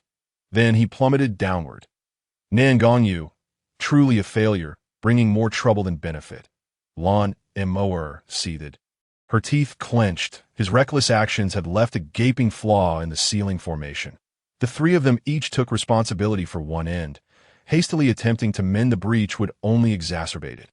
The tiger demon would escape through the gap, rendering all their efforts futile. Nan Gongyu, retreat. Her eyes blazed with fury as she shouted with all her might. Nan Gongyu, seemingly oblivious, pressed forward. The tiger demon, its visage twisted in rage, roared, "Ha ha! You fool! How generous of you to leave me a thread of life! I doubt it will be enough." Nan Gongyu's eyes gleamed with cold light as he spoke ominously. With that, a magical artifact appeared in his hand, a soul-shattering spike. A treasure of the Jing royal family, it could shatter the souls of cultivators. Die. He let out a wild laugh as he hurled the soul-shattering spike into the gaping maw of the tiger demon. With a resounding crash, Nan Gongyu screamed in agony. Both he and the soul-shattering spike were sent flying back. Who are you to dare intrude upon the sealing formation? Nan Gongyu seethed with rage. Between him and the tiger demon, a figure suddenly fell, the clash of the soul-shattering spike and the demon's power teetering on the brink of dominance. This person had dropped abruptly, shattering the power of the spike. Ugh! The one who had fallen was none other than Li Mu, having spun uncontrollably through the air, clutching the stones and violently retching. Roar! Another one has arrived. Ha ha ha! The tiger demon's eyes glowed with a blue light. Awakening from his stupor at the roar, Li Mu turned his head and was met with a pair of furious eyes and a massive, gaping mouth. A chill ran down his spine. It was the tiger demon. Instantly alert, he unsheathed his short sword, preparing for the confrontation. The tiger demon opened its mouth, intent on swallowing Li Mu whole. With remarkable speed, Li Mu executed a phantom movement, flipping onto the tiger demon's back. Just as he raised the sword to stab, Nan Gongyu, what are you waiting for? Form the array. Oh, right. He dared not hesitate any longer and flew back to his position. The sealing formation was about to reactivate. The tiger demon disregarded Li Mu. Charging forward through the gap that had been torn open, a thunderous roar erupted, like a tidal wave crashing from the heavens. The resulting gust dispersed in all directions. And the disciples guarding the formation, lacking the strength to resist, were were scattered like leaves in the wind. This is bad. The formation has been breached. Anger flared on Lan Emoer's face, her entire demeanor exuding an aura of intimidation. The fierce winds gradually subsided. Nan Gongyu, why did you act recklessly? Because of your actions, the painstakingly arranged Northern Dipper ceiling formation has been destroyed. Lan Emoer lashed out at him. The tiger demon escaped. And capturing it again would be as difficult as ascending to the heavens. Shame washed over Nan Gongyu's face. Eager to prove himself, he had thought it a sure victory and had acted rashly. Never expecting, Lan Emoer, still seething with anger, steadied herself and furrowed her brow. Why did you use the soul-shattering spike just now? In a panic, Nan Gongyu hid the soul-shattering spike behind him and replied, In my haste, I did not think it through. Lan Emoer found it suspicious, yet there was no time for further contemplation. The pressing matter was to capture the tiger demon. It would surely be severely injured. Pursue it. The group hastily followed the direction in which the tiger demon had fled. Halfway through, Lan Emoer turned back. Where's Nan Gongyu? At this moment, still concerned for her beloved, Zhu Yinjing snorted coldly. Lan Emoer shot him a glare, ignoring him. Nan Gongyu, a failure, should not have been brought along. With that, she dashed away. The tiger demon raced ahead, and Li Mu clung to its back. He considered jumping down to escape. But the tiger demon suddenly veered into the forest. After a moment of running, Li Mu was alarmed. This is bad. It's the Lost Forest. The Lost Forest was a perilous place in the Demon Beast Mountain, where ordinary people would find no way out. Doomed to starve or perish without a trace, he dared not jump down recklessly. Moments later, the tiger demon led him to a dilapidated temple. Seizing the opportunity, Li Mu leaped down, retreating several paces while drawing his short sword in defense. Phew, that was close. Nearly fell into an ambush. The tiger demon appeared exhausted, panting heavily, its demeanor now far less imposing than before. Its breath was unsteady. It had suffered serious injuries. Li Mu scanned his surroundings, searching for an opportunity to flee. Though the tiger demon was gravely wounded, he feared he was not its match, hearing the faint sound of footsteps. The tiger demon turned its gaze to Li Mu. Ha ha, little cultivator, you are just in time for me to feast and heal. The tiger demon's voice was deep and resonant, like iron scraping against stone. Tinged with fatigue, you are gravely injured. I am no match for you. Let us part ways peacefully. We shall not cross paths again. Li Mu sneered. One hand is all it takes to kill you. The tiger demon, gravely wounded, found Li Mu's flesh far too tempting to let go so easily. What a pity for your bad luck. Why venture into the Mandala Valley, only to end up as my meal? At least you shall die swiftly. It caught a glimpse of Li Mu, concluding that he was a practitioner of low cultivation, harboring absolute confidence in his ability to slay him. If I were to kill you and seize your inner elixir, it would serve perfectly as an ingredient for the blood condensation pill, as well as the primary material for the essence condensation pill. Li Mu, undaunted, responded with composure. The tiger demon let out a long howl towards the heavens, declaring, Ignorance of death shall compel you to experience firsthand the overwhelming power of a terrestrial beast. With that, it extended its colossal paws and struck in the dilapidated temple. Debris flew as energy surged. Dust cascaded from the roof, with several sections collapsing under the strain. Li Mu's phantom flickered and vanished. Blazing divine palm. Facing the torrent of demonic energy, he unleashed a palm strike, a wave of scorching heat surging forth to meet the tiger demon's massive claws. A thunderous crash ensued. The tiger demon was unexpectedly repelled by a fierce and pure force, tumbling out of the temple's entrance. How infuriating! You are indeed at the second level of the spirit platform. I have underestimated you. It seethed with anger and resentment. After sustaining grave injuries, it could not withstand a practitioner at the second level of the spirit platform. Now you know, your wounded body is no match for me. Will you depart on your own, or shall I end your life? Li Mu threatened. Although the tiger demon was severely injured, in a true confrontation, it might not be easily defeated and would merely deplete his spiritual energy. I cannot contend with you. Let her come. The tiger demon spat, unexpectedly releasing a woman. Chapter 36. The wraith, Wen Wuxiue, the figure expelled by the tiger demon, was a woman, her form ethereal as mist. Her face etched with sorrow. Did a wraith? Li Mu gasped, his heart jolting. The tiger demon had transformed the devoured souls into wraiths, and escaping this predicament would not prove easy. The wraith was once a person consumed by the tiger demon, now a vengeful spirit enslaved by it. Though retaining memories of her past life, she was exceedingly violent and troublesome. Who are you, to have been devoured by the tiger demon, yet choose to serve it? Li Mu inquired sharply. I am Wen Wuxiue, a disciple of Qianyuan Academy from Qianxin Peak, transformed into a wraith against my will. The wraith lamented. Wen Wuxiue, Li Mu was taken aback. You are the one who was swallowed by the tiger demon after stealing the Bailing Pearl. The disciple from Qianxin Peak, Wen Wuxiue, you have become a wraith? No. I did not steal the Bailing Pearl. Wen Wuxiue protested and panicked. Mu's peripheral vision caught sight of the tiger demon.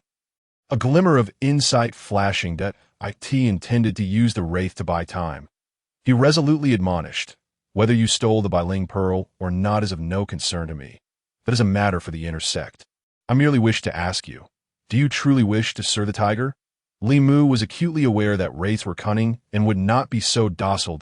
I am a disciple of Qianyuan Academy. How could I serve the tiger? You are also an academy disciple. Can you not assist me? Wen Wuxiue implored earnestly. Mu scoffed. She was once a disciple of the academy. Now, she was merely a wraith. How could he trust the words of a wraith? I have been in the academy for only a few days. I cannot help with your issues that if you do not wish to serve the tiger. Depart quickly and seek a better reincarnation. Li Mu contemplated, realizing he must escape the dilapidated temple as swiftly as possible. With both a tiger demon and a wraith present, the longer he delayed, the greater the danger. I wish to recount the events surrounding the Bailing Pearl to you, hoping you can clear my name. Wen Wuxiue pleaded. Your innocence is of no concern to me. Li Mu replied coldly. For the past several years, I have grown up being wronged. Why would I believe you? A wraith, enslaved by the tiger. If you were to let me go, the tiger would ensure your eternal torment. What is it that you truly desire? It is better to speak plainly. We are not fools and need not engage in such lowly tricks. The tiger demon, injured and unable to control him, roared in rage. Chapter 37. The Conspiracy of Nangongyu. Li Mu, having escaped the dilapidated temple, found himself once again in the enigmatic forest. Filled with regret, he lamented that had he known he would return, he should never have entered the temple with the tiger demon. He had wasted a significant amount of spiritual energy. Gathering his thoughts, he continued searching for an exit. Time seemed to stretch endlessly, and he found himself unable to discern the direction, perpetually circling within the woods. He was trapped. What was he to do? Li Mu could not help but feel a deep sense of worry. In the lost forest devoid of demonic beasts and wild fruits, he feared he might be trapped to death. After a brief moment of confusion, he quickly steadied his mind, expelling the negative emotions from his thoughts. He had faced life and death situations before. This was not his first encounter. Having narrowly escaped death several times, past experiences taught him to hold a steadfast belief that as long as he drew breath, he would never easily concede defeat. Miracles often occurred in moments of despair. Drawing his short sword, Li Mu etched marks onto the trees, attempting to rediscover a path. However, after circling around, he found himself back at the starting point. The gravity on his face was nearly palpable. He decisively halted his search. If the lost forest could be easily traversed, it would hardly bear such a name. The provisions he carried were scant, and the tiger demon, familiar with the terrain, would undoubtedly come to pursue him. He needed to conserve his strength. Sitting on the ground, Li Mu meticulously reviewed the process of his search. Ultimately, he arrived at a two-word conclusion: lost. Had it been anyone else, they would have surrendered to despair long ago. Yet, Li Mu did not give up. Unable to untangle his thoughts, he shifted to other lines of reasoning to solve the mystery. For instance, could there be a hidden formation concealed within the lost forest, or perhaps the trees bore unusual shapes that could serve as a breakthrough? In the end, it still boiled down to two words: lost. With a long sigh, Li Mu released a breath. Attempting to calm his racing heart, he cleared his mind, realizing that an intense desire to survive could lead him into a dead end. Often, a reversal of fortune would occur when least expected. If one were too tightly wound, they might miss the opportunity. The surroundings fell into a serene silence. Leaning against a tree, Li Mu recalled happier times, only to discover that apart from suffering, there was nothing else. Fate, indeed, was a peculiar thing. He let out a bitter smile. Fate? Suddenly, Li Mu recalled that when Rushua had also endured a tragic destiny. Wait, that is not right. He sat up abruptly. Before casting him out, she had expelled something from her mouth. What could it be? Li Mu recalled the look in Wen Rushua's eyes at that moment, a gaze filled with earnest pleading and certainty, which did not seem deceptive. Thus he opened his palm, slowly drawing forth the white object from his chest. What could this be? It appeared to be enveloped in essence, seemingly concealing profound mysteries. I Mu silently channeled his spiritual energy into it, and the white object suddenly radiated a brilliant light. Within that illumination, scenes began to unfold. To his astonishment, one of the images revealed Wen Rushua. Could it be that this was her memory? Nian Yuan. Li Mu's mind echoed like a thunderclap, as if struck by lightning. In Mandala Valley, he had overheard disciples discussing that when Rushua practiced the Nian Xinju, creating Nian Yuan that contained all her life's memories, since she had entrusted the Nian Yuan to him to seek out Lan Mo. It indicated that she had placed her last hope in him. When Rushua being devoured by the tiger demon would undoubtedly mean she traversed in and out of the lost forest with it. Perhaps the Nian Yuan contained a route to escape the forest. Li Mu's hope flared anew. He scrolled through the images of the Nian Yuan, searching for any memories related to the lost forest. As he sifted through, the details of Wen Rushua's life gradually became clearer in his mind, including the origins of the Bai Lingzi. It turned out she had known all along. She had intentionally staged a play to deceive the tiger demon and assist his escape. Li Mu could not help but sigh repeatedly. Awakening after death, though belated, was better than being reincarnated with grievances. She sought a peaceful end. Both Wen Rushua and Lan Mo were descendants of fallen noble families, with Wen Rushua hailing from the one clan of Qizhou, the last of her lineage that it would not be an exaggeration to call her an orphan. As for Lan Mo, her surname indeed belonged to a once prestigious family. It was said that they had once flourished, but after enduring the ravages of war over the centuries, the remnants of their legacy were nearly non-existent. The two had entered the Qianyuan Academy, growing as close as sisters. The difference was that when Rushua was gentle and innocent, almost naive, while Lan Mo was strong-willed, embodying the spirit of a heroine. From childhood, Lan Mo had cared for Wen Rushua. When he reached the incident involving the Bai Lingzhu, a smile broke across Li Mu's face. Just as I suspected, you intentionally let him go. The tiger demon, furious, trampled Wen Rushua into the ground. Oh, what if I did? When Rushua struggled to breathe, feeling a mix of rage and a strange thrill, the tiger demon roared like thunder. That young cultivator is at the second level of Ling Tai. Consuming him would greatly aid my healing. You actually let him go. As a ghost, I cannot command you. What use are you to me? With that, it attempted to crush her soul. Wait, a male voice emerged from the corner of a dilapidated temple, and a figure stepped forth, with an air of elegance and striking beauty. It was Nan Gongyu. It's you. You finally arrived. The tiger demon showed no intention of releasing Wen Rushua. Not that I finally arrived. I have been here all along. Nan Gongyu smiled slyly. The Bai Lingzhu is of no use to you, but holds immense significance for me that it can make me the chief disciple of the academy, granting me the power of the Shui Gong. Whether you can become the chief disciple is of no concern to me. We are conducting a trade, requiring your Nangong family's transformation secret technique. The tiger demon replied in a deep voice. The transformation technique was a secret art of the Dejing court. For years, Dejing had fought against the demon race that a certain spy, by chance, had managed to refine a transformation technique that could turn humans into demons for intelligence gathering. That it could also transform demons into humans, allowing captured demons to become either noble servants or be used in warfare. Nan Gongyu said, I want to see the goods first. The tiger demon opened its mouth, and the Bai Lingzhu floated in midair. Nan Gongyu's eyes gleamed with greed. The Bai Lingzhu is finally in my grasp. Nan Gongyu, you beast, You deceived me and led me to the tiger's maw, and now you wish to implicate Qian Xin Peak. When Rushue, still being trampled, cursed loudly. Nan Gongyu looked at her and laughed heartily. You can only blame your foolishness. As the noble prince of Jing country, would I take an interest in someone like you, who has no background? There are plenty of beauties in the world. I could have one each day. You are not worth my time. He then turned fierce. Just now, you recognized that I had arrived early, didn't you? I was lurking in the shadows, preparing to ambush that cultivator. Yet you stood in the way, pretending to be affectionate, putting on a show for me. Your true aim was to ensure that cultivator escaped. So what if I did? He has already escaped and will find Senior Sister Lan to clear my name. Your fate will not be favorable. A cold light flickered in Wenwushua's eyes, wishing she could kill him on the spot. Nan Gongyu squatted down, as if regarding an ant. Rushue, you have changed. Your current demeanor resembles that of a vengeful spirit. I miss the gentle you. Pa.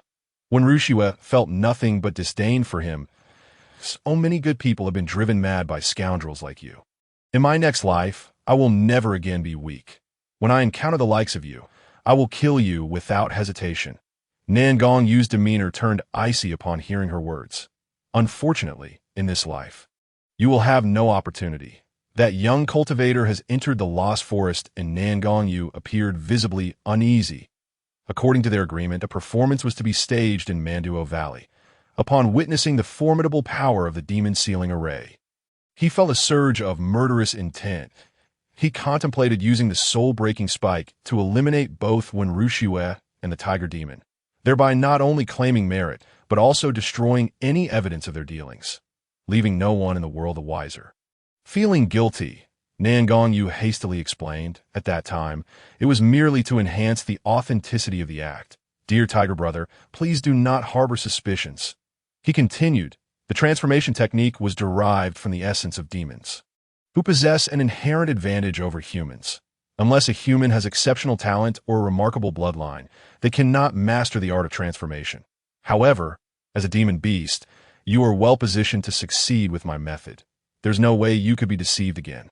Yet, I am gravely injured and find it exceedingly difficult to control her. The tiger demon sighed. This is a recovery pill. It will heal your internal injuries in no time. Nan Gongyu presented the pill. A superior grade of 3 seals. With his life and fortune resting on the tiger demon's shoulders, he dared not be negligent. The tiger demon chuckled.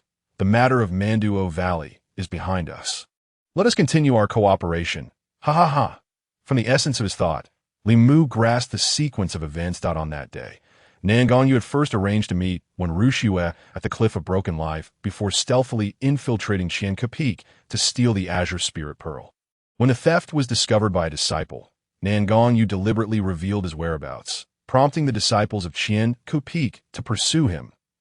He led them to the Cliff of Broken Life, where he dispatched them, later explaining to Wenwushue that it was to prepare her for the intersect competition 6 months hence, urging her to take the Azure Spirit Pearl and allowing him to divert those pursuing him. After Nan Gongyu departed, Zhu Yanjing encountered the lifeless body of the Qian Peak disciple at the Cliff of Broken Life, and upon seeing the Azure Spirit Pearl in Wenwushue's possession, concluded that she was indeed the thief. Wenwushue, overwhelmed with words, could not clarify the situation. However, with Nan Gongyu's good intentions, she was unwilling to betray him. Thus, she leapt from the cliff to escape, intending to return to Qian Peak to consult Lan Mo. She subsequently encountered the tiger demon, who consumed her. Upon transforming into a wraith, she realized it was all part of an intricate poison scheme, for Nan Gongyu had long conspired with the tiger demon. From the very beginning, she was to be sacrificed to obtain the Azure Spirit Pearl. Imu promptly retracted his essence, as it served as a safeguard. The essence indicated that Nan Gongyu was in a dilapidated temple. He was now surely aware that the essence was in his possession and would soon come looking for him. Following the route indicated by the essence, Li Mu made his way out of the forest. The tiger demon, having recovered, manipulated Wenwushue to enter the Lost Forest. This is the direction to run. It deduced Li Mu's escape route from Wenwushue. That moment, she was like a marionette, struggling against the tiger demon's commands echoing in her mind. Nan Gongyu whistled. the sound carrying in the distance. You truly kept a hand hidden. The tiger demon scoffed. Nangon, you felt a twinge of embarrassment. I merely sought to find someone to keep watch. Dear tiger brother, there is no need for suspicion. Somewhere within the lost forest, Li Mu sprinted towards the exit, as if racing against time. Dahaha. What do you think you're running? A figure emerged from behind a tree, obstructing Li Mu's path. It was Fu Hachio, a disciple of Qian Shen Peak, one of those who had intercepted him at the entrance of Manduo Valley. Are you Nangon Yu's lackey? Li Mu halted, retorting with mockery. Fu Hachio regarded him as insignificant, unconcerned with his words. Fixating on him, he shook his head and sighed. Ah, what a pity. Just entered the Qian Yuan Academy. And now you're to perish in the lost forest. I find it quite strange. A new disciple, unaware of the heavens and the earth, dares to enter the demon mountain. I warned you to leave quickly. Yet here you are, embroiled in inter-sect affairs. If I were to kill you, it would hardly be unjust. In his eyes, Li Mu was already a dead an outer sect disciple at the second level of the spirit stage. He was considered a skilled practitioner, thus he felt it was a shame. Have you not considered that I might have a means of tracking and intentionally lured you here? Li Mu shot a cold glare. Upon hearing this, Fu Hachio became vigilant, scanning his surroundings. Then he burst into laughter. I am at the 7th level of the spirit stage. Even if you set a trap, I shall not be deterred. With that, he struck out with his palm. The 7th level of the spirit stage was no trifling matter. In an instant, his aura surged, filling the forest with overwhelming force, like a tempest ready to ravage all in its path. What the 7th level of the spirit stage? Outer sect disciples are not so easily slain. Li Mu raised his palm, remaining still as he observed his approaching attack. A distance of 3 zhang. He suddenly struck the ground with force. With a series of whooshing sounds, numerous stone spikes erupted from the earth, hurtling toward Fu Hachio with piercing shrieks. These stone spikes were remnants of the 10 directions array, inscribed with intricate cloud patterns. Far from ordinary, Li Mu had crafted them into the shape of spikes for use as hidden weapons. Prepared for unforeseen circumstances, Fu Hachio immediately sensed the approaching stones were imbued with profound mysteries. However, he paid them no heed. An unparalleled spirit artifact in your hands can only be used to kill chickens.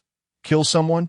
Not even close. He deemed this a trivial skill in an instant. His palm surged with power, shattering the flying stones into dust, scattering them widely. Li Mu stepped lightly, akin to a fleeting shadow. When Fu Hachio was caught off guard, he summoned his essence, which contained a residual power of the spirit ruins realm. Fu Hachio was utterly astonished. Where did you acquire this? The residual force of the spirit ruins realm, even in its diminished state, was extraordinarily terrifying to a practitioner of the spirit stage. Fu Hachio was immediately forced back.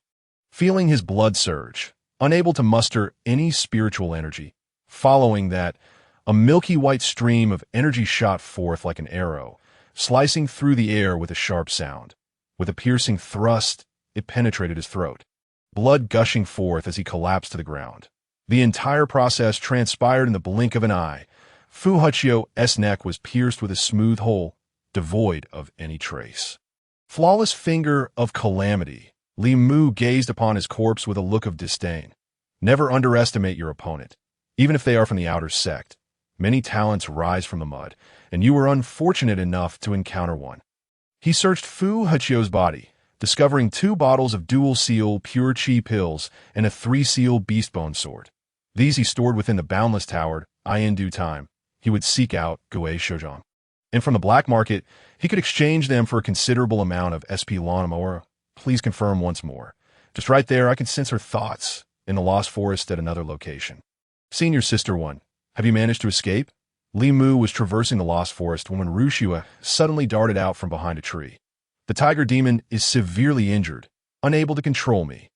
When Rushua glanced around anxiously, shortly thereafter, Nangon Yu arrived again, engaged in a dispute with the tiger demon, which provided me the opportunity to break free and wish to see Senior Sister Lan Mo for one last time. Upon finishing her words, her expression turned sorrowful, nearly in tears. It is Li Mu.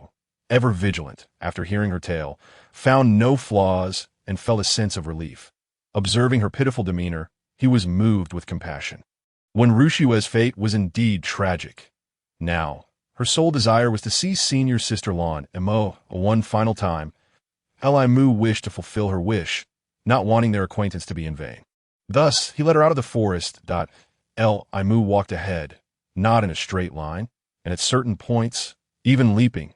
When Rushiwe remained silent, following behind, My erratic path clearly aims to avoid the trap set.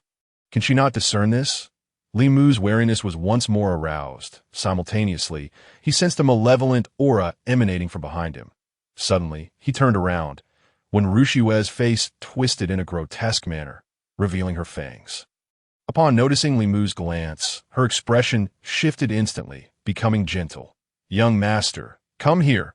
Her voice was intoxicating, like a siren's call.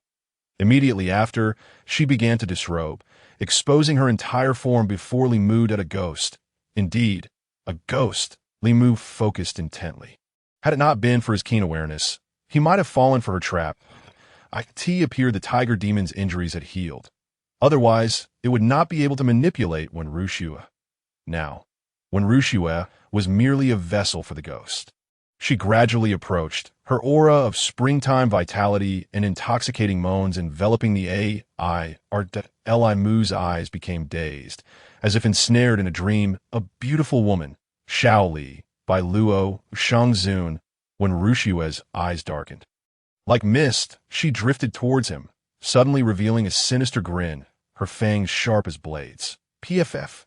A piercing sound echoed when Rushiwe suddenly screamed, retreating several paces. You haven't fallen for it?" Her face displayed both shock and malice.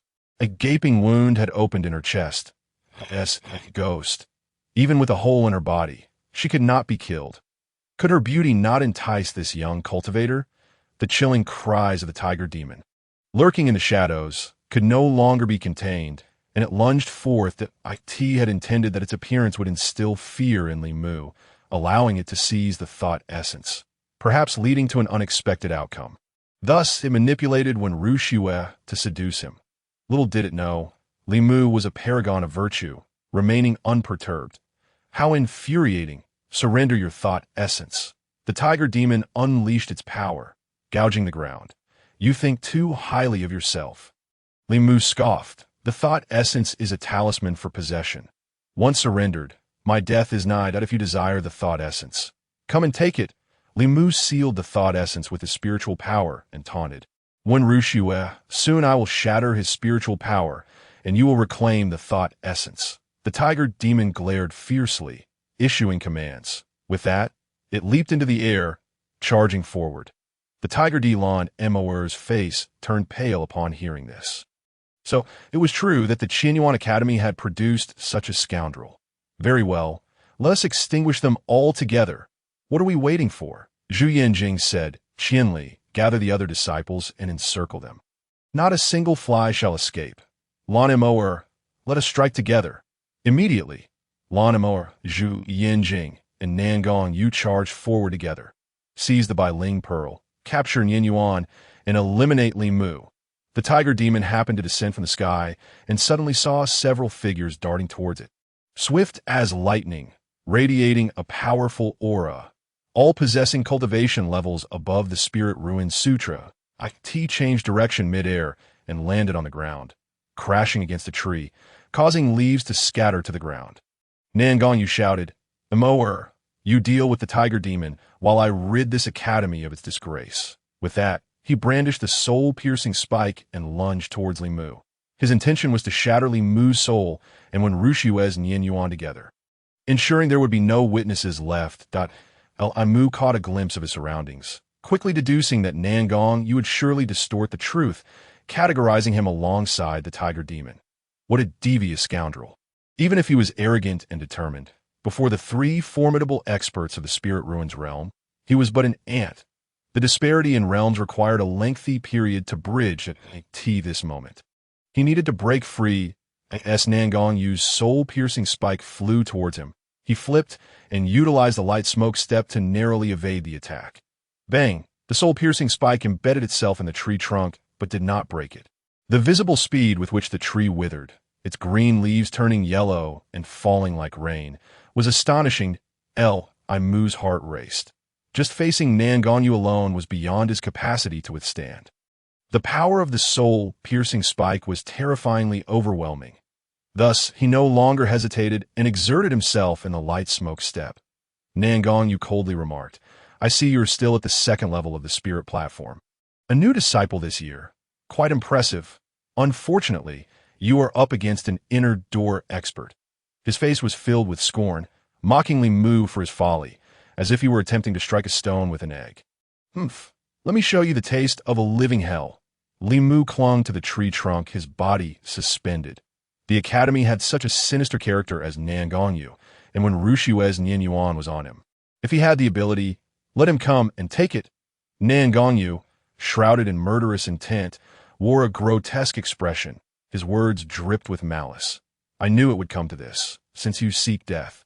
Do not blame me for my ruthless actions." A torrent of overwhelming power surged toward Li Mu, engulfing everything in its path. Spirit Ruins, Level 5. Li Mu's throat constricted as he swallowed hard. He rose like a wisp of smoke. His light smoke step had already reached its pinnacle within the yellow rank, yet he was nearly swept away by the violent currents of air. The tree he had clung to was sent crashing to the ground by a kick from Li Mu, sending a multitude of sharp branches flying. Nangonyu waved his sleeve, instantly reducing the branches to dust. He coldly stated, "So you were prepared?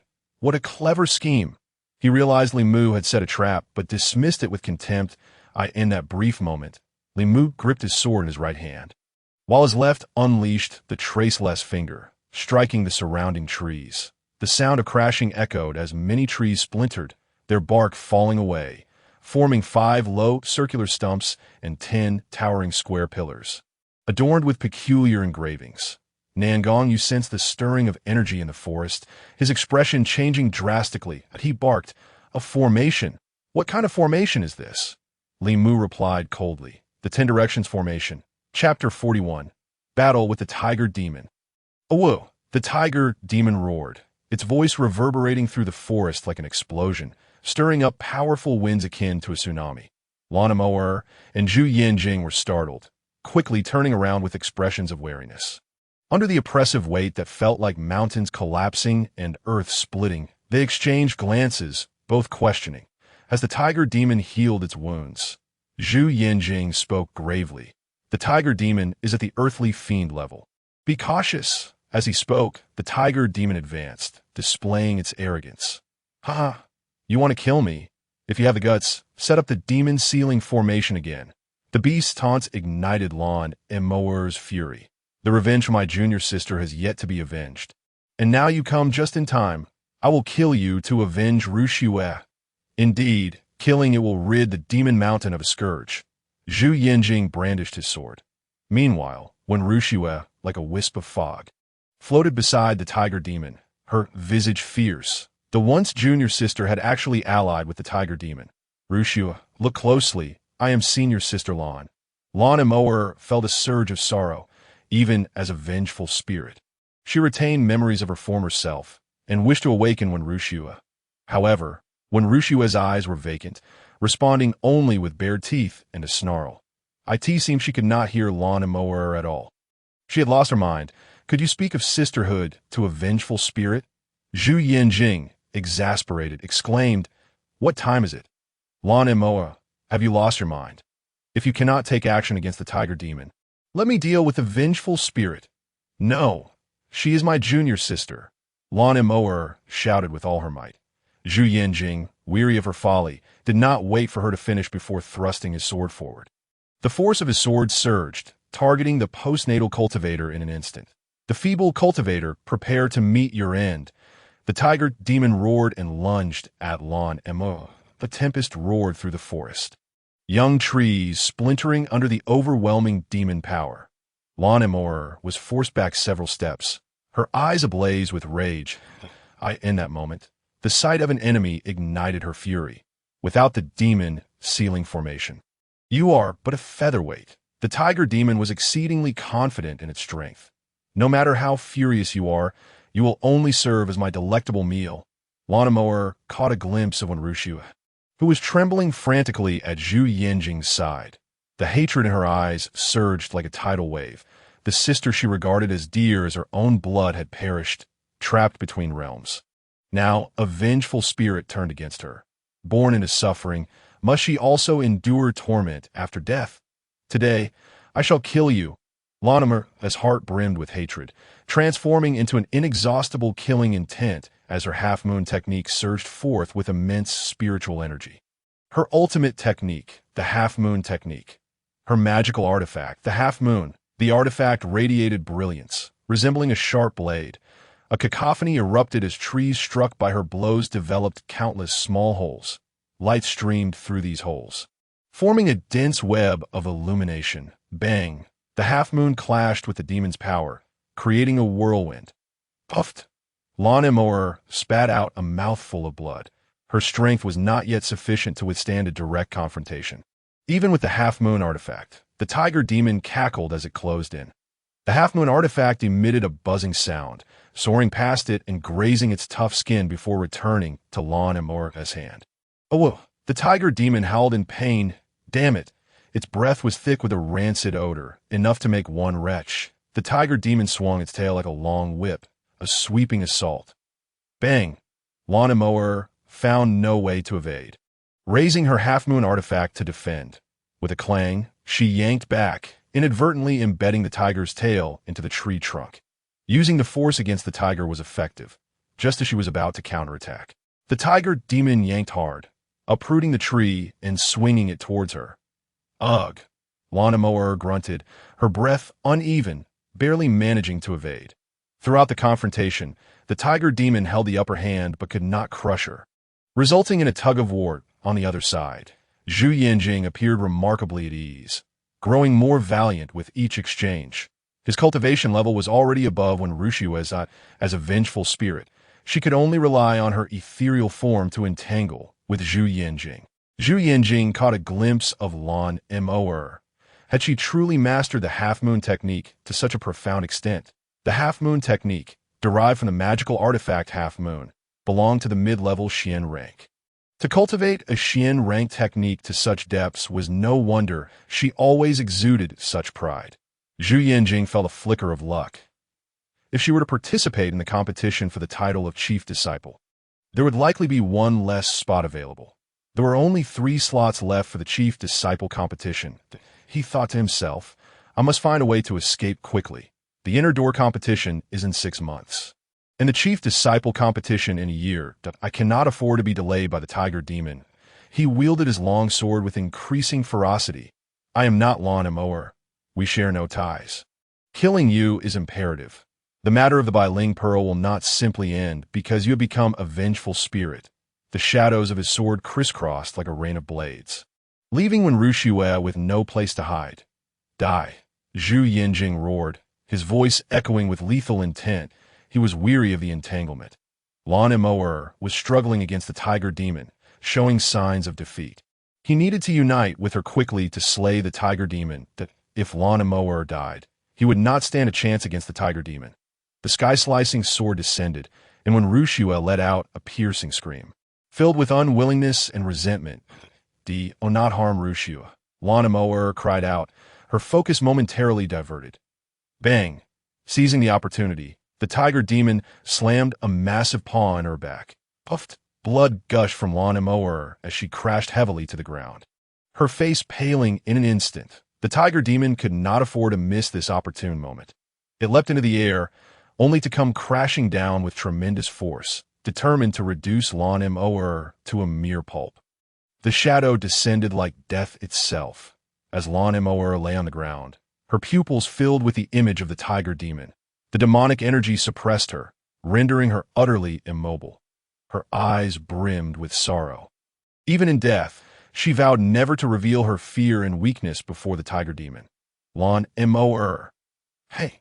Zhu Yanjing pounded his chest in frustration. He had intended to slay Wenwuxia to aid her. It had only distracted Lana Mower, a fruitless endeavor. They were too far apart to render any assistance in time, but a narrow escape.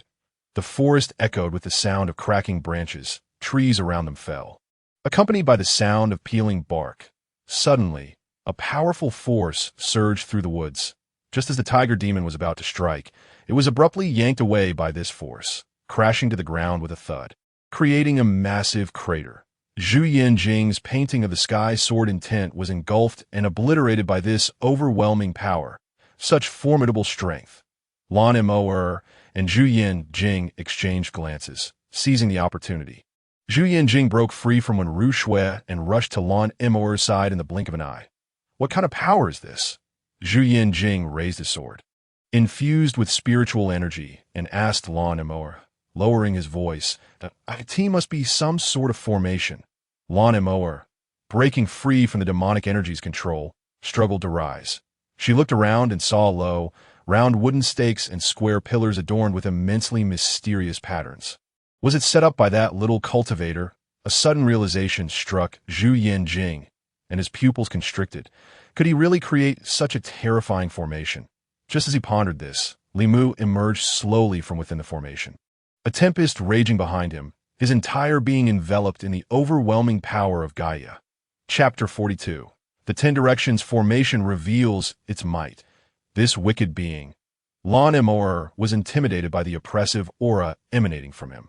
Exclaiming in astonishment, "Senior Sister Lan, Senior Brother Zhu, please step aside. A moment's carelessness could harm you." Li Mu's gaze sparkled with intensity as he spoke calmly. Entering the Lost Forest, he was pursued by the Tiger Demon and Nan Gongyu.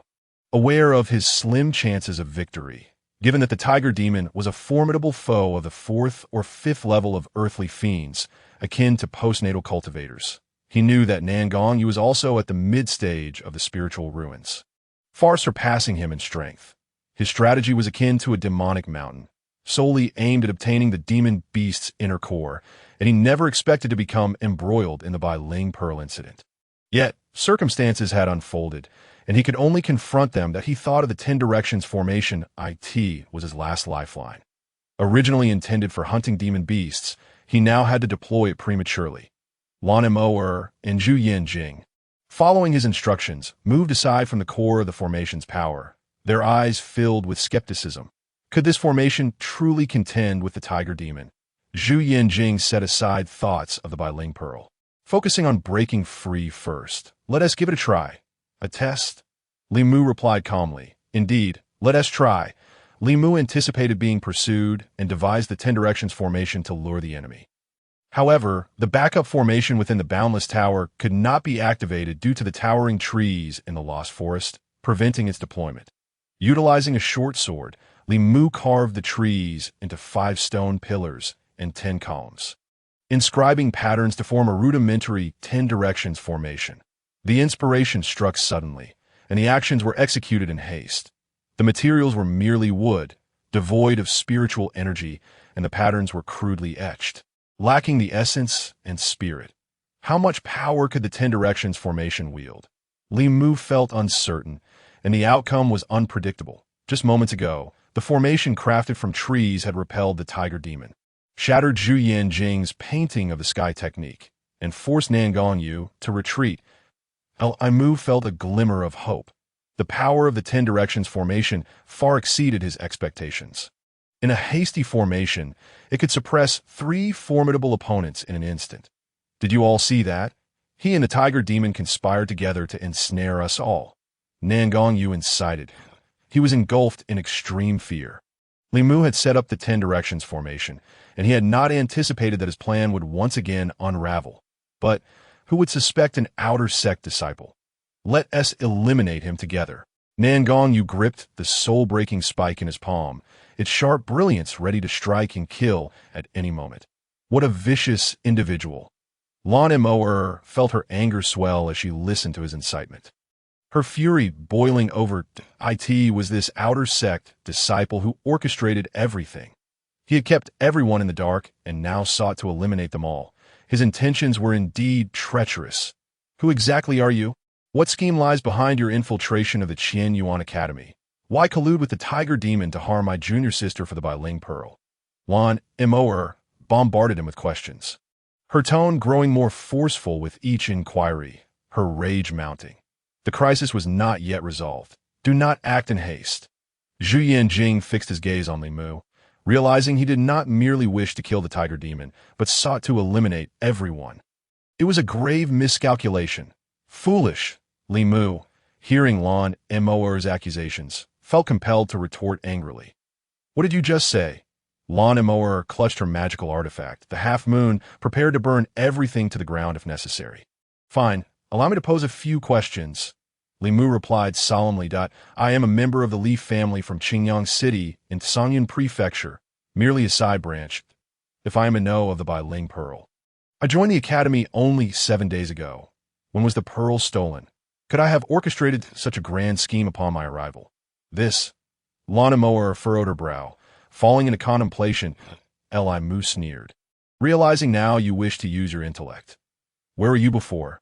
It also involves the tiger demon, Nan Gongyu, disciples of Qian Shun Feng, Qian Ke Feng, senior brother Zhu, senior sister Wan, and you, senior sister Lan. Considering the timeline, is it possible? Do I possess the ability to ensnare all of you? This. Lan Moer could only utter that single word. She looked at Zhu Yanjing, and both revealed expressions of doubt. Could it be they had wronged him? If so, who was lying? Nan Gongyu's expression shifted dramatically as he shouted. The facts are laid bare before us. How dare you deny it? Such arrogance. The 2 points you mentioned are merely your claims. Moer, brother Zhu, do not be misled by him. These words cannot prove he is not the instigator. I only believe what I see with my own eyes. Li Mu's fury ignited, his voice thunderous. I have loathed despicable individuals like you my entire life. You claim to have witnessed what? Me murdering a disciple of Qian Ke Feng, me colluding with the tiger demon, or me seizing the Bai Ling Pearl? What you just said are merely your assertions. Can you provide even a shred of evidence? Li Mu spoke with righteous indignation, his tone leaving no room for rebuttal. Nan Gongyu was momentarily stunned by his righteous words. You were just trying to argue. His face flushed, alternating between red and purple, rendered speechless and drenched in sweat. At this point, what is there to deny? We conspired together to eliminate them all. Who would know? The tiger demon assessed the situation, sowing confusion. Nan Gongyu laughed heartily. Look, even the tiger demon acknowledges it. What more do you have to say? Beast, how dare you slander me? How he was drenched in sweat, and with his own strength. He could not hope to defeat Li Mu. He could only persuade others to join forces against him. Nan Gongyu's mind was racing. Brother Zhu, Miss Lan, did you see that? This formation is deadly. He intends to kill us all. If we do not unite and work together, we may all perish here. Zhu Yanjing had never seen the four symbols divine beasts and had no doubts about it. Lan Moer, let us break through and speak of it later. Lan Moer trembled all over. Just a moment ago, she had hesitated about whether Li Mu was the murderer, but the aura of malice dispelled her thoughts, even if it meant being shattered into pieces. She would slay this scoundrel to avenge Sister One and cleanse the Qianyuan Academy. The three of them, now devoid of fear, advanced towards Li Mu. Li Mu activated the hand seal, summoning the four symbols divine beasts to stand in formation before him, exuding an aura that would obliterate any who dared oppose him. Sister Lan, wait a moment. This is Sister One's thought essence. After you see it, consider whether you still wish to kill me. All right? Li Mu shattered the spiritual energy in his chest and released the thought essence. Chapter 43. The truth revealed. He is stalling for time. Do not listen to his nonsensical ramblings. Nan Gongyu felt a surge of urgency. Have you all noticed? His control over the formation is not adept. This is our chance to counterattack. He continued to incite them. The thought essence must not be allowed to be released by Li Mu. Indeed, now is the time to strike back. There is still a glimmer of hope. Zhu Yanjing observed the Shifeng formation and confirmed Nan Gongyu's words. This opportunity must not be missed. Let us temporarily set aside our grievances and work together to break the formation that I will deal with the white tiger divine beast. You each choose a fierce beast to confront. The tiger demon realized the power of the Shifeng formation. Without cooperation, none would escape. The thought essence is right here, Sister Lan. Don't you wish to see it?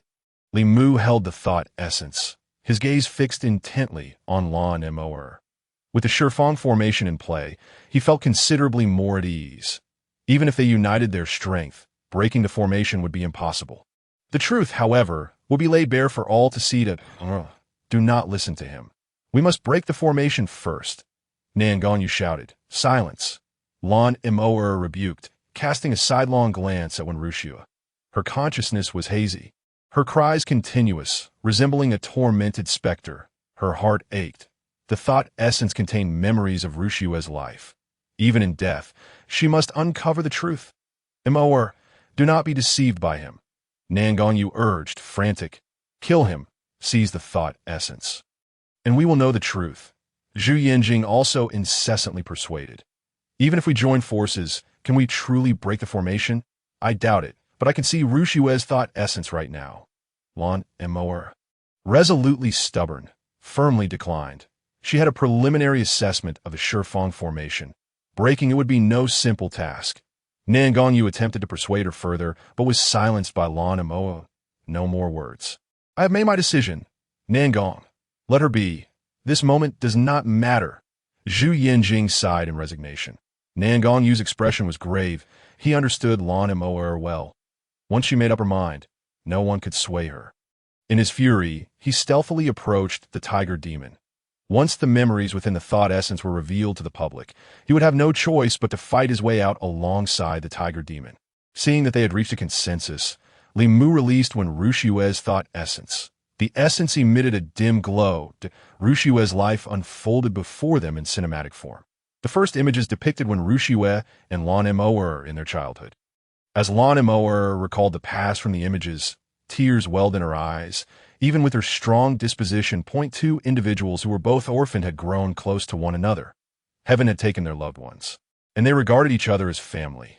The love they chose was often etched into their very bones. Lan Imoer gazed at Wen Wuxia once more. Kill, kill, kill them. Her face twisted with rage and ferocity.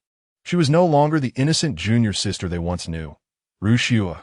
Lan Imoer could not help but cry out. Next, to her astonishment, appeared Nan Gongyu Itsu. Lan Imoer's expression shifted dramatically as she looked at Nan Gongyu. What connection did Wuxia have with him? Why was he the second to appear? Even before Master Bei Zunjiu. The intimate scenes depicted made her cheeks flush with embarrassment, and her expression darkened with fury. When did you and Wuxia? Wuxia has already lost herself to you. No wonder. She had sensed for some time that Wuxia was hiding many things, evasive and blushing when questioned. Nan Gongyu's lips twitched, remaining silent. For the next moment, the incident regarding the Bailing Pearl would be revealed. Lan Imoer's face gradually turned ashen, and even Zhu Yanjing widened his eyes, his pupils constricting with rage. Itsu. Zhu Yanjing pointed angrily at Nan Gongyu upon uncovering the truth. You stole the Bailing Pearl and killed disciples of Qian Capique. It was you, Nan Gongyu. Lan Imoer was engulfed in murderous intent. No longer able to contain herself, the thief cries thief. You are the true culprit, wasting Wuxia's deep affection for you. Her words dripped with hatred, each word laced with blood. Your position in her heart surpasses even that of Master. From the very beginning, your intentions were to harm her. As the truth surfaced, Nan Gongyu no longer needed to conceal himself, revealing his true nature. And what of it? I traveled thousands of miles to the Qian. Do you think I came to be a mere prince? He roared. With my talent, I believed I could carve out a path in the Qianyuan Academy, and with the Academy's power, the position of Crown Prince of the Great Jing would surely be mine. Upon arriving at the Qianyuan Academy, he discovered that his 4th-rank bloodline was not even considered average. So many prodigious geniuses stood in his way. When would he ever have his chance to shine? His tone was filled with intense resentment and a hint of distortion. You were willing to kill the disciples of Qian Capique and frame Wen Wuxia just to obtain the Bailing Pearl for your cultivation. Zhu Yanjing drew his sword, pointing it at him, trembling. Indeed, Nan Gongyu is obstinate and ruthless. The Bailing Pearl is a peerless treasure. It can help me swiftly break through to a higher realm. Qian Capique is weak, and without solid evidence, the deaths of 1 or 2 disciples will not warrant serious investigation. Lan Imoer felt as though struck by lightning. Such a vicious individual exists in this world. Nangongyu, today I will kill you. Ha! At this point, who can leave alive is uncertain. You wish to kill me. First, ensure your own escape. Nangongyu had gone Imu retracted the thought essence. The truth is known to all. Can we not unite against our common enemy now? You are an outer sect disciple? Zhu Yinjing inquired. Outer sect, Li Mu. Good, junior brother Li, keep the thought essence safe. This is evidence of Nangongyu's crimes. Zhu Yinjing spoke as an elder brother. Now, can we not dispel this murderous formation? If we capture Nangongyu, it will be a great achievement. I shall report it to the Peak Master. Brother Zhu. This formation is called the Shifang Formation, an ancient array designed to suppress divine beasts. Not a mere murderous array. Li Mu explained, IT matters not. Just dispel the array. Zhu Yinjing was unconcerned with the array's nature. Eager to resolve the Bailing Pearl matter and return to report to Qian Shun Peak, Imu performed the hand seal, retrieving Wen Rushue's thought essence and sealing it with spiritual power. Then he formed the hand seal, preparing to dispel the Shifang Formation. Brother Tiger, we fight with our backs against the wall. We must unite, or none shall escape. Nangongyu stated, now relying solely on the Tiger Demon. That damn little cultivator has thwarted our plans. The Tiger Demon seethed with rage. The disciples outside the array were easily defeated and could be disregarded, with the three of us, including Wen Rushue. We are precisely 3 against their 3. Nangongyu grasped the situation. Brother Tiger, you handle Zhu Yinjing. I will deal with the little cultivator. If we shatter the thought essence, they will have no proof. As for Lana Moer, let Wen Rushue take care of her. Are they not deeply bonded as sisters? I want to see if she can bring herself to kill Wen Rushue. Nangongyu, you truly are a cunning individual. You can devise such schemes. You are indeed talented. He then stood alongside Nangongyu. Once the murderous formation was dispelled, they would launch their attacks according to their respective goals. Imu's short sword danced, triggering the Sankai Gue Yang formation set outside the Shifang Formation. Sister Lan, Brother Zhu, once the Shifang Formation is dispelled, they will surely flee, seal off their escape route. Lan Moer and Zhu Yinjing complied. Taking their positions, Imu's spiritual power surged. No, this is a rumbling sound emanated from the Shifang Formation. The 5 stones and 10 pillars shook violently. Cracks began to appear, and the great formation started to tremble uncontrollably. This is bad. Li Mu felt a surge of panic as he formed the seal again. Boom! The rebounding force shattered the Sankai Gue Yang formation. The uncontrolled 4 symbols beasts went berserk, attacking indiscriminately, regardless of friend or foe. The wooden stakes could not withstand the power of the Shifang Formation and spiraled into chaos. Sister Lan, Brother Zhu, get out of the way, Li Mu shouted in desperation. But the seal he formed had no effect. Within the Shifang Formation, chaos reigned. The raging winds howled, crashing through the forest. The sounds of splintering would growing ever louder. Li Mu lost control, being swept into the array by the violent force. Chapter 44. The Great Chaos. Inside the Shifang Formation. Confusion. Utter chaos. The 4 symbols divine beasts were running amok. Humans, beasts, and spirits all clashed together. The divine beasts were ferocious. Be cautious. Do not engage head-on. Li Mu took a deep breath, suppressing the frantic beating of his heart, and shouted loudly to alert the 2. Lana Moer and Zhu Yinjing swiftly employed their agility to evade. Nangongyu, come here. Lana Moer, consumed by rage upon spotting Nangongyu, unleashed her magical artifact, the half-moon AT. That moment, the Tiger Demon confronted the White Tiger Divine Beast. Point 1 was a real tiger, the other a mere illusion, both roaring at each other as the raging winds swirled around them. The Tiger Demon was left dazed and reeling. The distinction between a demon beast and a divine beast was stark. Once they clashed, the victor was plainly evident. How brutal! The Tiger Demon trembled in fear of the tiger.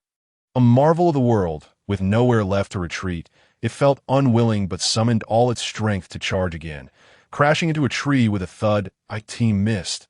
The White Tiger Divine Beast shifted direction and darted away. That was close. The Tiger Demon broke into a cold sweat, realizing it could not fulfill its deal with Nangongyu, and decided to flee. Seizing the chaos, It attempted to escape the 10 directions formation. Just as it found a suitable path, a sharp whoosh echoed. The sound of metal clashing rang out like thunder. A flying sword whistled towards it, blocking its escape route. The sword circled a few times before Zhu Yanjing stepped forward into the void, effortlessly grasping it. Demon, where do you think you're going? Hand over the Bai Ling pearl. The treasure I painstakingly acquired is not something I would relinquish easily. However, if you have something of greater value to offer, I might consider it. The tiger demon roared, its voice rumbling like distant thunder. He contemplated the possibility of bargaining with Zhu Yanjing. What audacity! Zhu Yanjing was both amused and infuriated, his fury swelling in his eyes. Do you take me for Nangongyu, despicable and shameless? Since you refuse to surrender it, I shall gut you and take it myself. I will devour you first to enhance my cultivation and break the formation. The tiger demon, realizing the deal was off, harbored murderous intent. As it spoke, its 2 powerful foreclaws came crashing down. Humph! Slay the tiger and seize the pearl. Zhu Yanjing steadied his mind and unleashed a torrent of intricate sword techniques. Clang! The long sword clashed against the tiger demon's sharp claws, producing a piercing sound and showering sparks. Beast, what brute strength! Zhu Yanjing stepped back a few paces, his hands tingling from the impact. After a single exchange, the tiger demon continued its relentless assault, determined to tear open a gap in Zhu Yanjing's defenses. Its massive body moved with astonishing speed, closing the distance in the blink of an eye. Zhu Yanjing did not dare to slacken his pace, employing the painting sky sword technique. In an instant, the sword energy surged forth like an overwhelming tide. What an impressive sword technique, Li Mu. Gracefully maneuvering with the light smoke step to evade Nangongyu, happened to see the Azure Dragon Divine Beast swoop by, entangling Nangongyu. Seizing the opportunity, he distanced himself. Upon witnessing Zhu Yanjing's sword energy, he gasped in astonishment. This completely reshaped his understanding of cultivation. Is this the Lingshu realm? Such fierce sword energy, a profound grade technique. What Zhu Yanjing executed was precisely the drizzle technique from the 36 styles of painting sky. With sword shadows dense and sword energy surging like rain upon the world, be able to cultivate sword energy indicates a foundational grasp of the sword path. The sword technique is the mightiest of all combat arts. Li Mu felt a surge of envy, resolute in his heart. Ultimately, he would tread the path of sword cultivation. Yet sword cultivation is not as simple as mastering advanced sword techniques. It does not merely rely on one's realm, but demands exceptional comprehensive qualities. Li Mu had perused the Sangming sword technique. Truly top-tier sword cultivators can wield swords without holding one, possess swords within their hearts, or even lack swords in their hearts, transforming all into swords. Currently, he practiced body techniques, palm techniques, and finger techniques all in preparation for sword cultivation. Mastering various disciplines and discerning the strengths and weaknesses of the sword path are essential for knowing how to unleash the strongest strike against different opponents. Zhu Yanjing had just demonstrated the potential for sword mastery. This realization struck Li Mu profoundly. Junior brother, stop flattering and come help. The frenzied sword techniques vanished amidst the tiger demon's fierce winds. Zhu Yanjing found himself in a comical yet exasperating position. Beast, take a few more of my strikes. He gritted his teeth, unleashing attack after attack, as relentless as waves surging from the depths of the ocean. Each stronger than the last, Li Mu suppressed his envy of the sword techniques and rushed to provide support. Senior brother, I'm here to help. He took 2 steps forward when he suddenly heard the cry of a phoenix. The vermilion bird divine beast swooped in unexpectedly. Its wings resembled 2 flaming infernos, stirring the scorching Li Mu was enveloped by its fiery wings and hastily flipped in midair, screech. The vermilion bird divine beast, incensed, launched an all-out assault on Li Mu without leaving any blind spots. Take care of yourself. Li Mu fled. His meager skills were akin to an egg against a boulder in the presence of the vermilion bird. Only the light smoke step could aid his evasion. The vermilion bird seemed to have singled him out, screeching incessantly. Flames surged from beneath its wings, enveloping him with overwhelming force. Li Mu darted through the gaps in the flames, narrowly escaping. Though he had evaded disaster, a lock of his hair was singed. Can I not evade, even with the light smoke step? Li Mu's expression tightened. The vermilion bird spewed fire again, rushing towards him with even greater ferocity than before. The Ten Directions formation seemed intent on digging its own grave. Li Mu swallowed his bitterness and executed his body technique amidst the rolling heat waves. After half a stick of incense, he found himself out of tricks. Yet the vermilion bird showed no signs of fatigue, its furious gaze fixated on him, its cries piercing his blades, launching yet another attack. A gamble. Li Mu, left with no choice, countered with the fiery palm that A.S. expected. He was sent spinning through the A.I. in that instant. He formed the four symbols hand seal. Li Mu's 10 fingers formed seals. The formation lost control. The hand seal's effectiveness diminished greatly. He was merely taking a gamble.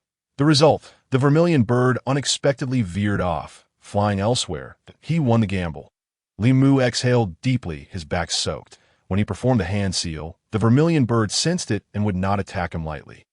With this assurance, Li Mu executed his body technique to support his comrades. The vermilion bird flapped its fiery wings, positioning itself between the tiger demon and Zhu Yanjing, interrupting the battle.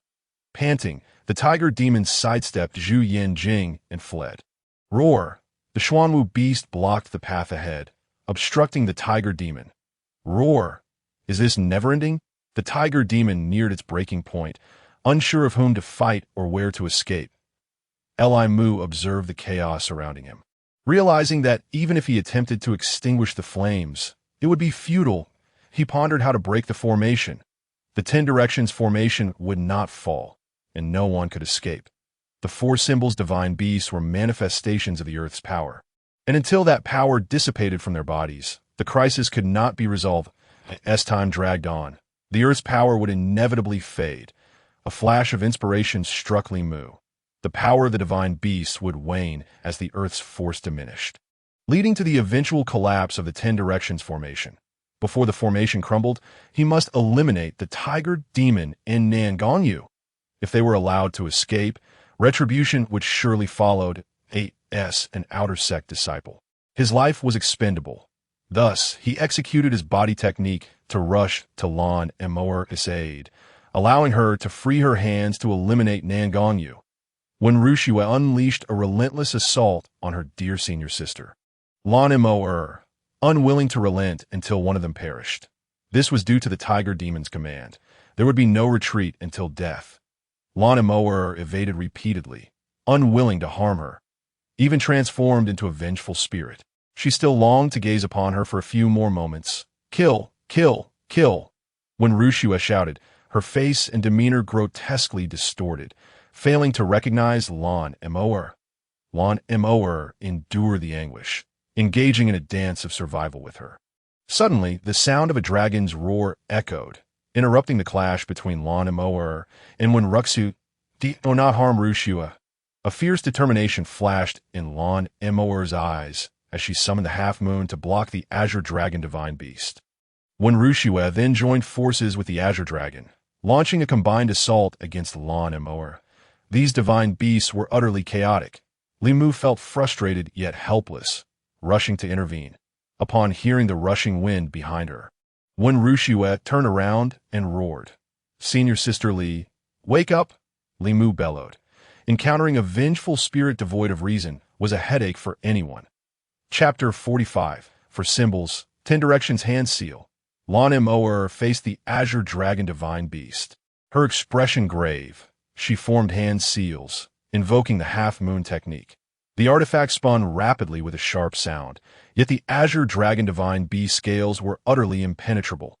The deafening friction reverberated through her eardrums. Following that, a shower of sparks erupted, but to the Azure Dragon Divine Beast, it was akin to a mere tickle, inflicting no harm whatsoever. Sweat beaded on Lan Moer's forehead, her face ashen. The half-moon technique was a mid-tier, profound-grade technique.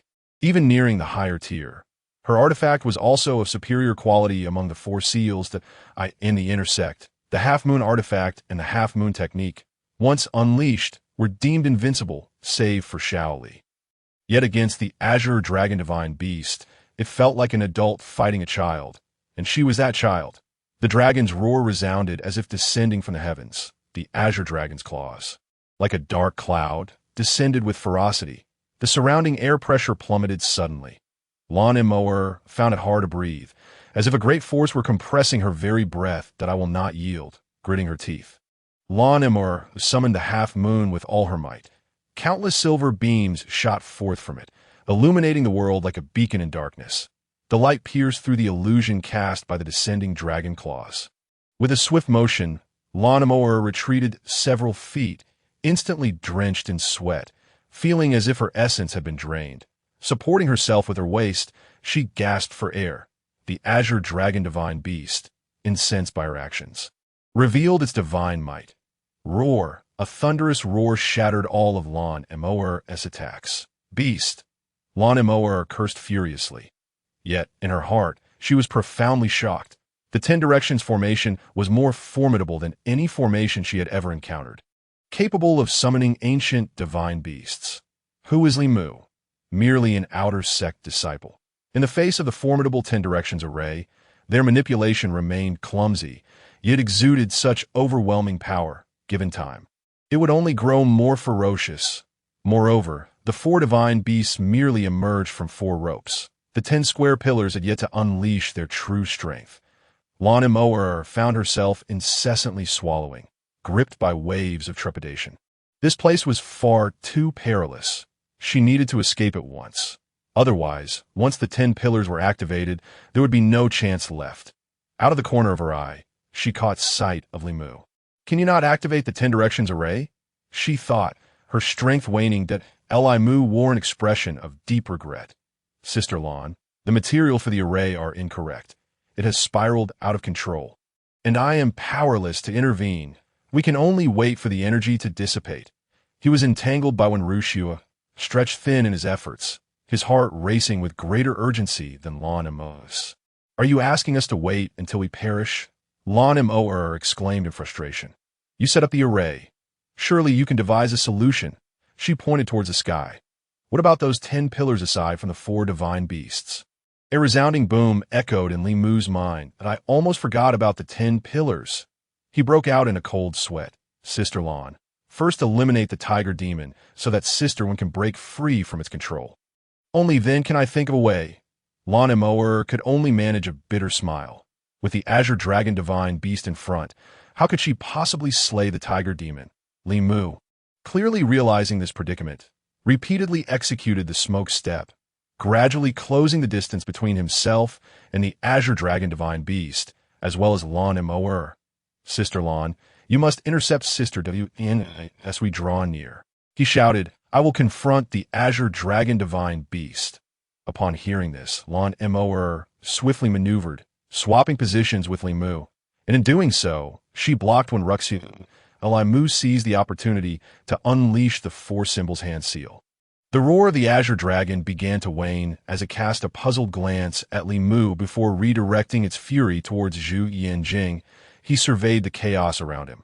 Lan Emoer was charging at the tiger demon.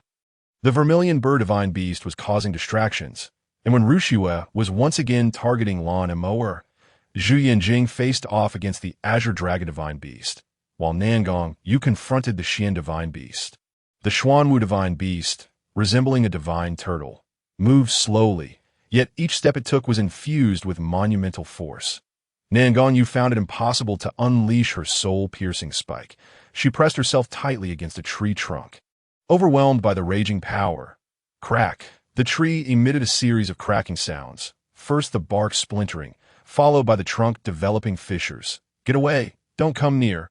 Nangong Yu cried, tears streaming down her face. Her chest was being crushed, blood continuously spilling from her mouth as fear consumed her entire being. She reflected on all the malevolent deeds she had committed throughout her life, including the torment of innocent palace maids in the Jing kingdom and the betrayal of her brothers. She mentally beseeched every deity she could think of, spare me my life, and I shall turn over a new leaf. She wept, confessing her sins to all the gods, even as she cursed herself mercilessly. She hoped fate would show her mercy and grant her a path to Sir in the realm of the Shifeng array. The 5 stones and 10 pillars are all on the verge of collapse. The array is about to be destroyed, and the sound of thunderous explosions echoes in the air, each reverberation resonating deep within the bones. This is life issuing a countdown to them. .5 wooden stakes and 10 square pillars can no longer withstand the onslaught of violent forces. Suddenly crumbling, the thunder net has lost its grip, transforming into a sea of lightning. Electricity gradually seeps into the body, causing both flesh and spirit to visibly wither. Soon, they will be extinguished, their vitality drained. Li Mu, with vacant eyes, gazes at the sky. His mind a blank slate, the clap of thunder resonates from above, overpowering the rumble of the Shifeng array. 2 strands of white silks suddenly materialize, resembling twin rainbows approaching within their pupils, piercing through the lightning net. Before Li Mu can regain his senses, the silks, like lightning, wrap around his waist. Subsequently, the rest are ensnared by the silks as well. The sun and moon divine silks. Salvation has arrived. Indeed. Hurry, it's about to explode. Zhu Yanjing, exhilarated yet anxious. Boom! The Shifeng array begins to disintegrate in flames. Several individuals are abruptly lifted by the sun and moon divine silks, soaring into the air like flashes of lightning at the moment of explosion. When they glance back down, thunder roars, igniting trees and creating vast seas of fire. The affected beasts emit wretched cries. As silence descends, a woman clad in a white dress stands before them, her garment billowing as if she were an ethereal fairy. Beneath her breathtaking beauty lies a hint of frostiness. I at you. Li Mu and the woman lock eyes, simultaneously uttering the same question. The woman is none other than Xiao L. Mu suddenly feels the capriciousness and wonder of fate. Once again, it is Xiao Li who has saved him. Xiao Li furrows her brows slightly. You are Li Mu, a disciple of the Leaf family from Qingyang City, a new entrant to the Qianyuan Academy. Why have you appeared in the Demon Mountain? Li Mu, feeling uneasy, responds honestly. I came to hunt demon beasts, to use their inner cores and flesh as resources for cultivation. Xiao Li's expression is cold, yet her thoughts are astute. She immediately comprehends that Li Mu is viewed as a rebel by his family, destitute and without means. Cultivating at the Qianyuan Academy is exceedingly resource-intensive. He cannot possibly bear the burden. He has no choice but to take risks, entering the Demon Mountain to procure resources. Not wanting to put Li Mu in a difficult position, she shifts the conversation that I have just learned of the matter regarding the Biling Pearl. My master sent me to investigate, and upon discovering you had entered the Demon Mountain, I rushed here. Zhu Yanjing, having escaped death, beams with joy. Xiao Li, had you not arrived in time, we would all have perished here. Xiao Li's expression darkens. What formation was that? Was it set by you? If your cultivation is insufficient, the higher the level of the array, the more it will backfire upon you. Zhu Yanjing hesitates for a moment. This array is called the Shifeng array. It was not set by us, but by this outer sect junior. Upon hearing this, Xiao Li displays a barely noticeable surprise. You set the Shifeng array? Where did you acquire such a formation? Li Mu swallows hard. I purchased it in Lucian Town. It was merely due to a lack of suitable materials that I hastily set it up, resulting in its loss of control. Xiao Li frowns, advising, the things outside vary greatly in quality. If you lack discernment, do not purchase recklessly. It could lead to your ruin. Mu bows his hands in gratitude. Thank you, senior sister Xiao. For your guidance, Xiao Li does not linger on this topic. When Rushue, hand over the Nian Yuan and leave. The rest of you return with me to Qianshou Peak. The Elders' Hall will render a verdict. Hearing that she wants the Nian Yuan, Li Mu hastily dispels the spiritual energy in his chest and hands it over. Xiao Li glances at him, surprised to find the Nian Yuan in his possession. Nangong Ramun, having narrowly escaped death, grows audacious once more. I am a legitimate prince of the Jing Kingdom. Everything was done by me. Do you think you can kill me? Lan Mo's face reflects a fierce light as she raises her Luanyu. Xiao Li intervenes, saying, No, the Elders' Hall is already aware. They can act as they see fit. Do not act rashly. Relucia Nanling indulged in a smile, playfully pinching her cheek. To insult you is to insult me. Once I deal with him, it shall be in your name. Li Mu sensed his aura, indicating he had reached the second level of the spirit platform, mid to late stage. with the addition of Lung Qiuchuan and the two lackeys. He realized he was outmatched. He retreated back into the formation, beckoning with a finger, a provocative grin on his face. "Come over here and kill me." Xia Nanling, infuriated by his taunt, retorted, "Humph, do you truly think I lack the courage?" As Lung Qiuchuan noticed his intent to charge forward, she quickly restrained him. "Xie Lang, do not. There is a formation ahead." Xia Nanling suddenly became aware, stepping back a pace, recalling the formidable formation at Li Mu's small courtyard. He wondered if it had been transferred to Falling Star Mountain. Ai Mu taunted him. "Did you not claim you would kill me? Why do you hesitate now? Are you afraid?" Xia Nanling's expression turned disdainful. "Do you believe that having set up a formation, I am powerless against you? I possess a demon avoidance pill. The beasts of Falling Star Mountain cannot sense my aura." The shadow loomed in his eyes. "And you? Can you remain in the formation without food or drink? The moment you dare to emerge, I will surely slay you." Li Mu's heart sank with worry that he realized the truth in Xia Nanling's words. Could he really survive in the formation without sustenance? Although the formation ensured his safety, it also rendered him a fish in a barrel. Xia Nanling then laughed. "Lu Long, Zhao Hu, keep watch outside day and night. Should he dare to leave the formation, inform me at once." "Yes, young Master Xia." Xia Nanling laughed heartily. "Ha!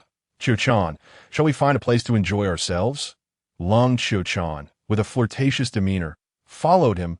Ai Mu returned to the wooden cabin.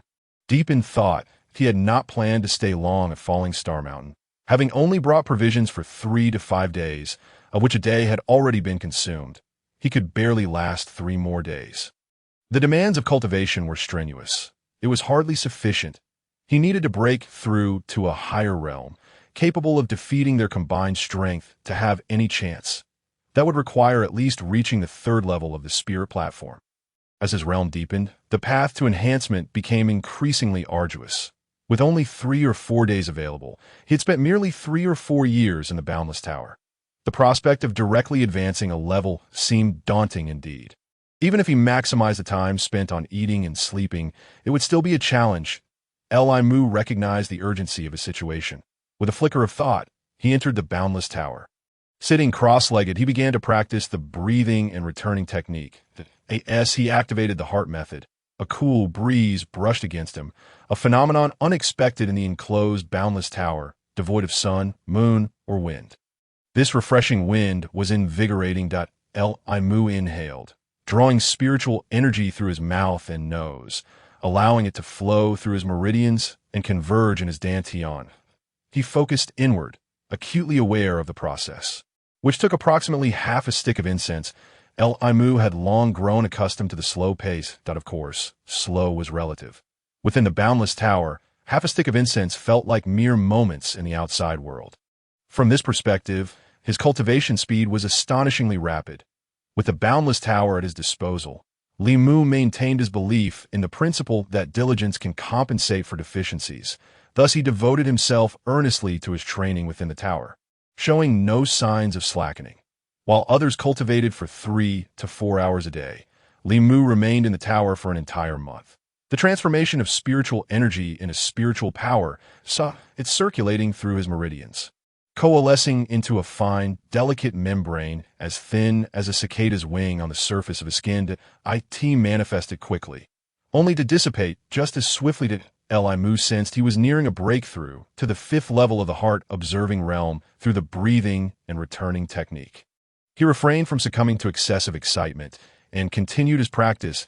He began with the light smoke steps, refining each movement in succession. Moreover, he strived to maximize the myriad variations within each form, seeking perfection beyond perfection itself. Only through such a process could he induce a qualitative change through quantitative accumulation, thereby elevating the light smoke steps to a mysterious tier technique. His decision to focus on the light smoke steps stemmed from the potential dangers he might encounter with the beasts, making escape easier. 2 months passed. The upper limit of the breathing and returning technique could only elevate the light smoke steps to their current state. There remained a gap to the mysterious tier, but it was not insurmountable. After yet another month of refining the breathing and returning technique, his capacity to absorb spiritual power visibly improved. The time it took for spiritual power to condense into a thin membrane on his skin lengthened. Reaching the seventh layer of the heart-observing realm, the enhancement of his heart technique also bolstered his mental strength. Although he remained in the realm of illusion and reality, the phenomenon of his mental power transforming the illusory into reality became increasingly evident. Li Mu lamented the lack of raw materials. Otherwise, with his current mental power, he would surely be able to concoct a perfect high-grade dual-imprint pill.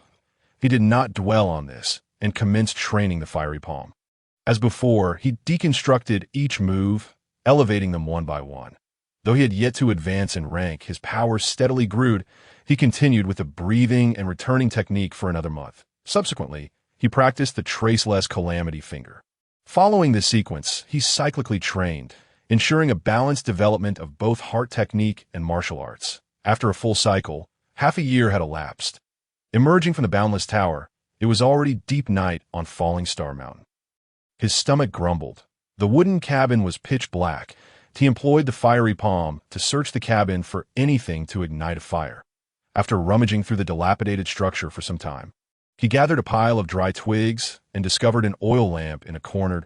To his delight, he managed to ignite the lamp wick. It was a marvel that this lamp, likely abandoned for years, still functioned. With the room illuminated, Li Mu continued to search for any usable items. Hidden beneath the dry twigs, he found a white object resembling an egg and about the size of a fist. Curiously, he examined it, pondering what this peculiar object could be. Chapter 48. What kind of egg? Li Mu revisited the spot where he had found the egg. Searching again, he spotted a decaying wooden plaque, upon which 3 characters were faintly discernible, seemingly a name. Yang Xingyun? Li Mu murmured the name. He couldn't help but connect it to the name of the mountain, Falling Star Mountain. The term star fall and falling star. Could there be some correlation? Holding the oil lamp, he searched thoroughly once more, but found nothing else. Thus, he took out some provisions, hastily consumed a portion, and entered the Boundless Tower with the egg in hand. Sitting cross-legged, he felt a persistent unease. What could be the cause? Li Mu opened his eyes, his gaze drifting to the side. The egg. He lifted it, sensing a movement within. Bringing it close to his ear, he heard faint sounds, barely discernible. Could there be life within the egg? A beast? Or perhaps a divine creature? He shook his head in denial. He had never heard of any divine or beastly egg that was as hard as stone. How would it ever break free? As he pondered, inspiration struck him. In the medicinal garden, he had made a small nest lined with grass. Would the spiritual energy of the herbs be of assistance? After all, it was a discovery worth trying. Having completed all necessary tasks, he settled down once more to cultivate. Time flew by, and another 6 months passed. Though he had not broken through, the results of his cultivation were still commendable. Perhaps, at Falling Star Mountain, he could indeed reach the 3rd level of the spirit platform. His rigorous training had taken a toll. The connection between his consciousness and physical body could not be overlooked. When his mind was weary, so too was his body. He sensed his stomach grumbling, letting out a sigh. The provisions he had anticipated lasting 3 to 5 days were now dwindling. He had spent all his money on purchasing spiritual pills, herbs, and formation scrolls he had hoped to eat at the academy without cost, thus refraining from buying too much food. Had he known better, he would have stored provisions for several months. Yes, he stood up. Just as he was about to exit the Boundless Tower, he heard a faint peeping sound beneath him. Looking down, he saw a small, furry creature stirring. Li Mu sat back down and cradled the little creature in his palm. It resembled a chick, yet was distinctly different. Its fur was white, and its features had yet to fully develop, leaving its species unidentifiable. Where had it come from? The egg. A realization struck Li Mu.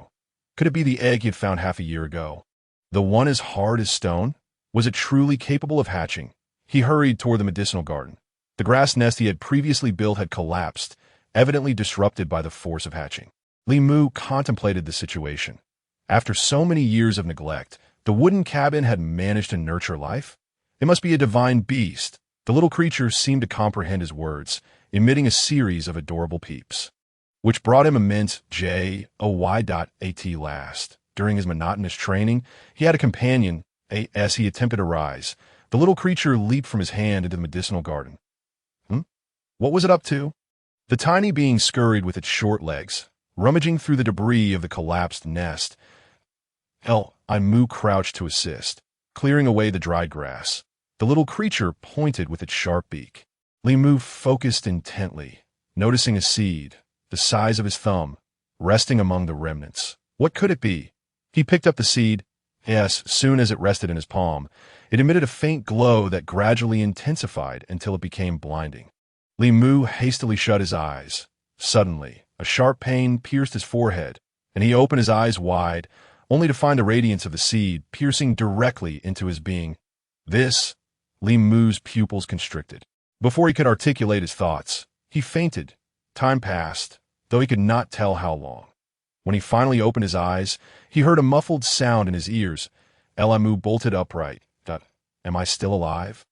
Another sound echoed nearby. He turned his head to see a creature, no larger than his palm, resembling a bird. Its feathers were white in the center, with dark red edges. What is that little thing? Li-Mu was taken aback. Has it grown this big? He cradled the creature in his hand. Its features had developed significantly, allowing him to discern its species. This bird. Li-Mu was astonished, nearly collapsing to the ground. A golden-winged bird. He was overwhelmed with excitement, trembling all over. It was an ancient divine beast. He had seen it in the Beast Compendium. The golden-winged bird, born with white feathers, matures to a fiery red. And its ultimate plumage is golden, with variations of 6 and 12 wings. The 12-winged golden-winged bird is the pinnacle of its kind. The realization that the creature hatching from the egg was a golden-winged bird sent ripples of exhilaration through Li-Mu. Even a common golden-winged bird would be a staggering discovery. He regarded it as a treasure. According to legends, the highest echelons of the cultivation world all possess mounts. Even Shaoli had a ground-level golden eagle beast. Naturally, the golden-winged bird was incomparable. The golden eagle was a demon beast, while the golden-winged bird was a divine beast. They could not be classified by the same standards. Li-Mu's excitement surged across his face. The golden-winged bird hopped down from his palm and dashed into the herb garden. What does it intend to do? The sudden stroke of fortune left Li-Mu momentarily dazed. He followed the golden-winged bird into the garden. Among the clusters of spiritual herbs, one particular plant caught his eye, distinctly different from the rest. What could this be? Li-Mu was certain it was not one he had planted.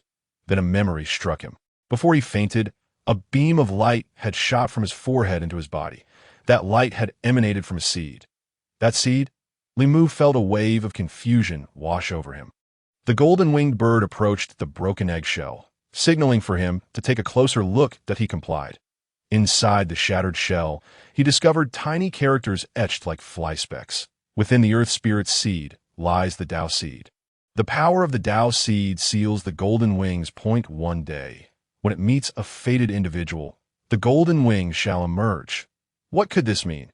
Earth spirit fruit seed, Tao seed, golden-winged bird. It suggested that the Tao seed was concealed within the earth spirit fruit seed. And the power of the Tao seed had sealed the golden-winged bird, preventing its birth. Upon encountering a destined person, the golden-winged bird would break free from its shell, and the Tao seed would also emerge. Li-Mu fell into contemplation. The earth spirit fruit seed must be a type of spiritual fruit seed, while the golden-winged bird is a divine beast. But what exactly is the Tao seed? Li-Mu found himself in disarray. All of these elements undoubtedly belonged to ancient times. Why they remained on Falling Star Mountain? What connection did they have with Yang Xingyan? Who exactly was Yang Xingyan? His wooden tablet had rotted. Could it be that he had perished? Countless questions flooded his mind. The golden-winged bird urged him to pick up the other eggshell fragments and examine them. Li-Mu gathered the remaining shards and scrutinized them. Afterward, he sat in stunned silence, unable to regain his composure for an extended period. When he finally came to, he was unaware of how many hours had passed. The earth spirit fruit seed was planted in spiritual soil, yielding a fruit capable of nurturing treasures and artifacts.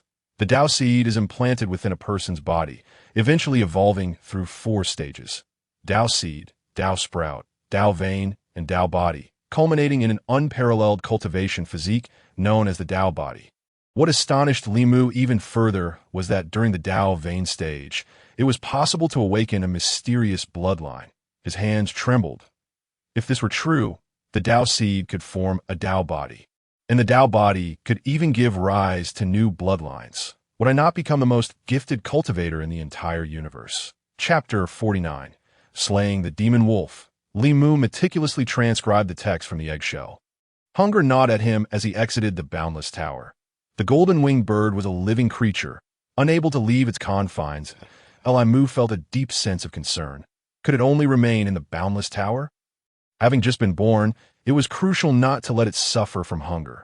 Upon observation, Li Mu deduced that the golden-winged bird did not lack for the spiritual herbs in the garden. Concluding that it was not a herbivorous divine beast, but rather a carnivorous one, but where could he procure meat for it?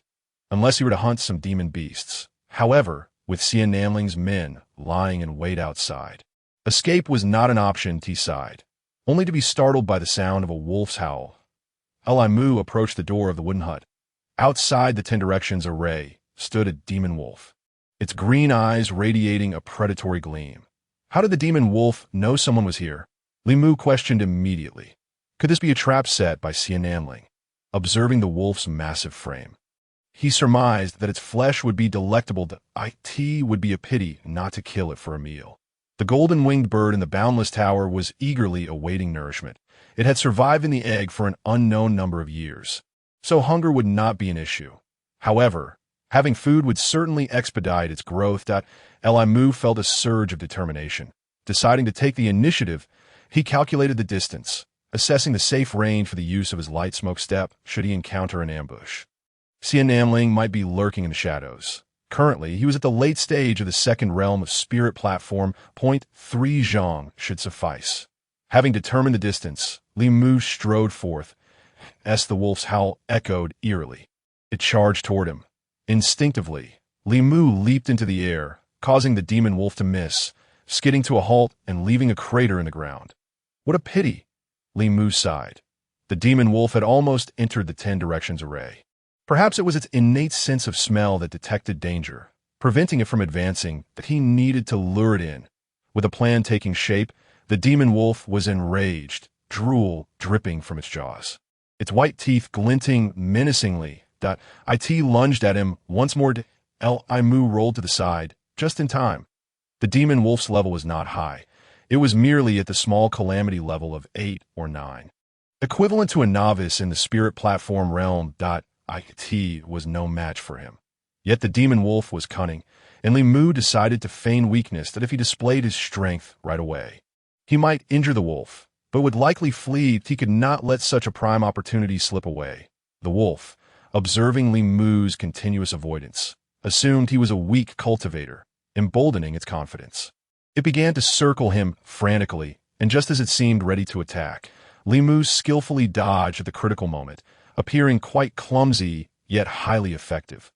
The demon wolf, convinced that Li Mu was prey, became increasingly furious as it failed to catch him. With a burst of speed, it charged directly at him. Seizing the moment, Li Mu executed a swift roll, leaping onto the demon wolf's back, drawing his short sword to plunge it down. Though the demon wolf was not particularly strong, it was still at the small calamity level of 8 or 9, and his sword failed to penetrate fully. The wolf howled in agony, attempting to flee into the mountains. Li Mu was now mounted on its back, akin to riding a tiger. There was no getting off, thus he exerted more force, driving the sword through the entirety of the demon wolf's back. The creature fell lifeless. Yet Li Mu lost his grip, tumbling off its back. Quickly, kill him. The hidden Xian Namling and his companions surged forth from the shadows. Li Mu had rolled beyond the 3 zhang mark, exceeding the safe distance by at least 4 zhang. This is bad. He glanced back to see the demon wolf within 3 zhang of him. He had exceeded the safety range. Xian Namling advanced, unleashing the Lion King's mountain-crushing fist. Li Mu, caught off guard, could hardly withstand the force of the blow descending upon him, that he immediately employed the light smoke step, narrowly evading the attack, yet still caught by the force of the fist, feeling a sharp pain across his face.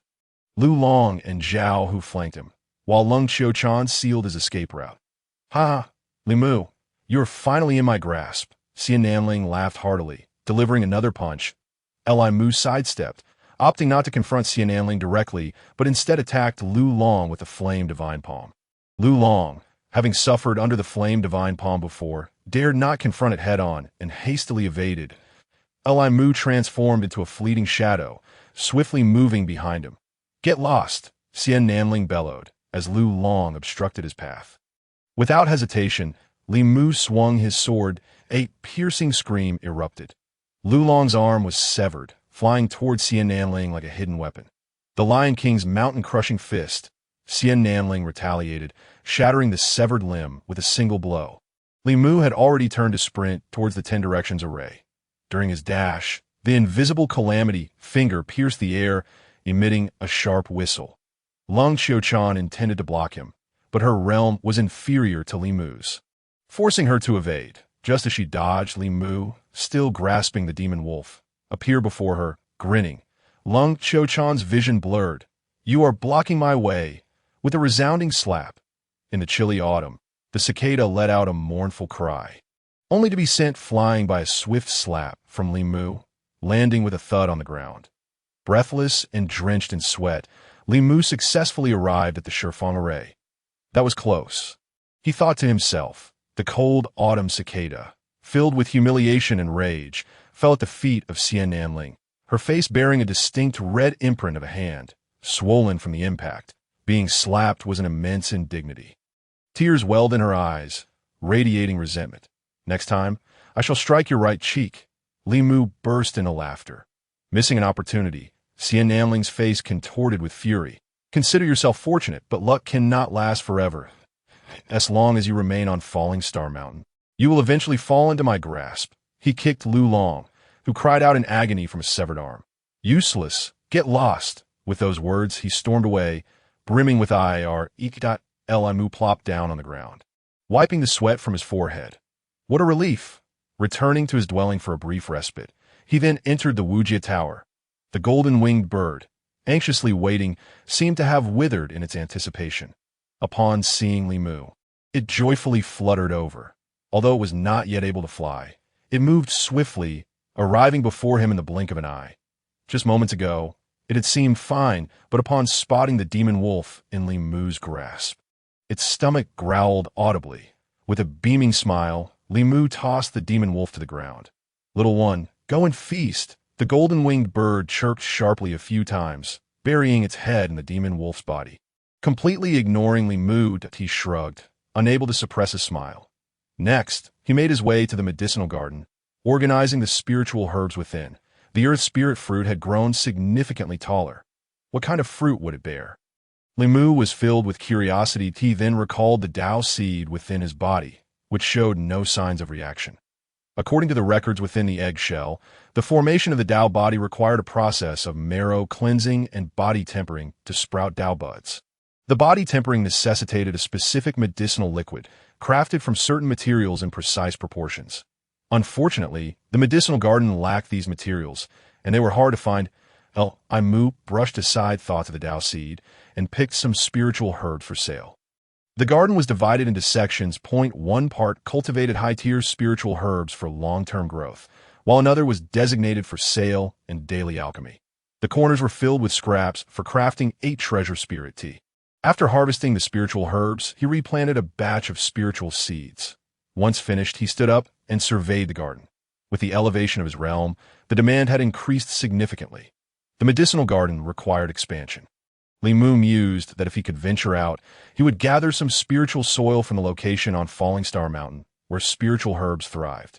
Subsequently, he exited the Wujie Tower, spreading the harvested spiritual herbs from outside the Shifeng array to the front of the wooden house. He then placed a stone atop the array's core. When the spiritual energy within the array reached a certain level, the core would push the stone away, activating the Shifeng array, or if the stone were kicked away, it would also trigger the array. The spiritual herbs served to lure the mountain's demon beasts. With preparations complete, he returned to the Wujie Tower, practicing while awaiting the harvest. Chapter 50. The Shifeng Array Trap. Abundant harvest. Li Mu sat cross-legged on the ground, practicing the breath and return to origin technique. When fatigue set in, he would play with the golden-winged bird for a while before resuming his training.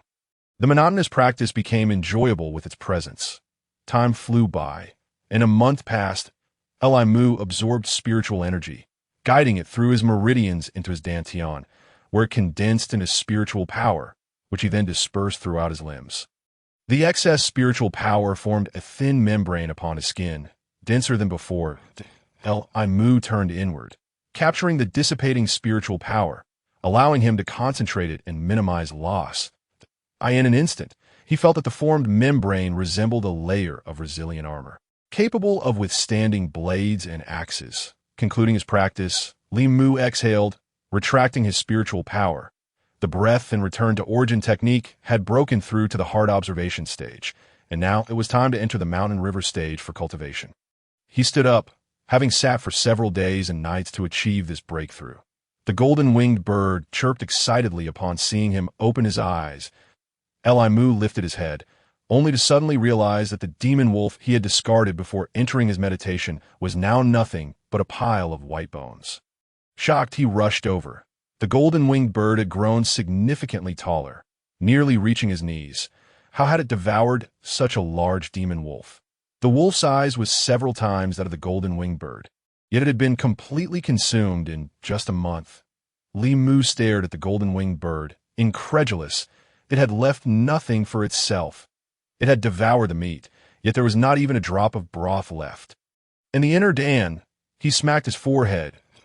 In his haste to toss the demon wolf to the golden-winged bird, he had forgotten to extract the inner Dan. The golden-winged bird chirped again, flapping its little wings and rummaging through the bones. Soon, it displayed a proud expression. Chirp. Following the sound, Li Mu discovered that the inner Dan lay buried beneath the demon wolf's remains. It had indeed consumed it. At least it had a bit of conscience. Li Mu breathed a sigh of relief. Unable to suppress a chuckle, he then gathered the bones, grinding them into powder to use as fertilizer in the medicinal garden. The demon beasts were treasures in their entirety, and nothing should go to waste. The spiritual seeds sown a month ago had now grown into a dense patch of spiritual herbs, likely to mature in another 2 months. Mu approached the earth spirit fruit, which had already borne thumb-sized green fruits. Could this thing nurture spiritual treasures and magical artifacts? He remained skeptical, but did not dwell on it. Anything that came for free was welcome, and he was content as long as it bore fruit. He then began to take stock of his resources. Only 2 or 3 dozen qi condensation pills remained, barely sufficient for a few days, while only 8 blood condensation pills were left, enough for 3 or 4 months. The spiritual herbs were ample, but he lacked the necessary medicinal catalysts for crafting blood condensation pills and the primary materials for qi condensation pills. His resources for cultivation were indeed strained.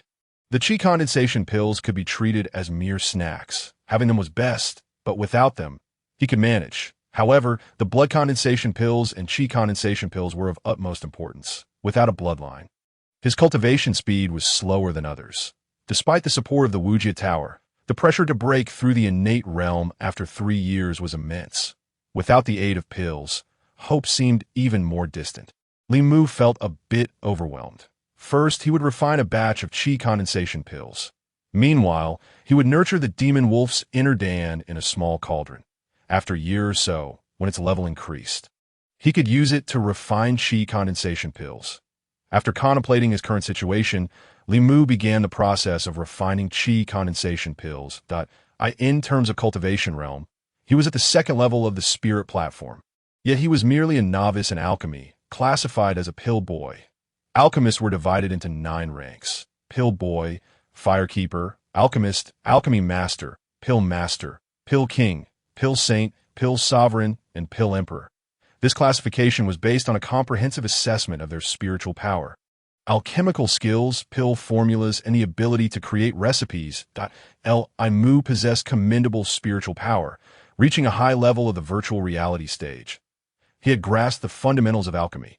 However, his ability to create pill formulas and recipes was almost non-existent, relegating him to the status of a pill boy. While it was still a start in the world of alchemy, moreover, he had previously crafted a high-quality blood condensation pill. After many years, he was once again refining pills. Li Mu did not feel out of practice. After all, only a little over 10 days had passed in the outside world. He skillfully proportioned the ingredients for the qi condensation pill, placing them into the large cauldron, where he proceeded to purify, congeal the pills, and refine them with remarkable proficiency. Initially, he refined them one by one, but after a few days, he transitioned to batch refining in the large cauldron, both to expedite the process and to stimulate his potential while concurrently enhancing his cultivation. After more than half a month, he had refined several hundred qi condensation pills, enough for the time being. The spiritual herbs had been entirely consumed, and the new seeds had yet to sprout. Li Mu paused to practice his techniques. That it was only when his physical form outside the Wuji Tower signaled hunger that he stopped to prepare a meal. Over half a year had passed within the Wuji Tower. Outside, it was likely approaching dusk. Li Mu opened his eyes, feeling as if he had emerged from a different world. The golden-winged bird had grown taller, and the earth spirit fruit had reached the size of half a fist. Li Mu was not in a rush. The earth spirit fruit bore fruit once every 10 years, equivalent to merely 10 days in the outside world. Regardless of what it produced, witnessing the fruit grow larger each day brought him joy. This would be the first fruit produced by the earth spirit fruit, and he was filled with curiosity about what kind of magical artifact it might nurture. With a flicker of thought, he exited the Wuji Tower. Li Mu first ate something before stepping out of a small house. While within the Wuji Tower, he had heard the continuous roars of demon beasts, which had gradually diminished over time. As he opened the door, he was taken aback by the scene before him. Various demon beast corpses lay scattered about, piled high like a small mountain. It was a spectacular sight. What is this? Li Mu rushed forward. Among the remains were yellow antelope beasts, white pig beasts, and mountain chickens. Their levels were low, mere minor fiends, and they were predominantly herbivorous demon beasts, easily lured by the spiritual herbs. However, he had not seen a single high-tier carnivorous demon beast. They were likely uninterested in the spiritual herbs. Li Mu felt quite disappointed. The sounds he had heard from within the Wuji Tower had initially been resounding, but later became sparse and faint. The ones that perished must have been the cannon fodder. He concluded that the remaining demon beasts had been too frightened to enter. Li Mu collected all the corpses of the demon beasts into the Boundless Tower. He then extracted their inner cores and meticulously categorized and packaged them along with their blood, placing them into a small cauldron for nurturing, intending to use them for alchemy once their quality improved. Additionally, he set aside a portion of the demon beast meat, anticipating it would attract carnivorous demon beasts later on. He also prepared sufficient sustenance for the golden-winged bird. The remaining parts were entirely devoted to the medicinal garden, serving as fertilizer. Once all tasks were completed, he resumed his cultivation for a while. Estimating that night had fallen, Li Mu emerged from the Boundless Tower, planning to take action under the cover of darkness. The refinement of the blood condensation pill could not be delayed. He needed to search for high-ranking demon beasts nearby to procure their inner cores. Fortuitously, the moonless night, with its gusty winds, was the perfect time for hunting. Xia Nanling would likely not discover him. Thus, Li Mu fashioned a human figure from straw and lit an oil lamp to an outside observer. It appeared as though a person was inside. Xia Nanling's lackeys would undoubtedly assume he was within the house. This oil lamp was remarkably enchanting. No matter how it was lit, the oil inside seemed inexhaustible. After surveying his surroundings, Li Mu stealthily jumped out of the window and stealthily departed from the Shifeng array. However, he did not venture too far from where he had left. He had a plan in mind: to strike and then shift locations. Demon beasts were not mere wild animals. The high-ranking ones possessed intelligence and would not easily fall for the same trick twice. He could only keep changing locations to deceive different demon beasts. Furthermore, tonight, in addition to hunting demon beasts, he needed to find a suitable place to set up the Shifeng array, as remaining in one location would adversely affect the harvest. Chapter 51. The 4 ingredients of the bone-washing soup. At night, all was silent. Most demon beasts had succumbed to slumber, allowing for a smoother escape. Li Mu moved as lightly as the night breeze, landing soundlessly. Once he was far enough from the array, he planned to act. Meanwhile, Xia Nanling and his companions stealthily followed behind, seeking their opportunity to strike. He was brash but not foolish. He had already surmised that Li Mu would be active during the night. Thus, they lay in wait around the wooden house. The illusionary technique proved ineffective. However, their agility could not match Li Mu's, making their pursuit arduous, especially for Lung Qiuchan, who, as a peak innate 9th layer cultivator, was panting lightly, her complexion flushed and a sheen of sweat covering her. Lu Long, Zhao Hu, you two flank him and cut off his escape. Xian Nanling commanded. He realized that Li Mu was moving too swiftly. If they continued this way, they would only be led around in circles. The two complied and pursued from the sides. Xielang, it seems he is searching for something, Lung Qiuchan remarked, noticing something amiss. Xian Nanling squinted, a cold smile gracing his lips, daring to venture deep into the Demon Mountain. He must be seeking treasure. He likely has some clue and is searching for a rare artifact. Upon hearing this, Lung Qiuchan's eyes gleamed with greed. How fortunate. We shall seize it. Xian Nanling's expression darkened. Not only do I want his life, but I also desire all his treasures, including that formation. Falling Star Mountain will be the place of his demise. With that, he produced the Death Hook, a magical tool gifted by Xie Shihong, specifically designed to deal with Li Mu. The Death Hook was a 3-seal artifact, not quite on par with Nangang Yu's soul-breaking spike, but still regarded as top-tier among outer sect tools. It could instantly shatter the physical bodies of cultivators below the Lingshu realm. Xie Shihong had obtained the Death Hook from Xie Dongli and had his own ulterior motives for using it as a secret weapon during his assault on the inner sect. However, he was utterly confident that Li Mu would meet his end beneath the Death Hook. Thus, he lent it to Xian Nanling for the time being. Lung Qiuchan gazed at the Death Hook with envy. For someone from minor family like her, a magical artifact was a luxury, let alone a top-tier 3-seal artifact. With admiration, she remarked, being with Xielang is undoubtedly the wisest choice of my life. As they tracked him, the two engaged in flirtation to Li Mu, preoccupied with locating the demon beast slayers, remained blissfully unaware of the unfolding situation behind him.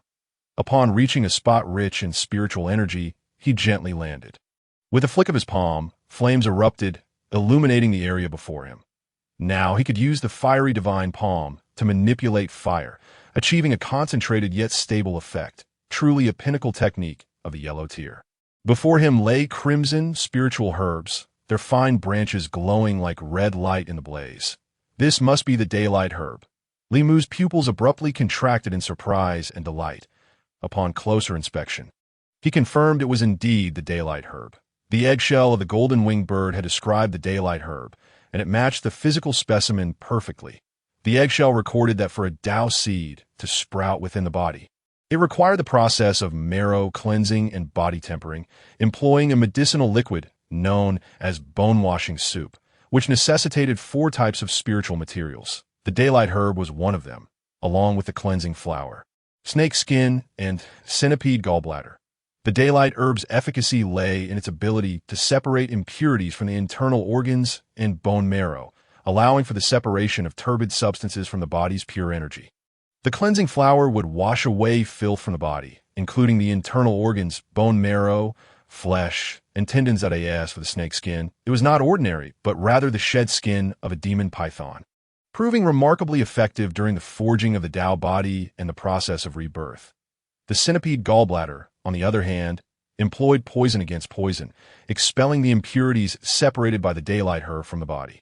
Upon first encountering the formula for the bone-washing soup, Li Mu had surmised that the marrow cleansing and body tempering process would be excruciatingly painful, the forced separation of impurities from pure energy. Akin to shedding a snake's skin, would be a transformative ordeal. Ultimately, it would require the use of poison to combat poison. Each component was a test of one's endurance. Moreover, the simultaneous action of all 4 ingredients would only amplify the challenge. Merely contemplating it sent a shiver down his spine.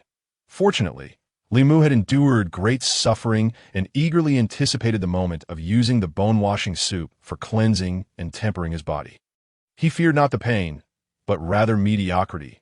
The Dao body was not merely a unique physique, but, after the emergence of the Dao meridians, could potentially restore his bloodline.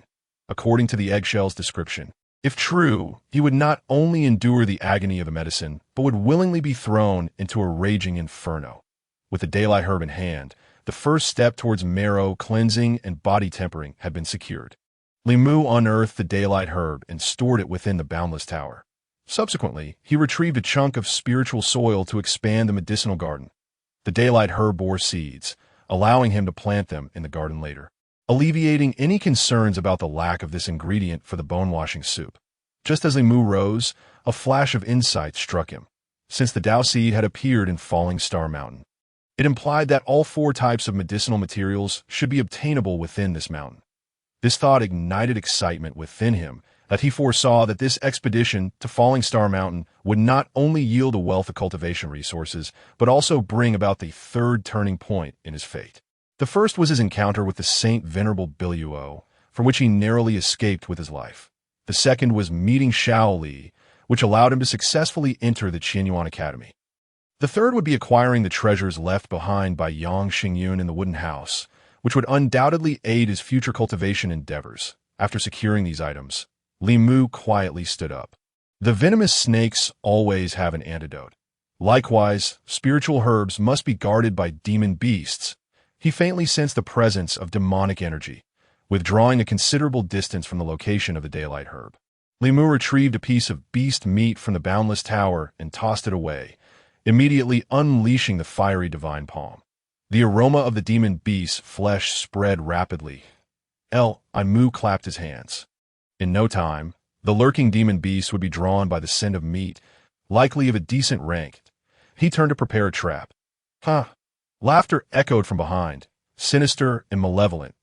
Mu spun around in shock to find Xian Nanling and Lung Xiuchan, with Lu Long and Zhao Hu appearing in succession, surrounding him.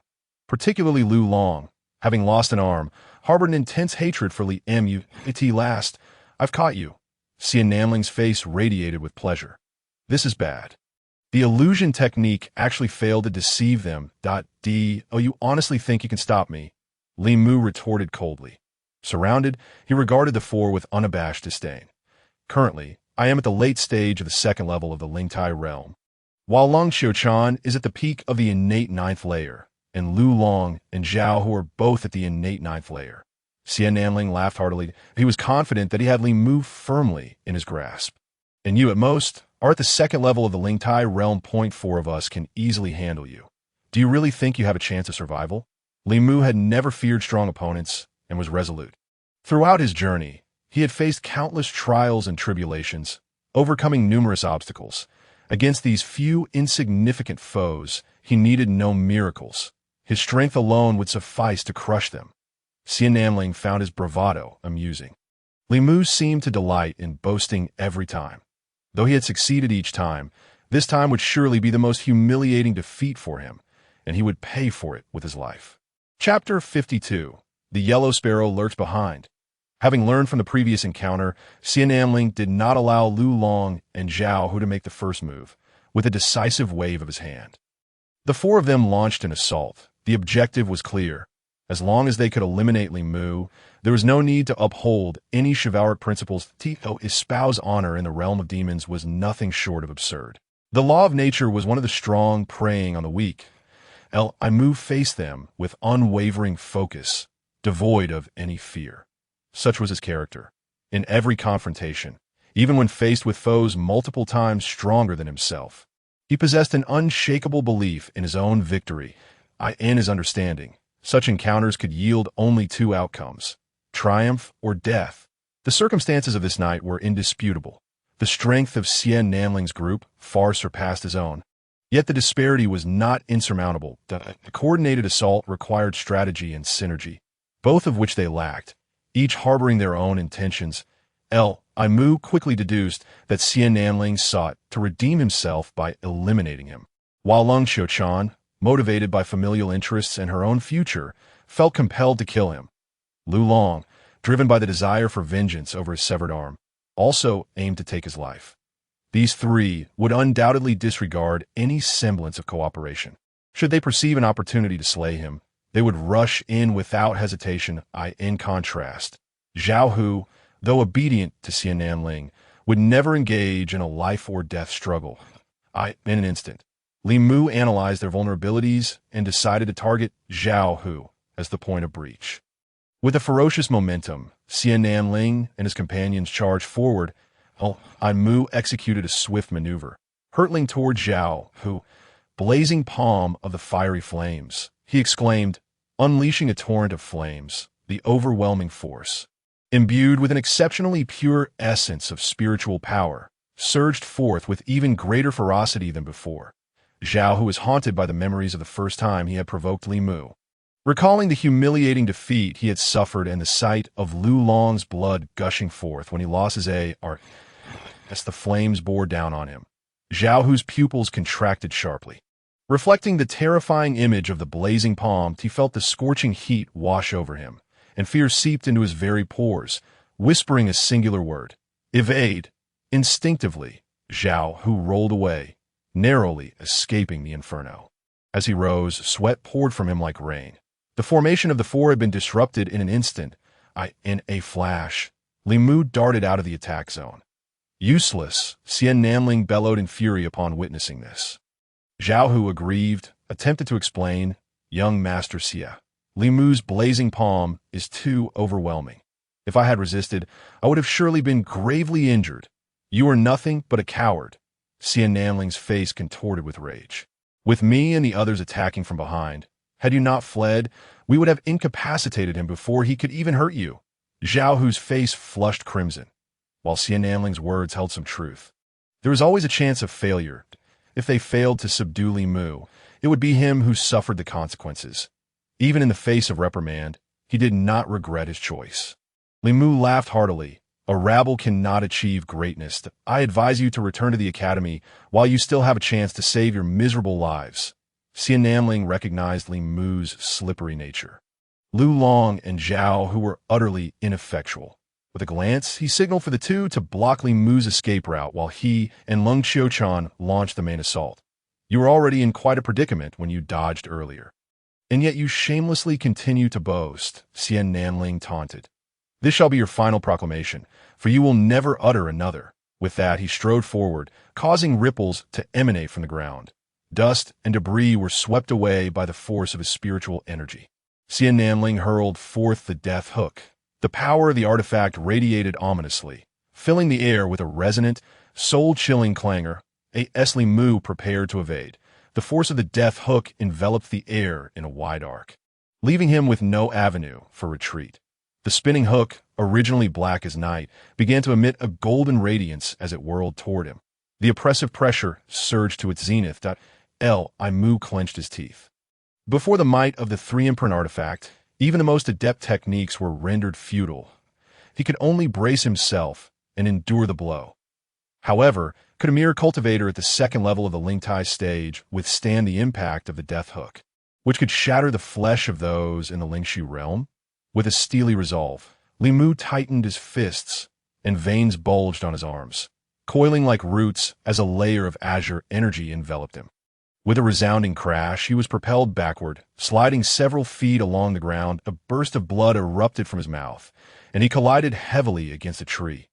Crack! The tree trunk splintered under the impact, leaves raining down as fissures formed along its length. Withstand a strike from the death hook, and yet remain alive. His physique was astonishingly resilient. Xian Nanling was taken aback, his expression darkening. Li Mu's blood surged as turmoil raged within him, but he had not anticipated being able to endure a blow. Earlier, when he had summoned his spiritual power, a thin membrane had formed upon his skin, surprisingly absorbing the violent force of the death hook. The art of breath returning was indeed a supreme technique. Having only just broken through to the Shanhai realm, he was capable of forming a spiritual membrane, enabling him to withstand the three-imprint artifact. Lung Qiuchuan had been waiting impatiently. Li Mu was gravely injured. Even if he did not perish immediately, she understood that his organs must surely be shattered by the death hook.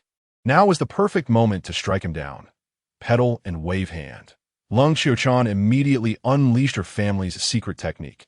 Spiritual energy coalesced into imperceptible petals, each as sharp as a blade, making it impossible to defend against once unleashed. Although it was merely a mid-tier yellow-level technique, to Li Mu, it felt like the final straw that would crush the camel's back. Li Mu summoned his spiritual power once more, determined to withstand another assault. Lu Long and Lung Qiuchuan shared the same intent. They aimed to exploit Li Mu's weakened state and claim his life. Consequently, they attacked from the other side. Zhao Hu, still stinging from the earlier reprimand, saw Li Mu's injury as a chance to launch a sneak attack from behind and reclaim his glory. The three unleashed their formidable spiritual energies. What a band of inept allies! Li Mu couldn't help but smirk. This was indeed his opportunity to escape. He lowered his body, darting forward like a bolt of lightning.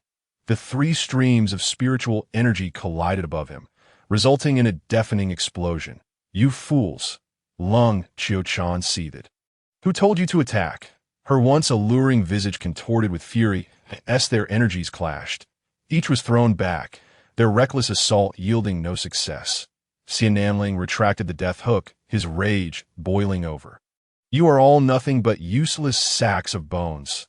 Seizing the moment of chaos among Lung Qiuchan and the others, with Xian Namling's line of sight obstructed, Li Mu executed a swift step of the light smoke technique.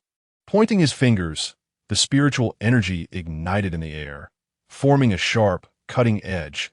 With a piercing sound, it sliced through the air. Just as a low growl echoed, it fell silent, as if a stone had been cast into the sea. "Ah! Ah!" Xiaohu screamed in horror as a spray of blood splattered across his face. Lu Long's blood. Xiaohu's every pore contracted in terror, and he watched in horror as Lu Long's in the chill of autumn. The cicadas cried out twice in despair before falling abruptly to the ground.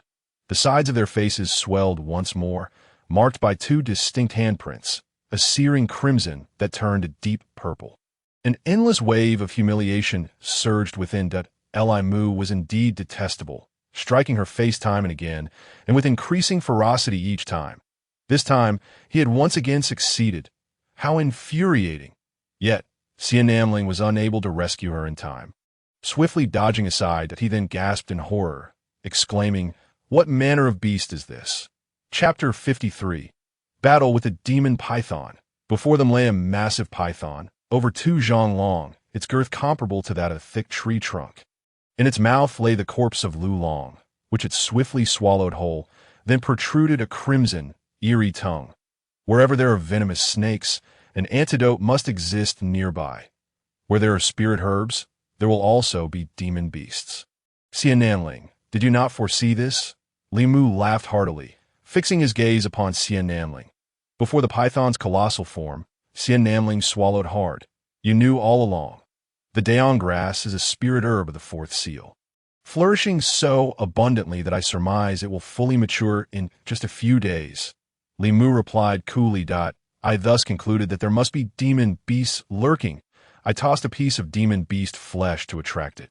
Yet you, oblivious to your own demise, dared to ambush me. He pointed at the python's belly. Lu Long's flesh and blood have utterly incited the beast. Xian Namling clenched his fists in a fit of rage. To survive, you truly exerted yourself, but do you think you can escape now that the demon python has appeared? Forget it. Cold autumn cicada, heedless of her swollen visage, stealthily positioned herself behind Xian Namling, whispering this demon python is of high earth fiend rank, akin to a high-level practitioner in the spirit ruins realm, that we stand no chance. Li Mu chuckled. Good to know. Now you have 2 choices. First, we 3 die together. Second, we join forces against the demon python, thereby gaining a chance to escape. Join forces with you? Dream on, Xian Namling retorted, his face flushed with indignation. Yet, Li Mu remained unfazed. With my agility, even if we were to join forces, I would surely escape while you might end up in the python's belly. With a stroke of luck, you might flee, but I believe, given your cowardice, even if there is but a glimmer of hope, you will choose to collaborate with me. That a blatant mockery gleamed on Li Mu's face. Aid your enemy in survival. You must feel an overwhelming hatred, yet you have no other choice upon uttering these words. Li Mu felt a surge of exhilaration. He feared not the consequences of stating the harsh truths, nor did he fear inciting their wrath, for they were afraid of death. Thus, he could freely humiliate them. Seeing Xian Namling trembling with anger, cold autumn cicada hastily attempted to soothe him. Xiaolang, though Li Mu is detestable, he speaks the truth. Your death hook can shatter the physical bodies of spirit ruins practitioners, but it may prove insufficient against the formidable body of a high earth fiend demon beast. That's obvious. I am well aware of the strength of demon beasts, Xian Namling replied, his mood fluctuating. At that moment, the demon python drew nearer, flicking its crimson tongue, producing a dull thud against the ground. The debris beneath its massive form crumbled to dust as it passed by. Today, consider yourself fortunate. Once we escape this calamity, I shall relentlessly pursue you until your demise. Confronted with the overwhelming might of the demon beast, Xian Nanling relented. Just wait, I will ensure you meet a brutal end. Not unlike being devoured by the python. A smile crept onto Li Mu's lips. Very well. Then heed my command. Cold autumn cicada will distract the python, while you, Xian Nanling, shall strike it 7 inches with your death hook. I shall target its eyes. Why should I follow your orders? Xian Nanling protested. You have a better plan. Li Mu retorted sharply, did I ask you? Do you wish to live or die? The demon python drew closer. Cold autumn cicada trembled. Xiaolang, let us acquiesce to his plan for now. In the future, we shall settle both old and new grievances together. A fierce gust of demonic wind swept past. Without a moment's hesitation, Xian Nanling hurled the death hook at the python's 7 inches. Cold autumn cicada executed the flying flower overlapping waves technique, positioning herself in front of the python to divert its attention. Li Mu seized the opportunity to unleash his blazing flame divine palm, a torrent of fire erupting forth. Suddenly, the python spat forth a deluge of venom, extinguishing the flames. The death hook struck the 7 inches, inflicting pain upon the python, causing it to shrink in size. Its tail swept through the trees, snapping them as if they were mere twigs, using its tail to launch a counterattack. Li Mu employed the traceless robbery finger, aiming to pierce its eyes, but his spiritual power was shattered by the flying debris. The python's demonic might was immense, making it exceedingly difficult to penetrate with spiritual force. His first attack missed. Li Mu evaded, yet no matter how he dodged, he remained within the python's range of attack. Its tail, wielding the tree trunk, formed a massive circle akin to a barrier, blocking any attempt to escape. Having witnessed the might of the tiger demon in the Lost Forest, Li Mu had gained a clear understanding of Earth Fiend-level demon beasts. He dared not confront the beast's demonic energy directly, instead seeking to exploit its weaknesses. Despite possessing the death hook, Xian Nanling could only endure, teetering on the brink of calamity. Li Mu, too, felt the weight of despair under the relentless onslaught of the python. Both his stamina and spiritual energy waned at an alarming rate. Its venom could extinguish his blazing flame divine palm, while the traceless robbery finger could not penetrate its demonic force that he was wholly suppressed. Cold autumn cicada, panting heavily, drenched in sweat, had lost all previous animosity. She even ventured to propose, young Master Li, what shall we do now? We are compatriots. We must not abandon one another in dire straits. Her voice trembled with fear, yet she attempted to weave an alluring tone to entice Li Mu, hoping to stave off her own consumption. Li Mu regarded her with utter disdain. Truly, she was a shallow and despicable creature. To save her own life, she was willing to seduce anyone. I have no desire to save you, but without you, we are all destined to perish, he replied, his tone frigid. Rest assured, the day I come to kill you is still ahead.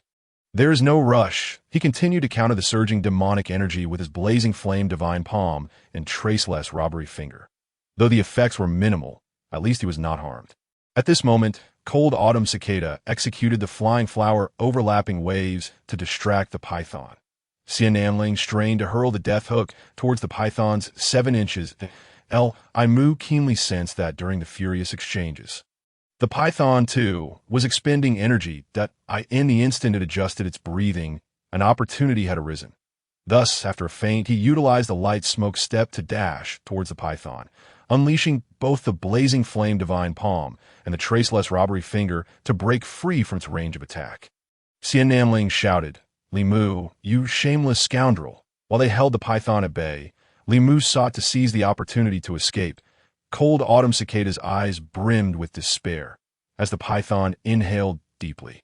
Yet to swallow its last meal, it noticed Li Mu attempting to flee, channeling all its demonic energy to swing the tree trunk towards him with ferocity. Quick, strike it 7 inches. Now is its weakest moment. Li Mu cried out in a life-or-death moment. Xian Nanling reacted swiftly. With a thunderous crash, the death hook struck the python's 7 inches, a thunderous gasp erupted, echoing like thunder. The python shrieked in agony, its demonic energy plummeting. Li Mu felt a dull thud against his back as the python's tail struck him, sending him flying down a slope, rolling uncontrollably. His spiritual energy coalesced into a thin membrane on his skin, absorbing the impact of the python's strike. Although he spat out a mouthful of blood, he was fortunate to have survived. His life flickered like a candle. Xian Nanling bellowed, "Qiu Chan, take out the demon avoidance pill and run." The two rolled away, dashing in opposite directions. The python, momentarily confused, hesitated, allowing them to escape. As Li Mu continued to slide down the slope, the python pivoted its head and charged down after him. After a night of frantic escape, they finally evaded the python's pursuit. Li Mu silently thanked his luck and sought a path back to the wooden cabin, where safety awaited within the Shifeng array. As he approached a certain area, he suddenly heard sounds of battle. Crouching in the grass, he peered through to witness the demon python, which had been pursuing him, engaged in a fierce struggle with a monkey. He pondered deeply. The Falling Star Mountain is not known for its formidable demon beasts. Why have so many high-level creatures suddenly emerged? The monkey, towering over a zhang, with muscles as hard as steel, was undoubtedly an earth fiend-level diamond ape. Chapter 54. The Diamond Ape Battles the Demon Python. Li Mu, emboldened, did not flee, but instead remained calmly as a spectator amidst the fierce clash of the two demon beasts. He contemplated the situation. The demon python and the diamond ape were both intent on annihilating one another, and ultimately, one would perish. Could he seize the opportunity? His purpose for coming to Falling Star Mountain had been to use the Shifeng array to capture high-level demon beasts and obtain their inner cores for alchemical purposes. Thus far, aside from the unexpected gain of the Daon grass, he had yet to acquire a single inner core from an Earth-ranked demon beast. The crafting of blood condensation pills and yuan condensation pills was imminent. Perhaps it was time to take a gamble. Resolute in his decision, Li Mu planned to retrieve the inner core from whichever demon beast fell first, thereby facilitating the creation of his medicinal elixirs. This was akin to plucking the fruit from the fire. Li Mu observed the fierce struggle before him, his heart racing with an exhilaration that bordered on fear. Yet, venturing into the realm of the demon mountains without a spirit of adventure would ultimately yield nothing. Was it not the very peril of the previous night that had afforded a glimpse of the sungrass? With a resounding crash, the diamond ape hefted a massive stone weighing several hundred pounds and hurled it with great force towards the demon python. Li Mu could only gasp in astonishment. In the hands of the diamond ape, the boulder appeared as light as a mere pebble. As the gigantic rock sliced through the air, it stirred up a tempestuous wind, resonating with a deep, thunderous sound. The demon python, possessing an incredibly supple body, merely twisted aside to evade the attack. In retaliation, it whipped its tail, and with another thunderous impact, the hard stone was shattered into fragments by the force of its sweep. A cold sweat broke out on Li Mu's brow. Fortunately, he had managed to strip the python of its demonic power the night before. Otherwise, a single strike from that tail would have been more than enough to render him defenseless against the formidable techniques of the mountain and river realm. Though the diamond ape belonged to the demon race, this particular specimen seemed devoid of any demonic lineage. Otherwise, it would have been no match for the demon python. Yet upon reflection, it was clear that only those demon beasts capable of transformation could truly be deemed demons. If true demons were to emerge from the Qinyuan mountain range, they would likely command all the beasts of the mountains. The Academy would never allow such a situation to unfold, having missed its initial strike. The diamond ape pounded its chest in fury, relentlessly hurling large stones in rapid succession. The sheer volume of boulders it cast made it appear as though it were raining down upon the demon python. Despite the python's agility, it could not evade them all, suffering multiple impacts that forced it to continuously flick its tongue in pain. Following this, it opened its mouth and expelled a thick venom. The stones, upon contact with the toxic fluid, lost all their strength, crumbling as easily as soft tofu and scattering to the ground. Could the demon python's venom truly corrode stone? Li Mu was taken aback, fervently hoping the diamond ape would vanquish the demon python. The python's skin held the precious scales he sought, and the venom could also be refined for D-level demon beast. The python's blood could serve as an essential ingredient in concocting blood coagulation elixirs, seemingly more valuable than that of the diamond ape. Thus, he silently cheered for the diamond ape as the venom continued to spew forth. The diamond ape's anger escalated, and it cast aside the stone it held, charging forward to engage the demon python in close combat. The python, sensing the threat, was evidently filled with trepidation. Its chances of prevailing in a melee were slim. Consequently, it unleashed a more ferocious spray of venom. Roaring in agony, the diamond ape let out a tremendous cry as the venom splattered against its body, causing numerous small bubbles to erupt, darkening its skin. It howled skyward. With a fierce determination, the diamond ape vigorously wiped its body with its enormous palms, astonishingly managing to remove all traces of the venom. Its iron-like physique proved impervious to the corrosive liquid. Li Mu felt a chill run down his spine at that moment. He found himself yearning for the diamond ape once more. Despite lacking the coveted scales, its sinew and blood seemed superior for medicinal refinement compared to that of the demon python. As for the scales, he could always return to the wooden hut, seek out areas frequented by the demon python, and utilize the Shifang formation for hunting. In the Qinyuan mountain range, demon pythons were undoubtedly abundant. But diamond apes were exceedingly rare.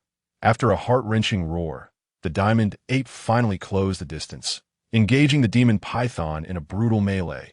The tide of battle shifted dramatically. It was fierce and brutal. The diamond ape's massive paws seized the python's body, pulling with all its might in an attempt to shred it to pieces. However, the python's skin was remarkably tough, fortified by its demonic powers. For the moment, it proved impossible to tear apart. With several sharp cracks, the python's tail struck the diamond ape's back with a force that could shatter stone.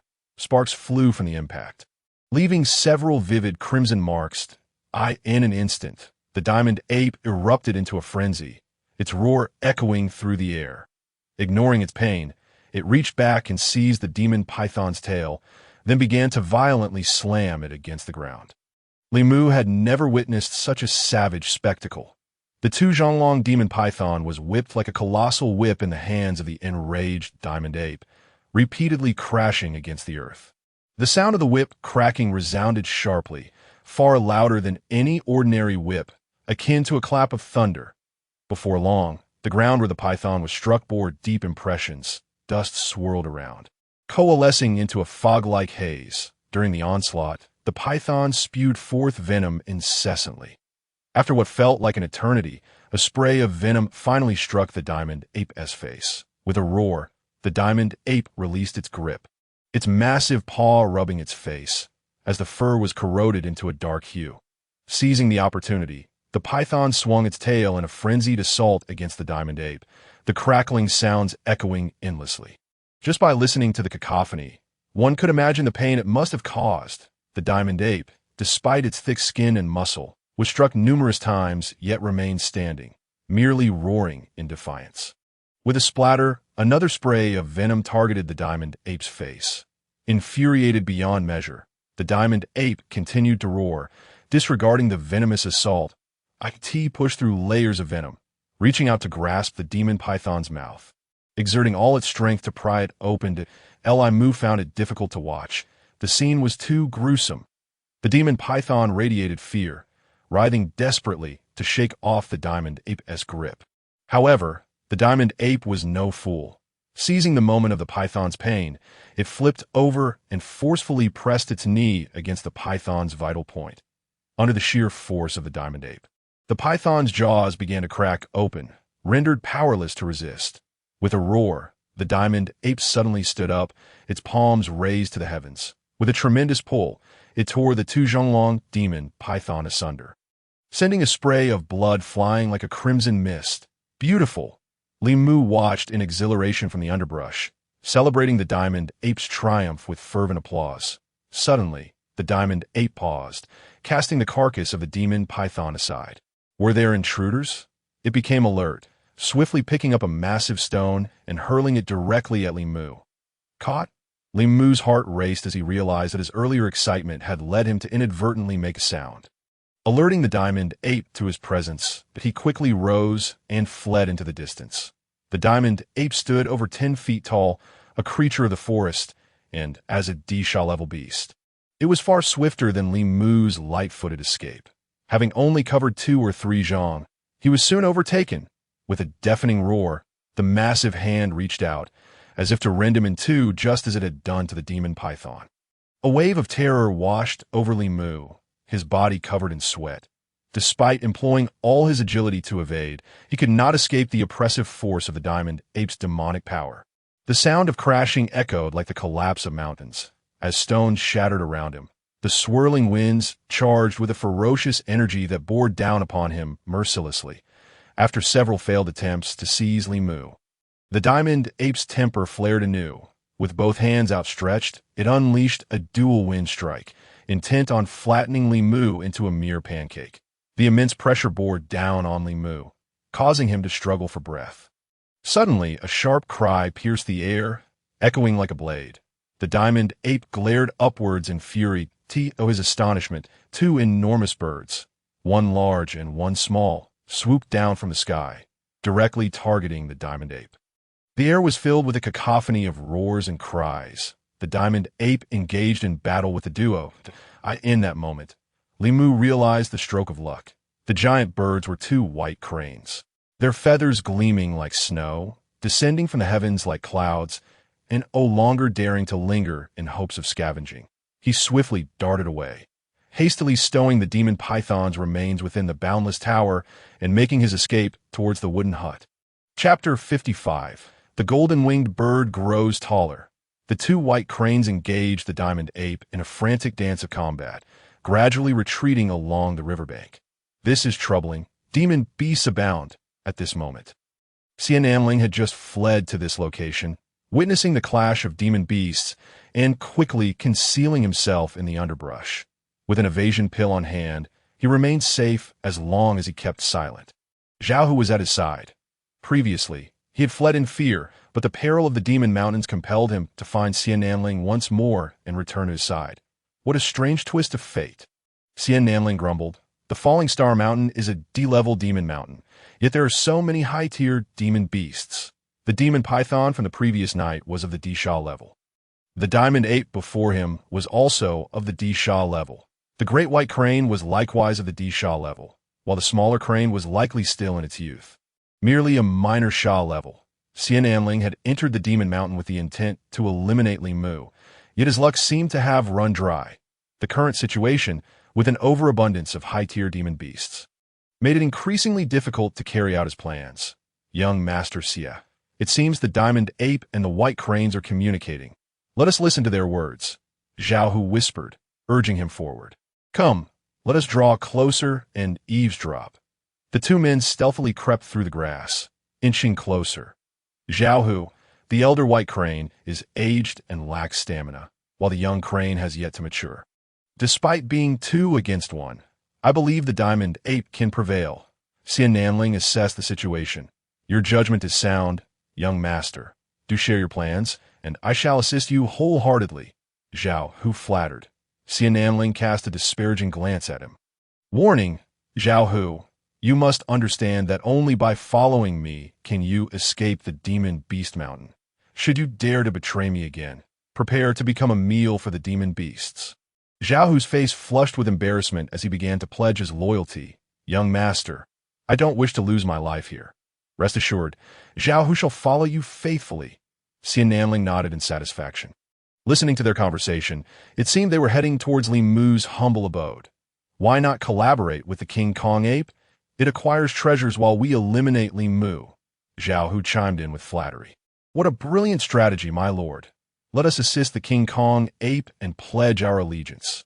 Xian produced the deadly hook, stealthily maneuvering to the rear of their confrontation, at the opportune moment. He swiftly hurled the deadly hook. A piercing shriek echoed through the air as the great white crane was struck, shedding a few feathers and nearly plummeting from the sky. Returning to the wooden cottage, Li Mu lay exhausted on the ground, taking a moment to recuperate. His thoughts flickered as he entered the boundless tower. From the previous night until now, over half a year had passed in this realm. The golden-winged bird had ample nourishment and grew rapidly, now reaching nearly Li Mu's waist. "Little fellow, you've grown remarkably fast," Li Mu remarked, stroking its head. The golden-winged bird suddenly leaped aside, spreading its wings wide, more than a meter across, and let out a shrill cry. Its entire plumage trembled and gradually turned red, enveloped in a crimson aura. The crimson flame golden-winged bird. Li Mu felt goosebumps rise all over his body as a flash of realization struck him. Heavens, this is the crimson flame golden-winged bird. How astonishing! The king among golden-winged birds appears in the lower realms. Who is the master of this wooden cottage? Yang Xingyun. That he could possess the egg of the crimson flame golden-winged bird. How did such a figure meet his demise, especially at the Beast Mountain behind the Qinyuan Academy? Li Mu suddenly recognized that the Falling Star Mountain must hold ancient and obscure tales. Though the golden-winged bird was diminutive, it seemed to comprehend human speech, its face radiating pride as if exuding a divine majesty. Li Mu approached with a warm smile. Suddenly, he grasped its neck and playfully pressed down. Teasing, "Are you trying to assert your dominance over me?" The bird squawked in indignation, thrashing its body in fury, emitting sounds akin to curses, as if to say, "I am a divine bird. Do I not deserve respect?" Li Mu chuckled and released it, prompting the golden-winged bird to retreat, glaring at him with resentment. "Little rascal," Li Mu chided with a laugh. Before moving on, he extracted the inner core of the serpent and drew out its blood and essence.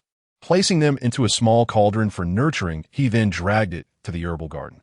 The serpent had only recently perished, and the spiritual energy from the spirit herbs would allow it to undergo natural shedding. With the yang grass and serpent skin acquired, along with the cleansing flower and centipede pill, he could concoct the bone-washing elixir. Li Mu suddenly felt a renewed sense of optimism for the path ahead. The serpent's flesh is edible, but we must not consume its skin whole. Understand? He addressed the distant golden-winged bird. The bird turned its head aside, visibly displeased, ignoring him, as if maintaining its pride, refusing to partake in offerings deemed unworthy.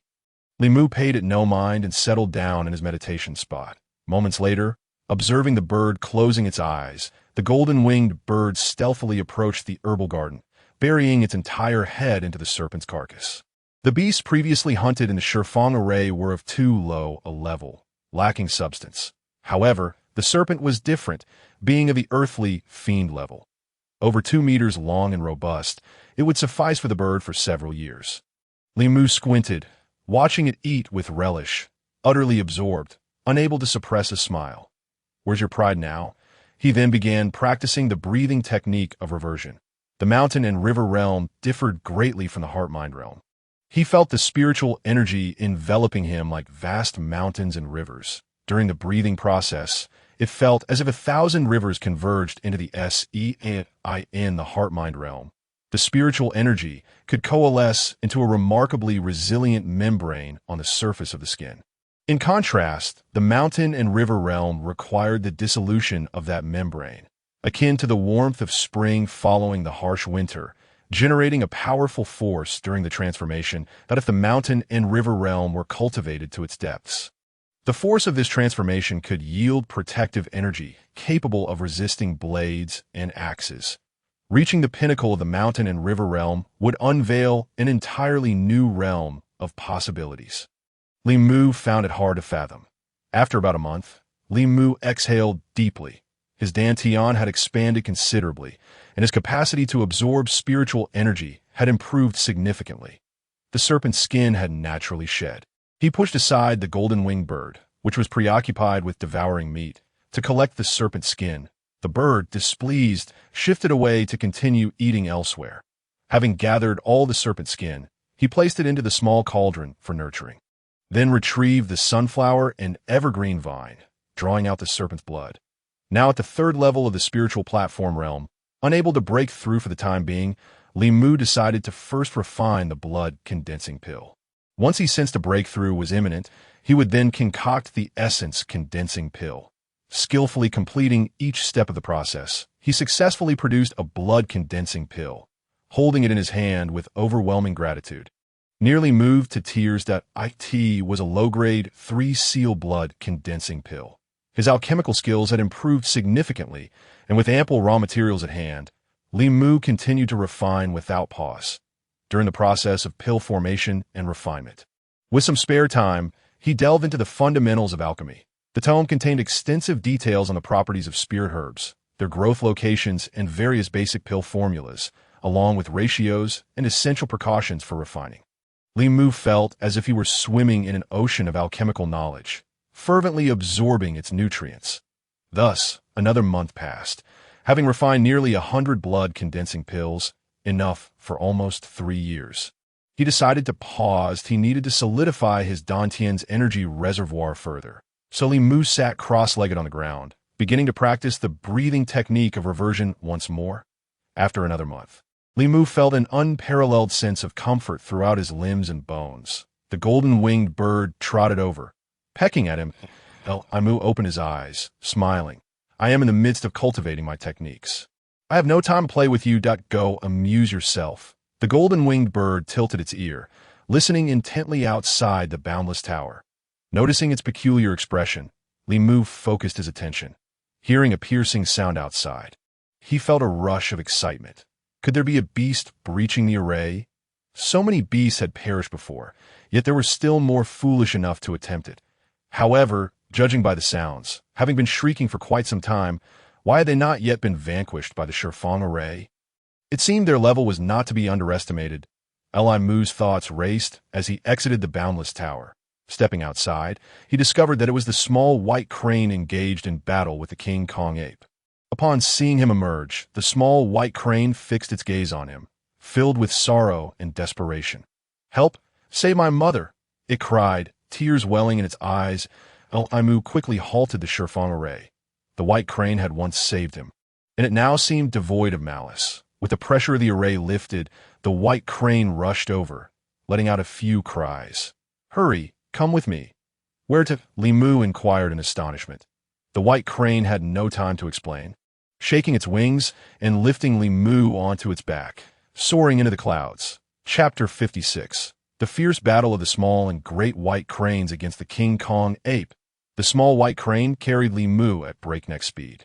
In no time, they reached a narrow gorge. The King Kong ape had cornered the great white crane, inflicting severe damage to its wings, which lamented in despair. This moment, the great white crane could only grapple with the King Kong ape on land.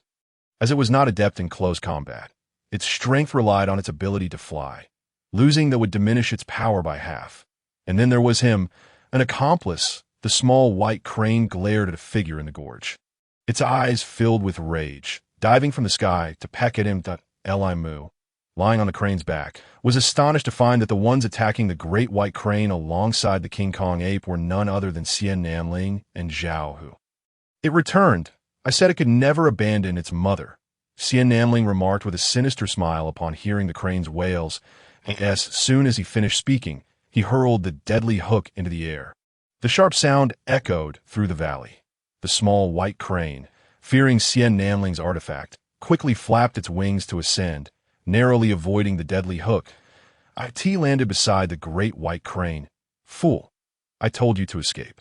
Who told you to return? The great white crane scolded angrily, her tone laced with despair and a hint of reluctance. The small white crane's eyes brimmed with tears. Mother, the King Kong ape is merciless. How could I leave you behind? Look, I brought reinforcements. The great white crane glanced at Li Mu, letting out a long sigh. What use is a second-level spiritual platform cultivator? Bringing him here will only endanger him. The great white crane, having merely sensed his aura, concluded that Li Mu was just a novice cultivator, incapable of even resisting a single strike from the King Kong ape. Haha, what a narrow path for enemies. You have come to deliver yourself to death. Xian Namling spotted Li Mu on the small white crane's back and let out a hearty laugh. Li Mu scoffed at him, retorting, to serve as a lackey for beasts. How shameful for the Xie family.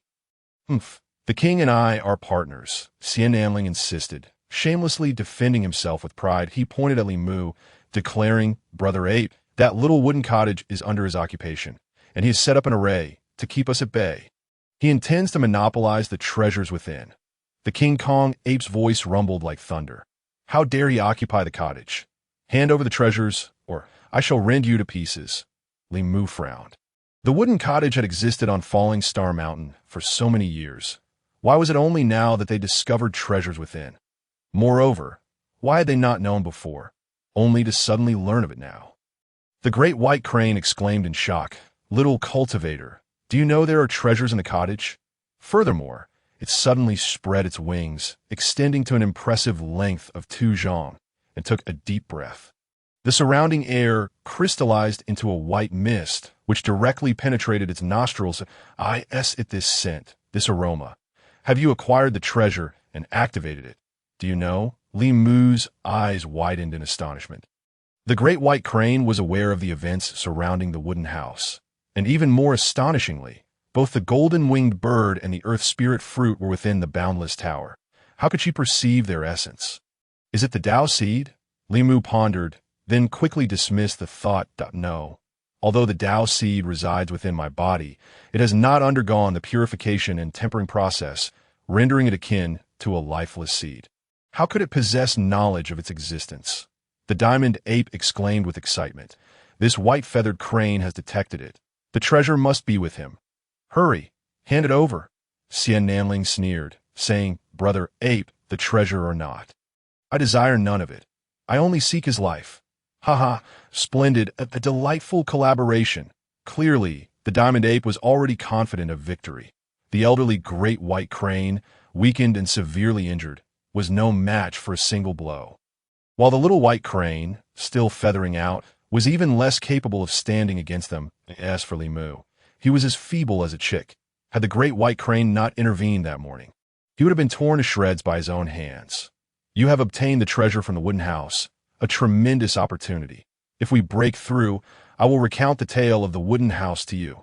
The great white crane spoke. Li Mu, fully aware of the dire situation, nonetheless offered immense reassurance to the crane. Rest assured, I shall surely lead you all to safety. The great white crane had saved him. And furthermore, it was privy to the events surrounding the wooden house. Out of both emotion and reason, he must rescue them. Having one more person to accompany us to the grave is indeed beneficial. Brother ape, you handle the 2 cranes while I deal with this little cultivator, shall we? With the diamond ape beside him, Xian Nanling grew even more arrogant. The diamond ape pounded its chest, declaring, No problem. You must not allow this cultivator to escape. Brother ape, he is but at the early stage of the 2nd level of the Lingtai realm, while I am at the late stage of the 2nd level. Wielding the death hook, he shall surely perish today. Xian Nanling gripped the death hook, filled with confidence. The diamond ape, recognizing Li Mu's strength, grew even more assured of Xian Nanling's victory. That death hook had just injured the great white crane. Dealing with a mere 2nd-level Lingtai cultivator would be a piece of cake. Thus, they launched a full-scale assault on the 2 white cranes, Xian Nanling and Zhao, who blocked Li Mu's path. Let us see who can come to your rescue this time. Li Mu scoffed. The moment you chose to ally with the diamond ape, you have already shown fear towards me. In terms of momentum, you have lost. Even if you possess the death hook, it is you who shall ultimately meet your demise. Zhao Hu, did you hear that? He claims it will be us who die. Xian Nanling found his seriousness utterly absurd. Zhao Hu also laughed heartily. Young master, it is most delightful to listen to someone on the verge of death, when he meets his end beneath the death hook. Will he not weep and wail? Li Mu furiously rebuked. Zhao Hu, are you truly so obstinate as to forget how Lu Long met his end? Believe it or not, I could sever both your arms and then send you to meet him. Zhao Hu nervously swallowed, then gritted his teeth. Then I shall send you to make amends with Lu Long first. Without hesitation, Zhao Hu charged at Li Mu. Xian Nanling followed suit. You foolish beings. Li Mu seethed, rushing forward with incredible speed that a flurry of afterimages flashed by. Zhao Hu howled, blood spraying forth. With unbelievable swiftness, Li Mu, utilizing the untraceable ring, instantly pierced through his left arm. Then, with a single strike, he severed it entirely. Have you truly forgotten Lu Long's demise?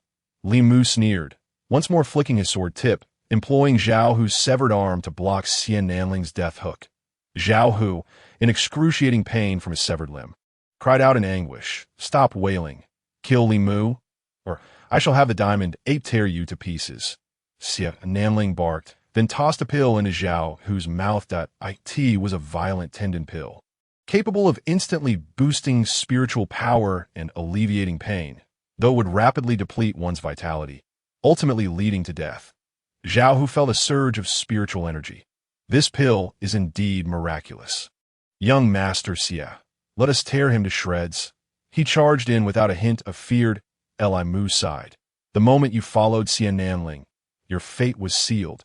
I shall accompany you on this journey to lessen your suffering. What does it matter if you consume the violent tendon pill?" Li Mu found dealing with him to be a mere trifle. He moved with such rapidity, continually evading Xia Nanling's line of sight.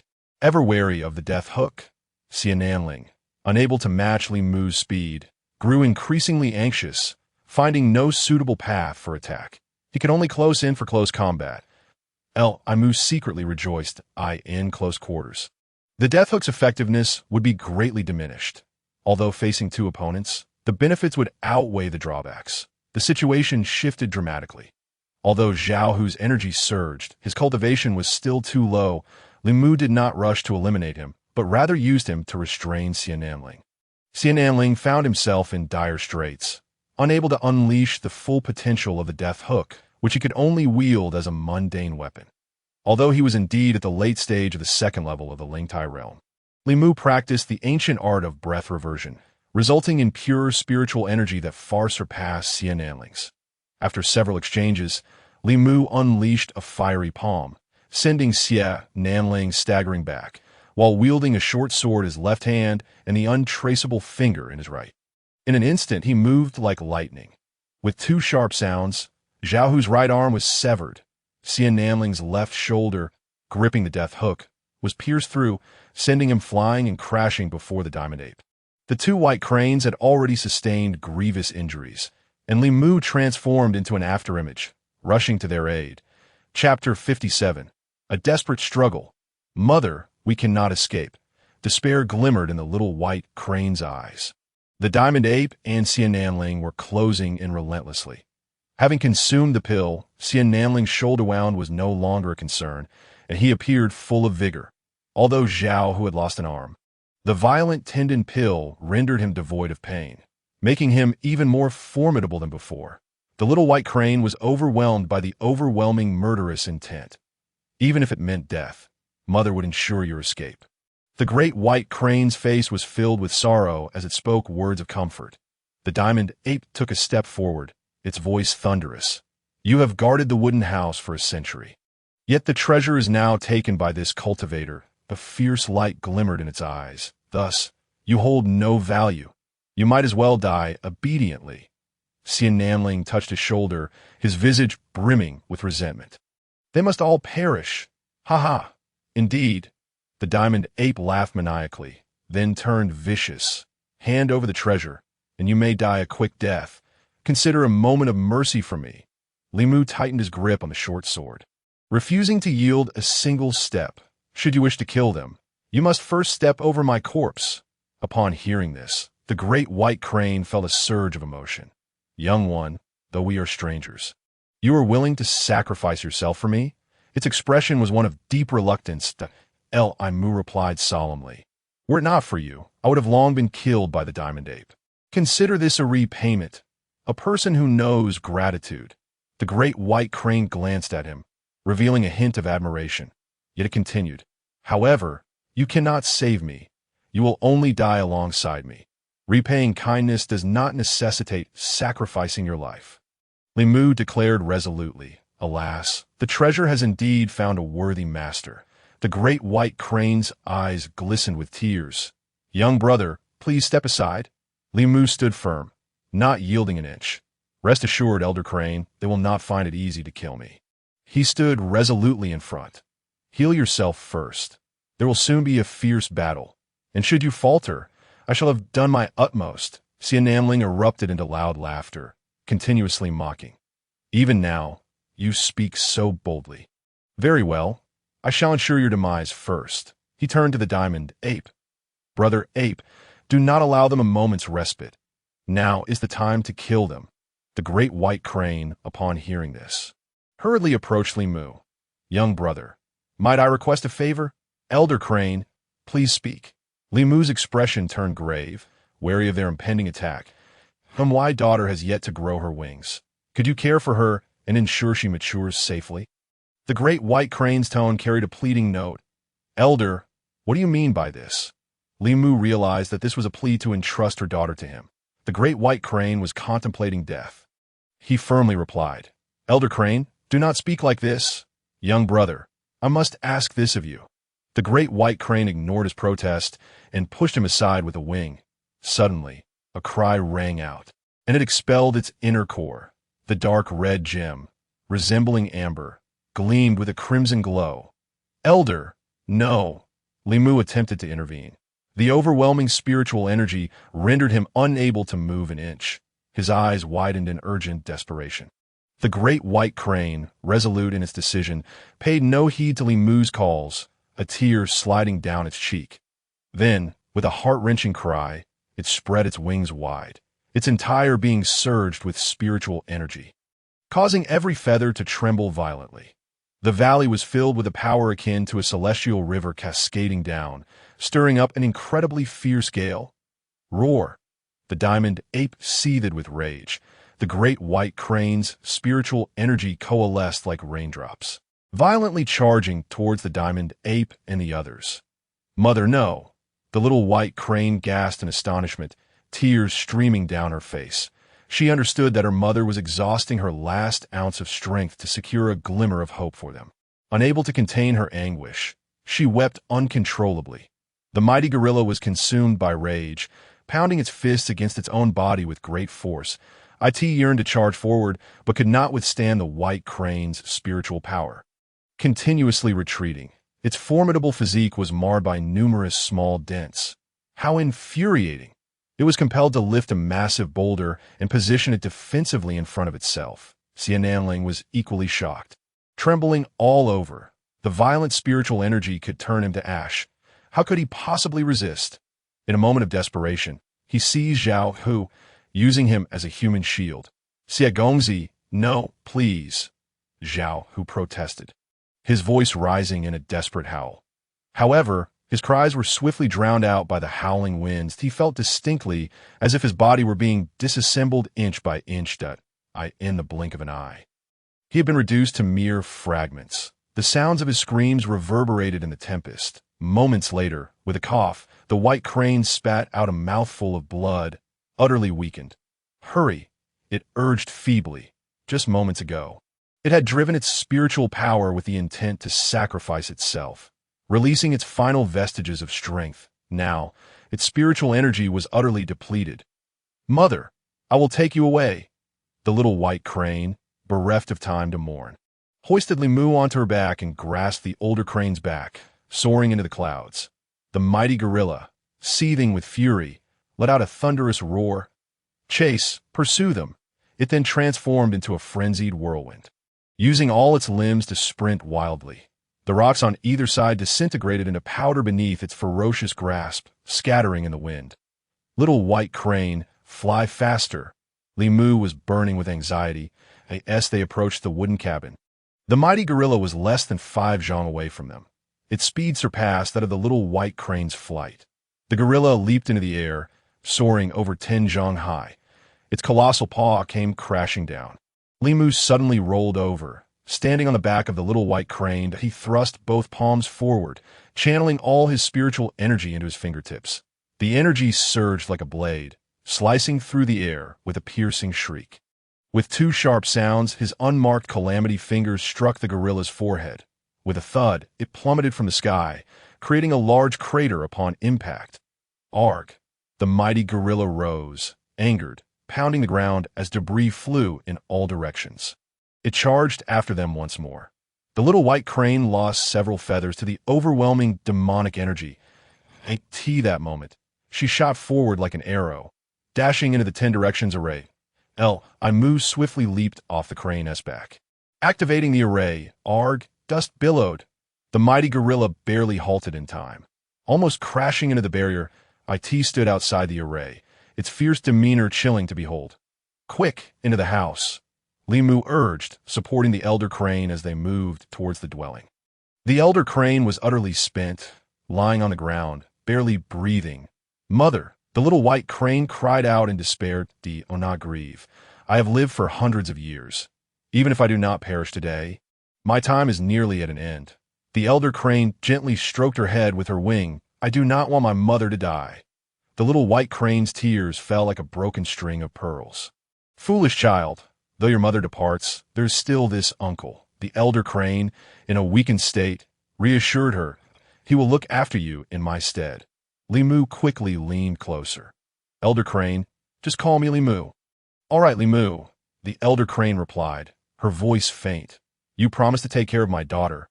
Will you keep your word? Rest assured, as long as I draw breath, I will protect her with all my might." Li Mu declared resolutely. Linger. "Quickly, call him Uncle." "Uncle Li," the little white crane complied, bowing to Li Mu. Linger. No need for such formalities. Li Mu assisted the little white crane to her feet. "Elder, is there anything left unfinished?" "Cough.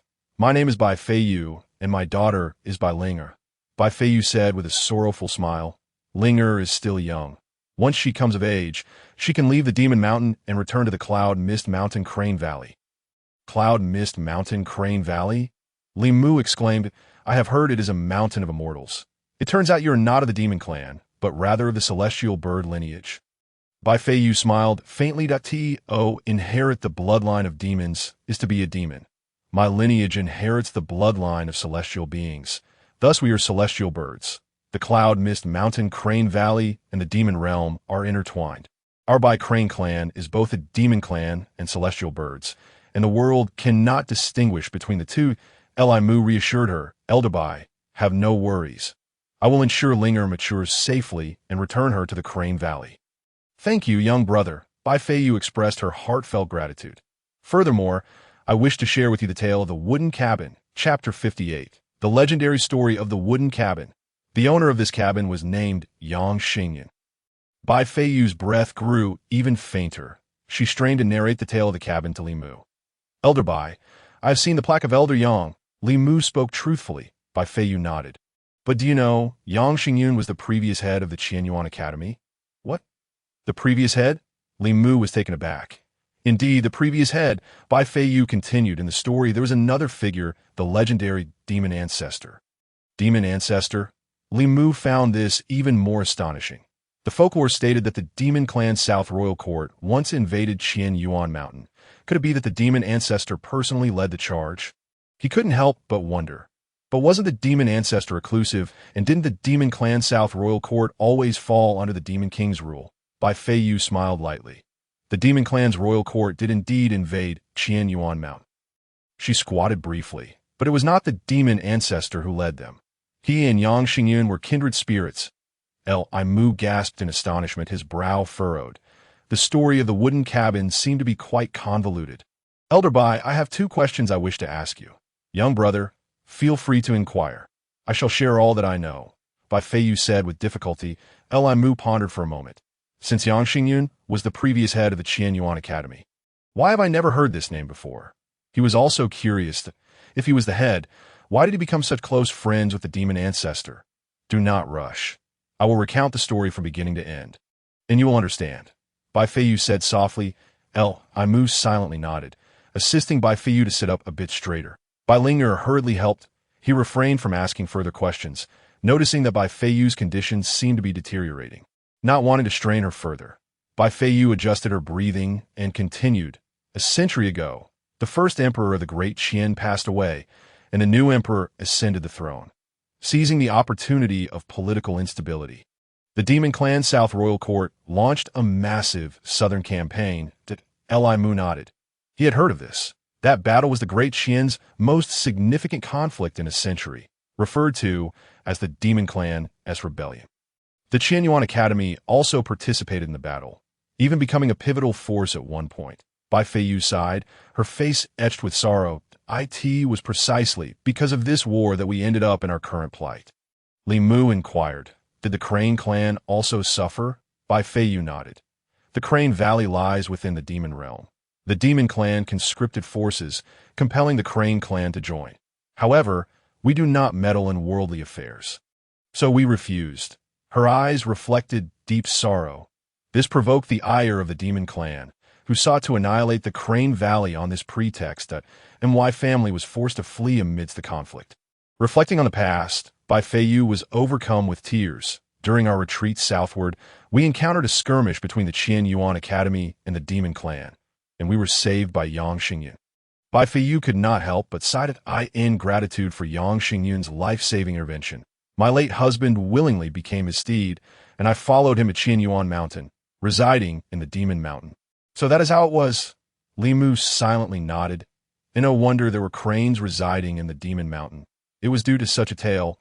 Bai Feiyu continued, after the new emperor took the throne.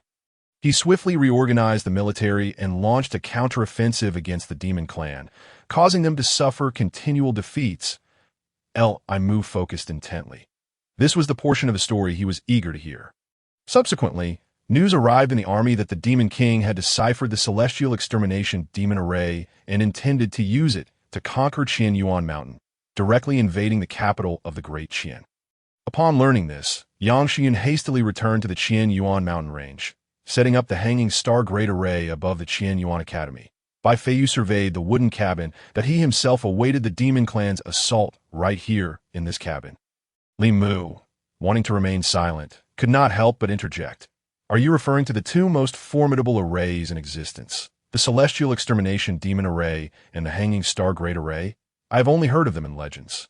Said to possess terrifying power capable of obliterating heaven and earth." Bai Feiyu nodded. Li Mu swallowed hard, contemplating just how catastrophic that battle a century ago must have been to resort to employing these two grand arrays.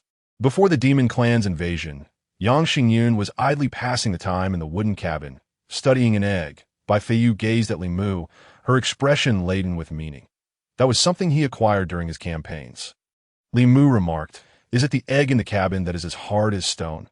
"Yes, precisely that one," Bai Feiyu confirmed. Yang Xingyun believed that the egg contained a tremendous opportunity, perhaps capable of turning the tide in the war between demons. Humans, immortals, and demons. Yet, the egg was too enigmatic to decipher. Li Mu chose not to respond. The treasures within the wooden cabin were his trump card. Even if Bai Feiyu had guessed, he could not divulge it. However, he secretly harbored doubts. Was hatching an egg truly so difficult? He had not conducted any research. It was as if the egg had hatched of its own accord, and he had simply stumbled upon it. Bai Feiyu adjusted her sitting posture. Soon after, a guest arrived at the wooden cabin. Li Mu surmised it must be the Yao ancestor. Indeed, it was the Yao ancestor. Bai Feiyu fell into reminiscence. Her late husband stood guard outside, unaware of the discussions taking place within. Regardless, their conversation flowed so harmoniously that they even spoke late into the night by candlelight, reluctantly parting only when the hour grew late, from the fragments of their dialogue. It became apparent that the Yao ancestor aimed to resolve the conflicts between the human and demon races. Li Mu was somewhat taken aback. The Yao ancestor appeared to be unlike any ordinary demon lord. Alas, it seemed his efforts had ultimately failed. Otherwise, the subsequent war would not have ensued. Bai Feiyu continued. Later, they spoke of the egg that Yang Xingyun had acquired, and the Yao ancestor believed it housed a divine beast. Yet, it had existed for less than 10 millennia, failing to hatch, undoubtedly sealed by some formidable force. Li Mu, of course, was aware that it was sealed by the Dao seed, which resided within his own body. Suddenly, the Yao ancestor had a moment of clarity and asserted that beyond this realm, there existed a Buddhist sect, where a guiding lamp might be found, possibly capable of hatching the divine beast and unraveling the secrets of the divine egg. "Is this it?" Li Mu casually picked up an oil lamp. Bai Feiyu glanced down and confirmed, saying that it was indeed the one. It was rumored that the light emitted by the guiding lamp could lead and transform all living beings. Li Mu was struck with astonishment. This lamp was, in fact, a treasure of the Buddhist sect beyond this realm. The guiding lamp? He understood that perhaps it was his ignition of the lamp that led to the subsequent hatching of the red flame, golden-winged bird. However, could the divine light penetrate the boundless tower? Bai Feiyu continued her tale. Days after the Yao ancestor's departure, he truly returned with the guiding lamp, claiming to have battled the elder of the Buddhist sect for 3 days and nights. Ultimately emerging victorious, and forcing the elder to relinquish the lamp. Li Mu felt a surge of blood rush through him. The realm beyond was perpetually enigmatic, its cultivators unmatched by those within. How high must the Yao ancestors' cultivation level have been to defeat the elder of the Buddhist sect? A terrestrial immortal? Cough, coughed at. As the story neared its conclusion, Bai Feiyu's complexion grew increasingly pale. "Mother, perhaps you should take a break," Bai Ling'er urged anxiously. Bai Feiyu caressed her chest with her wings, trying to steady her breath that "It is of no concern. I must finish the story before I can depart in peace." Bai Ling'er nodded, fighting back tears. Bai Feiyu gently patted her head and continued. Unfortunately, the good times were short-lived, as the demon clan ultimately launched an assault on the mountain, with the demon king himself leading the charge. Bringing with him the cataclysmic heavenly extermination demon array. Li Mu's body involuntarily straightened at this revelation. The heavenly extermination demon array was powered by the blood of the Yao ancestor, while the suspended star array drew upon the forces of celestial phenomena. When the heavenly extermination demon array was activated, the suspended star array trembled violently. The Qianyuan Academy sought to investigate the cause of this disturbance and quickly discovered that the heavenly extermination demon array had the strength of both internal and external support. For the Yao ancestor was present in the Qianyuan mountain range and was in the company of Yang Xingyun, the head of the academy. Chapter 59, Bai Feiyu's final entrustment. Could it be that Yang Xingyun was regarded as a traitor of the academy?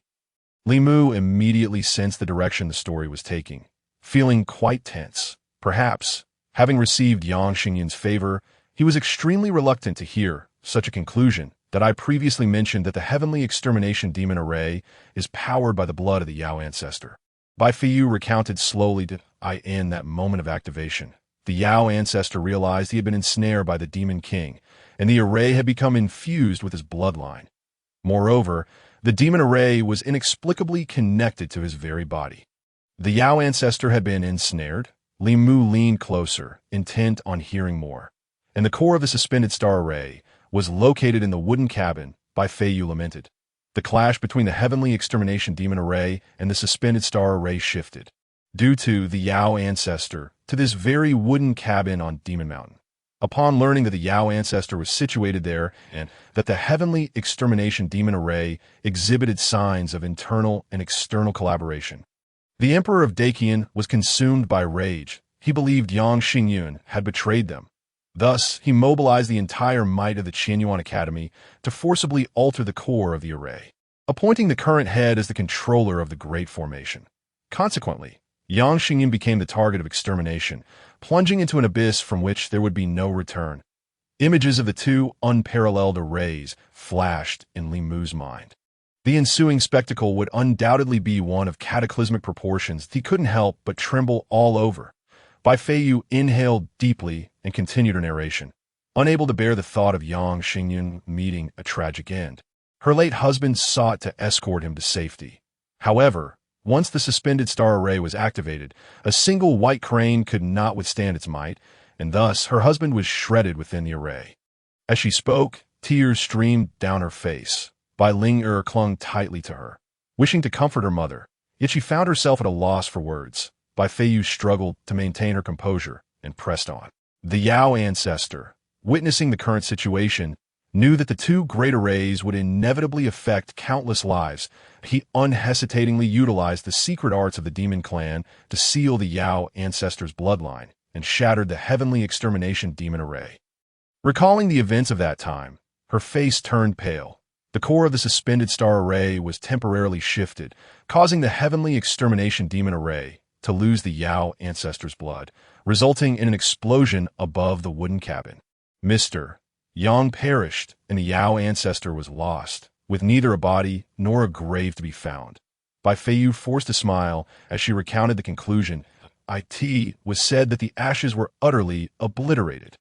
Both the heavenly extermination demon array and the suspended star array were destroyed. Li Mu found this hard to believe. Thus, the world was devoid of both the heavenly extermination demon array and the suspended star array. Bai Feiyu affirmed, without the heavenly extermination demon array, the demon clan's royal court could only retreat to the demon domain, biding their time for a resurgence. Meanwhile, in the Qianyuan Academy, Yang Xingyun was branded a traitor. having conspired with the Yao ancestor to overthrow Daqian. From that moment on, Yang Xingyun's name was erased from the annals of the Qianyuan Academy, and after a century, the younger generation had forgotten that there once existed a Yang Xingyun in the world. Li Mu couldn't help but feel a pang of regret. That great battle had concluded with such a tragic outcome. The two mightiest arrays in existence, belonging to the two strongest individuals, had vanished from the world simultaneously. Upon finishing her tale, Bai Feiyu broke down in sorrow. From that day forth, she lost her husband, the child she carried, and her father. Although Yang Xingyun had fallen, his treasures remained. She needed to fulfill her late husband's wishes and await the arrival of a fated individual. Yet, she feared attracting the attention of the demon beast from Demon Mountain. Thus she refrained from residing in Falling Star Mountain, allowing the wooden cabin to fall into disrepair. Occasionally, she would fly over Demon Mountain to check on the cabin's condition. A century passed in the blink of an eye. Ling Er was born and gradually grew up. Even though the cabin lay within Demon Mountain, it was forgotten, and she often took Ling Er to forage for food while teaching her the Crane clan's techniques. Just a few days ago, Falling Star Mountain suddenly exhibited strange phenomena, and she immediately realized that perhaps the wooden cabin had encountered a fated individual. She cast a deep glance at Li Mu. Thus, she hurriedly made her way to Falling Star Mountain, only to encounter the Diamond Ape battling you along the way, prompting her to intervene. Li Mu, upon hearing this, felt a daze wash over him. Had he, by obtaining the treasures of the wooden cabin, truly become the fated individual? It was indeed astounding. Bai Feiyu spoke gently. There is no need for doubt. Yang Xingyun has been gone for a century, and the wooden cabin has remained abandoned for a century. And no one has noticed the treasures within, yet you chose Falling Star Mountain and took residence there. You are undoubtedly the fated individual. Li Mu furrowed his brow. Could this truly be fate from Qingyang? He had flown to the Qianyuan mountain range, and upon his first glance, he sensed a profound aura emanating from a certain part of the Demon Beast Mountain, which led him to choose to come here. Was it perhaps the will of heaven guiding him? Li Mu hesitated. Since Bai Feiyu had sensed the anomaly in Falling Star Mountain, the other demon beasts within the mountain would surely have picked up on it as well. Bai Feiyu's expression grew grave. Those with lifespans exceeding a century were all aware that Yang Xingyun had once resided in the wooden cabin, with the appearance of anomalies in the cabin. They would undoubtedly think of treasures descending into the world. Now that the treasures were in your possession, escaping from Demon Mountain would likely prove exceedingly difficult, as the demon beasts would undoubtedly be drawn to the scent, making their way toward Falling Star Mountain. Among them were certainly high-ranking demon beasts of the Earth Fiend level, as well as a formidable king who commanded a horde of beasts. Little brother. The days ahead will be fraught with challenges. Li Mu reassured her. Do not worry, Bai Feiyu. The small cabin is imbued with the 10 Directions array, specifically designed to suppress ancient demon beasts. They cannot enter. Bai Feiyu nodded in relief. That is good. Linga. I entrust you to him.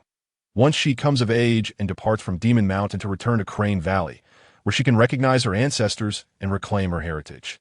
My lingering concerns will be put to rest. Li Mu spoke earnestly. Bai Feiyu, rest assured, I will fulfill my promise. Bai Feiyu's eyes reflected her reluctance. Linga, you must listen to Uncle Li from now on. All right, tears streamed from Bai Linger's eyes like a rushing spring. Mother, if you leave, I will become an orphan. Bai Feiyu, having long since exhausted her strength, consoled her. Uncle Li is your family. Remember that. Bai Linger nodded through her pain. Bai Feiyu then expelled her inner core and handed it to Bai Linger. Child, keep this inner core safe. When you return to Crane Valley one day, present this inner core to your kin, and they will take good care of you. Bai Linger wept inconsolably as she accepted the inner elixir. Bai Feiyu, having resolved his inner turmoil, departed from this realm. Bai Linger mourned deeply for an extended period. Unable to cease her sorrowful cries, Li Mu comforted her for a considerable time before laying Bai Feiyu to rest. Overcome by grief and weariness, Bai Linger eventually succumbed to a deep slumber. Li Mu's thoughts stirred, and he entered the boundless tower. Having heard tales of the wooden cabin, his emotions surged like the tides. Present, he possessed the guiding divine lamp, the crimson-eyed, golden-winged bird, as well as the Tao seeds implanted within him. 1 would expect joy in such circumstances, The path of cultivation had broadened significantly due to these treasures. However, he sensed an inexplicable weight of responsibility upon his shoulders. Great fortune always accompanies great tribulations. Fortunately, I have never feared peril. Since I have been chosen as a person of celestial destiny, I shall continue down this path, El-Imu resolved firmly. Subsequently, he played with the golden-winged bird for a while. It grew rapidly, surpassing his waist. Its divinity seemed to awaken gradually, and Li Mu could perceive a certain power emanating from it, flickering like a shadow at times. It startled him unexpectedly whenever the bird displayed arrogance. Li Mu had to reprimand it sternly. Otherwise, it would become increasingly unruly in the days to come. Following that, Li Mu entered the medicinal garden to inspect the growth of the spiritual herbs and attend to them. He harvested some for nurturing and planted new ones. The garden had absorbed ample nutrients from beastly flesh, and the earth spirit fruit thrived remarkably. Now the size of 2 fists, El-Imu speculated that if the initial harvest was this substantial, future yields might be even greater, birthing unknown treasures that he then returned to his meditation spot, sitting cross-legged to practice the breath and return to origin technique. He had now reached the mountain river realm. Progressing to the later stages of the second tier of the spirit platform, El-Imu sensed that a breakthrough to the third tier was imminent. This time within the tower, he needed to concoct several elixirs, particularly the essence gathering pill, to aid in breaking through. He reviewed his inventory of elixirs. The blood condensing pills obtained from Fuhuchio were running low. Using the blood essence of the demon python as a catalyst, he could refine around 180 blood condensing pills, sufficient for 2 to 3 years. The inner elixirs of the demon beast could likely yield 7 or 8 essence gathering pills. For now, his cultivation resources were not in deficit. In the coming days, he would need to hunt additional demon beasts, storing some and selling others to Gue Shochong. The very least, he needed to ensure a steady supply of cultivation resources until he left the Demon Mountain. He also needed to refine some chi gathering pills. The saying goes, a journey of 1,000 miles begins with a single step. Daily improvements, though modest, accumulate over time to yield significant results. Afterward, he resumed his meditation, practicing the breath and returned to origin technique. Chapter 60. Slay a few demon beasts to satisfy our hunger. Time flew swiftly, and over half a year had passed. El-Imu's cultivation had significantly advanced. The breath and return to origin technique had reached the second tier of the mountain river realm. The thin membrane of condensed spiritual energy now possessed the power of manifestation. The light smoke step had evolved into the light smoke celestial step, allowing him to move as silently as a passing wild goose, leaving no trace upon the snow. The fiery palm had progressed into the profound fire divine palm. Li Mu struck out with a palm.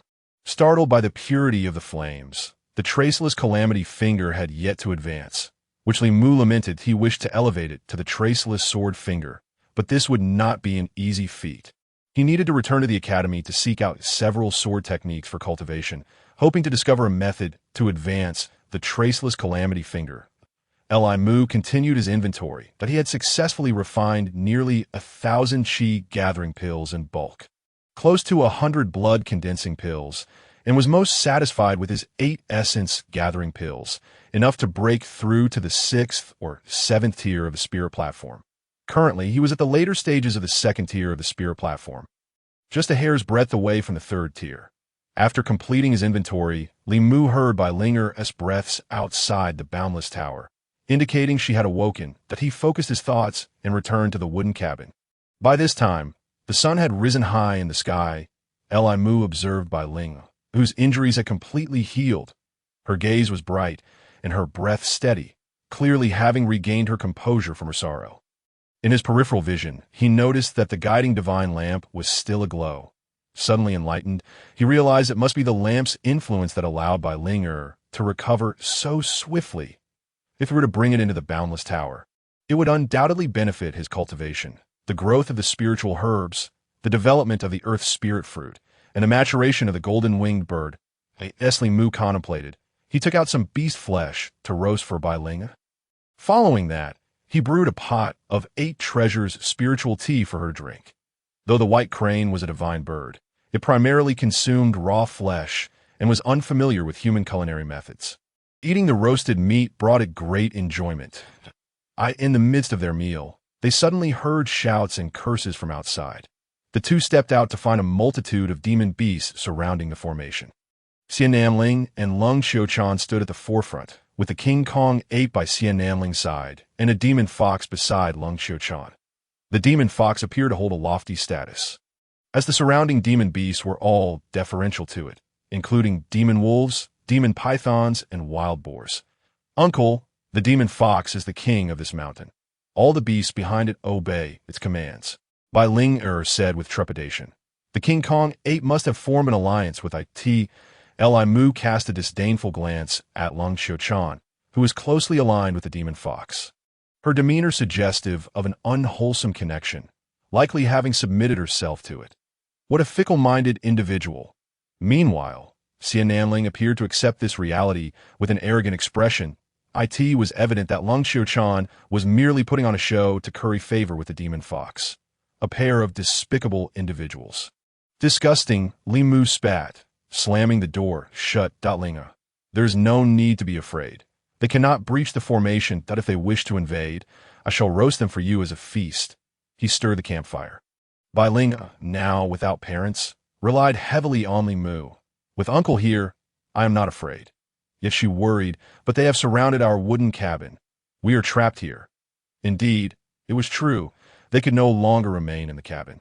Li Mu pondered for a moment. They needed to find a new place to set up the formation. Bai Ling nodded. And no matter the decision, she would follow Li Mu's lead. Li Mu suddenly asked her. Ling in the Demon Mountain, do you know of Zaya Qinghua and the centipede demon beasts? Bai Ling covered her mouth and laughed. Uncle, I have lived in the Demon Mountain since I was born, nearly 100 years now. Her eyes sparkled. Why mother taught me everything about the treasures of the mountain. Remembering her mother brought a wave of sadness to Bai Ling. Li Mu felt extremely awkward. The lifespan of divine birds is only around 100 to 180 years, which is merely considered youth. However, having a nearly 100-year-old white crane address him as uncle felt rather peculiar. Then he thought, in the outside world, one day equated to 1 year within the boundless tower. After over 3 months in the outside world, he could spend a century within the tower. According to this temporal pattern, he would soon reach the age to be Bai Ling's uncle. Allowing her to call him uncle a few days earlier was inconsequential. Li Mu shifted the topic. Eat more. Soon we shall devise a plan to divert them. An idea formed in his mind. We shall continuously move within the mountains, exhausting them. Uncle, what a splendid idea. Bai Ling flapped her wings excitedly. I can carry you as we fly through the mountains. They will surely not catch us. You simply point out where you want to go, and that shall be our destination. Li Mu contemplated. Naturally, we shall head to the location where the Zaya Qinghua and centipede demon beasts are found. Once I gather the 4 medicinal ingredients for the cleansing marrow elixir, I will begin the process of refining my body and swiftly sprout Dao buds. Moreover, it has been some time since we entered the Demon Mountain. In another 7 or 8 days, the Outer Gate elders will commence their teachings. I have already missed 1 session and cannot afford to miss another. First, the Outer Gate elders possess vast cultivation and knowledge. I must seek their guidance. Second, my frequent absences may attract their displeasure. I was admitted to the Qianyuan Academy as the top candidate, which has already stirred discontent among many. I cannot allow them to nitpick my every flaw. Li Mu felt no fear, but it was best to avoid unnecessary trouble, allowing him to focus solely on his cultivation, which was his primary concern. Bai Ling was relishing her meal when he suddenly asked, Ling, are you full? Huh. Bai Ling glanced at the roasted beast flesh and swallowed hard. Uncle, I am full. A mischievous smile crept onto Li Mu's lips. Shall we step outside for a bit of exercise? All right, Uncle. Bai Ling anticipated a chance to tease the demon beasts outside. She readily agreed. While she could not take revenge for her mother now, venting her frustrations was a good alternative. The duo, a man and a crane, pushed open the wooden door and stepped into the courtyard. Bai Ling brandished her wings defiantly towards the beasts. Then, Li Mu leapt onto Bai Ling's back. The crane let out a sharp cry, and together they soared into the clouds. They are fleeing. Quickly pursue, Xian Namling shouted, pointing to the sky. The demon beasts behind him followed in pursuit. How could mere two-legged and four-legged creatures hope to catch up with beings flying in the sky? The path was filled with hills and woods, and soon Li Mu's figure vanished from sight. Xian Nanling was furious, stomping his foot. Damn it! Once I catch them, I shall dismantle the wings of that white crane and extract the bones of that bastard Li Mu. The King Kong ape rumbled like thunder. Fool, what good does it do to curse now? If you weren't so weak yesterday in the canyon, they would have already been my meal. Xian Nanling's face was suffused with shame. The ones he had brought in, Lu Long and Zhao Hu, had all been slain. Now, only he and Lung Xiuchan remained. Presently, Lung Xiuchan had allied herself with the fox demon. He had become a mere dependent. Living off her, with the presence of the elder brother Yuan and the Fox King, he was certain to be captured, ultimately falling into our hands. The fox demon embraced Lung Xiuchan. Enough of these feudal disputes. They serve no purpose, he commanded. All brothers of the stronghold, mobilize, find that cultivator. No sooner had he spoken than a fierce wind descended from the heavens that a white crane swooped down, bearing Li Mu in a rapid dive. The rush of air was palpable. With a swift strike of a Xuanhua palm, several demon beasts were sent tumbling, just as the King Kong monkey and the fox demon prepared to retaliate. Li Mu's indiscernible catastrophe finger, accompanied by the sharp crack of thunder, pierced the air, taking down several more. He then soared into the clouds, vanishing from sight. He is provoking us. The fox demon's face darkened. What are you waiting for? Chase him down and bring him down. Chapter 61. The Demon Beast Mountain's Pursuit and Blockade by Ling chirped joyously, filled with excitement. Uncle Li, this is so much fun. Ling weave through the woods. Otherwise, we could easily be surrounded. Li Mu instructed. Bai Ling complied, diving once more. Her speed was breathtaking, the wind whistling past like a whistle that a wave of exhilaration surged through Li Mu, reminiscent of his youthful mischief. Into the woods, into the woods. Go report to the king. Report? Nonsense. Send up a signal. If we capture him first, the merit is ours. How foolish. Ha, you're clever. Let's do just that. They will surely attempt to traverse the forest. We shall intercept them from both flanks, while you encircle them from behind. This is what we call a pincer attack? Oh, you know your military tactics. We'll follow your lead and execute a pincer maneuver. The strategists were a few green goat beasts and wild boars, their faces alight with enthusiasm, as though claiming the heads of Li Mu and Bai Ling would be as easy as plucking fruit from a tree. Following the established plan, they let out a mighty bleat and gruff sounds, then surged into the forest to prepare for the encirclement of Li Mu and his companion. Bai Ling soared into the woods. Promptly retracting her wings, relying on the momentum of her dive, she sped forward. The forest was too dense. Spreading her wings would be cumbersome. Utilizing her innate flying ability, Bai Ling navigated with ease. Here they come.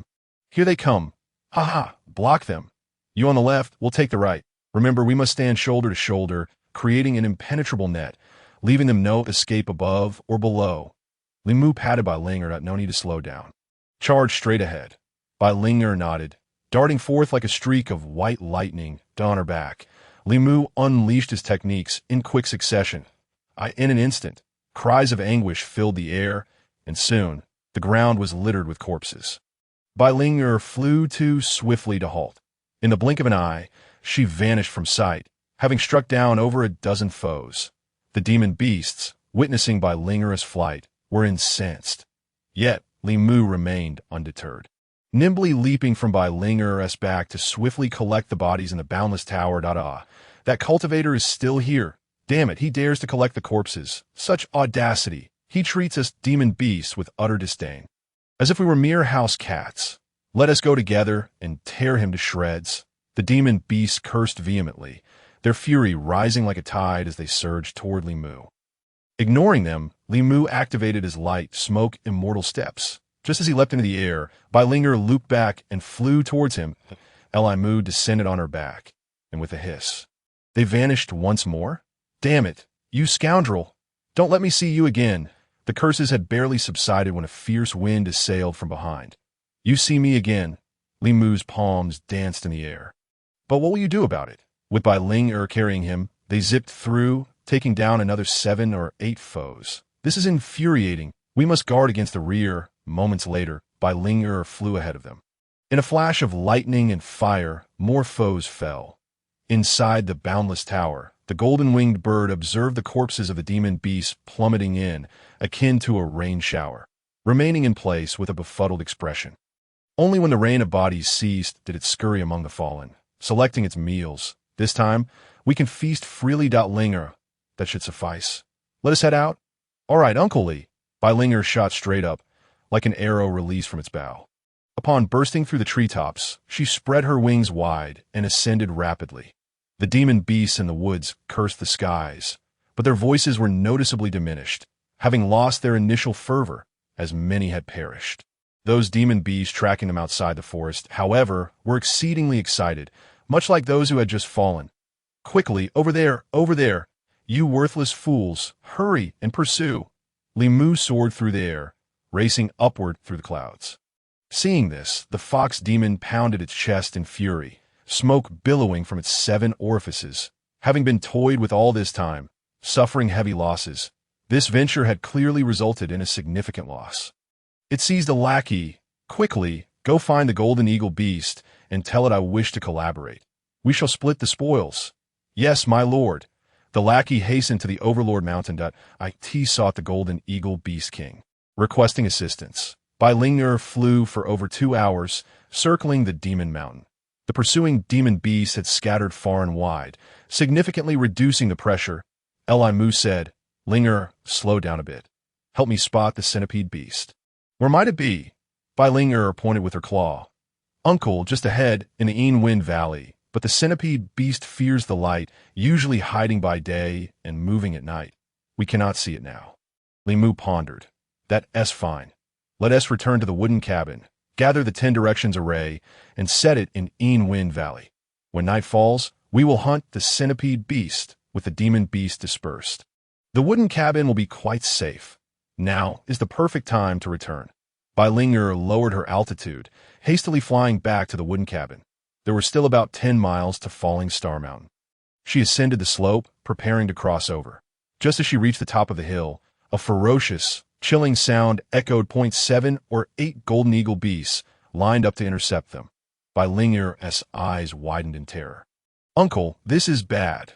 It's the golden eagle beasts. It must be the fox demon's scheme, and even the golden eagle king is here. The 3 golden eagle beasts at the forefront bore Xian Nanling, Long Qiuchan, and the fox demon on their backs. Oh, Ai Mu's expression hardened. Linger charged straight through. Bai Ling felt a surge of fear.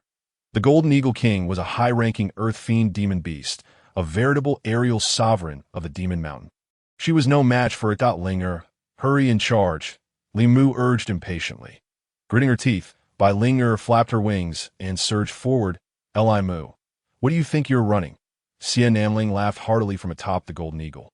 All the fierce masters of Demon Beast Mountain had arrived. Li Mu had no chance of survival. With a sharp whistle, the Golden Eagle horde roared and charged forth on the ground. The King Kong monkey led the ground demon beasts in pursuit. Should Li Mu dare to dive down, they would leap up to attack. Linger, target Xian Nanling.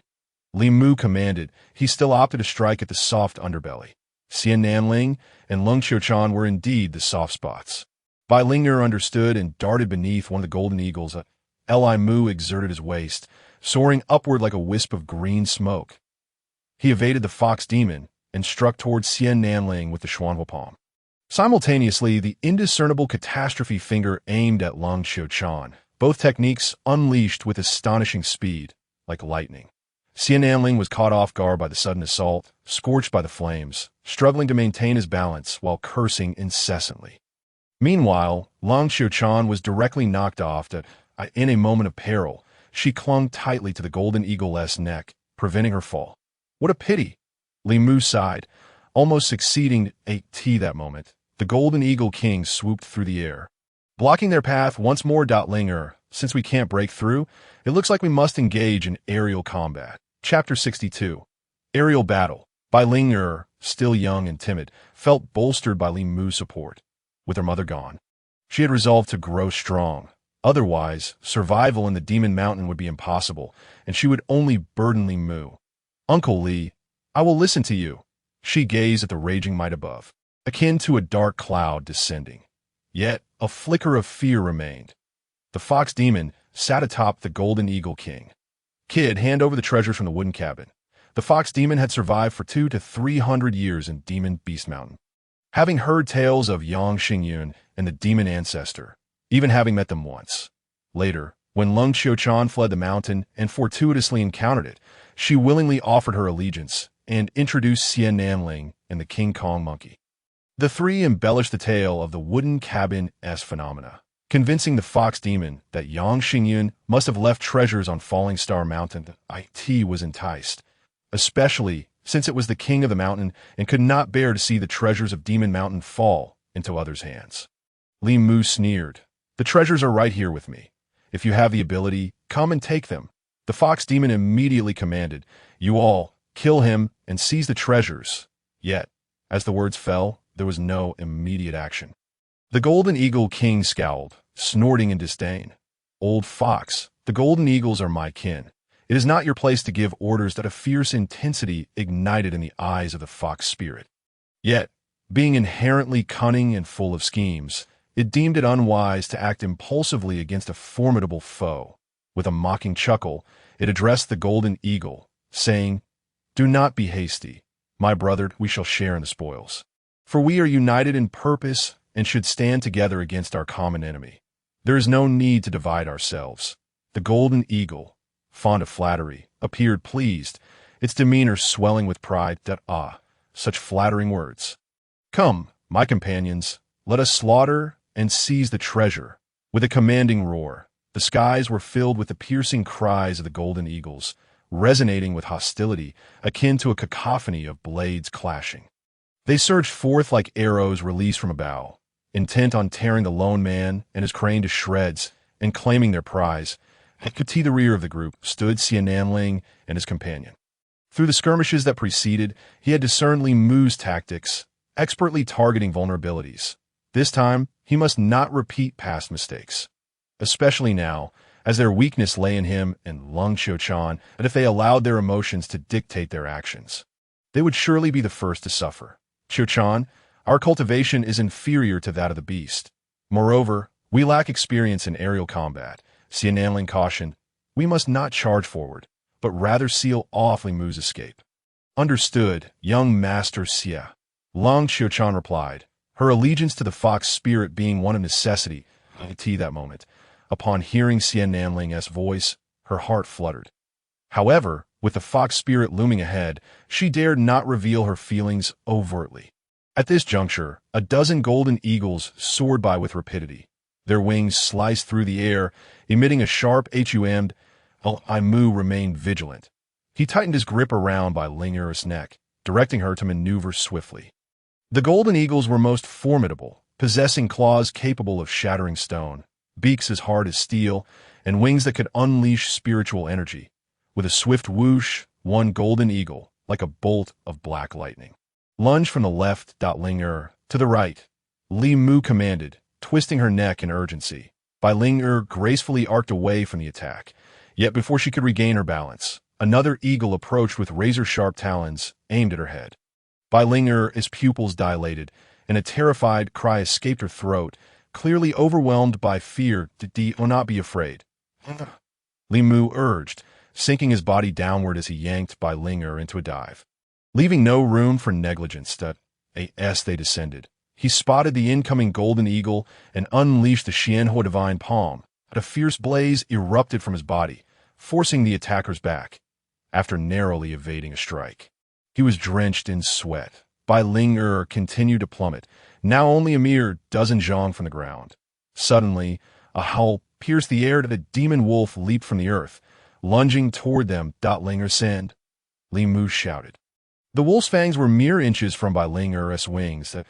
In a frantic response, she flapped her wings. I could see that moment. As she began to rise, Li Mu unleashed the Xianhua divine palm once more. The wolf's fur ignited instantly, causing it to plummet like a flaming meteor, emitting a harrowing wail. With a thud, the fiery mass struck the ground, scattering a shower of sparks. The earth echoed with the cries of the beasts. Led by the king of the Golden Eagles, as they charged towards Li Mu, their ferocity palpable, they raced across the ground, ready to leap and tear apart any who descended. After a series of breathtaking assaults, the tension was palpable. Bai Ling'er's heart raced uncontrollably. Mu patted her neck, urging her to steady her nerves. "Uncle, I'm scared." Bai Ling'er trembled, unable to suppress her fear. Having once been protected by Bai Feiyu, she had never encountered such chaos. Spiritual energy and blood rained down. A brutal and perilous scene. Mu stroked her head. Ling'er, the world operates on the principle of the survival of the fittest. And this is especially true among the demon beasts. You must conquer your fear to grow stronger. Bai Ling'er, momentarily dazed, nodded in understanding, albeit vaguely. Mu had no time to elaborate or encourage her further. The looming threat of death would have to teach her courage. "Everyone, clear the way." The king of the Golden Eagles, enraged by the failed attacks of several Golden Eagles, bellowed as he dismissed his subordinates and charged forth. Bearing the fox spirit himself, the sovereign of the mountain and a high-tier demon beast, his black wings unfurled like a rolling storm cloud. With a powerful flap, he concentrated his demonic energy and unleashed a volley of spiritual arrows. Akin to a rain of projectiles, Mu's pupils constricted. Ling'er, do you know the move that Bai Feiyu used in the valley? Countless arrows of condensed spiritual energy materialized before him, creating a daunting spectacle. Suddenly, he recalled the technique Bai Feiyu had employed against the diamond ape in the valley. Bai Ling'er, under the pressure of the king of the Golden Eagles, felt her mind go blank. Only upon hearing Li Mu's call did she snap back to reality. "Uncle, I can do it!" she exclaimed, suddenly spreading her wings wide. A multitude of swirling air currents converged beneath her feathers, forming a white conical shape. Then, with a powerful flap, she released the energy in an instant. In that moment, a wondrous sight unfolded. Hundreds of Zhang in the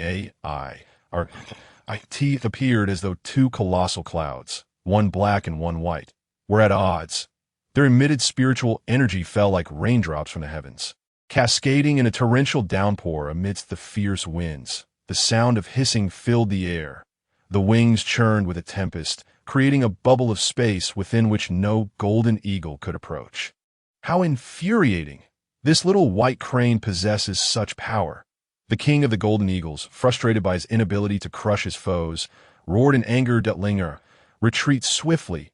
Li Mu observed that while Bai Ling'er had successfully fended off the first wave of attacks, she was beginning to struggle under the mounting pressure. He hastily directed her to pull back. Trying to escape? Not so easily. The king of the Golden Eagles relentlessly pursued, transforming into a shadow that howled towards them.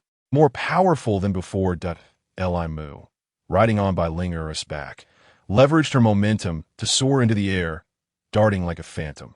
With a swift motion, he struck at the nearest golden eagle, blinding it with a deft maneuver. Seizing the opportunity, he leapt onto its back. "Hear my command, and you may suffer less." The golden eagle howled in pain. "I will listen to you. I will listen to you." Li Mu grasped its neck and propelled it towards the king of the Golden Eagles. "Ah, you rascal! You're using me!" The eagle screeched in shock. With a tearing sound, a cry of agony echoed through the sky as the king of the Golden Eagle's claws shredded the golden eagle into pieces. Even among kin, there was no mercy shown. Blood rained down like droplets from the sky. Seizing the chance, Li Mu leapt onto the back of the king of the Golden Eagles, engaging in a fierce struggle with the fox spirit. Chapter 63. A desperate situation. The fox spirit, a demon beast of the earthly fiend level, wielded power comparable to a cultivator of the spirit ruins realm, far surpassing Li Mu's strength. However, it was not adept in aerial combat. Perched upon the back of the king of the Golden Eagles, the fox spirit found itself lacking leverage, gripping tightly to prevent its fall. The synergy of their union did not yield greater strength, but instead diminished their combat effectiveness. Merely bluster. Li Mu, well-versed in both his strengths and weaknesses, refrained from engaging them in a battle of brute force. Utilizing the advantages of the light smoke fairy steps, he entangled the fox spirit in a relentless pursuit. His light smoke fairy steps had advanced to the lower ranks of the Xian level, reaching an extraordinary pinnacle, allowing him to find leverage at any moment. Even in midair, he moved with remarkable ease, as the fox spirit felt as if it were being pricked all over, unable to strike back. If you have the skill, challenge me to a duel." The fox spirit, enraged, hissed furiously, its eyes glinting with malice. Ikati suddenly swept its tail, transforming hundreds of tail hairs into poisonous needles, launching them towards the most vulnerable points of Li Mu's body, attempting to break the deadlock. Li Mu scoffed. Having further honed his light smoke fairy steps in mere moments, he adeptly evaded the onslaught, then employed the same tactic again. In a flash, he leapt onto a nearby golden eagle-esque back. The Xianhua divine palm erupted forth. Ouch! A large patch of the fox spirit's fur was singed in pain. It cursed vehemently, its elongated eyes glaring with fury. When did the power of the Xianhua divine palm become so formidable? Li Mu marveled, a sudden realization dawning upon him. With unexpected delight, he devised a strategy.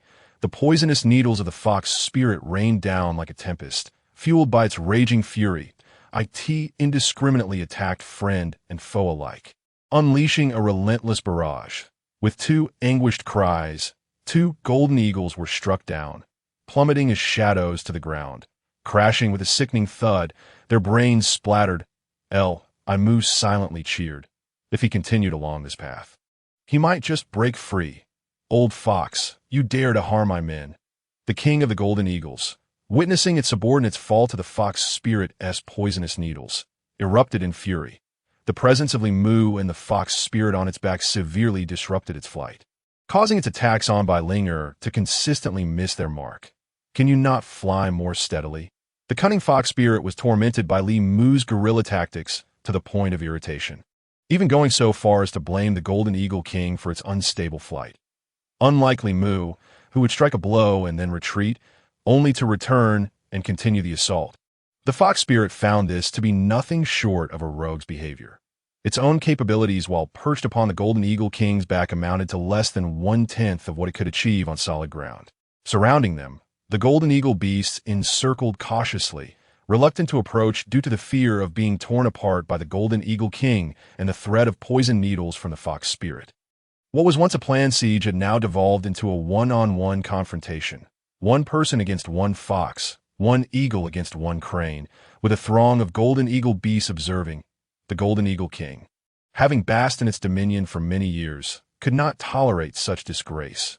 Therefore, without regard for whether the fox spirit could maintain its balance, it unfurled its wings like dark clouds and launched a full frontal assault on Bai Linger. "Slow down, slow down," the fox spirit shouted atop its back. That a tumult ensued, nearly causing it to tumble off, and with immense effort, it managed to stabilize itself. Seizing the opportunity, Li Mu moved with even greater agility. Utilizing the intimidation from the Golden Eagle King and the fox spirit, the other Golden Eagle beasts dared not approach, while he occasionally struck down those of lower rank. In mere moments, several more Golden Eagle beasts plummeted to the ground.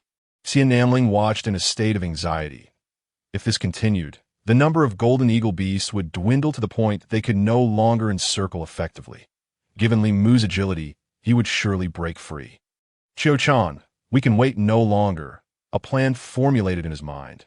They needed to compress Li Mu's space. Otherwise, they would never land a hit on him. Lung Xiuchan immediately understood. Good. Together, they urged the Golden Eagle to circle around Li Mu. Xian Namling continuously unleashed deadly hooks to suppress the left side, while Lung Xiuchan employed her skill from afar to constrain the right. The remaining Golden Eagle beasts, while avoiding the Golden Eagle King's wrath, gradually tightened their encirclement. Imu cursed inwardly at their shamelessness. His previous plan to break free had collapsed. The fox spirit seized the opportunity to unleash its other two signature techniques. One was the fox sound, and the other was toxic gas. The fox spirit sound was piercingly sharp, akin to a sword. The shrill waves reverberated, creating ripples in the air that cascaded towards Li Mu. Simultaneously, it released toxic gas from its rear to prevent him from closing in again. Li Mu activated his profound agility once more. Amidst the onslaught of needle-like poison and the billowing toxic fog, a shadow flitted through. Though feeble, it moved with the grace of a fish swimming through water. Although Li Mu was not directly targeted, the frequency of attacks suddenly diminished. Meanwhile, the Golden Eagle King recklessly charged at Bai Linger. Bai Linger was injured in several places.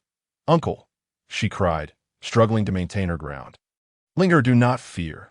Li Mu, witnessing this, dared not linger in battle. He transformed into a shadow and soared back onto by Linger's back. By this time, the stick of incense had already burned down. The demon beast had adapted to his methods, and he could no longer secure an unexpected victory. Linger, we have to charge through. Li Mu's heart hardened. The power still lacked the strength for a final attack. Bai Linger, though terrified, had no choice but to grit her teeth and press forward. After several attempts, each met with failure, she would have surely been struck down had it not been for Li Mu's precise guidance. Uncle, we can't break free. Do not rush. Hold on a moment longer. We will soon break through. Really, Uncle, I'm scared. Do not fear. Trust Uncle.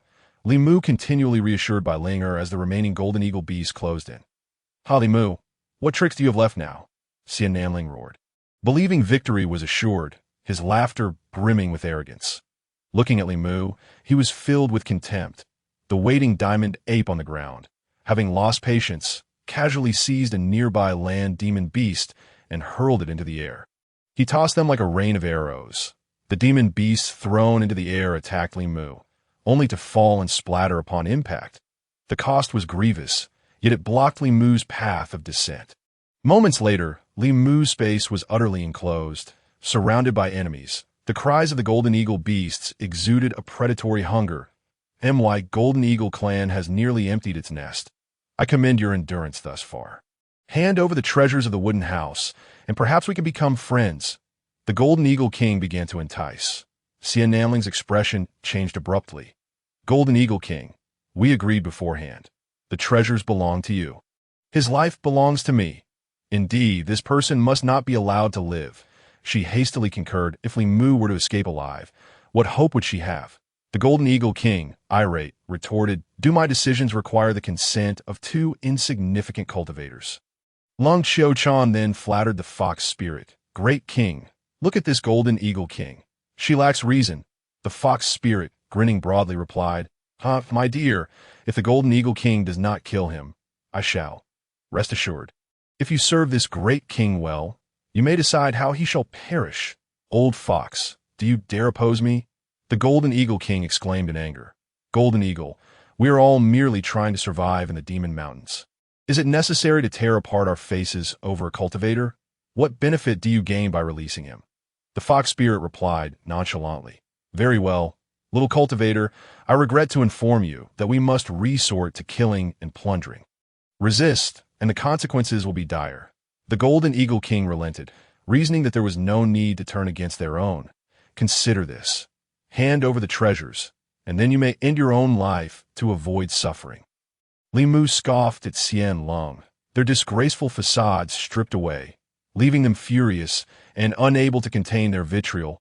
Li Mu's disdain only deepened, he sneered, remaining silent, his silence more insulting than words could convey. Lung Qiuchan, with a flirtatious tone, urged, Great King, now is the time to kill him. Afterward, you can do as you please. Is that so? The fox spirit beamed with delight, her slanted eyes fixated on Xian Namling. Xian Namling's face turned pale as he witnessed her flirt with her lover before his very eyes, discussing matters of an explicit nature. Lung Qiuchan replied, her smile radiant, Of course. The fox spirit commanded fiercely. Golden Eagle, my dear cannot wait any longer. Strike now, and I shall generously reward you. The battle cry erupted. It was ferocious, as if intent on tearing Li Mu to shreds. Chapter 64. Eruption in Desperation. The air above the Demon Beast Mountain was filled with cries. Meet your demise. Li Mu, today I repay your previous insults 100-fold. Hand over the treasures, men, kill, and plunder. In an instant, the shouts of both men and beasts rose to a fever pitch. Amidst the violent wind, a torrent of murderous intent surged, swiftly engulfing Li Mu. Bai Linger was Xielang, the cold autumn cicada, felt helpless and implored. The enchanting fox exerted all its demonic power to resist for a moment, then leapt directly from the back of the Golden Eagle King. My lord, do not abandon me. Seeing Xian Namling in dire straits, the cold autumn cicada suddenly jumped onto the back of the enchanting fox, plummeting alongside it. Block it for me. The golden eagle king, unwilling to meet its demise, flapped its wings vigorously, pushing the golden eagle carrying Xian Nanling in front of it, serving as a meat shield. No, you cannot do this. Xian Nanling was overwhelmed with a profound fear, as if surrounded by the specter of death. Suddenly, a warm stream flowed beneath him. Soaking him through, he had wet himself. Instinctively, he raised the life and death hook in front of him. Flames surged forth, sweeping him off the back of the golden eagle. A heart-wrenching scream pierced the sky. How hateful! How detestable! The golden eagle king roared, seizing the opportunity to dive down, engulfed in flames, resembling a falling meteor. The remaining golden eagles had no time to evade it. In an instant, they were reduced to ashes, their remains disappearing without a trace in the howling winds. Li Mu laughed heartily. In the days to come, your flesh and blood shall serve as materials for my alchemical furnace. The transformation was sudden. Bai Ling, unaware of what transpired, stood dazed like a stone craned out. Ling, what are you waiting for? Hurry and flee. With a thunderous clap, Bai Ling was jolted awake. She abruptly flapped her wings, like a flash of white lightning piercing the sky, vanishing in an instant. Above the clouds, there was no trace of Li Mu. Below the clouds, screams filled the air. The golden eagle king, charred black and missing hundreds of feathers, bore no semblance of a king. It resembled nothing more than a roasted chicken. The enchanting fox had one of its legs broken. Enraged, it cursed, "You wretched creature, who told you to cling to me? I'll kill you." After the cold autumn cicada fell, she tumbled down the slope. A sharp stone pierced through her left cheek, marring her once alluring visage. She had no time to grieve. Kneeling in supplication, "My lord, please, as long as I'm allowed to live, I will serve you well tonight." The enchanting fox slapped her across the face, instantly rendering her bloodied and bruised.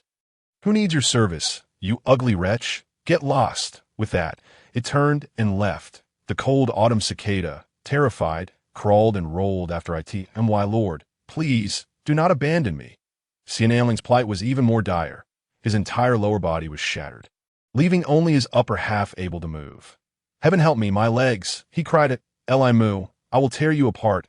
It hurts so much." The white crane descended from the clouds, vanishing into the jungle. Moments later, it returned to the wooden cabin. Li Mu dared not linger. Swiftly retrieving the Shifeng formation into the Wujia Tower. "Linger, the demon beasts have suffered heavy losses. Chaos is certain. We must head to Yinfeng Valley at once." Bai Ling, exhausted, had not eaten a morsel, yet she understood the danger was far from over. She carried Li Mu, taking a wide detour towards Yinfeng Valley. Upon reaching Yinfeng Valley, Li Mu sought a sheltered and discreet location to set up the Shifeng formation. Observing the rocky terrain, he sighed deeply. In my haste, I should have moved the wooden cabin here. Tonight, we shall have to sleep in the wilderness." Leaning against a stone, Bai Ling lay flat.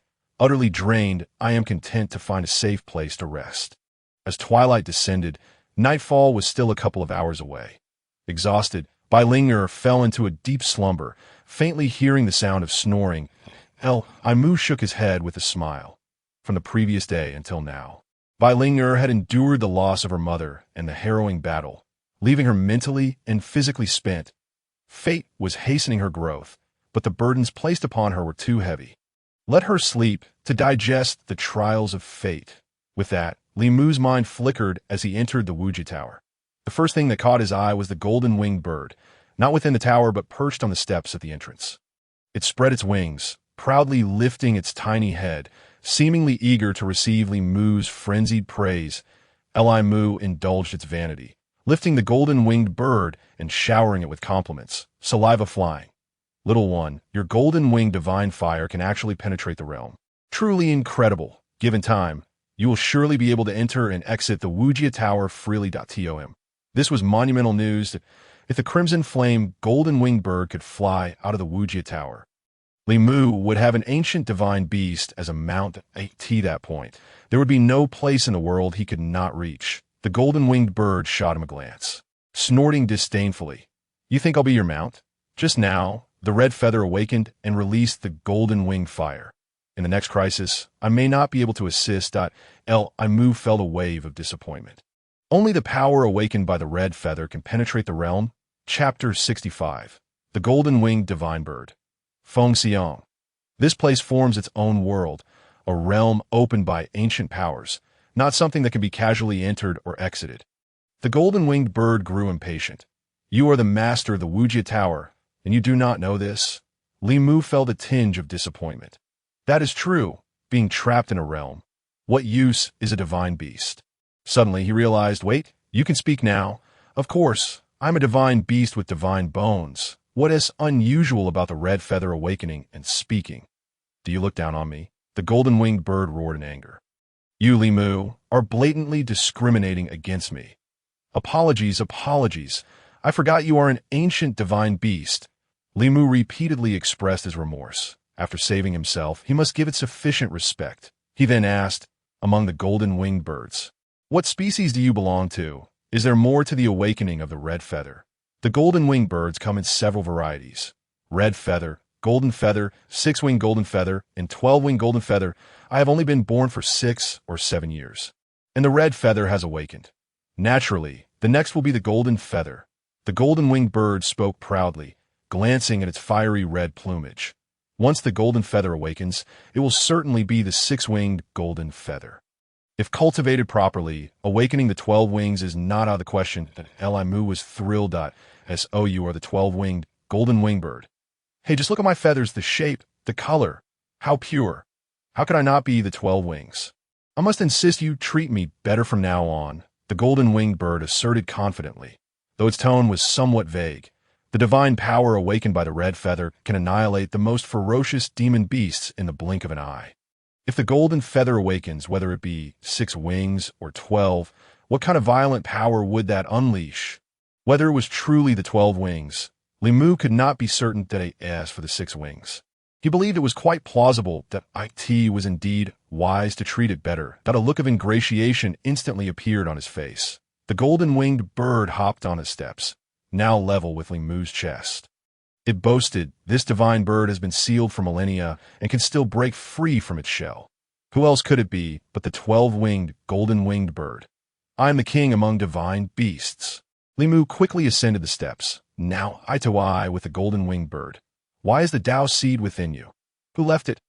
Why were you sealed? These were all questions swirling in his mind. The golden-winged bird was lost in its own fantasies of being the king of divine beasts. IT stood on tiptoe, puffing itself up. Hey, I wasn't even born back then. How would I know? Are you out of your mind? Just as it finished speaking, it began to flap its wings incessantly. Li Mu, let go. Can you not show me some respect? Li Mu grasped its neck, pressing it down against the ground. Just gave you some face, and you're getting cocky. I don't care if you're a divine beast. Li Mu tightened his grip, that I brought you into this world and raised you. I am your elder. When speaking to your elder, you should be more courteous. Can you understand that? The golden-winged bird squawked in pain. All right, I understand. Just let me go. This is too rough. You can't treat a divine beast like this. Li Mu released it. Stick with me, and I will eventually unravel the mystery of your origins. Rest assured. Oh, the golden-winged bird replied, no longer daring to act arrogantly. Fine, I'll go play by myself. The golden-winged bird fell silent, quietly walking away. Once it had distanced itself, it suddenly flapped its wings and spat at Li Mu. Afterward, it flew around the first floor of the Wujie Tower, fearful of Li Mu seizing its neck again. Li Mu chuckled. Ignoring it, he returned to the tower, sat cross-legged on the ground, and began to cultivate that a month later he broke through to the first level of the Shanhua realm, mastering the art of inhaling and exhaling.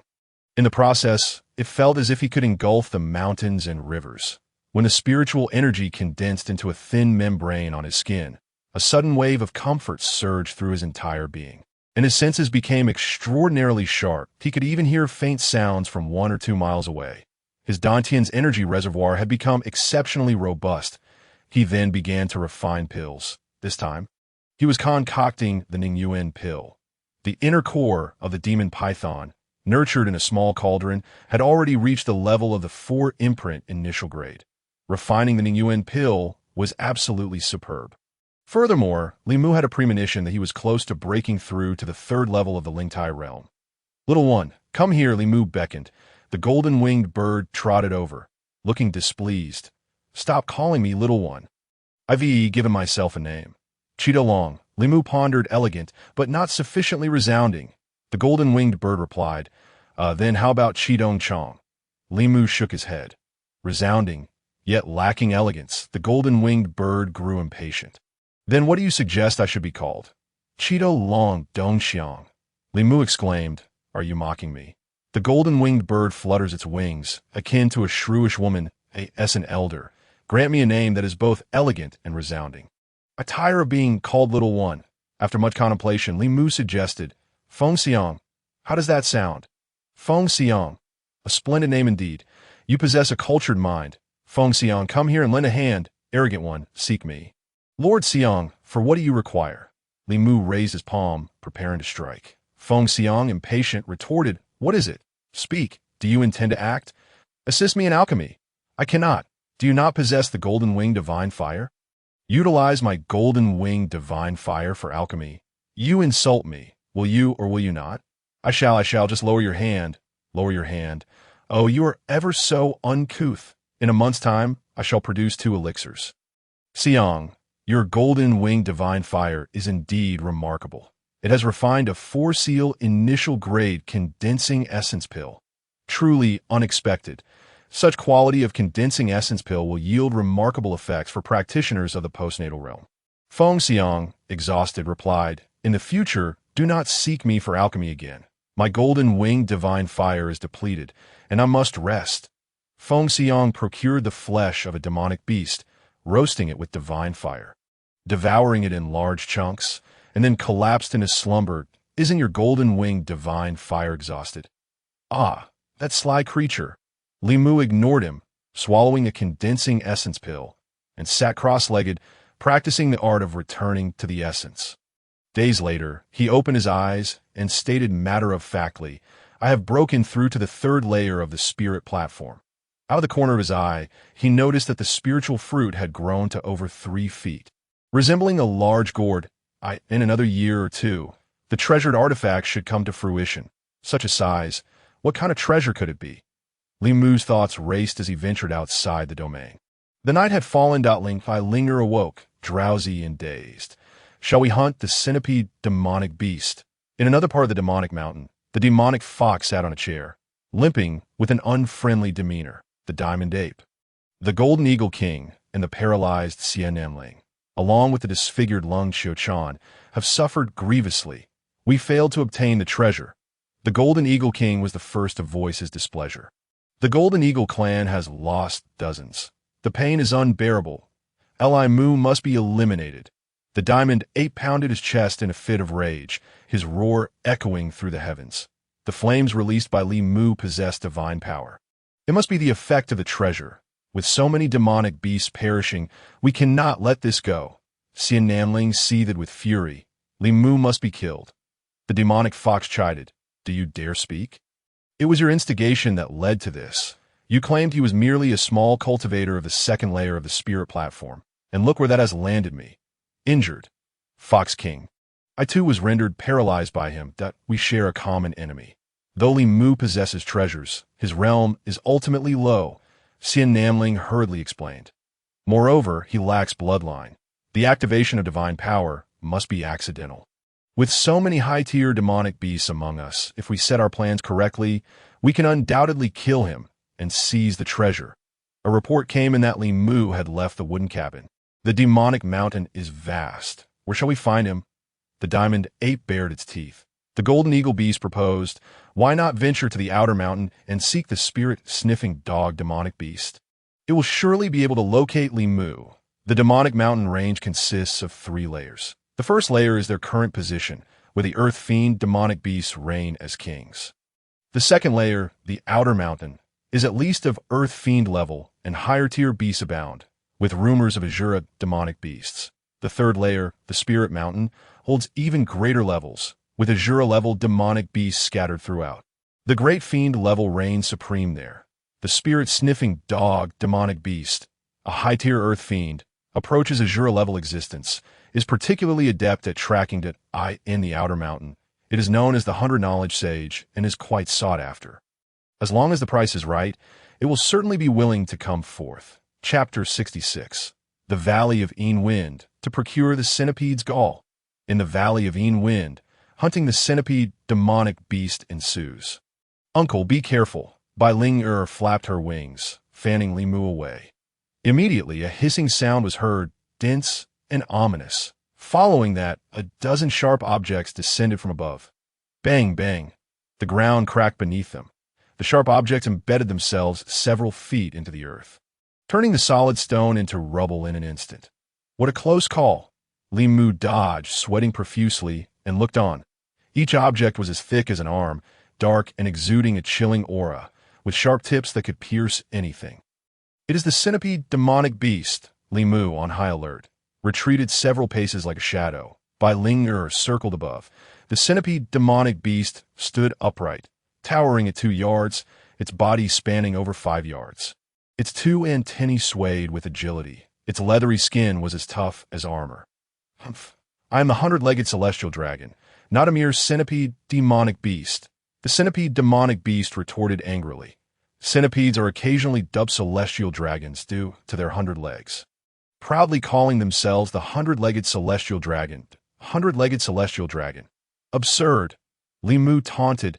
If a centipede dares to claim to be a dragon, I shall sever all your legs, turning you into a legless loach. You dare to boast in my territory, seeking death. The centipede demonic beast roared in fury. Dozens of leg-like spears descended immediately, in an instant. They struck like lightning, swift as the wind, accompanied by the clashing of metal. The night sky of the Valley of Een Wind trembled. Bai Ling unleashed her spiritual power from the sky, striking the centipede demonic beast. The centipede demonic beast stood upright, its upper body employing dozens of legs to attack Bai Ling, while its lower body targeted Li Mu. Linger, its legs are poisonous. Be cautious. Upon hearing this, Bai Ling swiftly dodged. After several battles, her heart was no longer fragile. She skillfully maneuvered through the centipede's legs with great agility. Li Mu, employing his swift movement technique, navigated with precision in search of an opportunity. His figure appeared graceful yet ethereal. Beneath the moonlight in the Valley of Een Wind, dust rose and mingled with the night. After a round of attacks, deep scars were etched into the ground. Whoosh! A leg suddenly swiped across. Li Mu lay flat against the ground, executing a wide arc to evade. Bang! Several 100 pounds of stone were cleaved in half, flying off in the wake of the demonic force. Hiss! Li Mu activated the traceless calamity finger. After a shower of sparks, the centipede demonic beast roared in response, yet it sustained no injuries whatsoever. This won't do. I cannot sever it. The centipede's legs were as hard as iron. The traceless calamity finger failed to penetrate. A mere junior cultivator dares to be presumptuous. The centipede demonic beast scoffed, intensifying its assault with dozens of legs. Though Li Mu's movement technique was exquisite, he could not evade them all. With a resounding crack, a leg fell to the ground. Li Mu was taken aback. Upon closer inspection, he held a sword in his hand. It was the beast bone sword, seized from Fu Hachio, a top-grade spirit artifact of the Three Seals. Li Mu was elated. The beast bone sword could sever the centipede's legs. He immediately began to weave a flurry of sword strikes, consecutively severing several of the centipede's legs.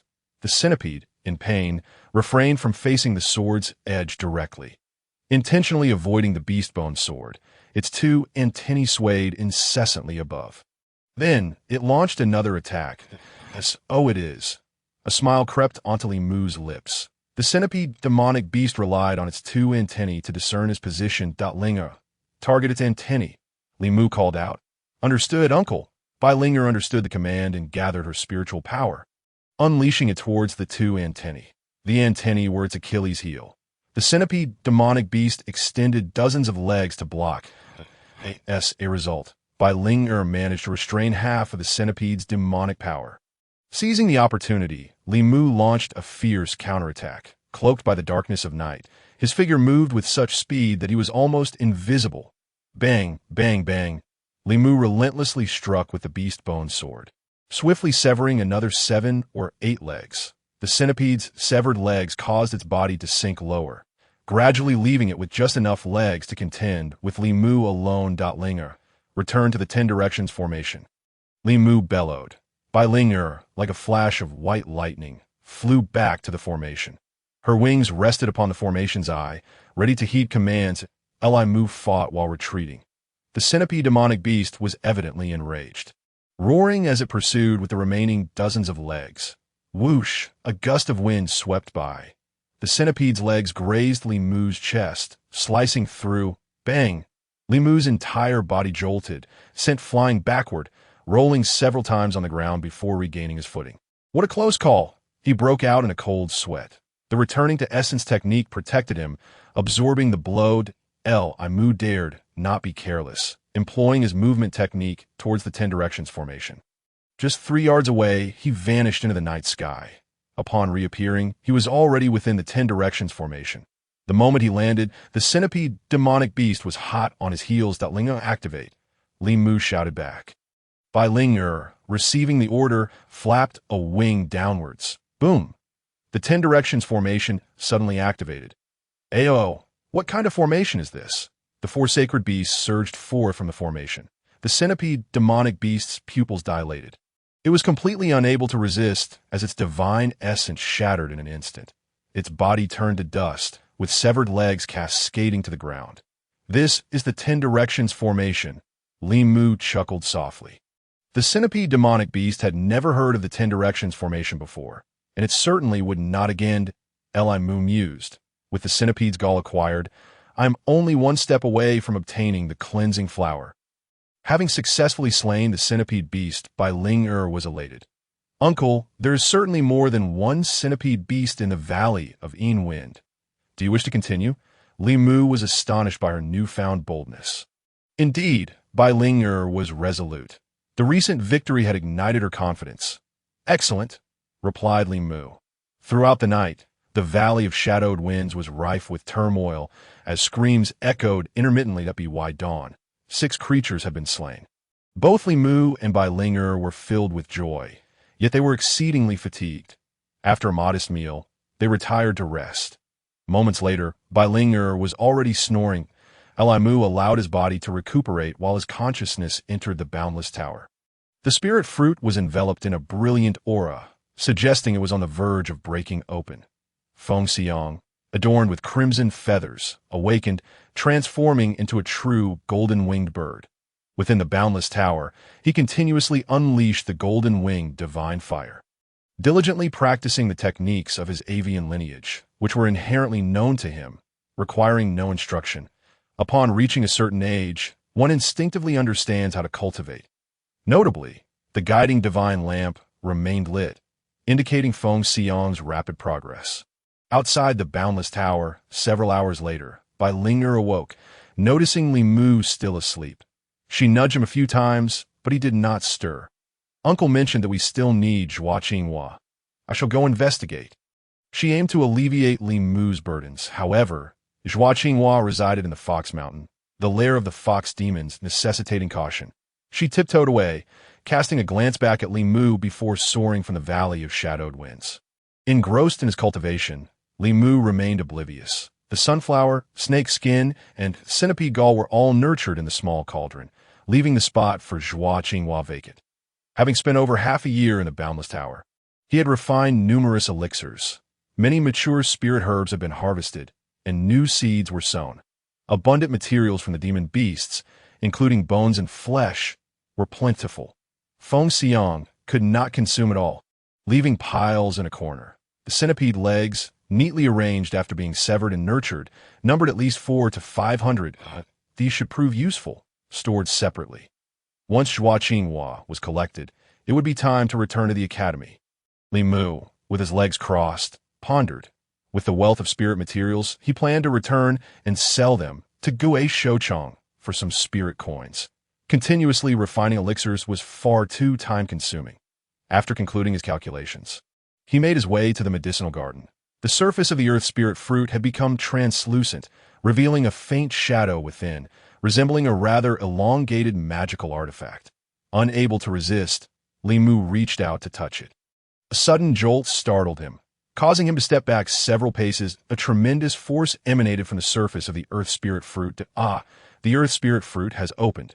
Feng Xiang ceased releasing fire, flapping his crimson wings, and swiftly approached, leaning in closer. The Earth Spirit Fruit fell, splitting in two. The surge of energy spread from the fissure, obscuring the object within. As the energy dissipated, a bow and an arrow emerged, gleaming with golden light. Li Mu. There are inscriptions.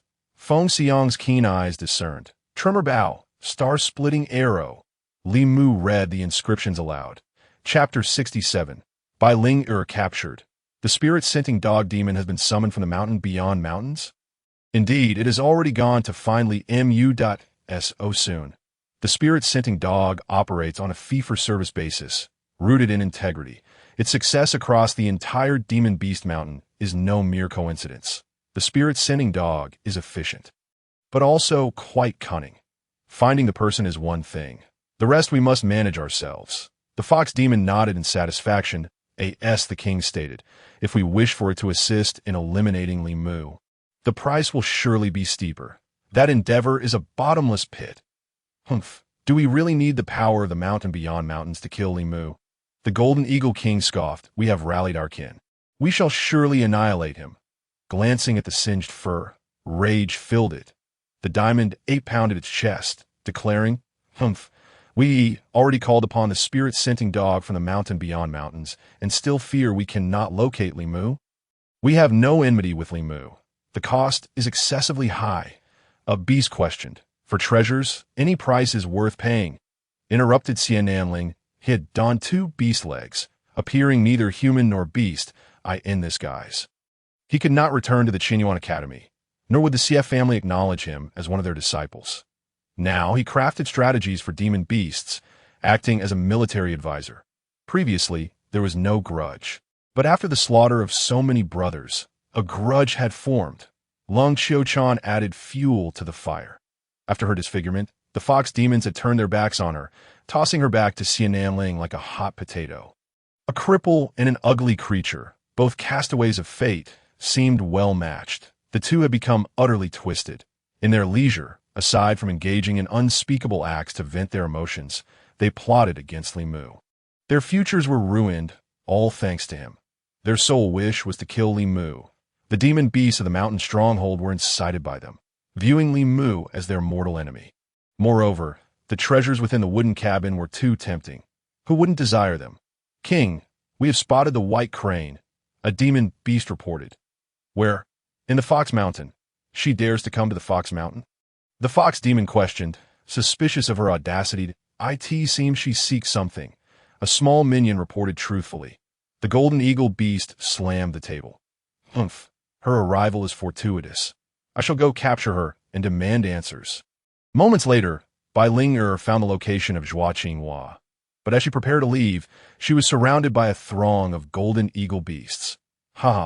After searching high and low, Wei found her without any effort.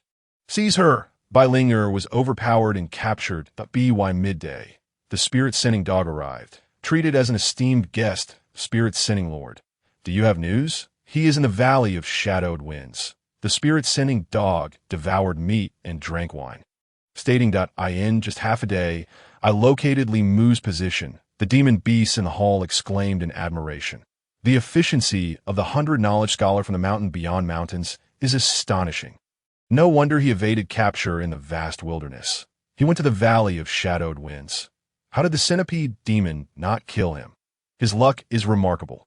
Even the centipede demon could not handle him. The Valley of Shadowed Winds is a place we all fear to tread. With Bai Ling in hand, did they still fear he would escape? Someone go to the Valley of Shadowed Winds and deliver a message. If by noon tomorrow he is not found in the Fox Mountain, roast this white crane for a feast. In the Valley of Shadowed Winds, within the Boundless Tower, Feng Xiang admired the tremor bow and star-splitting arrow, exclaiming, what splendid items! Li Mu could hardly part with them. Plucking the bowstring, a crisp, resonant sound reverberated, captivating the heart. Stronger than Nangong Yu's soul-breaking spike, should the star-splitting arrow strike, it would instantly reduce anything to ashes. He knocked an arrow and pulled back, but only managed halfway. Feng Xiang mocked, Li Mu, You are too weak. The tremor bow is a divine artifact nurtured by the Earth's spirit fruit.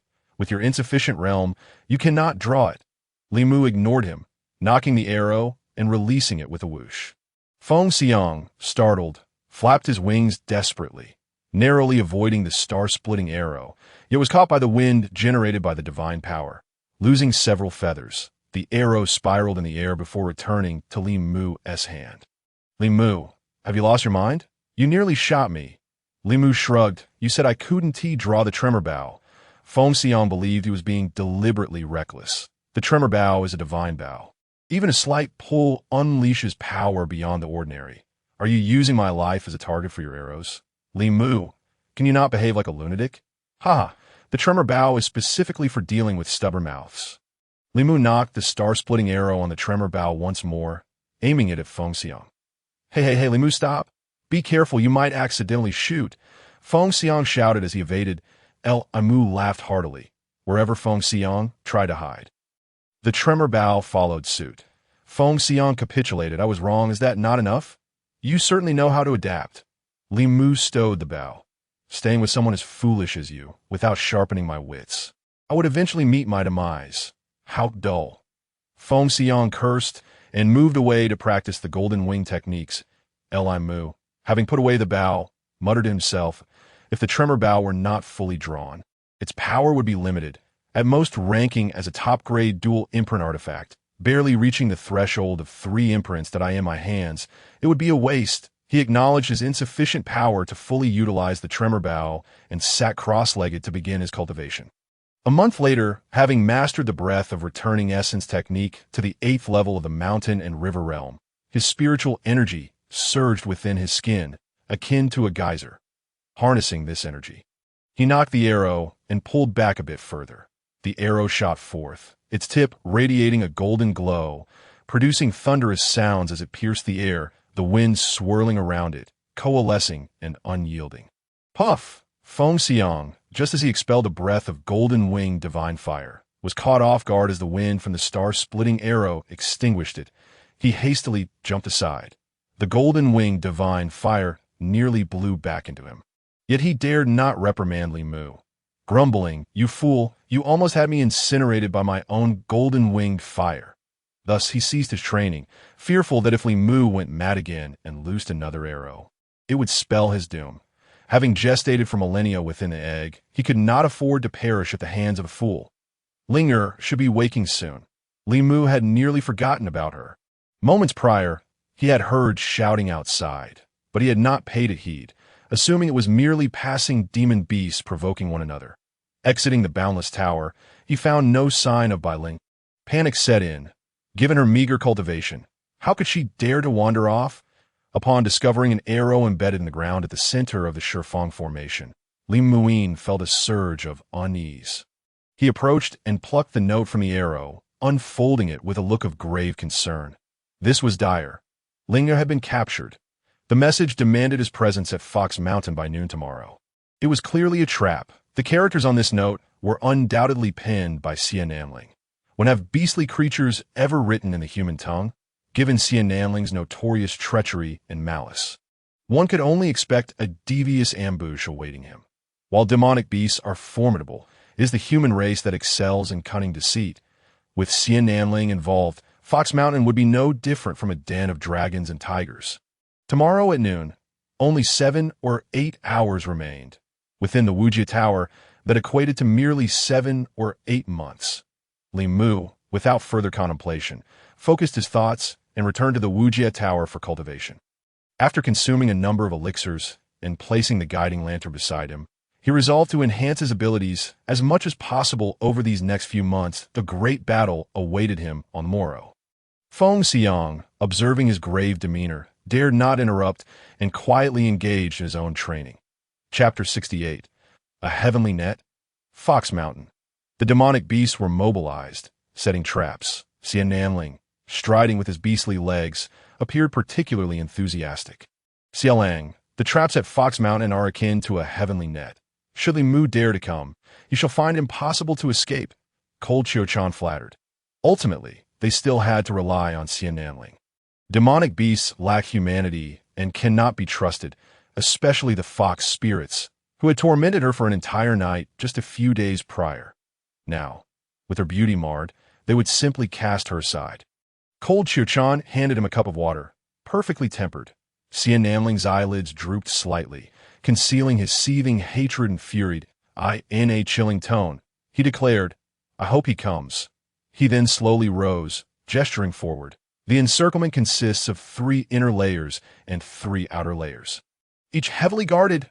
Over there, deep pits have been dug, with spikes coated in the deadly poison of the Fox clan. Moreover, at intervals of 10 feet, a pit is stationed. Even if Li Mu's agility is unmatched, can he truly fly?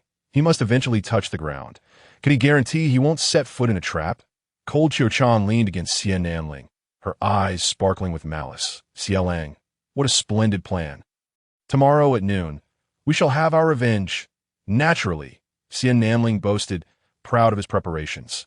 Should Li Mu fall into a pit, the low-tier demonic beasts lurking nearby would pelt him with stones, reducing him to a mere pulp. "I relish the thought of a meat pie." Cold Qiuquan laughed, her mirth further fueling Xian Namling's derangement. Even if he miraculously avoided the traps, the 3 layers of encirclement would launch incessant assaults. The king of the Golden Monkey would lead a frontal charge. The second layer would consist of golden eagles, dominating the airspace with the Golden Eagle King himself at the helm, constricting Li Mu's mobility. The third layer would involve the Fox clan, launching distant attacks with their venomous tails akin to a volley of arrows. With assaults from below, above, and all around, could he truly evade capture? Cold Qiuquan wrapped her arm around him, her smile radiant. "Such ambition. Fox brother, you desire not just Li Mu's treasures but the entire demonic beast mountain as well." The Golden Eagle King teased, grinning broadly. "Humph. If things escalate, why hold back? Let chaos reign." The Fox spirit boasted, "Fox brother, let us toast to a successful capture of Li Mu and the prosperity of demonic beast mountain." The Golden Eagle King was swept up by his fervor. "To that, cheers!" The Golden Monkey also raised its cup, insisting on joining in such a significant event.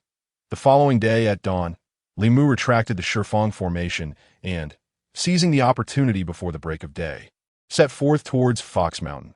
Though traps lay in wait, he had no choice but to proceed. Bai Feiyu had saved his life, entrusting him with the care of Bai Ling'er in her final moments. He could not betray that trust, even if it cost him his life. Yet he was not foolish. He would not leap into an obvious trap, but rather strike when they least expected him. For that was his only glimmer of hope. The world was utterly silent. After a night of frenzied activity, the demonic beasts were exhausted, sprawled out in slumber. Once they had replenished their energy, they would move to capture Li Mu at noon. The night was pitch black as Li Mu arrived at the base of Fox Mountain. Seizing a dozing fox spirit and pinning it to the ground, "Do you wish to live or die?" To live, to live." The fox spirit divulged the details of the traps laid within the stronghold. Li Mu's eyes gleamed with a fierce light. What a wicked scheme Xian Namling had devised, crafting such insidious traps. Yet, even the most malicious of traps, overseen by inept beings, would ultimately prove futile. He had arrived just in time. The demonic beasts had let their guard down, believing him to return only at noon. Even speculating that he would not dare come at all, Li Mu aimed to catch them off guard. After the interrogation, Li Mu discarded the fox spirit's corpse aside. "The day's slaughter would commence with you." Wrapped in an aura of murderous intent, he infiltrated the stronghold. He had a general awareness of the traps laid inside. The deep pits posed the greatest threat. The other demonic beasts remained in deep slumber.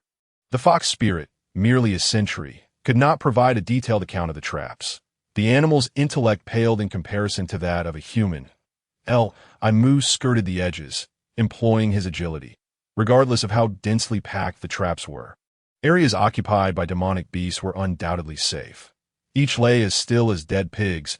Li Mu glided over them like smoke, and one beast even reached out to scratch itself. "Fool!" Li Mu silently scolded. Clad in black and shrouded in darkness, he effortlessly navigated through the layers of encirclement. Ling'er was within the Hall of Assembly. If he were to arrive at noon, he would have to breach 3 layers to reach the place where Ling'er was held. But now he faced no such challenge. Even if they concealed themselves, Linger's unique aura could be detected by my breathing technique. He reached the exterior of the Hall of Assembly, but a strong odor of alcohol wafted through the cracks of the door, revealing the beasts sprawled haphazardly inside. They must have indulged in a night of heavy drinking. Drinking before battle. How could they capture me? Li Mu's eyes gleamed with disdain in the night. Demonic beasts were indeed demonic beasts. With lofty ambitions but brains as dull as a pig's, he gently pushed the door open, bending low, and with a soft push of his toes, he glided across the ground as if flying just above its surface. He then rose upright, pressing against the wall, daring not to make a sound. The hall was silent. One could hear a pin drop. Dawn was approaching, and soon there would be a changeover. He could finally enjoy a good sleep afterward. Sounds emerged from within. Li Mu smirked. He focused his spiritual energy to locate by Linger's presence. They had unwittingly spoken up in the stillness of the environment. Their voices, though soft, resonated with clarity, following the sound. Li Mu vanished in a flash. Thud, thud.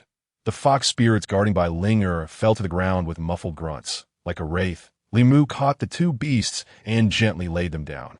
Exhaling a sigh of relief, Bai Linger, unaware of the situation, cried out. Li Mu, swift as lightning, hushed her.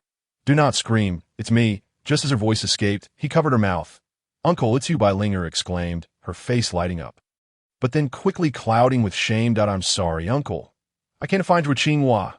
Li Mu scolded. Zhuqinghua is my responsibility. Who permitted you to act on your own? If anything happened to you, how could I face your deceased mother? Bai Linger realized she had overstepped. Lowering her head, she murmured, Uncle, I was wrong. I won't do it again. Now is not the time for reprimands. Li Mu hurriedly untied the ropes binding her and stealthily moved towards the hall's exit. Xian Nanling, uneasy about the demonic beasts, had come early to inspect the traps. Sleeping my foot. It's already dawn. He angrily kicked a slumbering beast. The beast stretched lazily. Young Master Xia. Isen, it's still noon. There's plenty of time. Xian Nanling fumed. Indeed it is noon, but with your laziness, will you be able to defend against him when he arrives? As he looked up, he saw Li Mu emerging with Bai Ling. Li Mu, you actually came? Li Mu smiled. I feared you would grow impatient. Get up. Li Mu has arrived early. Quickly, set the traps. Xian Nanling erupted in rage. Chapter 69. Breaking through the siege. The tranquility of Fox Mountain was shattered by an unwelcome intruder. In the early morning, the Fox King stirred from his slumber. Beside him lay a seductive female fox demon, her expression sinister, her fur bristling like steel spikes. Has Li Mu breached the mountain? My lord. Who has intruded? The female fox demon, still half asleep, clung to his back, yearning to relive the Fox King's might during his tempestuous reign. Get off. The fox demon leaped from the bed, brimming with fury. Follow me, and I shall turn this scoundrel into a sieve. Damn it. Lacking any martial ethics, the golden eagle king's sword, its wings slicing through the air, hovering above. Infuriating, a howl erupted from the diamond ape, beating its chest in a display of rage. The three elder beasts gathered, their anger exacerbated by lingering grogginess. Xian Nanling stood outside the encirclement, cursing vehemently. You all are nothing but a bunch of useless drunks. Flames of resentment burned in his eyes, igniting fury in his pupils. All my painstaking strategies have been utterly ruined by you. Beasts are indeed beasts, like mud that cannot be lifted from the ground. Xian Nanling roared until his throat nearly split. The meticulously laid trap has been utterly destroyed. He felt an unbearable bitterness. As the proud scion of the Xie clan, he found himself paralyzed by the beasts, unable to face his kin. His sole wish in this life was to slay Li Mu. You worthless fools, you bastards, you imbeciles. His visage twisted in madness. The fox demon admonished. What are you yelling about? Even if the trap is destroyed, he still cannot escape Fox Mountain. A murderous intent enveloped Xian Nanling. Nonsense. Given the slightest opportunity, he could escape. Li Mu possesses that ability. Nonsense. Who are you speaking to? The fox demon roared in anger, unleashing her demonic power, which sent Xian Nanling sprawling to the ground, his beastly legs falling away. Today, if Li Mu does not die, you shall. Xian Nanling's face turned pale with dread. Fox King, It is these worthless creatures who have drunk themselves into a stupor. These useless beings are my kin. While you are merely a servant, recognize your place. The fox demon scoffed. Quit your complaints. Get up and command the battle. Xian Namling suppressed his seething rage, reattaching his beastly legs, and silently marched toward the front lines. Li Mu, astride on the back of Bai Ling'er, charged recklessly. The myriad beasts, just awakened from slumber, were caught off guard, falling in droves, their formation crumbling. With Bai Ling'er, the deep pit trap had become obsolete. The encirclement, 3 layers deep, was shattered by the divine flame palm, the untraceable finger, and Bai Ling'er's spiritual power spear, scattering them to the winds. Seal the gaps, seal them, Xian Namling bellowed. Golden Eagle Beast, secure the airspace. Do not allow them to break through from above. His voice had grown hoarse, he sank to the ground. It's over, a scattered mess, impossible to achieve greatness. The Golden Eagle King retorted angrily. What formation are you talking about? It's all nonsense. Shoulder to shoulder. Whoever kills Li Mu will be rewarded with 100 minor beast pills of the 5th rank. Howl! Howl! In an instant, the crowd surged with fury, willing to risk their lives. The Golden Eagle King declared fiercely. Do you see? This is how one commands beasts. Xian Namling despaired. Just wait for him to escape. If he runs, you will pay with your life. Think carefully. The Golden Eagle King flapped his wings and joined the fray. Xian Namling seized hold of Lung Qiuchan. Qiuchan, if we cannot kill Li Mu this time, we will have no chance left. Xiaolang, how do we kill him? I can no longer endure this life. If it means killing him, I would gladly forfeit my life. Lung Qiuchan resolutely declared, touching the ruined half of her face. Lead the beast to the entrance and block him. The trap cannot hold. If he breaks through to the mountain stronghold, he will be utterly exhausted. That is our last chance. Xiaolang, I will follow your lead. Li Mu must die. In the midst of the formation, Li Mu, mounted on Bai Ling'er's back, wielded the beast-bone sword. Pushing his cultivation to its zenith, a flowing flame cascaded down the sword, enveloping it like a waterfall. The divine flame palm. What kind of technique is this? It seems different from before. This fellow's cultivation is remarkably high. In just one day, he has made significant progress. The besieging beasts were filled with dread. The flames of the divine flame palm were infused into the beast-bone sword, not only unleashing the power of the 3-seal magical artifact, but also enhancing the artifact's strength with the flames. So, this is how human artifacts work? Terrifying. Should we still engage? The fox demon kicked 2 beasts aside, furiously declaring, If anyone wavers in morale again, I shall skin you alive. My lord, Li Mu is too terrifying. Nonsense, he is merely a second-tier spirit platform cultivator, relying solely on artifacts. What does our Fox clan fear? That broken sword can slay how many? Damn it, charge, under the fox demon's oppressive presence. The beasts steeled their resolve and lunged forward. Today, those who stand against me shall perish. Li Mu exuded an overwhelming pressure, treating this place as a slaughterhouse that he initiated the attack against the beasts. Leaping for Bai Ling'er's back like an arrow released from its bow, his figure blurred, the sword's blossom flickering, and the scorching air surged forth, slicing through the air. Die. The coldness descended like hell, and the charging beasts fell amidst flames, emitting the scent of charred flesh. In that moment of their collapse, the fox demon acted. Countless poison needles erupted from her tail, raining down like a tempest. Clang, clang, clang. Sparks flew in the air as the collisions sounded like firecrackers. The besieging beasts fell silent, not daring to come any closer. Li Mu's sword intent was too ferocious. The Fox King's poison needles were too dense. Indiscriminate of friend or foe, a rash attack would result in being caught in the crossfire of these 2 formidable forces, not knowing how one met their demise. Let us see how much spiritual power you have to withstand my poison needles.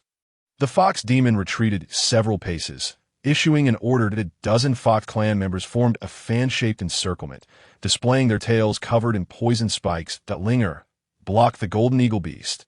Li Mu spoke solemnly. The beasts must be killed one by one. At this moment, they were less than 20 paces from the stronghold entrance. Xian Namling led the beasts to block the exit. The trap has been breached. That is already fortunate. What remains is to fight to the death. The diamond ape rushed forward, intending to showcase its terrifying ability to tear apart its foes. Seeing the fox demon encircle them, it retreated to the outskirts, ready to strike. Release, the fox demon bellowed menacingly. Swish, swish, swish. The poison needles filled the air. Li Mu remained calm, revealing a sneer as he twirled the beast bone sword in his hand, forming a barrier. The incoming poison needles were deflected and burnt to ash by the low-grade Xian fire palm. The first wave of attacks concluded. The fox demon flicked her tail, preparing for a second round. Your poison needles are childish play. Now witness mine. Li Mu sheathed the beast bone sword, flipping his palm. The thunderous bow. It was firmly gripped in his hand. Strung across the bow was the severed leg of a centipede beast, each like a long spear. The tips were infused with the centipede beast's potent venom. What are you waiting for? Release, the Fox King shouted. The fox demons, in synchrony with the flick of their tails, unleashed the thunderous bow. The sound roared like the clash of metal. Several black bolts of lightning tore through the air. Slicing through the raging winds cries of agony erupted. The flying centipede legs arched through the air, piercing one fox demon and then another. In the blink of an eye, the ground was littered with fallen foes. Their punctured chests oozed a foul, blackish liquid like pus. Bang, bang, bang. The remnants of the centipede legs sank into the ground, shattering upon impact. How useless trash! The diamond ape thumped its chest, roaring. Fox demon, these are worthless. Let's strike together. Chapter 70. The Power of the Thunderous Bow. What kind of artifact is this? The fox demon's complexion turned pale. How terrifying. Fear flickered in its eyes, though it was an earthly fiend beast, capable of crushing spirit ruins cultivators. It once thought Li Mu was merely a novice. From the corpses of the fallen fox demons, it saw a figure akin to a god of death. The artifacts of humanity truly are the nemesis of our beast clan. The diamond ape, in a frenzy, roared.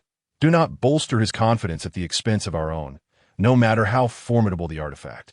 He is ultimately just a spirit platform cultivator.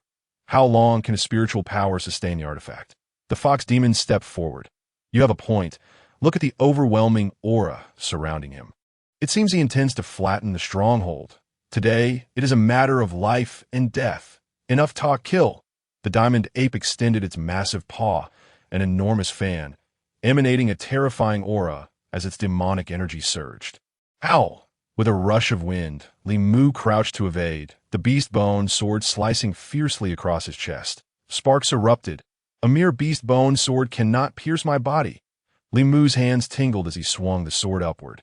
A surge of flames rushing toward the diamond ape's face. Thick black smoke obscured vision. In a heartbeat, Li Mu leaped back, dodging several beasts attempting to ambush him. Fox demon, do you see before our fierce beasts? He is nothing. You little beast, meet your end. The diamond ape's face contorted with rage. Li Mu remained undeterred.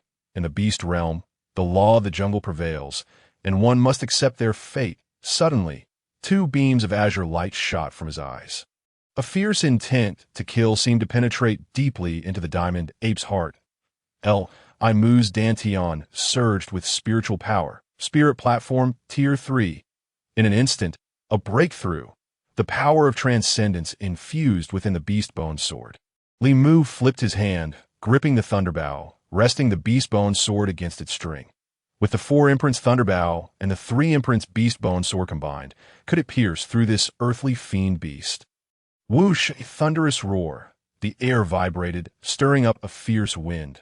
Boom! Like a crashing mountain, it sounded as if the earth was being pierced, echoing a collapse. Howl! No, it can't be.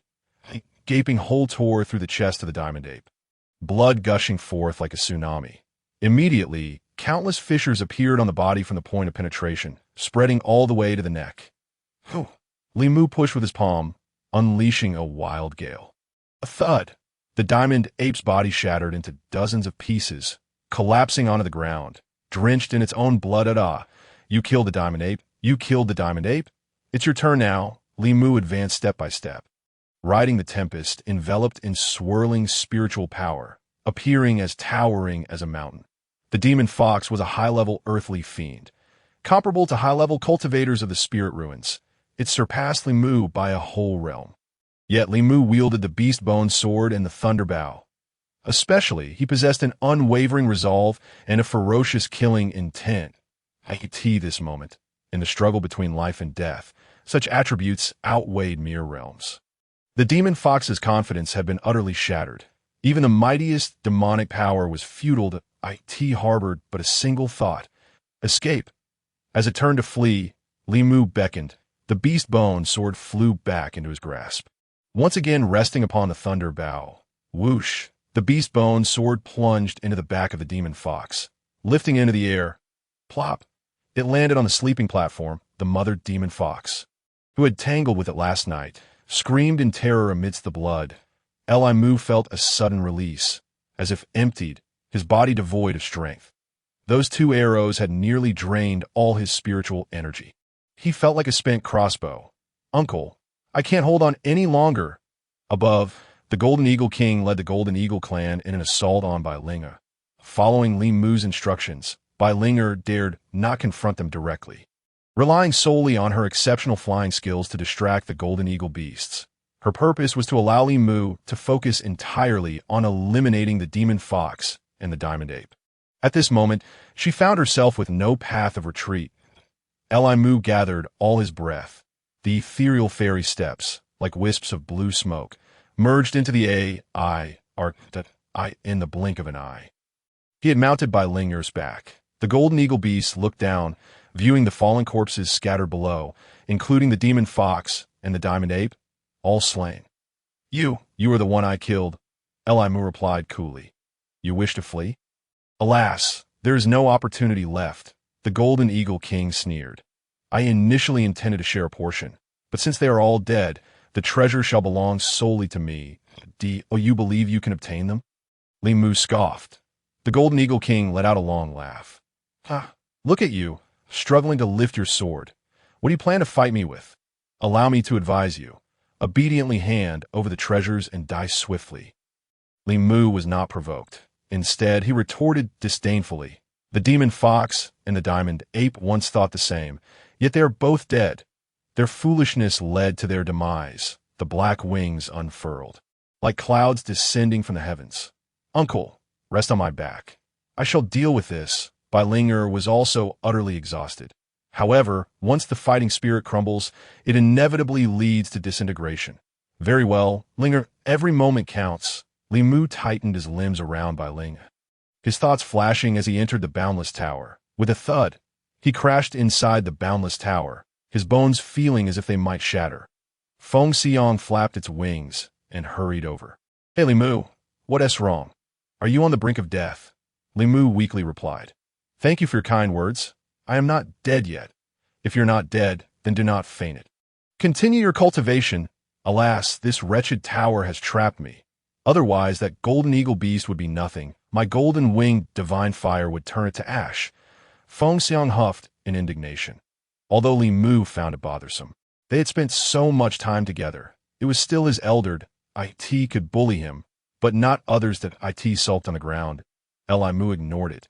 Swallowing a few pills and sitting cross-legged, he began to gather his essence. After the fierce battle, his dantian was empty, and as he operated the heart method, it surged like a mighty river, starting to fill the void in his dantian. The force was fierce, relentlessly impacting the limits of his dantian. Within him, the spiritual platform, like parched earth, suddenly received the nourishment of countless tides. It expanded ceaselessly. Time ticked away, second by second. Outside the Boundless Tower, Li Mu's physical form lay motionless on Bai Linge's back. Ha ha ha, has your uncle perished? The Golden Eagle King laughed uproariously, as expected. The treasures are mine. Bai Linge erupted in fury. Not a chance. She felt a constant worry within, occasionally shaking her back. Uncle, wake up. What's wrong? Fear gripped her heart.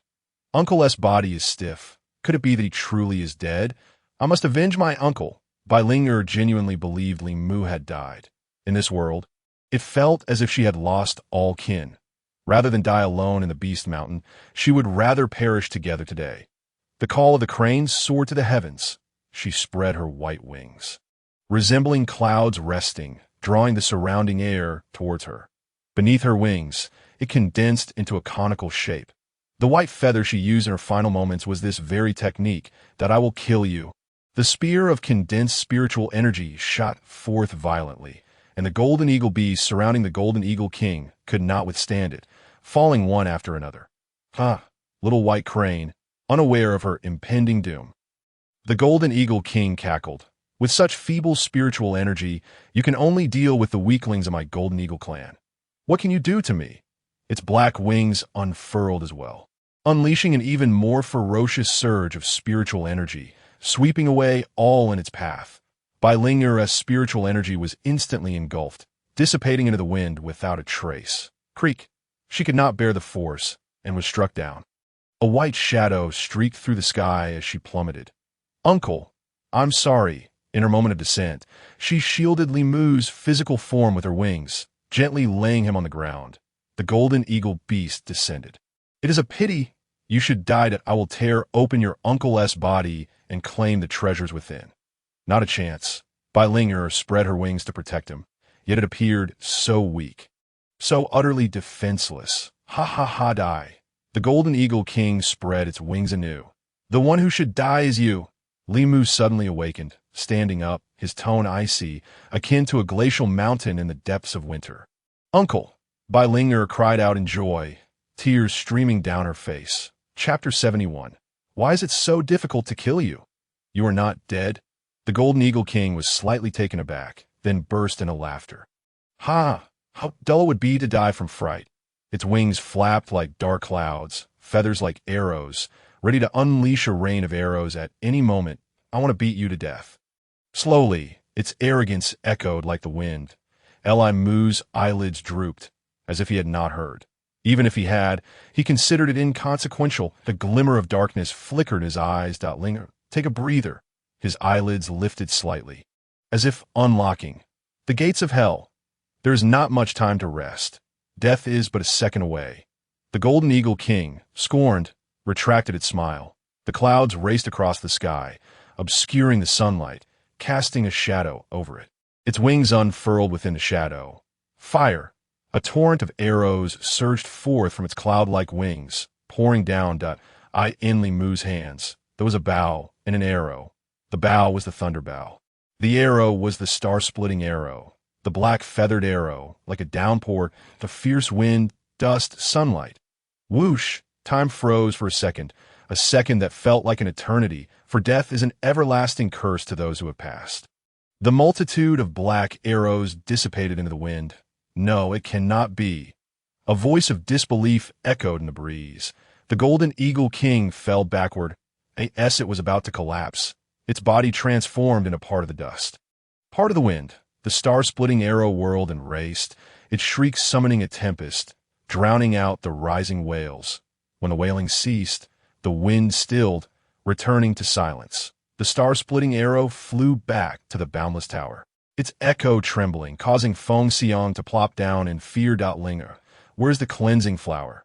Lingera awakened as if from a millennia-long dream. They're over there. Can you fetch some for Uncle? In a daze. She flapped her wings and took off. The demonic beasts at the gate had scattered like the wind and clouds, leaving two figures standing in the vast emptiness. The expanse was boundless, and they waited. Li Mu walked slowly. 1 step. Initial stage of the third level of the spiritual platform. 2 steps. Middle stage. 3 steps. Breaking through the realm. Xia Namling was utterly despaired. The fourth level of the spiritual platform. Fear stretched like shadows. When Li Mu arrived, Xia Namling collapsed to the ground, and in his eyes, Li Mu appeared as if he towered like the heavens. That he questioned the sky. Why is it so difficult to kill you? Li Mu sighed. From the very beginning, you were mistaken. You drew a card called Death. Xia Namling's eyes were hollow, having long lost the meaning of life. Death is but the beginning. He tore off a piece of his sleeve, biting his finger to bleed a few words. Lion King's collapsing mountain fist. Bang! Li Mu crushed with a single palm, and Xia Namling howled in agony. The acrid scent of charred flesh permeated the air. The deadly hook traced a path across the vast expanse of the monster beast mountain, landing upon the Qianyuan Academy. Lung Xiuchan witnessed a figure in the blink of an eye, reduced to ashes that don't come any closer. Collapsing to the ground, terror spread throughout her being. Every inch of her skin, every port, Limu crouched down, retrieving a wine cup from the boundless tower. Do you recognize this?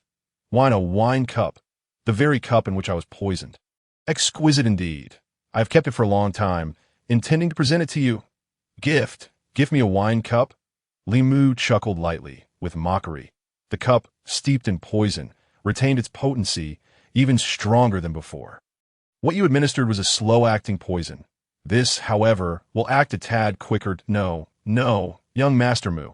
Lung Xiuchan grasped his intent and begged for refusal. Her voice hoarse. When disfigured, thoughts of death crossed her mind. Death caressed her scarred visage. Fear enveloped her. Young Master Mu, what do you desire? She deftly began to disrobe. Her movements smooth.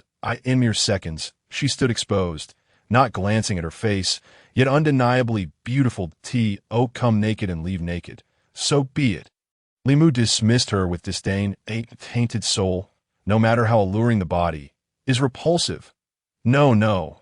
With a flick of his wrist, he poured the wine into her open mouth, eliciting a gasp. Ugh. Lung Xiuchan clutched her throat. Retching, attempting to expel both death and fear from her being, Limu's silhouette faded into the distance. The Fox Mountain, vast as a battlefield. She, small as an ant. Kid, quite impressive.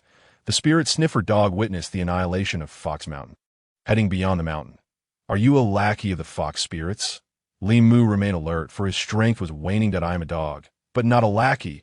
I'm a spirit sniffer dog. Oh, the gossip from Monster Beast Mountain. Come to me if you need anything. I am human. Hey, what does it matter if you're human or beast? Pay me, and we can be good friends. Humph. Limu snorted and strode away to Qianyuan Academy. The deadly hook landed upon Kai and Weifeng, halfway up the mountain. Xie Shixing removed a piece of cloth from the hook, inscribed with bloodied characters. Avenge me. Kill Limu. Returning to the wooden cabin, Limu tidied up the space, walls, floors, and every nook and cranny, making it cozier. Uncle, are you leaving? I am. Bai Ling'er looked forlornly as he organized. Tidying up because I shall return to reside here, he remarked with a smile. Bai Ling'er flapped her wings. Uncle, when will you come back? Limu teased. Depends on how many monster beasts you prepare for me. The Shifeng array no longer resided in Monster Beast Mountain. Bai Ling'er flapped her wings, using the legs of centipede monster to dig deep pits around the wooden cabin. Then, she inserted the centipede legs beneath the cabin. This wooden cabin can be moved. The great beasts of Monster Beast Mountain are nearly all dead. I can prepare plenty for you. Uncle. Limu nodded. No slacking. In the future, this cabin will be moved to the outer mountain, to the Demon Spirit Mountain. Huh. What do you mean? In Monster Beast Mountain, can you grow stronger? You need a mightier opponent to hone yourself. Understood, Uncle. The Biling Pearl was incinerated within the Shifeng array. Qian Feng was enraged. Yet the matter of the Biling Pearl was known to the Elder Hall of the Academy. Nangong Yu was the prince of the Jing Kingdom, which had provided significant assistance to the Longhu army. They were allied nations. The Emperor of Jing offered many treasures to the Qian. The Emperor of the Qian, through intermediaries, conveyed a request for leniency, exchanging the life of Nangong Yu, who was banished back to the Jing Kingdom. The Elder Hall stated that Nangong Yu had lost his male functionality as punishment in Monster Beast Mountain. At Qianshou Peak is that the outer sect disciple who achieved first place despite lacking bloodline. Yes, Master, Shaoli replied. The first seat inhaled sharply. No bloodline, yet still first? Master, are you interested? Let's discuss it after we exit Monster Beast Mountain, and if he can enter the inner sect. Has the Academy ever lacked geniuses? Only those who exchange talents can be considered geniuses. Let's see. Qianxin Peak, Beizhenjiu de Amora. The matters are settled. Let go of your burdens. Master, truly not considering competing for the position of chief disciple. How many covet that? Remaining at Qianxin Peak, what prospects does it hold? Master, I shall go nowhere but Qianxin Peak. Alas, you are so stubborn. By the way, what is that outer sect disciple's name? Limu. Yes, Limu. At the edge of the protective array of Kai and Weifeng, Elder Pei, their news from Monster Beast Mountain. Pei Xinghua, what? Has someone from the outer sect entered the Monster Mountain? It's possible. Let us take a look. Pei Xinghua deliberately walked slowly. This looks somewhat familiar. Who is it from the outer sect? I, Lung Xiuchan. Lung Xiuchan, covered in blood and festering wounds, was unrecognizable from her former self. Pei Xinghua covered his nose. Could you be Lung Xiuchan? Alas, elder, yet another has come. Pei Xinghua passed through the sunlight. Li Mu. He also entered Monster Beast Mountain and returned safely. Elder Pei. Pei Xinghua fumed. Lung Xiuchan, is this your doing? Li Mu glanced over. Lung Xiuchan? Not familiar. He strode away. Pei Xinghua watched him depart, clenching his garments in frustration. His palms turned white, the fabric crumpled under his grip. Elder, save me. Elder, I've lost consciousness. How unfortunate. Let us go. This Li Mu has shown me no respect. Chapter 72. Lying on the ground, everything consumed. These past 2 days have been quite lively. The events of Monster Beast Mountain have spread to the outer sect, igniting much discussion. Elder Pei Xinghua stated that Xian Namling and 3 others are dead. Xian Namling was of the CF family lineage. A brief mention of others as mere appendages. Moreover, it was heard that several from the inner sect perished, involving the Qian Kfeng treasure, the Biling Pearl, and the Jing Kingdom Prince, Nan Gongyu, who was actually the root of the calamity. Sensational. That fellow Li Mu entered Monster Beast Mountain and yet survived. Is that Li Mu from the first courtyard? Indeed, it is he. What sheer luck. A side branch of the Li family, lacking bloodline, of lowly birth, achieved first place in the entrance examination, ventured into Monster Mountain, and emerged alive. It was nothing short of sheer fortune. In the dining hall, the outer sect disciples expressed their outrage. What right does he have? Hey, look, Li Mu is here for a meal. Early in the morning, during mealtime, Li Mu carried his food, navigating through the bustling crowd, and settled at a corner table. He sat down and quietly ate, treating the discussions as mere background noise. Unbothered, he is far too arrogant. Damn it. Regarding Li Mu, aside from being reclusive and proud, he was now further branded with 2 additional descriptors. Damn it. Let us deal with him. Zhou Yang leapt to his feet, 5 or 6 individuals following closely behind. Their disregard felt like a severe insult. They positioned themselves before him, forming a line that radiated an overwhelming pressure. Zhou Yang barked, enunciating each word. Li Mu. Li Mu lifted his gaze, his eyes devoid of warmth, utterly unfazed. What is it? I heard you were the top new student. Zhou Yang's lips curled into a cold smirk. Li Mu, unperturbed by the provocation, retorted disdainfully, I reside in the first courtyard. What of it? What of it? Zhou Yang spat out a mouthful of thick phlegm. Relying on a woman for first place something to be proud of? Li Mu raised an eyebrow. Not satisfied? Of course not. Zhou Yang cracked his knuckles, the sound echoing ominously. Li Mu narrowed his eyes, emitting a chill reminiscent of past challengers. Oh, which friend might that be? I invite him for a drink. Xian Namling. Li Mu raised an eyebrow, coldly stating, he is already dead. Get lost. Zhou Yang's fury surged, suddenly slapping Li Mu's meal from his hands, scattering it across the ground. Using the dead to intimidate me. Is that all you've got? Li Mu sighed and shook his head. Wasting food is disgraceful. Having known poverty and hardship, he abhorred waste. Zhou Yang loomed over him, eyes filled with contempt. Then you can crawl on the ground and eat it. He then bellowed, dislocating bone technique, a mid-tier yellow-grade technique. Li Mu scoffed, still resorting to sneak attacks. No different from a scoundrel. Since you are a scoundrel, why spare you any mercy? In an instant, everything blurred. Zhou Yang lay prostrate on the ground. A piece of fallen food in his mouth, a leaf protruding from his lips. Meanwhile, Li Mu appeared untouched. Li Mu, you are outrageous. Qian Yutong and Sun Wuji erupted in fury, disregarding martial ethics, intending to surround and beat Li Mu. Another flash, a shadow like mist. Qian and Sun bent at 90 degrees, crying out in distress. Li Mu's hands pressed down on their shoulders, the Xuanhua divine palm penetrating their skin and directly into their shoulder blades. Li Mu, you rascal, let go of me. They spoke with the most forceful tone, uttering the most cowardly words that we are brothers. Li Mu exerted pressure. We should share both joy and hardship. Smack. 2 voices merged into one. with Qian Yutong and Sun Wuji's faces heavily pressed against the ground.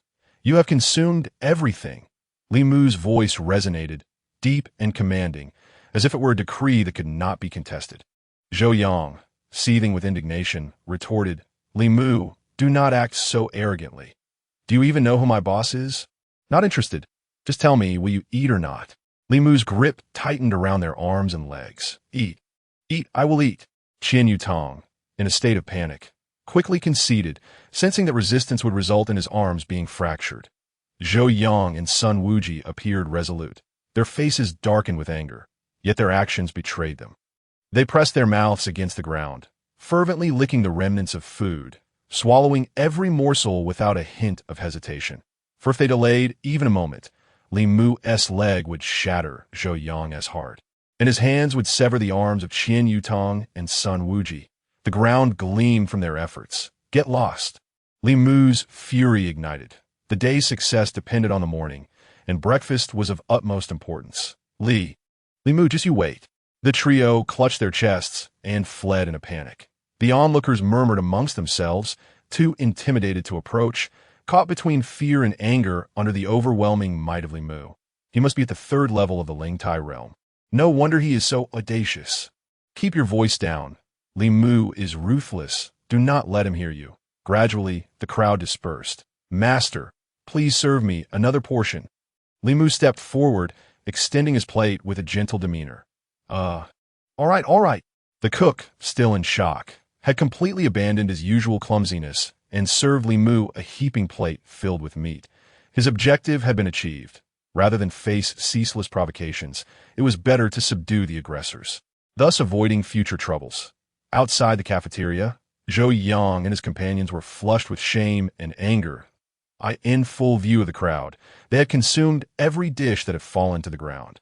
Akin to dogs, such a disgrace, they wished to find a crevice to hide in. Let us go find Boss Kai. We cannot swallow this humiliation. What? We were beaten by Li Mu. Zhou Yang's indignation boiled over. This is utterly outrageous. Kai Xian listened to Zhou Yang's grievances, his face turning a deep shade of anger. One must consider the master when dealing with a dog. As the three of them spoke, the tone shifted. Moreover, it was my brother who was struck. They had licked the remnants of food. After all, they were not dogs. Let us go. Kai Xian leaped down, rallying his gang towards the first courtyard. Along the way, hey, Yin Lu, where are you going? Kai Xian's companion, Mo Yin Lu, trailed behind when they encountered Jin Dechuan. Out of curiosity, Jin Dechuan asked, are you going to deal with Li Mu? Mo Yin Lu averted his gaze, looking down, silent. Deal with Li Mu? He is quite a decent fellow. Why would we do that? Yin Lu, are you joining in? Jin Dechuan blurted out. A person who has never done anything wrong should be considered a good person, he reasoned. Nonsense. Following Boss Kai, of course, you would join in. You and Yin Lu are from the same hometown. So how about teaming up with us? Jin Dechuan shook his head. I'm also from the same hometown as Li Mu. Kai Xian's expression darkened. Humph. He walked away, and as he distanced himself, behind him came a cry. Ah. In a corner, Jin Dechuan, bruised and battered, lamented his fate. Why did they attack me without reason? Is there no law? Zhou Yang spat out a mouthful of thick phlegm onto the ground. Pa, if you speak up for Li Mu, this is the fate that awaits you. With that, he and Qian Yutong and Sun Wuji strode off. Unable to confront Li Mu, they sought a weak target to vent their frustrations, catching up with Kai Xian. They arrived at the first courtyard, where they shouted for a long time, but no one responded. Is he not too arrogant? Kai Xian raised his foot, intent on kicking down the door. Boss, wait. A younger brother stopped him. Boss. Li Mu is in the Lu Xian formation. He spent a fortune on a very sinister formation. We cannot charge in recklessly. Kai Xian then noticed the formation in the courtyard. He realized he could not break it. Instantly, he looked down upon Li Mu, thinking him to be a coward hiding behind a formation. Boss, he is afraid. Kai Xian sneered. Humph, can he hide forever? Leave two people here to block him. Boss, don't worry. He won't escape. Kai Xian snorted. Let us go. In the Lu Xian formation, Li Mu emerged from the Wujia Tower, oblivious to the ruckus outside. His attention was entirely captured by a large basin filled with a milky white liquid. It was the Wash Marrow elixir. He had gathered 4 types of medicinal herbs from the Monster Beast Mountain, and, following the correct proportions, had concocted the Wash Marrow elixir as he prepared for the first wash and tempering of his marrow. He felt a wave of trepidation. Would he succeed? After a moment's hesitation, Li Mu stripped himself bare and slowly stepped into the basin. Settling into the liquid on his back were 2 scarred marks, formed in a cross shape from a beast's claws, which had healed but held significant meaning. He vowed that no beast would harm him again. Li Mu's naked form was quite alluring. His muscles were well-defined, showcasing a perfect physique. Many cultivators neglected their bodies, resembling round figures, but Li Mu's physique was exceptional. He gritted his teeth, a muffled groan escaping him. The Wash Marrow elixir began to take effect. It was intoxicating like milk, yet its potency was akin to a raging beast. It ferociously gnawed at Li Mu, consuming his skin, flesh, blood, tendons, and viscera.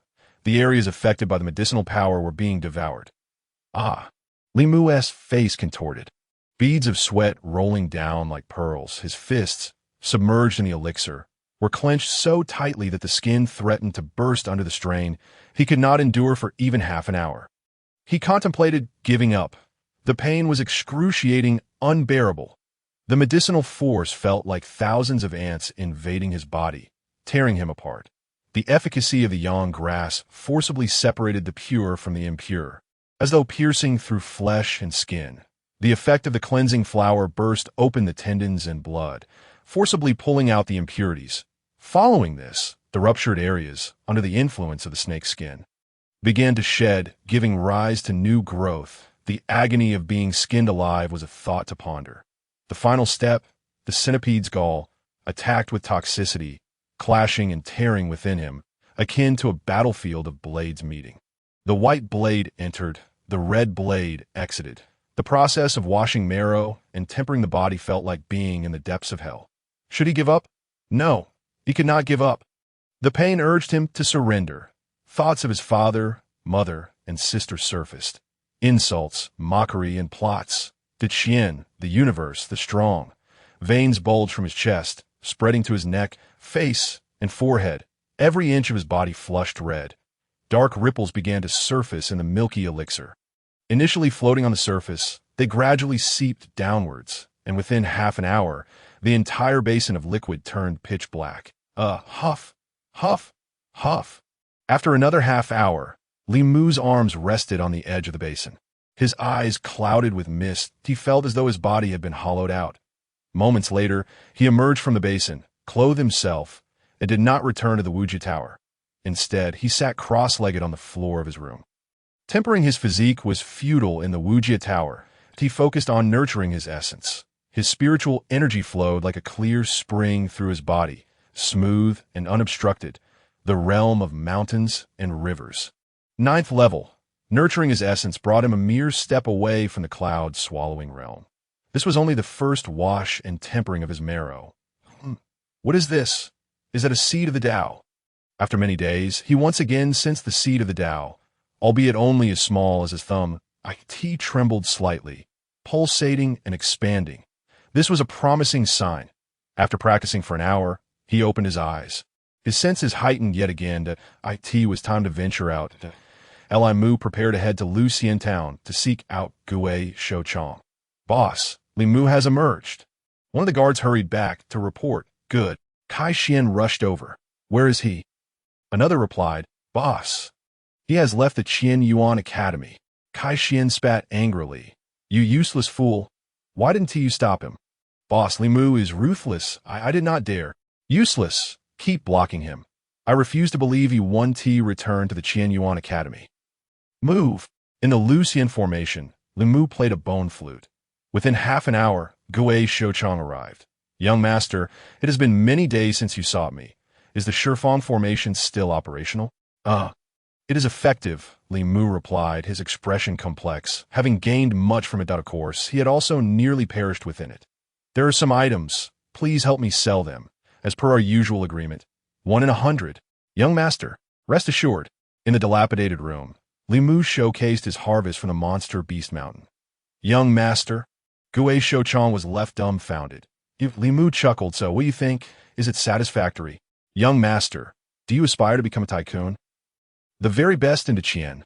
With this meager wealth, can one truly be called a tycoon? Gue Shouchong shook his head. You already are. The meat of the little Sha eightfold demon wolf is worth 1,000 spirit coins. The beast of the goat, a mere beginner in the realm of earth fiends, fetches a sum of 5,000 spirit coins. My lord, are there any at the 5th level of earth fiends? Good heavens, the 8th level of earth fiends. Gue Shouchong's complexion flushed, beads of sweat forming on his brow as the sunlight bore down upon him, his breath quickening with tension. This beast bone sword must be sold in the black market. Li Mu instructed. Gue Shouchong, taken aback, raised his gaze to him. The beast bone sword is a magical artifact. It requires 3 seals, does it not? My lord, the profits from selling these spirit herbs, beast meats, inner elixirs, and spiritual pills would be immense. Why must we part with a magical artifact? To a cultivator, a magical artifact is akin to a second life. Li Mu hesitated. The beast bone sword is of no use to me. To use it would imply that Fu Haqio was slain by me. Can Qian Shinfeng overlook this? The trouble stemming from Nangong, you have already brought turmoil upon me, with no outlet for my frustration. As an outer disciple, it is prudent to exercise caution. Gue Shouchong, a man of keen intellect, remarked, My lord, I comprehend. Betrayal and treachery are commonplace in the cultivation world, that I will take care of it discreetly. No one shall know the whereabouts of the beast bone sword, nor its origins. Shouchong, I trust you. Gue Shouchong detected the underlying tone, realizing that if this task were to be mishandled, future collaboration would be at stake. My lord, rest assured, Gue Shouchong asserted confidently. After entrusting the items to Gue Shouchong, Li Mu sought a place to dine. Naturally, Gue Shouchong insisted on treating him. Li Mu had arrived with an empty stomach. When possible, it is best to refrain from spending money that if others can spend it, let them do so. As the afternoon waned, Gue Shouchong returned, glancing around anxiously, as though he were a thief that my lord, he panted. Let us return home to discuss matters. Shouchong this, in Gue Shouchong's humble abode, Li Mu trembled violently. 1,680,000 spirit coins. Gue Shouchong fawned. I have told you, my lord. You are already a tycoon. Ha ha ha. Li Mu nodded in satisfaction. Shouchong, your handling of affairs is commendable. He took a piece of paper, listing items, and handed it to him. My lord, this. Li Mu raised his eyes. Is there a problem? No problem at all. Gue Shouchong wiped his brow again. Do you intend to spend all of this 1.68 million? Li Mu replied nonchalantly. Previously, I had some fun for sustenance. It's sufficient. What use is it to keep it? Moreover, he paused, more items will arise, and money will increase. Indeed. Gue Shouchong laughed even more heartily, my lord. Purchasing these items requires time. Subsequently, he dashed out like a whirlwind. Within 2 hours, Gue Shouchong returned, his steps hurried. My lord. My lord, huff, sweating profusely. What has happened? Li Mu inquired, puzzled. Everything has been procured. Please have a look. Gue Shouchong wiped his sweat and emptied his storage pouch. The items are bought, yet there is no need for such commotion. Li Mu, puzzled, observed the bounty hunter. He should have seen the world. Without so much as a glance, he directly stored them in the infinite tower. Hey, my lord, guess what? Gue Shouchong teased. Speak. Haha, my lord. Today I sold your treasure. First, I visited Lingbao Pavilion, but I did not sell it there. Then I compared prices at 3 establishments. Ultimately, I sold it to Lingbao Pavilion, which resulted in this 1.68 million spirit coins. And what then? I intend to purchase elixirs. I will first go to Lingbao Pavilion to let them know I possess 1.68 million. Li Mu, confused, asked, What are you trying to convey? My lord, I have one. 68 million, which I can spend at Lingbao Pavilion or elsewhere. Thus, with competition, I can profit and acquire more Li Mu chuckled awkwardly. Shouchong, you are being redundant. You could have directly exchanged the treasure for spiritual pills. Wasting time unnecessarily. No, my lord, this is not a waste of time. Gue Shouchong explained. This constitutes 2 transactions. One is to maximize profit, and the other is to minimize expenditure. Both aspects must be executed to ensure your maximum benefit. Li Mu sighed. His thoughts were solely on cultivation, never considering such matters. Furthermore, my lord, what is it? In selling these items, many merchants have taken notice of me, including Lingbao Pavilion, who has inquired about the person behind the scenes. Li Mu furrowed his brow. What did you say? Gue Shouchong scratched his head. Of course I cannot divulge that. In business, just consult me, for I am your sole intermediary. Cunning, Li Mu chuckled. We shall proceed as you suggest. Let us depart. My lord, I shall see you out. Upon returning to Qianyuan Academy, twilight was fast approaching. Quickly, inform the big boss that Li Mu has returned. Those lurking at the academy's entrance hastily relayed the message as another hurried away. Chapter 74. Lan Moer visits the outer sect. As Li Mu arrived at the courtyard entrance, they had been cornered, with guards stationed at both ends to prevent others from entering and causing disturbances. Among the newcomers, Kai Xian was the leader. With a high cultivation level and elite disciples like Xie Shihong, along with the backing of the Xie family, no one dared to provoke them that, yes, there's something amiss. Li Mu, unable to enter, inquired. He was unafraid of provocations, but found them irritating. He had never pondered why so many harbored animosity towards him, and he deemed it unworthy of consideration. Time and energy ought to be spent on cultivation. The reasons behind this enmity were manifold. Aside from personality traits, more crucially, he had been defamed. Li Hongchong had invested heavily to spread rumors within the academy, claiming he lacked lineage, sold his looks, and was duplicitous. Among other slanders, if compared to dog excrement, Li Mu was more odious than the filth itself. The uninformed believed these falsehoods, and hostility ensued. Later, when Xian Nanling perished on Beast Mountain, casting the death hook, Xie Shihong, upon learning of the tragic news, harbored a deep hatred for Li Mu. As the Xie family had never suffered such a setback, he resolved to avenge Xian Nanling. This animosity fueled further resentment. Previously, when Li Hongchong contacted Xie Shihong, he was rebuffed. The Li and Xie families had long disputed their ranking among the four great clans. Xie Shihong scorned the notion of collaboration. This time, he aimed to use Li Hongchong's hand to eliminate Li Mu. Thus, he added fuel to the fire, intensifying the hostile sentiment and plotting an opportunity to eliminate him. Furthermore, there was a third factor. Pei Xinghua, lowering his elder's demeanor, frequently traversed between the mountain's summit and the foot of the mountain. Mingling with the populace, he delighted in guiding martial arts and critiquing newcomers, taking a particular interest in some while disapproving of others. Li Mu. He was not particularly fond of. He had witnessed Lung Qiuchan's tragic demise without extending a helping hand. Despite sharing a hometown, cold and devoid of loyalty, simultaneously, he remarked that the Moy Tower in Qingyang City was quite commendable, a promising talent. Having entered for merely a dozen days, he had already broken through several realms. Seemingly at the third or fourth level of Lingtai, with a bright future ahead. As for Kai Xian, there was no need to elaborate. Residing in the second courtyard, his reputation soared.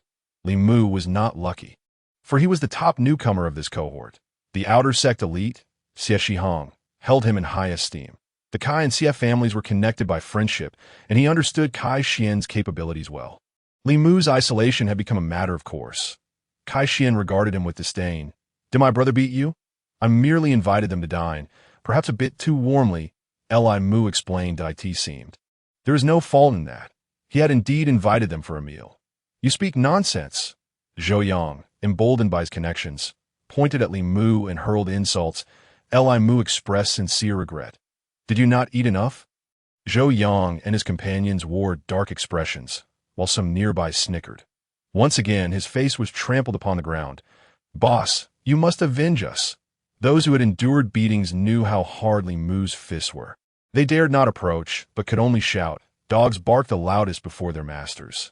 Kai Xian remained unmoved. Li Mu, he is unworthy. He then turned away. Moy Tower, seeing a fellow townsman, stabbed him in the back. You sharpen your knives daily. It is time to make an appearance. Oyenju stepped forward. Li Mu, I have long wished to compete with you. Oyenju. Li Mu was somewhat astonished. You unexpectedly mingled with these ruffians? In his memory, Mo Yunju was taciturn yet profound, possessing personal pursuits and principles. Without further ado, let us begin. Mo Yunju's face bore a hint of regret. Eager to commence, Imu shook his head. Your convictions have faltered. You cannot defeat me.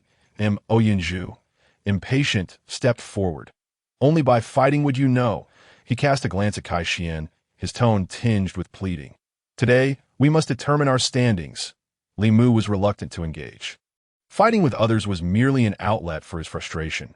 But with Mo Yunju, it was a test, treating him as a rival at his strongest, that would hold significance.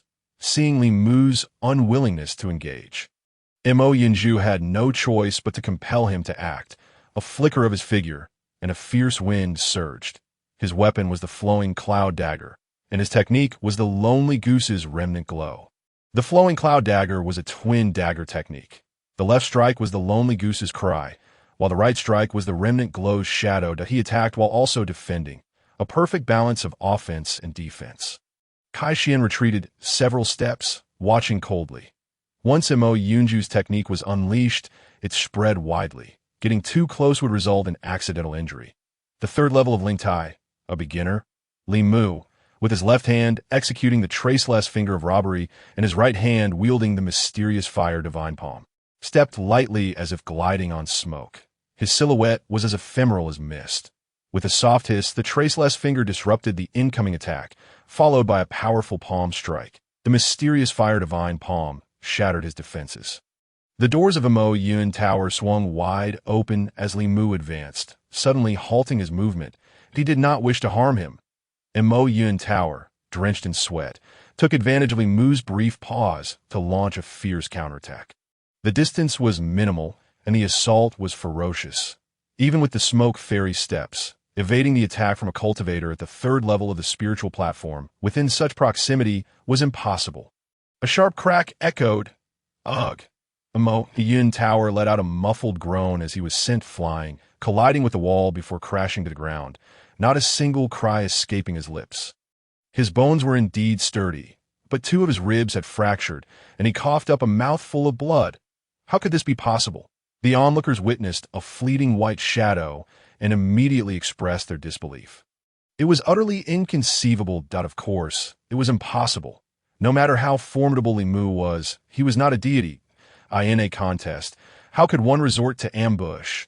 Mo Yun Tower's face turned pale, trembling in fear. Sister Lan, the assailant was Lan Emor, the esteemed disciple of Qinshin Peak, ranked second among the inner sect disciples. Lan's sister, Li Mu, still shaken, was drenched in sweat, feeling no less distressed than the others. Indeed, 1,000 horses galloped through his mind, cursing him profusely. Being merciful could lead to inexorable doom. I have come to see you, Lan Emor stated.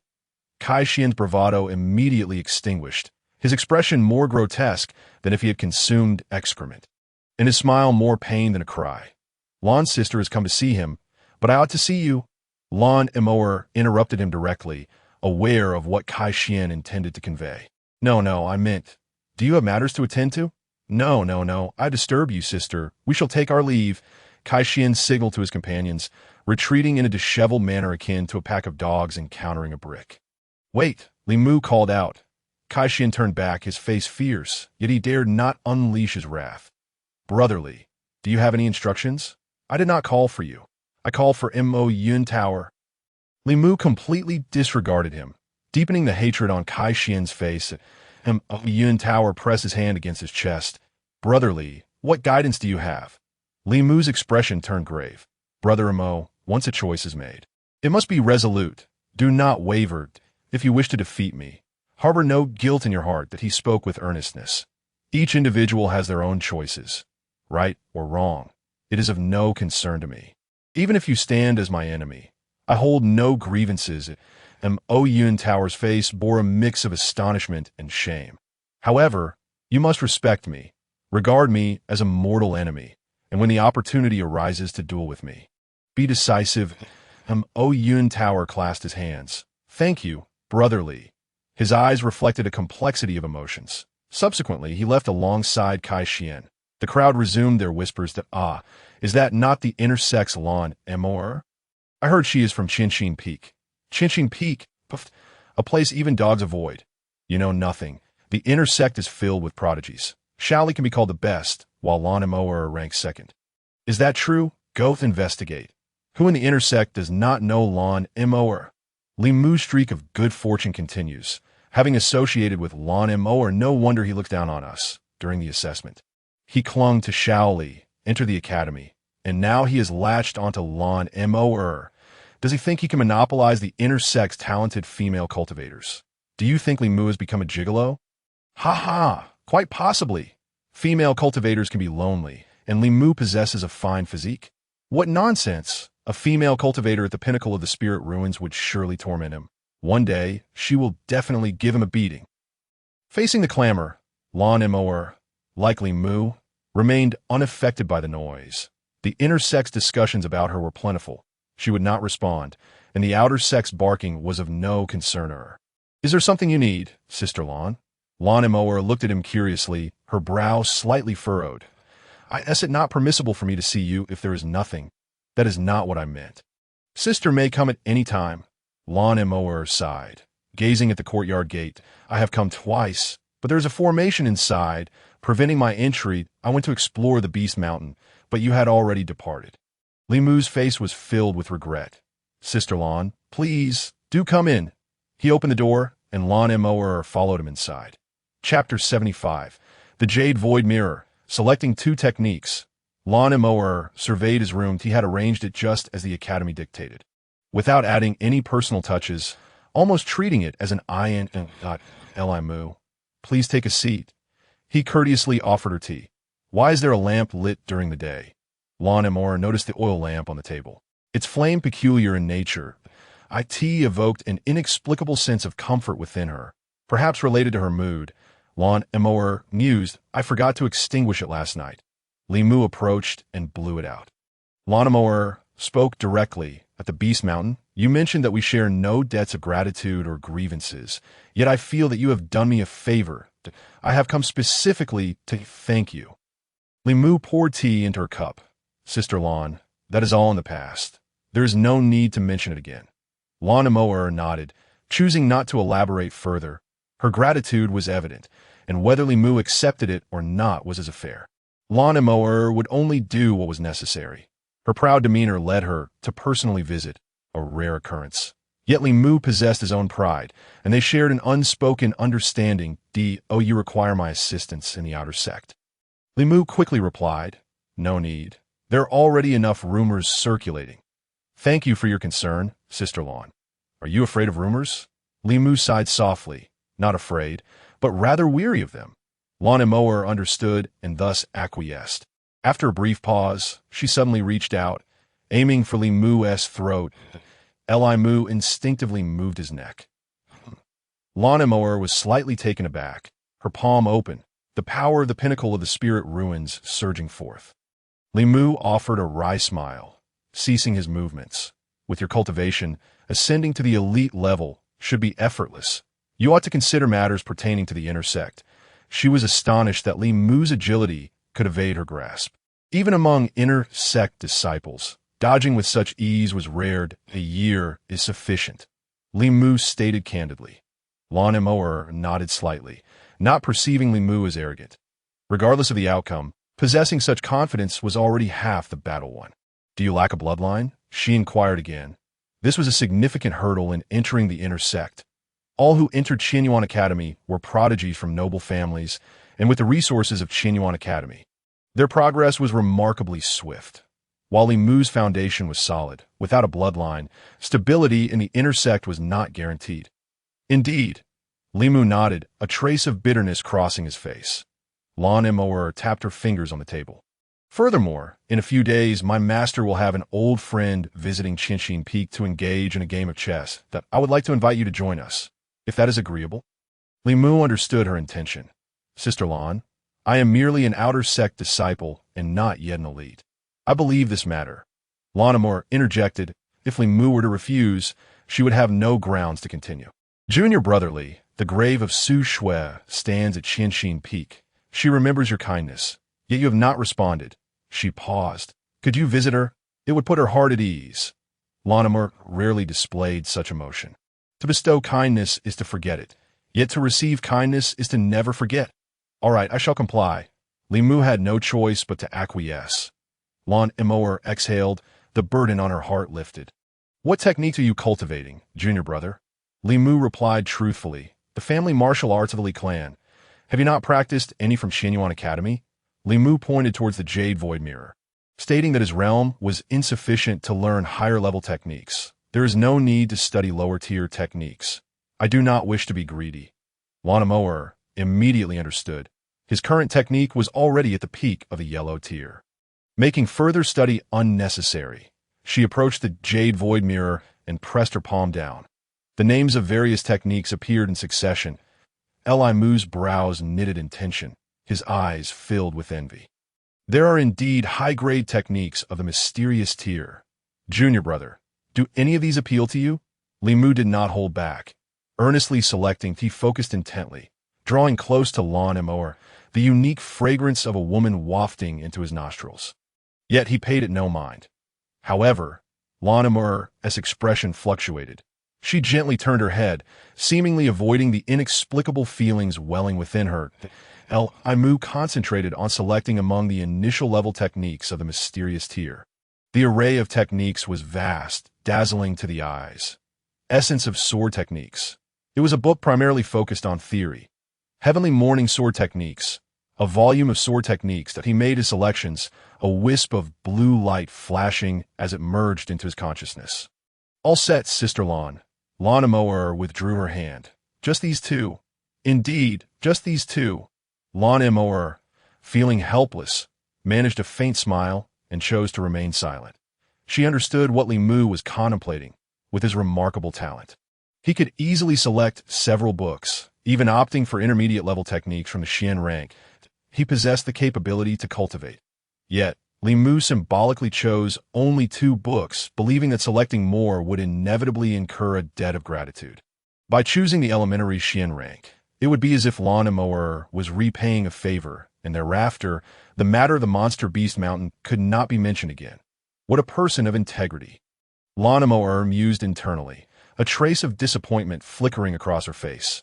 These 2 books were insufficient for her to feel truly repaid. However, in Li Mu's heart, she had already been compensated, after exchanging a few words. Lan Emoer prepared to take her leave, and Li Mu accompanied her to the entrance. Outside, there were still some lingering individuals who whispered among themselves upon seeing Lan Emoer emerge. Hey, Li Mu is quite persistent. If only we had his physique and looks, perhaps we could have been the one inside. Lan Emoer wore a stern expression, ignoring them as she ascended into the air. Those at the peak of the Lingshu realm possessed the ability to fly short distances. Li Mu averted his gaze, firmly closing the door behind him before returning to his quarters. With a flicker of thought, he entered the boundless tower. The guiding lamp was also brought inside and rekindled. Feng Xiang, feeling lonely and desolate, could not help but scold upon seeing Li Mu. Have you been slacking? It's been over a year since you last came to cultivate. Are you getting complacent? I see it's because you have no one to fool around with. Feng Xiang's embarrassment was palpable, for he was a divine bird, and Li Mu never gave him any face that if you don't nurture. It's the fault of the parent. You keep claiming to be a senior, yet you let me roam free. What kind of elder are you? Li Mu could only shrug in resignation. Then tell me, what can I teach you? I don't even know the techniques of the Golden Winged Bird clan. As he spoke, he walked towards the Garden. Feng Xiang hurried after him, chattering incessantly. You want me to teach you techniques? Your skills are beneath my notice. Seeing Li Mu's indifference only fueled his irritation further. I'm talking about psychological guidance, from birth to adulthood. One encounters various psychological issues, and you don't even ask? Uff, Li Mu snorted. You think you can have psychological problems? Feng Xiang followed him into the herb garden. Enough already. You've been gone for a year. All the chores at home are done by me. Li Mu nodded in appreciation, pleased to see that the herb garden had indeed been well organized, with thriving plants neatly arranged on one side. New seeds had been sown, and they had all sprouted. Li Mu then examined the high-grade spiritual herbs he had planted nearly 20 years ago in Xingyang City. They had grown exceptionally well. Some herbs took a century to mature, reaching their peak, and would soon be harvested for alchemy.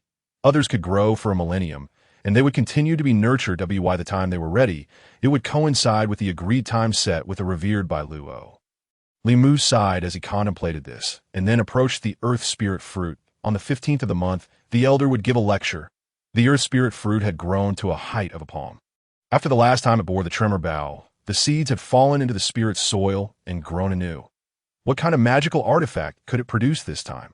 You ask me. How would I know?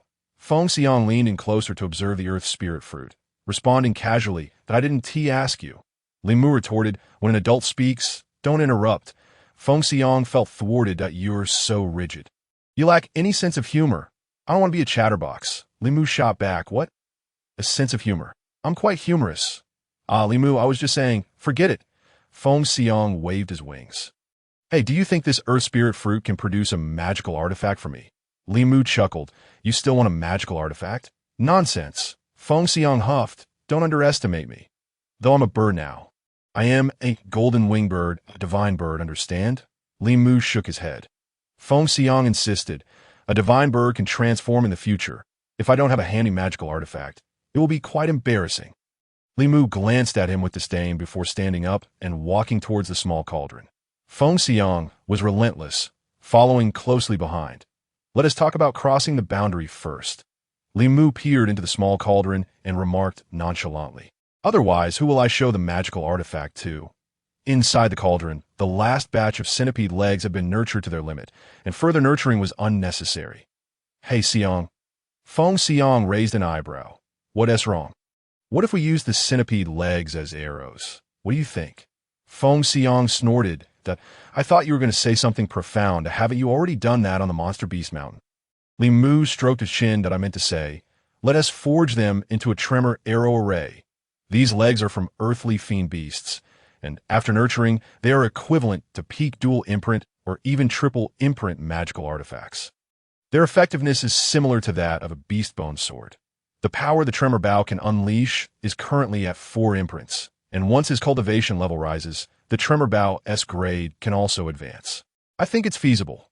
Feng Xiang nodded solemnly, expressing his approval. Excellent. Li Mu envisioned a rain of arrows, all magical artifacts, and how spectacular it would be. He looked back into the small cauldron, the inner elixirs. Vital energy and blood essence had all been significantly nurtured. Li Mu was quite satisfied. Oh, wait, Li Mu, are you consulting me for my opinion? Feng Xiang sensed something amiss and took a few steps back. What are you plotting this time? Li Mu smiled amiably. Let us refine elixirs together. Feng Xiang felt despondent. Li Mu, do you really think of the golden winged divine bird as your assistant? Li Mu employed a provoking tactic. Xiang, after more than a year, at what level has your golden winged divine fire advanced? I need to assess. As an elder, I can't let you wander freely anymore. Feng Xiang gritted his teeth, grinning widely. Shameless. More than a month later, Li Mu, you still call yourself an elder? You truly don't regard me as a divine bird. You treat me like livestock. The golden winged bird clutched a piece of meat. A pitiful expression on his face. Li Mu spoke sternly. Xiang, tell me, during this past month, has your golden winged divine fire made any progress? Feng Xiang replied weakly. It has indeed progressed, but it has also been exhausted. Li Mu's expression turned serious. Xiang, think about it. If a cup of water is filled to the brim, can you pour more into it? He answered definitively, no. Then he confirmed, if you pour out the water, you can refill it, and you can even use a larger cup. Feng Xiang's face resembled a bitter melon. Oh, so you're genuinely concerned? Li Mu sighed. What can I say? I'm the elder. His gaze remained fixed on the scattered elixirs, each one plump and vibrant. The lowest grade was still at 3 imprints, and he had even refined a mid-grade 4-imprint condensation elixir. The golden winged divine fire was far superior to his own alchemical flame. It was self-sufficient, more than enough. During this past month, he had only refined blood condensation elixirs and condensation elixirs, reserving a portion for 20 years while selling off the rest. He then took stock of other materials. Everything that could be sold was sold, and he could easily purchase daily snacks like the condensation chi elixirs. This the joy of being wealthy. With money in his pocket, Li Mu felt a surge of confidence. Perhaps this is how the scions of noble families felt. Subsequently, He ignored Feng Xiang's complaints and sat cross-legged on the ground to begin cultivating. After a month of breathing exercises to return to the origin, he then practiced the techniques acquired from the Yushu realm, the Heavenly Tragedy sword technique. Another month passed, and he had cultivated the Heavenly Tragedy sword to the threshold of mastery. Then, after studying the essentials of the sword technique for yet another month, he called out, "Xiang, come, feed me some moves." "Haha, here I come." Feng Xiang loved doing this. Being alone was simply too dull. His wings, adorned with crimson feathers, were impervious to blades and spears, as he flapped them incessantly. Waves of heat washed over Li Mu, making him extremely uncomfortable as he dodged. After more than half an hour, cough. "That's enough. Let us stop here." Li Mu immediately halted. "I haven't had enough fun yet." "You're stopping already?" Li Mu felt so embarrassed he wanted to dig his own feet. If this continued, he, as the elder, would lose face. Feng Xiang retracted his wings. "Li Mu, you don't want to cultivate the Heavenly Tragedy sword technique, do you?" Li Mu was puzzled. "What do you mean by that?" Feng Xiang snorted. "I'm a divine bird, not a fool. Your sword technique contains finger strength. Why not practice the Heavenly Tragedy sword technique with the invisible catastrophe finger?" Li Mu couldn't help but laugh. "A divine bird is indeed a divine bird. Your insight is commendable." He gazed at the short sword.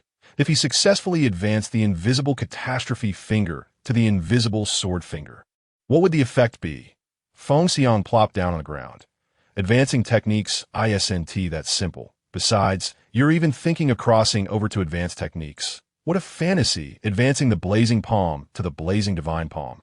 And then advancing to the mysterious fire divine palm is understandable. But the invisible catastrophe finger and the invisible sword finger are entirely different techniques. Rather than advancing, why not forge a new one?" Li Mu shook his head. "You don't understand." Subsequently, he continued to sit cross-legged on the ground, practicing breath control to return to his origin. Next came the martial arts techniques, followed again by breath control to return to his origin. Time slipped away, and more than half a year had passed. The Tianshang sword technique had been cultivated to the initial understanding stage. Li Mu exhaled a breath of clear air, and the spiritual energy surged, causing the atmosphere within the Wujia Tower to ripple dramatically. Through breath control, he had broken into the Yun's swallowing realm. His thoughts flickered as he returned to his room. Today, an outer sect elder had come personally to give a lecture, and it was not to be missed. In the grand classroom, he sighed, recalling that the last time it was Elder Pei. This time, it seemed to be Elder Yin. Yin Shi. Oh dear, Elder Yin is known for his stern demeanor. In the outer sect, disciples refer to him as the cold-faced master, but we ought to tread carefully. The students gathered in the room began to murmur amongst themselves. Tea that moment. Li Mu entered, and everyone turned to look. "Hey, Li Mu is here," someone exclaimed.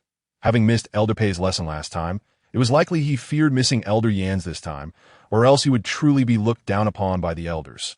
Li Mu paid them no mind. "Hey, Li Mu, sit here," Jin Dachuan called out. Noticing the empty seat beside him, Li Mu walked over and took a seat. "Dachuan, what happened to you?" Li Mu inquired, noticing the bruises on Jin Dachuan's face that had yet to fade. Practicing martial arts, had a little accident." He shielded his face with his hand, looking quite embarrassed. Li Mu scrutinized him closely. "Did you spar with someone?" Jin Dachuan's face filled with grievance. "No." Li Mu immediately understood. It must have been that someone had beaten him. Jin Dachuan began to bristle. "Li Mu, how did you offend Kai Xian? I merely spoke a few good words on your behalf, and they beat me mercilessly." It was Kai Xian's doing? His lackeys, Zhou Yang, Qian Yutong, and Sun Wuji. Jin Dachuan lamented. Li Mu's expression darkened. It was because of himself that someone had been beaten. Was this how they treated those close to him? "Dachuan, if you're not afraid of being beaten again, we could be friends. What do you think?" Li Mu expressed his desire for friendship for the first time. "Of course, I can't guarantee that you won't get beaten in the future, but you can stand upright within the academy. In fact, you could even fight back. You are already my friend." Jin Dachuan, though simple-minded, understood whom to befriend and whom not to. Among the students, someone asked, "Boss, are we going to deal with him today?" Kai Xian squinted his eyes, that if we were to deal with him, it must be done openly and fairly. Even if Lana Moer is here, she cannot interfere. He turned his head, his expression darkening, and then asked, "Yin Lu, am I right?" Indeed, Mo Yin Lu replied, her resolve much firmer than yesterday, her gaze sharp as a blade. Chapter 77. I charge for my service. Yin Shi, an 8th-level spiritual realm practitioner, held a high status and possessed decades of experience. During his lectures, he was exceedingly rigorous and methodical. Occasionally, students would raise their hands to ask questions, and he would patiently address them. His face remained stern, yet his heart was warm. Why him again? Zhou Yang muttered in dissatisfaction. Yin Shi seemed to take a liking to Li Mu, calling on him several times to share insights. This immediately drew the ire of Kai Xian's little clique during a break in a lesson. Yin Shi encouraged free discussion and welcomed any questions. Elder Yin, knowledge must be applied. We cannot merely engage in theoretical discussions. Kai Xian interjected. Yin Shi, while elucidating some key points regarding the Tianshang sword technique to Li Mu, turned at the sound of Kai Xian's voice. What do you mean by applying knowledge? Kai Xian scoffed. Isn't Li Mu the one who ranked first in the assessment? Mo Yin Lu has made significant progress recently and wants to spar with him. Yin Shi's expression darkened. Why not you? He realized that Kai Xian was using Mo Yin Lu as a pawn. Me. Kai Xian grew awkward but quickly regained his composure, disdainfully asserting, to be honest, competing with Li Mu would be akin to bullying him. Yin Shi pondered this. That is not without merit. Although Kai Xian ranked second in the assessment, he possesses a 6th-grade bloodline, firmly placing him at the pinnacle of the 3rd-grade bloodline that I in just over 10 days at the academy. His progress has been astonishing. Conservatively estimating, he could be at the 5th or 6th level of the spiritual platform. I Mu entered the academy at the 1st level of the spiritual platform. But without a bloodline, he is now at most at the 2nd level. With half a month to go until the freshman competition, why fear losing the opportunity? Yin Shi declined. Yin Lu's level was also around the 4th level of the spiritual platform. It was clear that he aimed to take down Li Mu. Regardless of the circumstances, within his classroom, such behavior was unacceptable. What's all this commotion? Pei Xinghua and Lu Zhan walked in. Elder Pei, Elder Lu. Pei Xinghua gestured for them to sit. There's someone who wishes to compete? Kai Xian reiterated. Pei Xinghua laughed heartily. Elder Yin, one must not be overly rigid in teaching, since they wish to spar. Why stop them? Yin Shi frowned. With the competition approaching, injuries would be counterproductive. Pei Xinghua waved his hand. If one lacks the skill, participating in the competition is futile. That it would be better to test their limits now. Knowing one's weaknesses can spur growth, that he turned to Lu Zhan. What do you think? Lu Zhan pondered for a moment. What you say holds merit. A little sparring wouldn't be harmful and could lighten the classroom atmosphere. Yin Shi relented. Lu Zhan was responsible for managing the newcomers, while Yin Shi and others only taught occasionally. With Lu Zhan's agreement, Yin Shi had no reason to refuse. That I'm not interested. Li Mu replied coolly. Not wishing to engage in a duel with Mo Yin Lu, others could not coerce him. What's wrong? Didn't you show great resolve when you fought Zhou Yang yesterday? Are you afraid now? Kai Xian mocked. Hurting my brother won't be easily overlooked. Li Mu retorted with a cold smile. Then let them fight me. Kai Xian's face stiffened, turning icy. Bullying the weak is no skill. Yesterday's match with Yin Lu ended in a stalemate. So it doesn't count. Today, Yin Lu will certainly make you kneel and beg for mercy. Li Mu raised an eyebrow. My knees are quite sturdy. I've never knelt down since I was a child. Ha ha, so arrogant. Kai Xian laughed heartily. Boss, this pretty boy is relying on Lan Shiji. Kai Xian raised his hand to silence him. What of Lan Shiji? In an open and fair match, can she really intervene? He then added, Yin Lu's level has risen again. He is now at the 4th level of the spiritual platform, intermediate level. Oh, the classroom erupted in chatter. In just one day, he had broken through. Mo Yin Lu was indeed the dark horse among the newcomers. Li Mu frowned as he observed Mo Yin Lu's expression, immediately grasping the situation. During the Qingyang assessment, he had just broken into the spiritual platform realm. In a mere half-month, breaking through 4 levels was something that, given his background and cultivation resources, was simply impossible. And oh wonder he sought to attach himself to Kai Xian. I charge for my services, Li Mu stated calmly. What? Kai Xian found it absurd and couldn't help but laugh. Who do you think you are? I'm no one special, Li Mu replied evenly. You're merely seizing the opportunity to set me up. If so, Then show your sincerity. Kai Xian's face twitched. If you win, I will give you a magical tool. The Zhongyuan ring. This is a third-grade magical artifact. How about that? He produced it from his pocket, but you won't have a chance to take it. The gap in their realms was like a chasm, and he was confident of his victory. That sounds fine, Li Mu replied calmly, but you must kneel and present it with both hands. Nonsense. Why should I kneel? Then do you still want to deal with me? If you miss this chance, you'll have to wait until the competition. Kai Xian's face twitched with anger. Fine, I accept your terms. Today he had already plotted a deal with Li Mu, and he had given Mo Yunlu a set of golden silk armor, which was of a higher grade, a top-tier third grade. There was no possibility of losing. And if you lose? Li Mu shrugged. If I lose, then I lose. Kai Xian slammed the table. If Mo Yunlu loses, I will kneel and give you the Zhongyuan ring. If you lose, it will just be a loss. If you want me to take action, those are my conditions, Li Mu stated.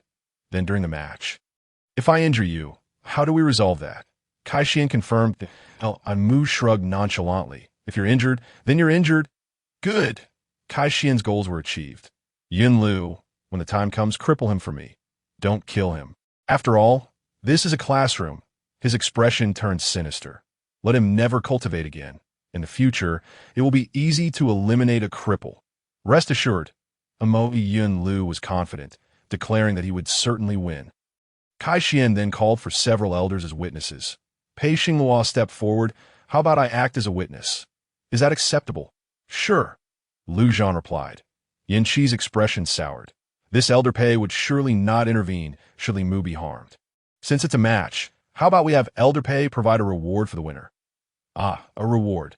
Pei Xinghua felt awkward. Do I have to put money into this? Yan Qi rarely smiled. Elder Pei, as a witness, you must provide some incentive. Consider it encouragement for the newcomers. Gulp. Pei Xinghua swallowed hard.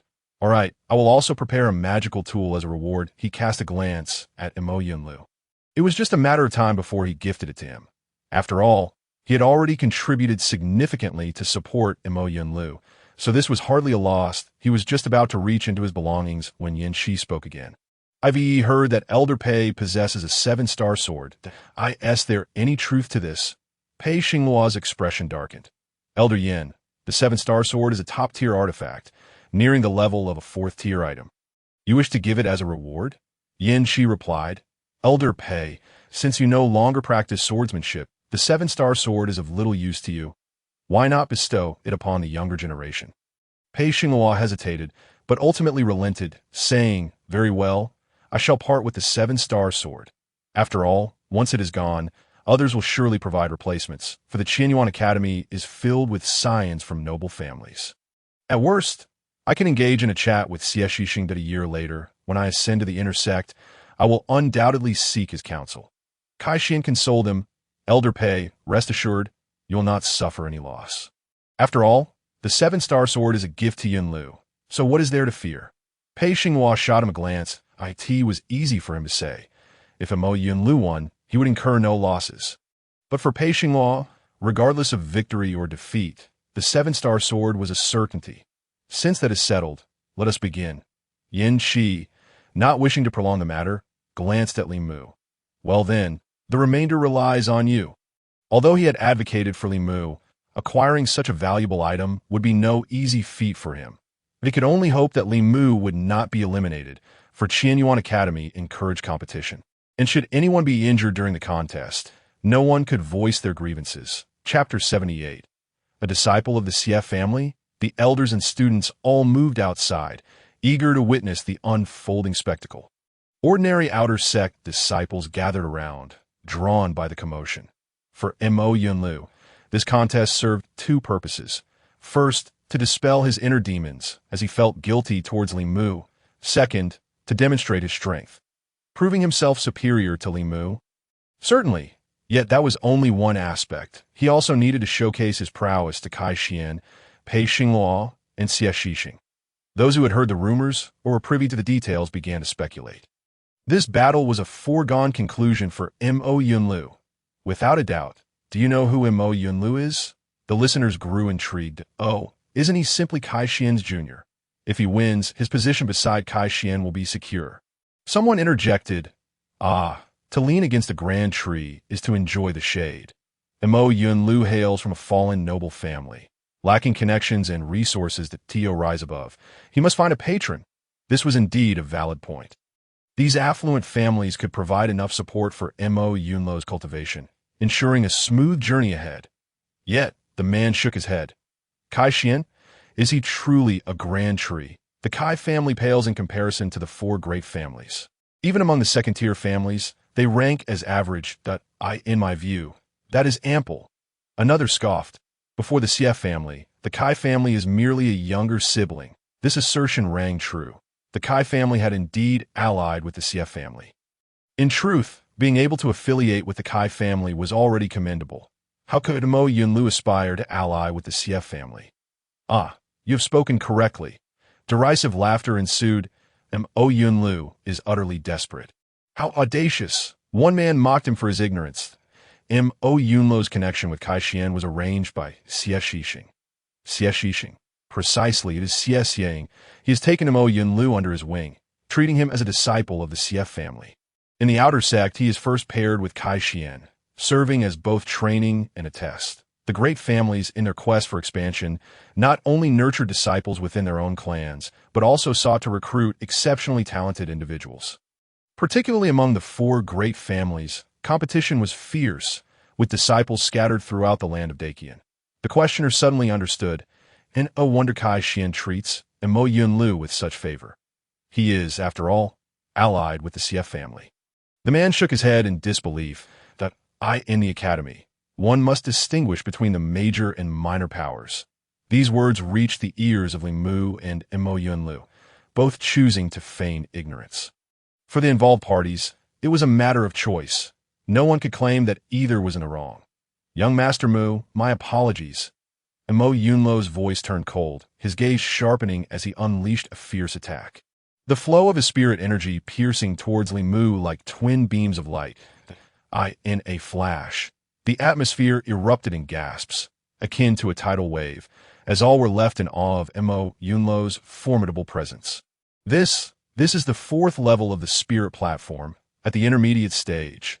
After the initial astonishment, sighs of disappointment followed. Mo Yunlu's strength was indeed stifled among the newcomers.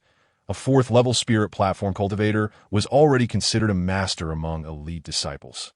In the grand competition for newcomers, he would undoubtedly shine. Others began to praise Xie Shixing for his discerning eye in selecting Mo Yunlu as a disciple of the Xie family. Those who had previously looked down on Mo Yunlu altered their tone. With such backing, many will seek his support. First, he must prove his worth. Alas, it is unfortunate that he hails from humble beginnings. Otherwise, he would undoubtedly become a prominent figure. Such sentiments were misguided. With his talent, if he were to join the Xie family now, he could also become an extraordinary individual in the future. Discussions erupted, filled with optimism for Mo Yunlu's future. Those with extensive connections even cited examples.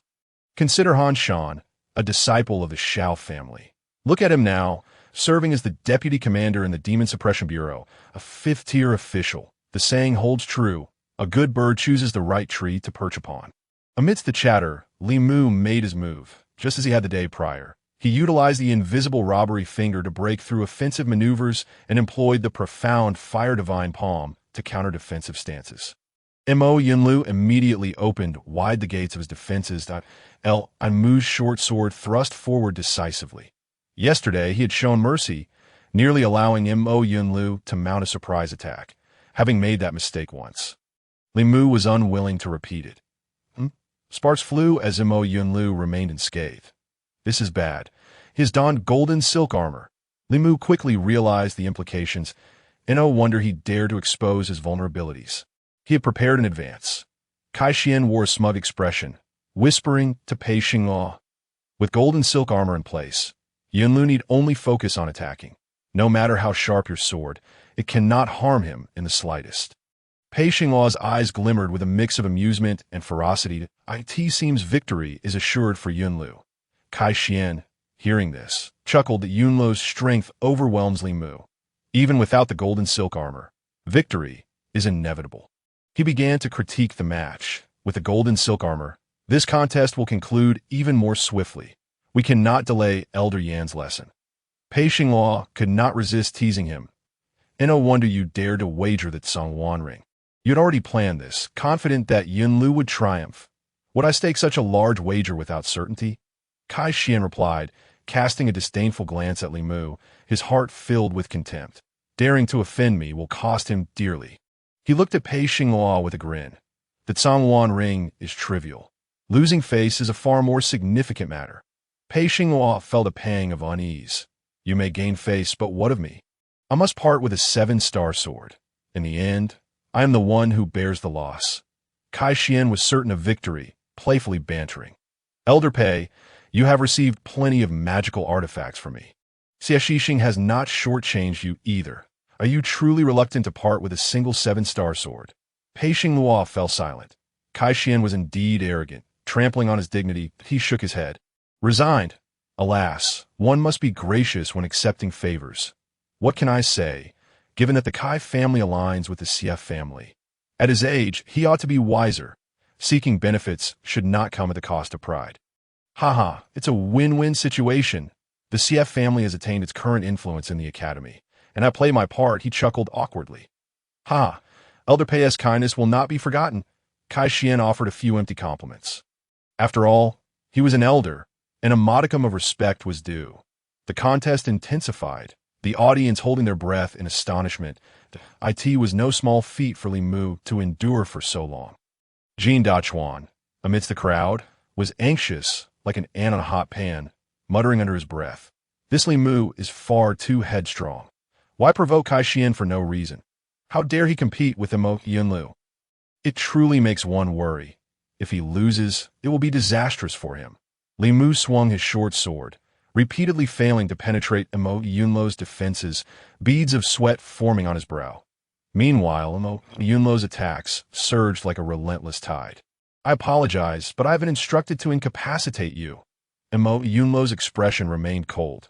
The outcome remains undecided. Your words are premature, Li Mu retorted, taking the opportunity to catch his breath. It seemed Mo Yunlu aimed to undermine his confidence. Hoping to dissuade him from continuing that I am at the 4th level of the spirit platform, intermediate stage. Moreover, I wear golden silk armor, a 3rd-tier magical artifact. Li Mu raised an eyebrow. And so what? Mo Yunlu could not suppress a pang of compassion. Why not forfeit an arm, or perhaps a leg? It would provide me with a suitable rationale if I strike again. You shall be thoroughly incapacitated. Li Mu shook his head with a wry smile. Yunlu, you are a formidable opponent. I shall give it my all. You serve Kai Xian, and I shall not hold back. With that, he unleashed the heavenly morning sword technique. Mo Yunlu frowned, that a profound technique, at the initial comprehension stage. Mo Yunlu's countenance darkened. Your cultivation base, could it be that you have reached the 3rd level of the spirit platform? He had not anticipated that Li Mu had advanced beyond his previous recollection of him as being at the 1st level of the spirit platform in Qingyang City. Li Mu offered no response. Suddenly, the sound of shattering echoed. Mo Yunlu's spirit energy was instantly pierced through it. No, you are actually at the 4th level of the spirit platform. Mo Yunlu was utterly shaken, his eyes revealing an exceedingly complex expression. Li Mu's realm was no less formidable than that of Mo Yunlu. Could it be that he too was at the 4th level of the spirit platform? Rumor had it that Li Mu had gained entry into the academy by garnering sympathy from Xiao Li through his tragic tales. Yet it seemed he possessed genuine talent and skill.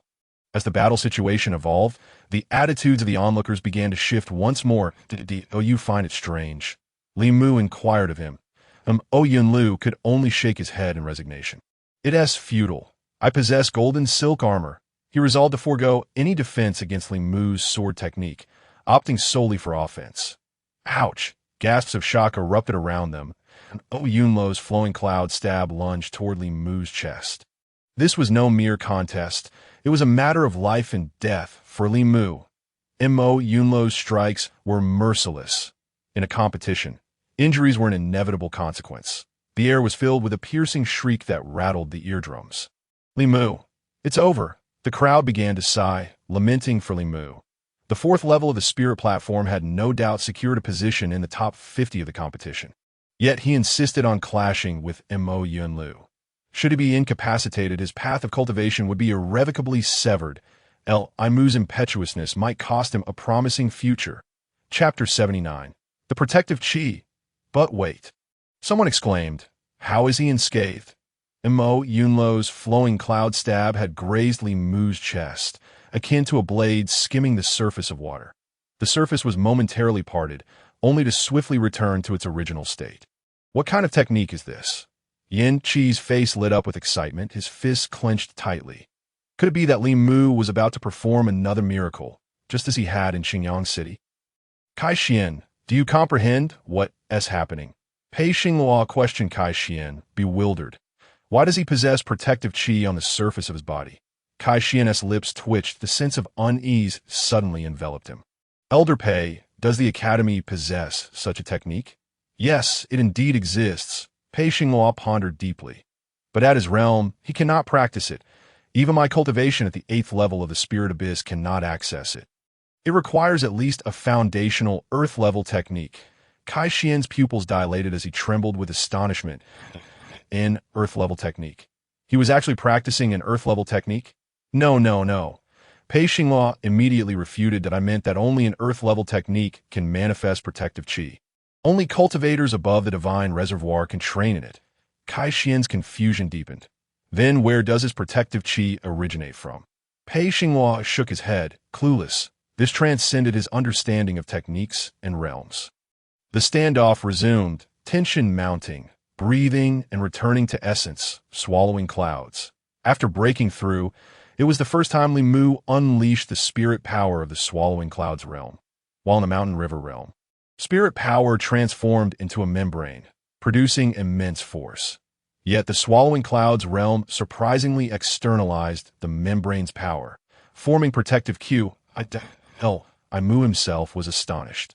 There must also be the merit of the Dao seed. After years of practice, he was well acquainted with the technique of breathing and returning to essence. Though this technique was undoubtedly formidable, it was, after all, merely from the swallowing clouds realm that IT could not possibly generate protective qi. In the past 2 days, utilizing the marrow cleansing soup to refine his body had remarkably complemented the technique of breathing and returning to essence, unleashing power beyond imagination. Yanxi had always held disdain for the relationship between elders and noble families. He jested, "Elder Pei, the ownership of the 7-star sword is now shrouded in uncertainty. As for rewards, I would be pleased no matter who receives them." Pei Xinghua forced a smile, feeling immensely awkward.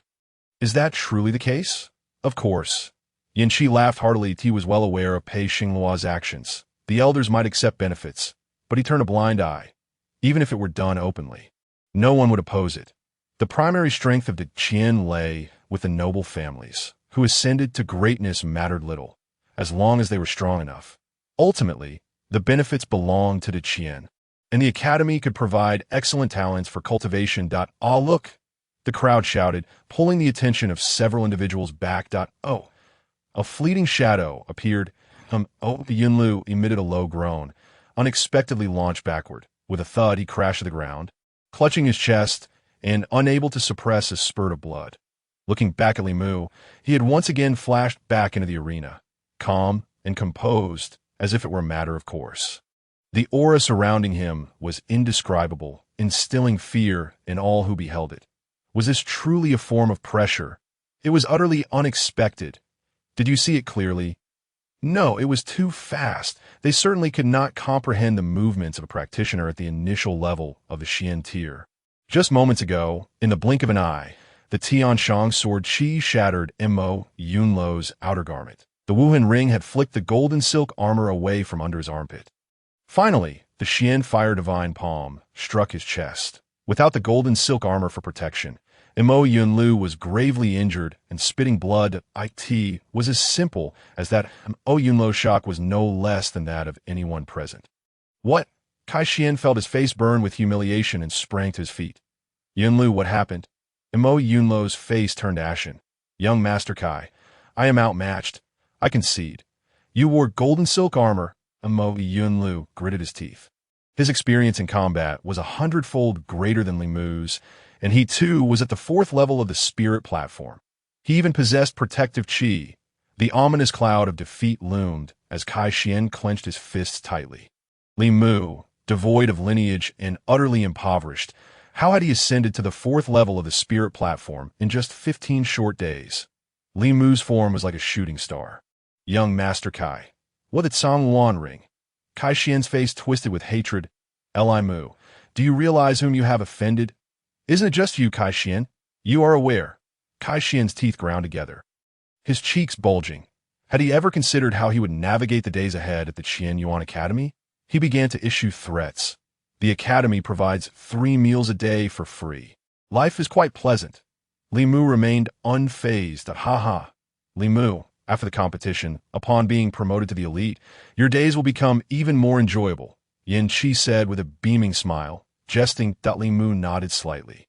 Turning toward Kai Xian at the very least with the Song Luan ring, he could enjoy one day of happiness today. You, Kai Xian gripped the Song Luan ring, the veins on the back of his hand bulging. He was reluctant to part with it. Giving it to him would be akin to offering it to a dog. Besides, to do so would mean losing face. Yet, having made a promise, he could not refuse.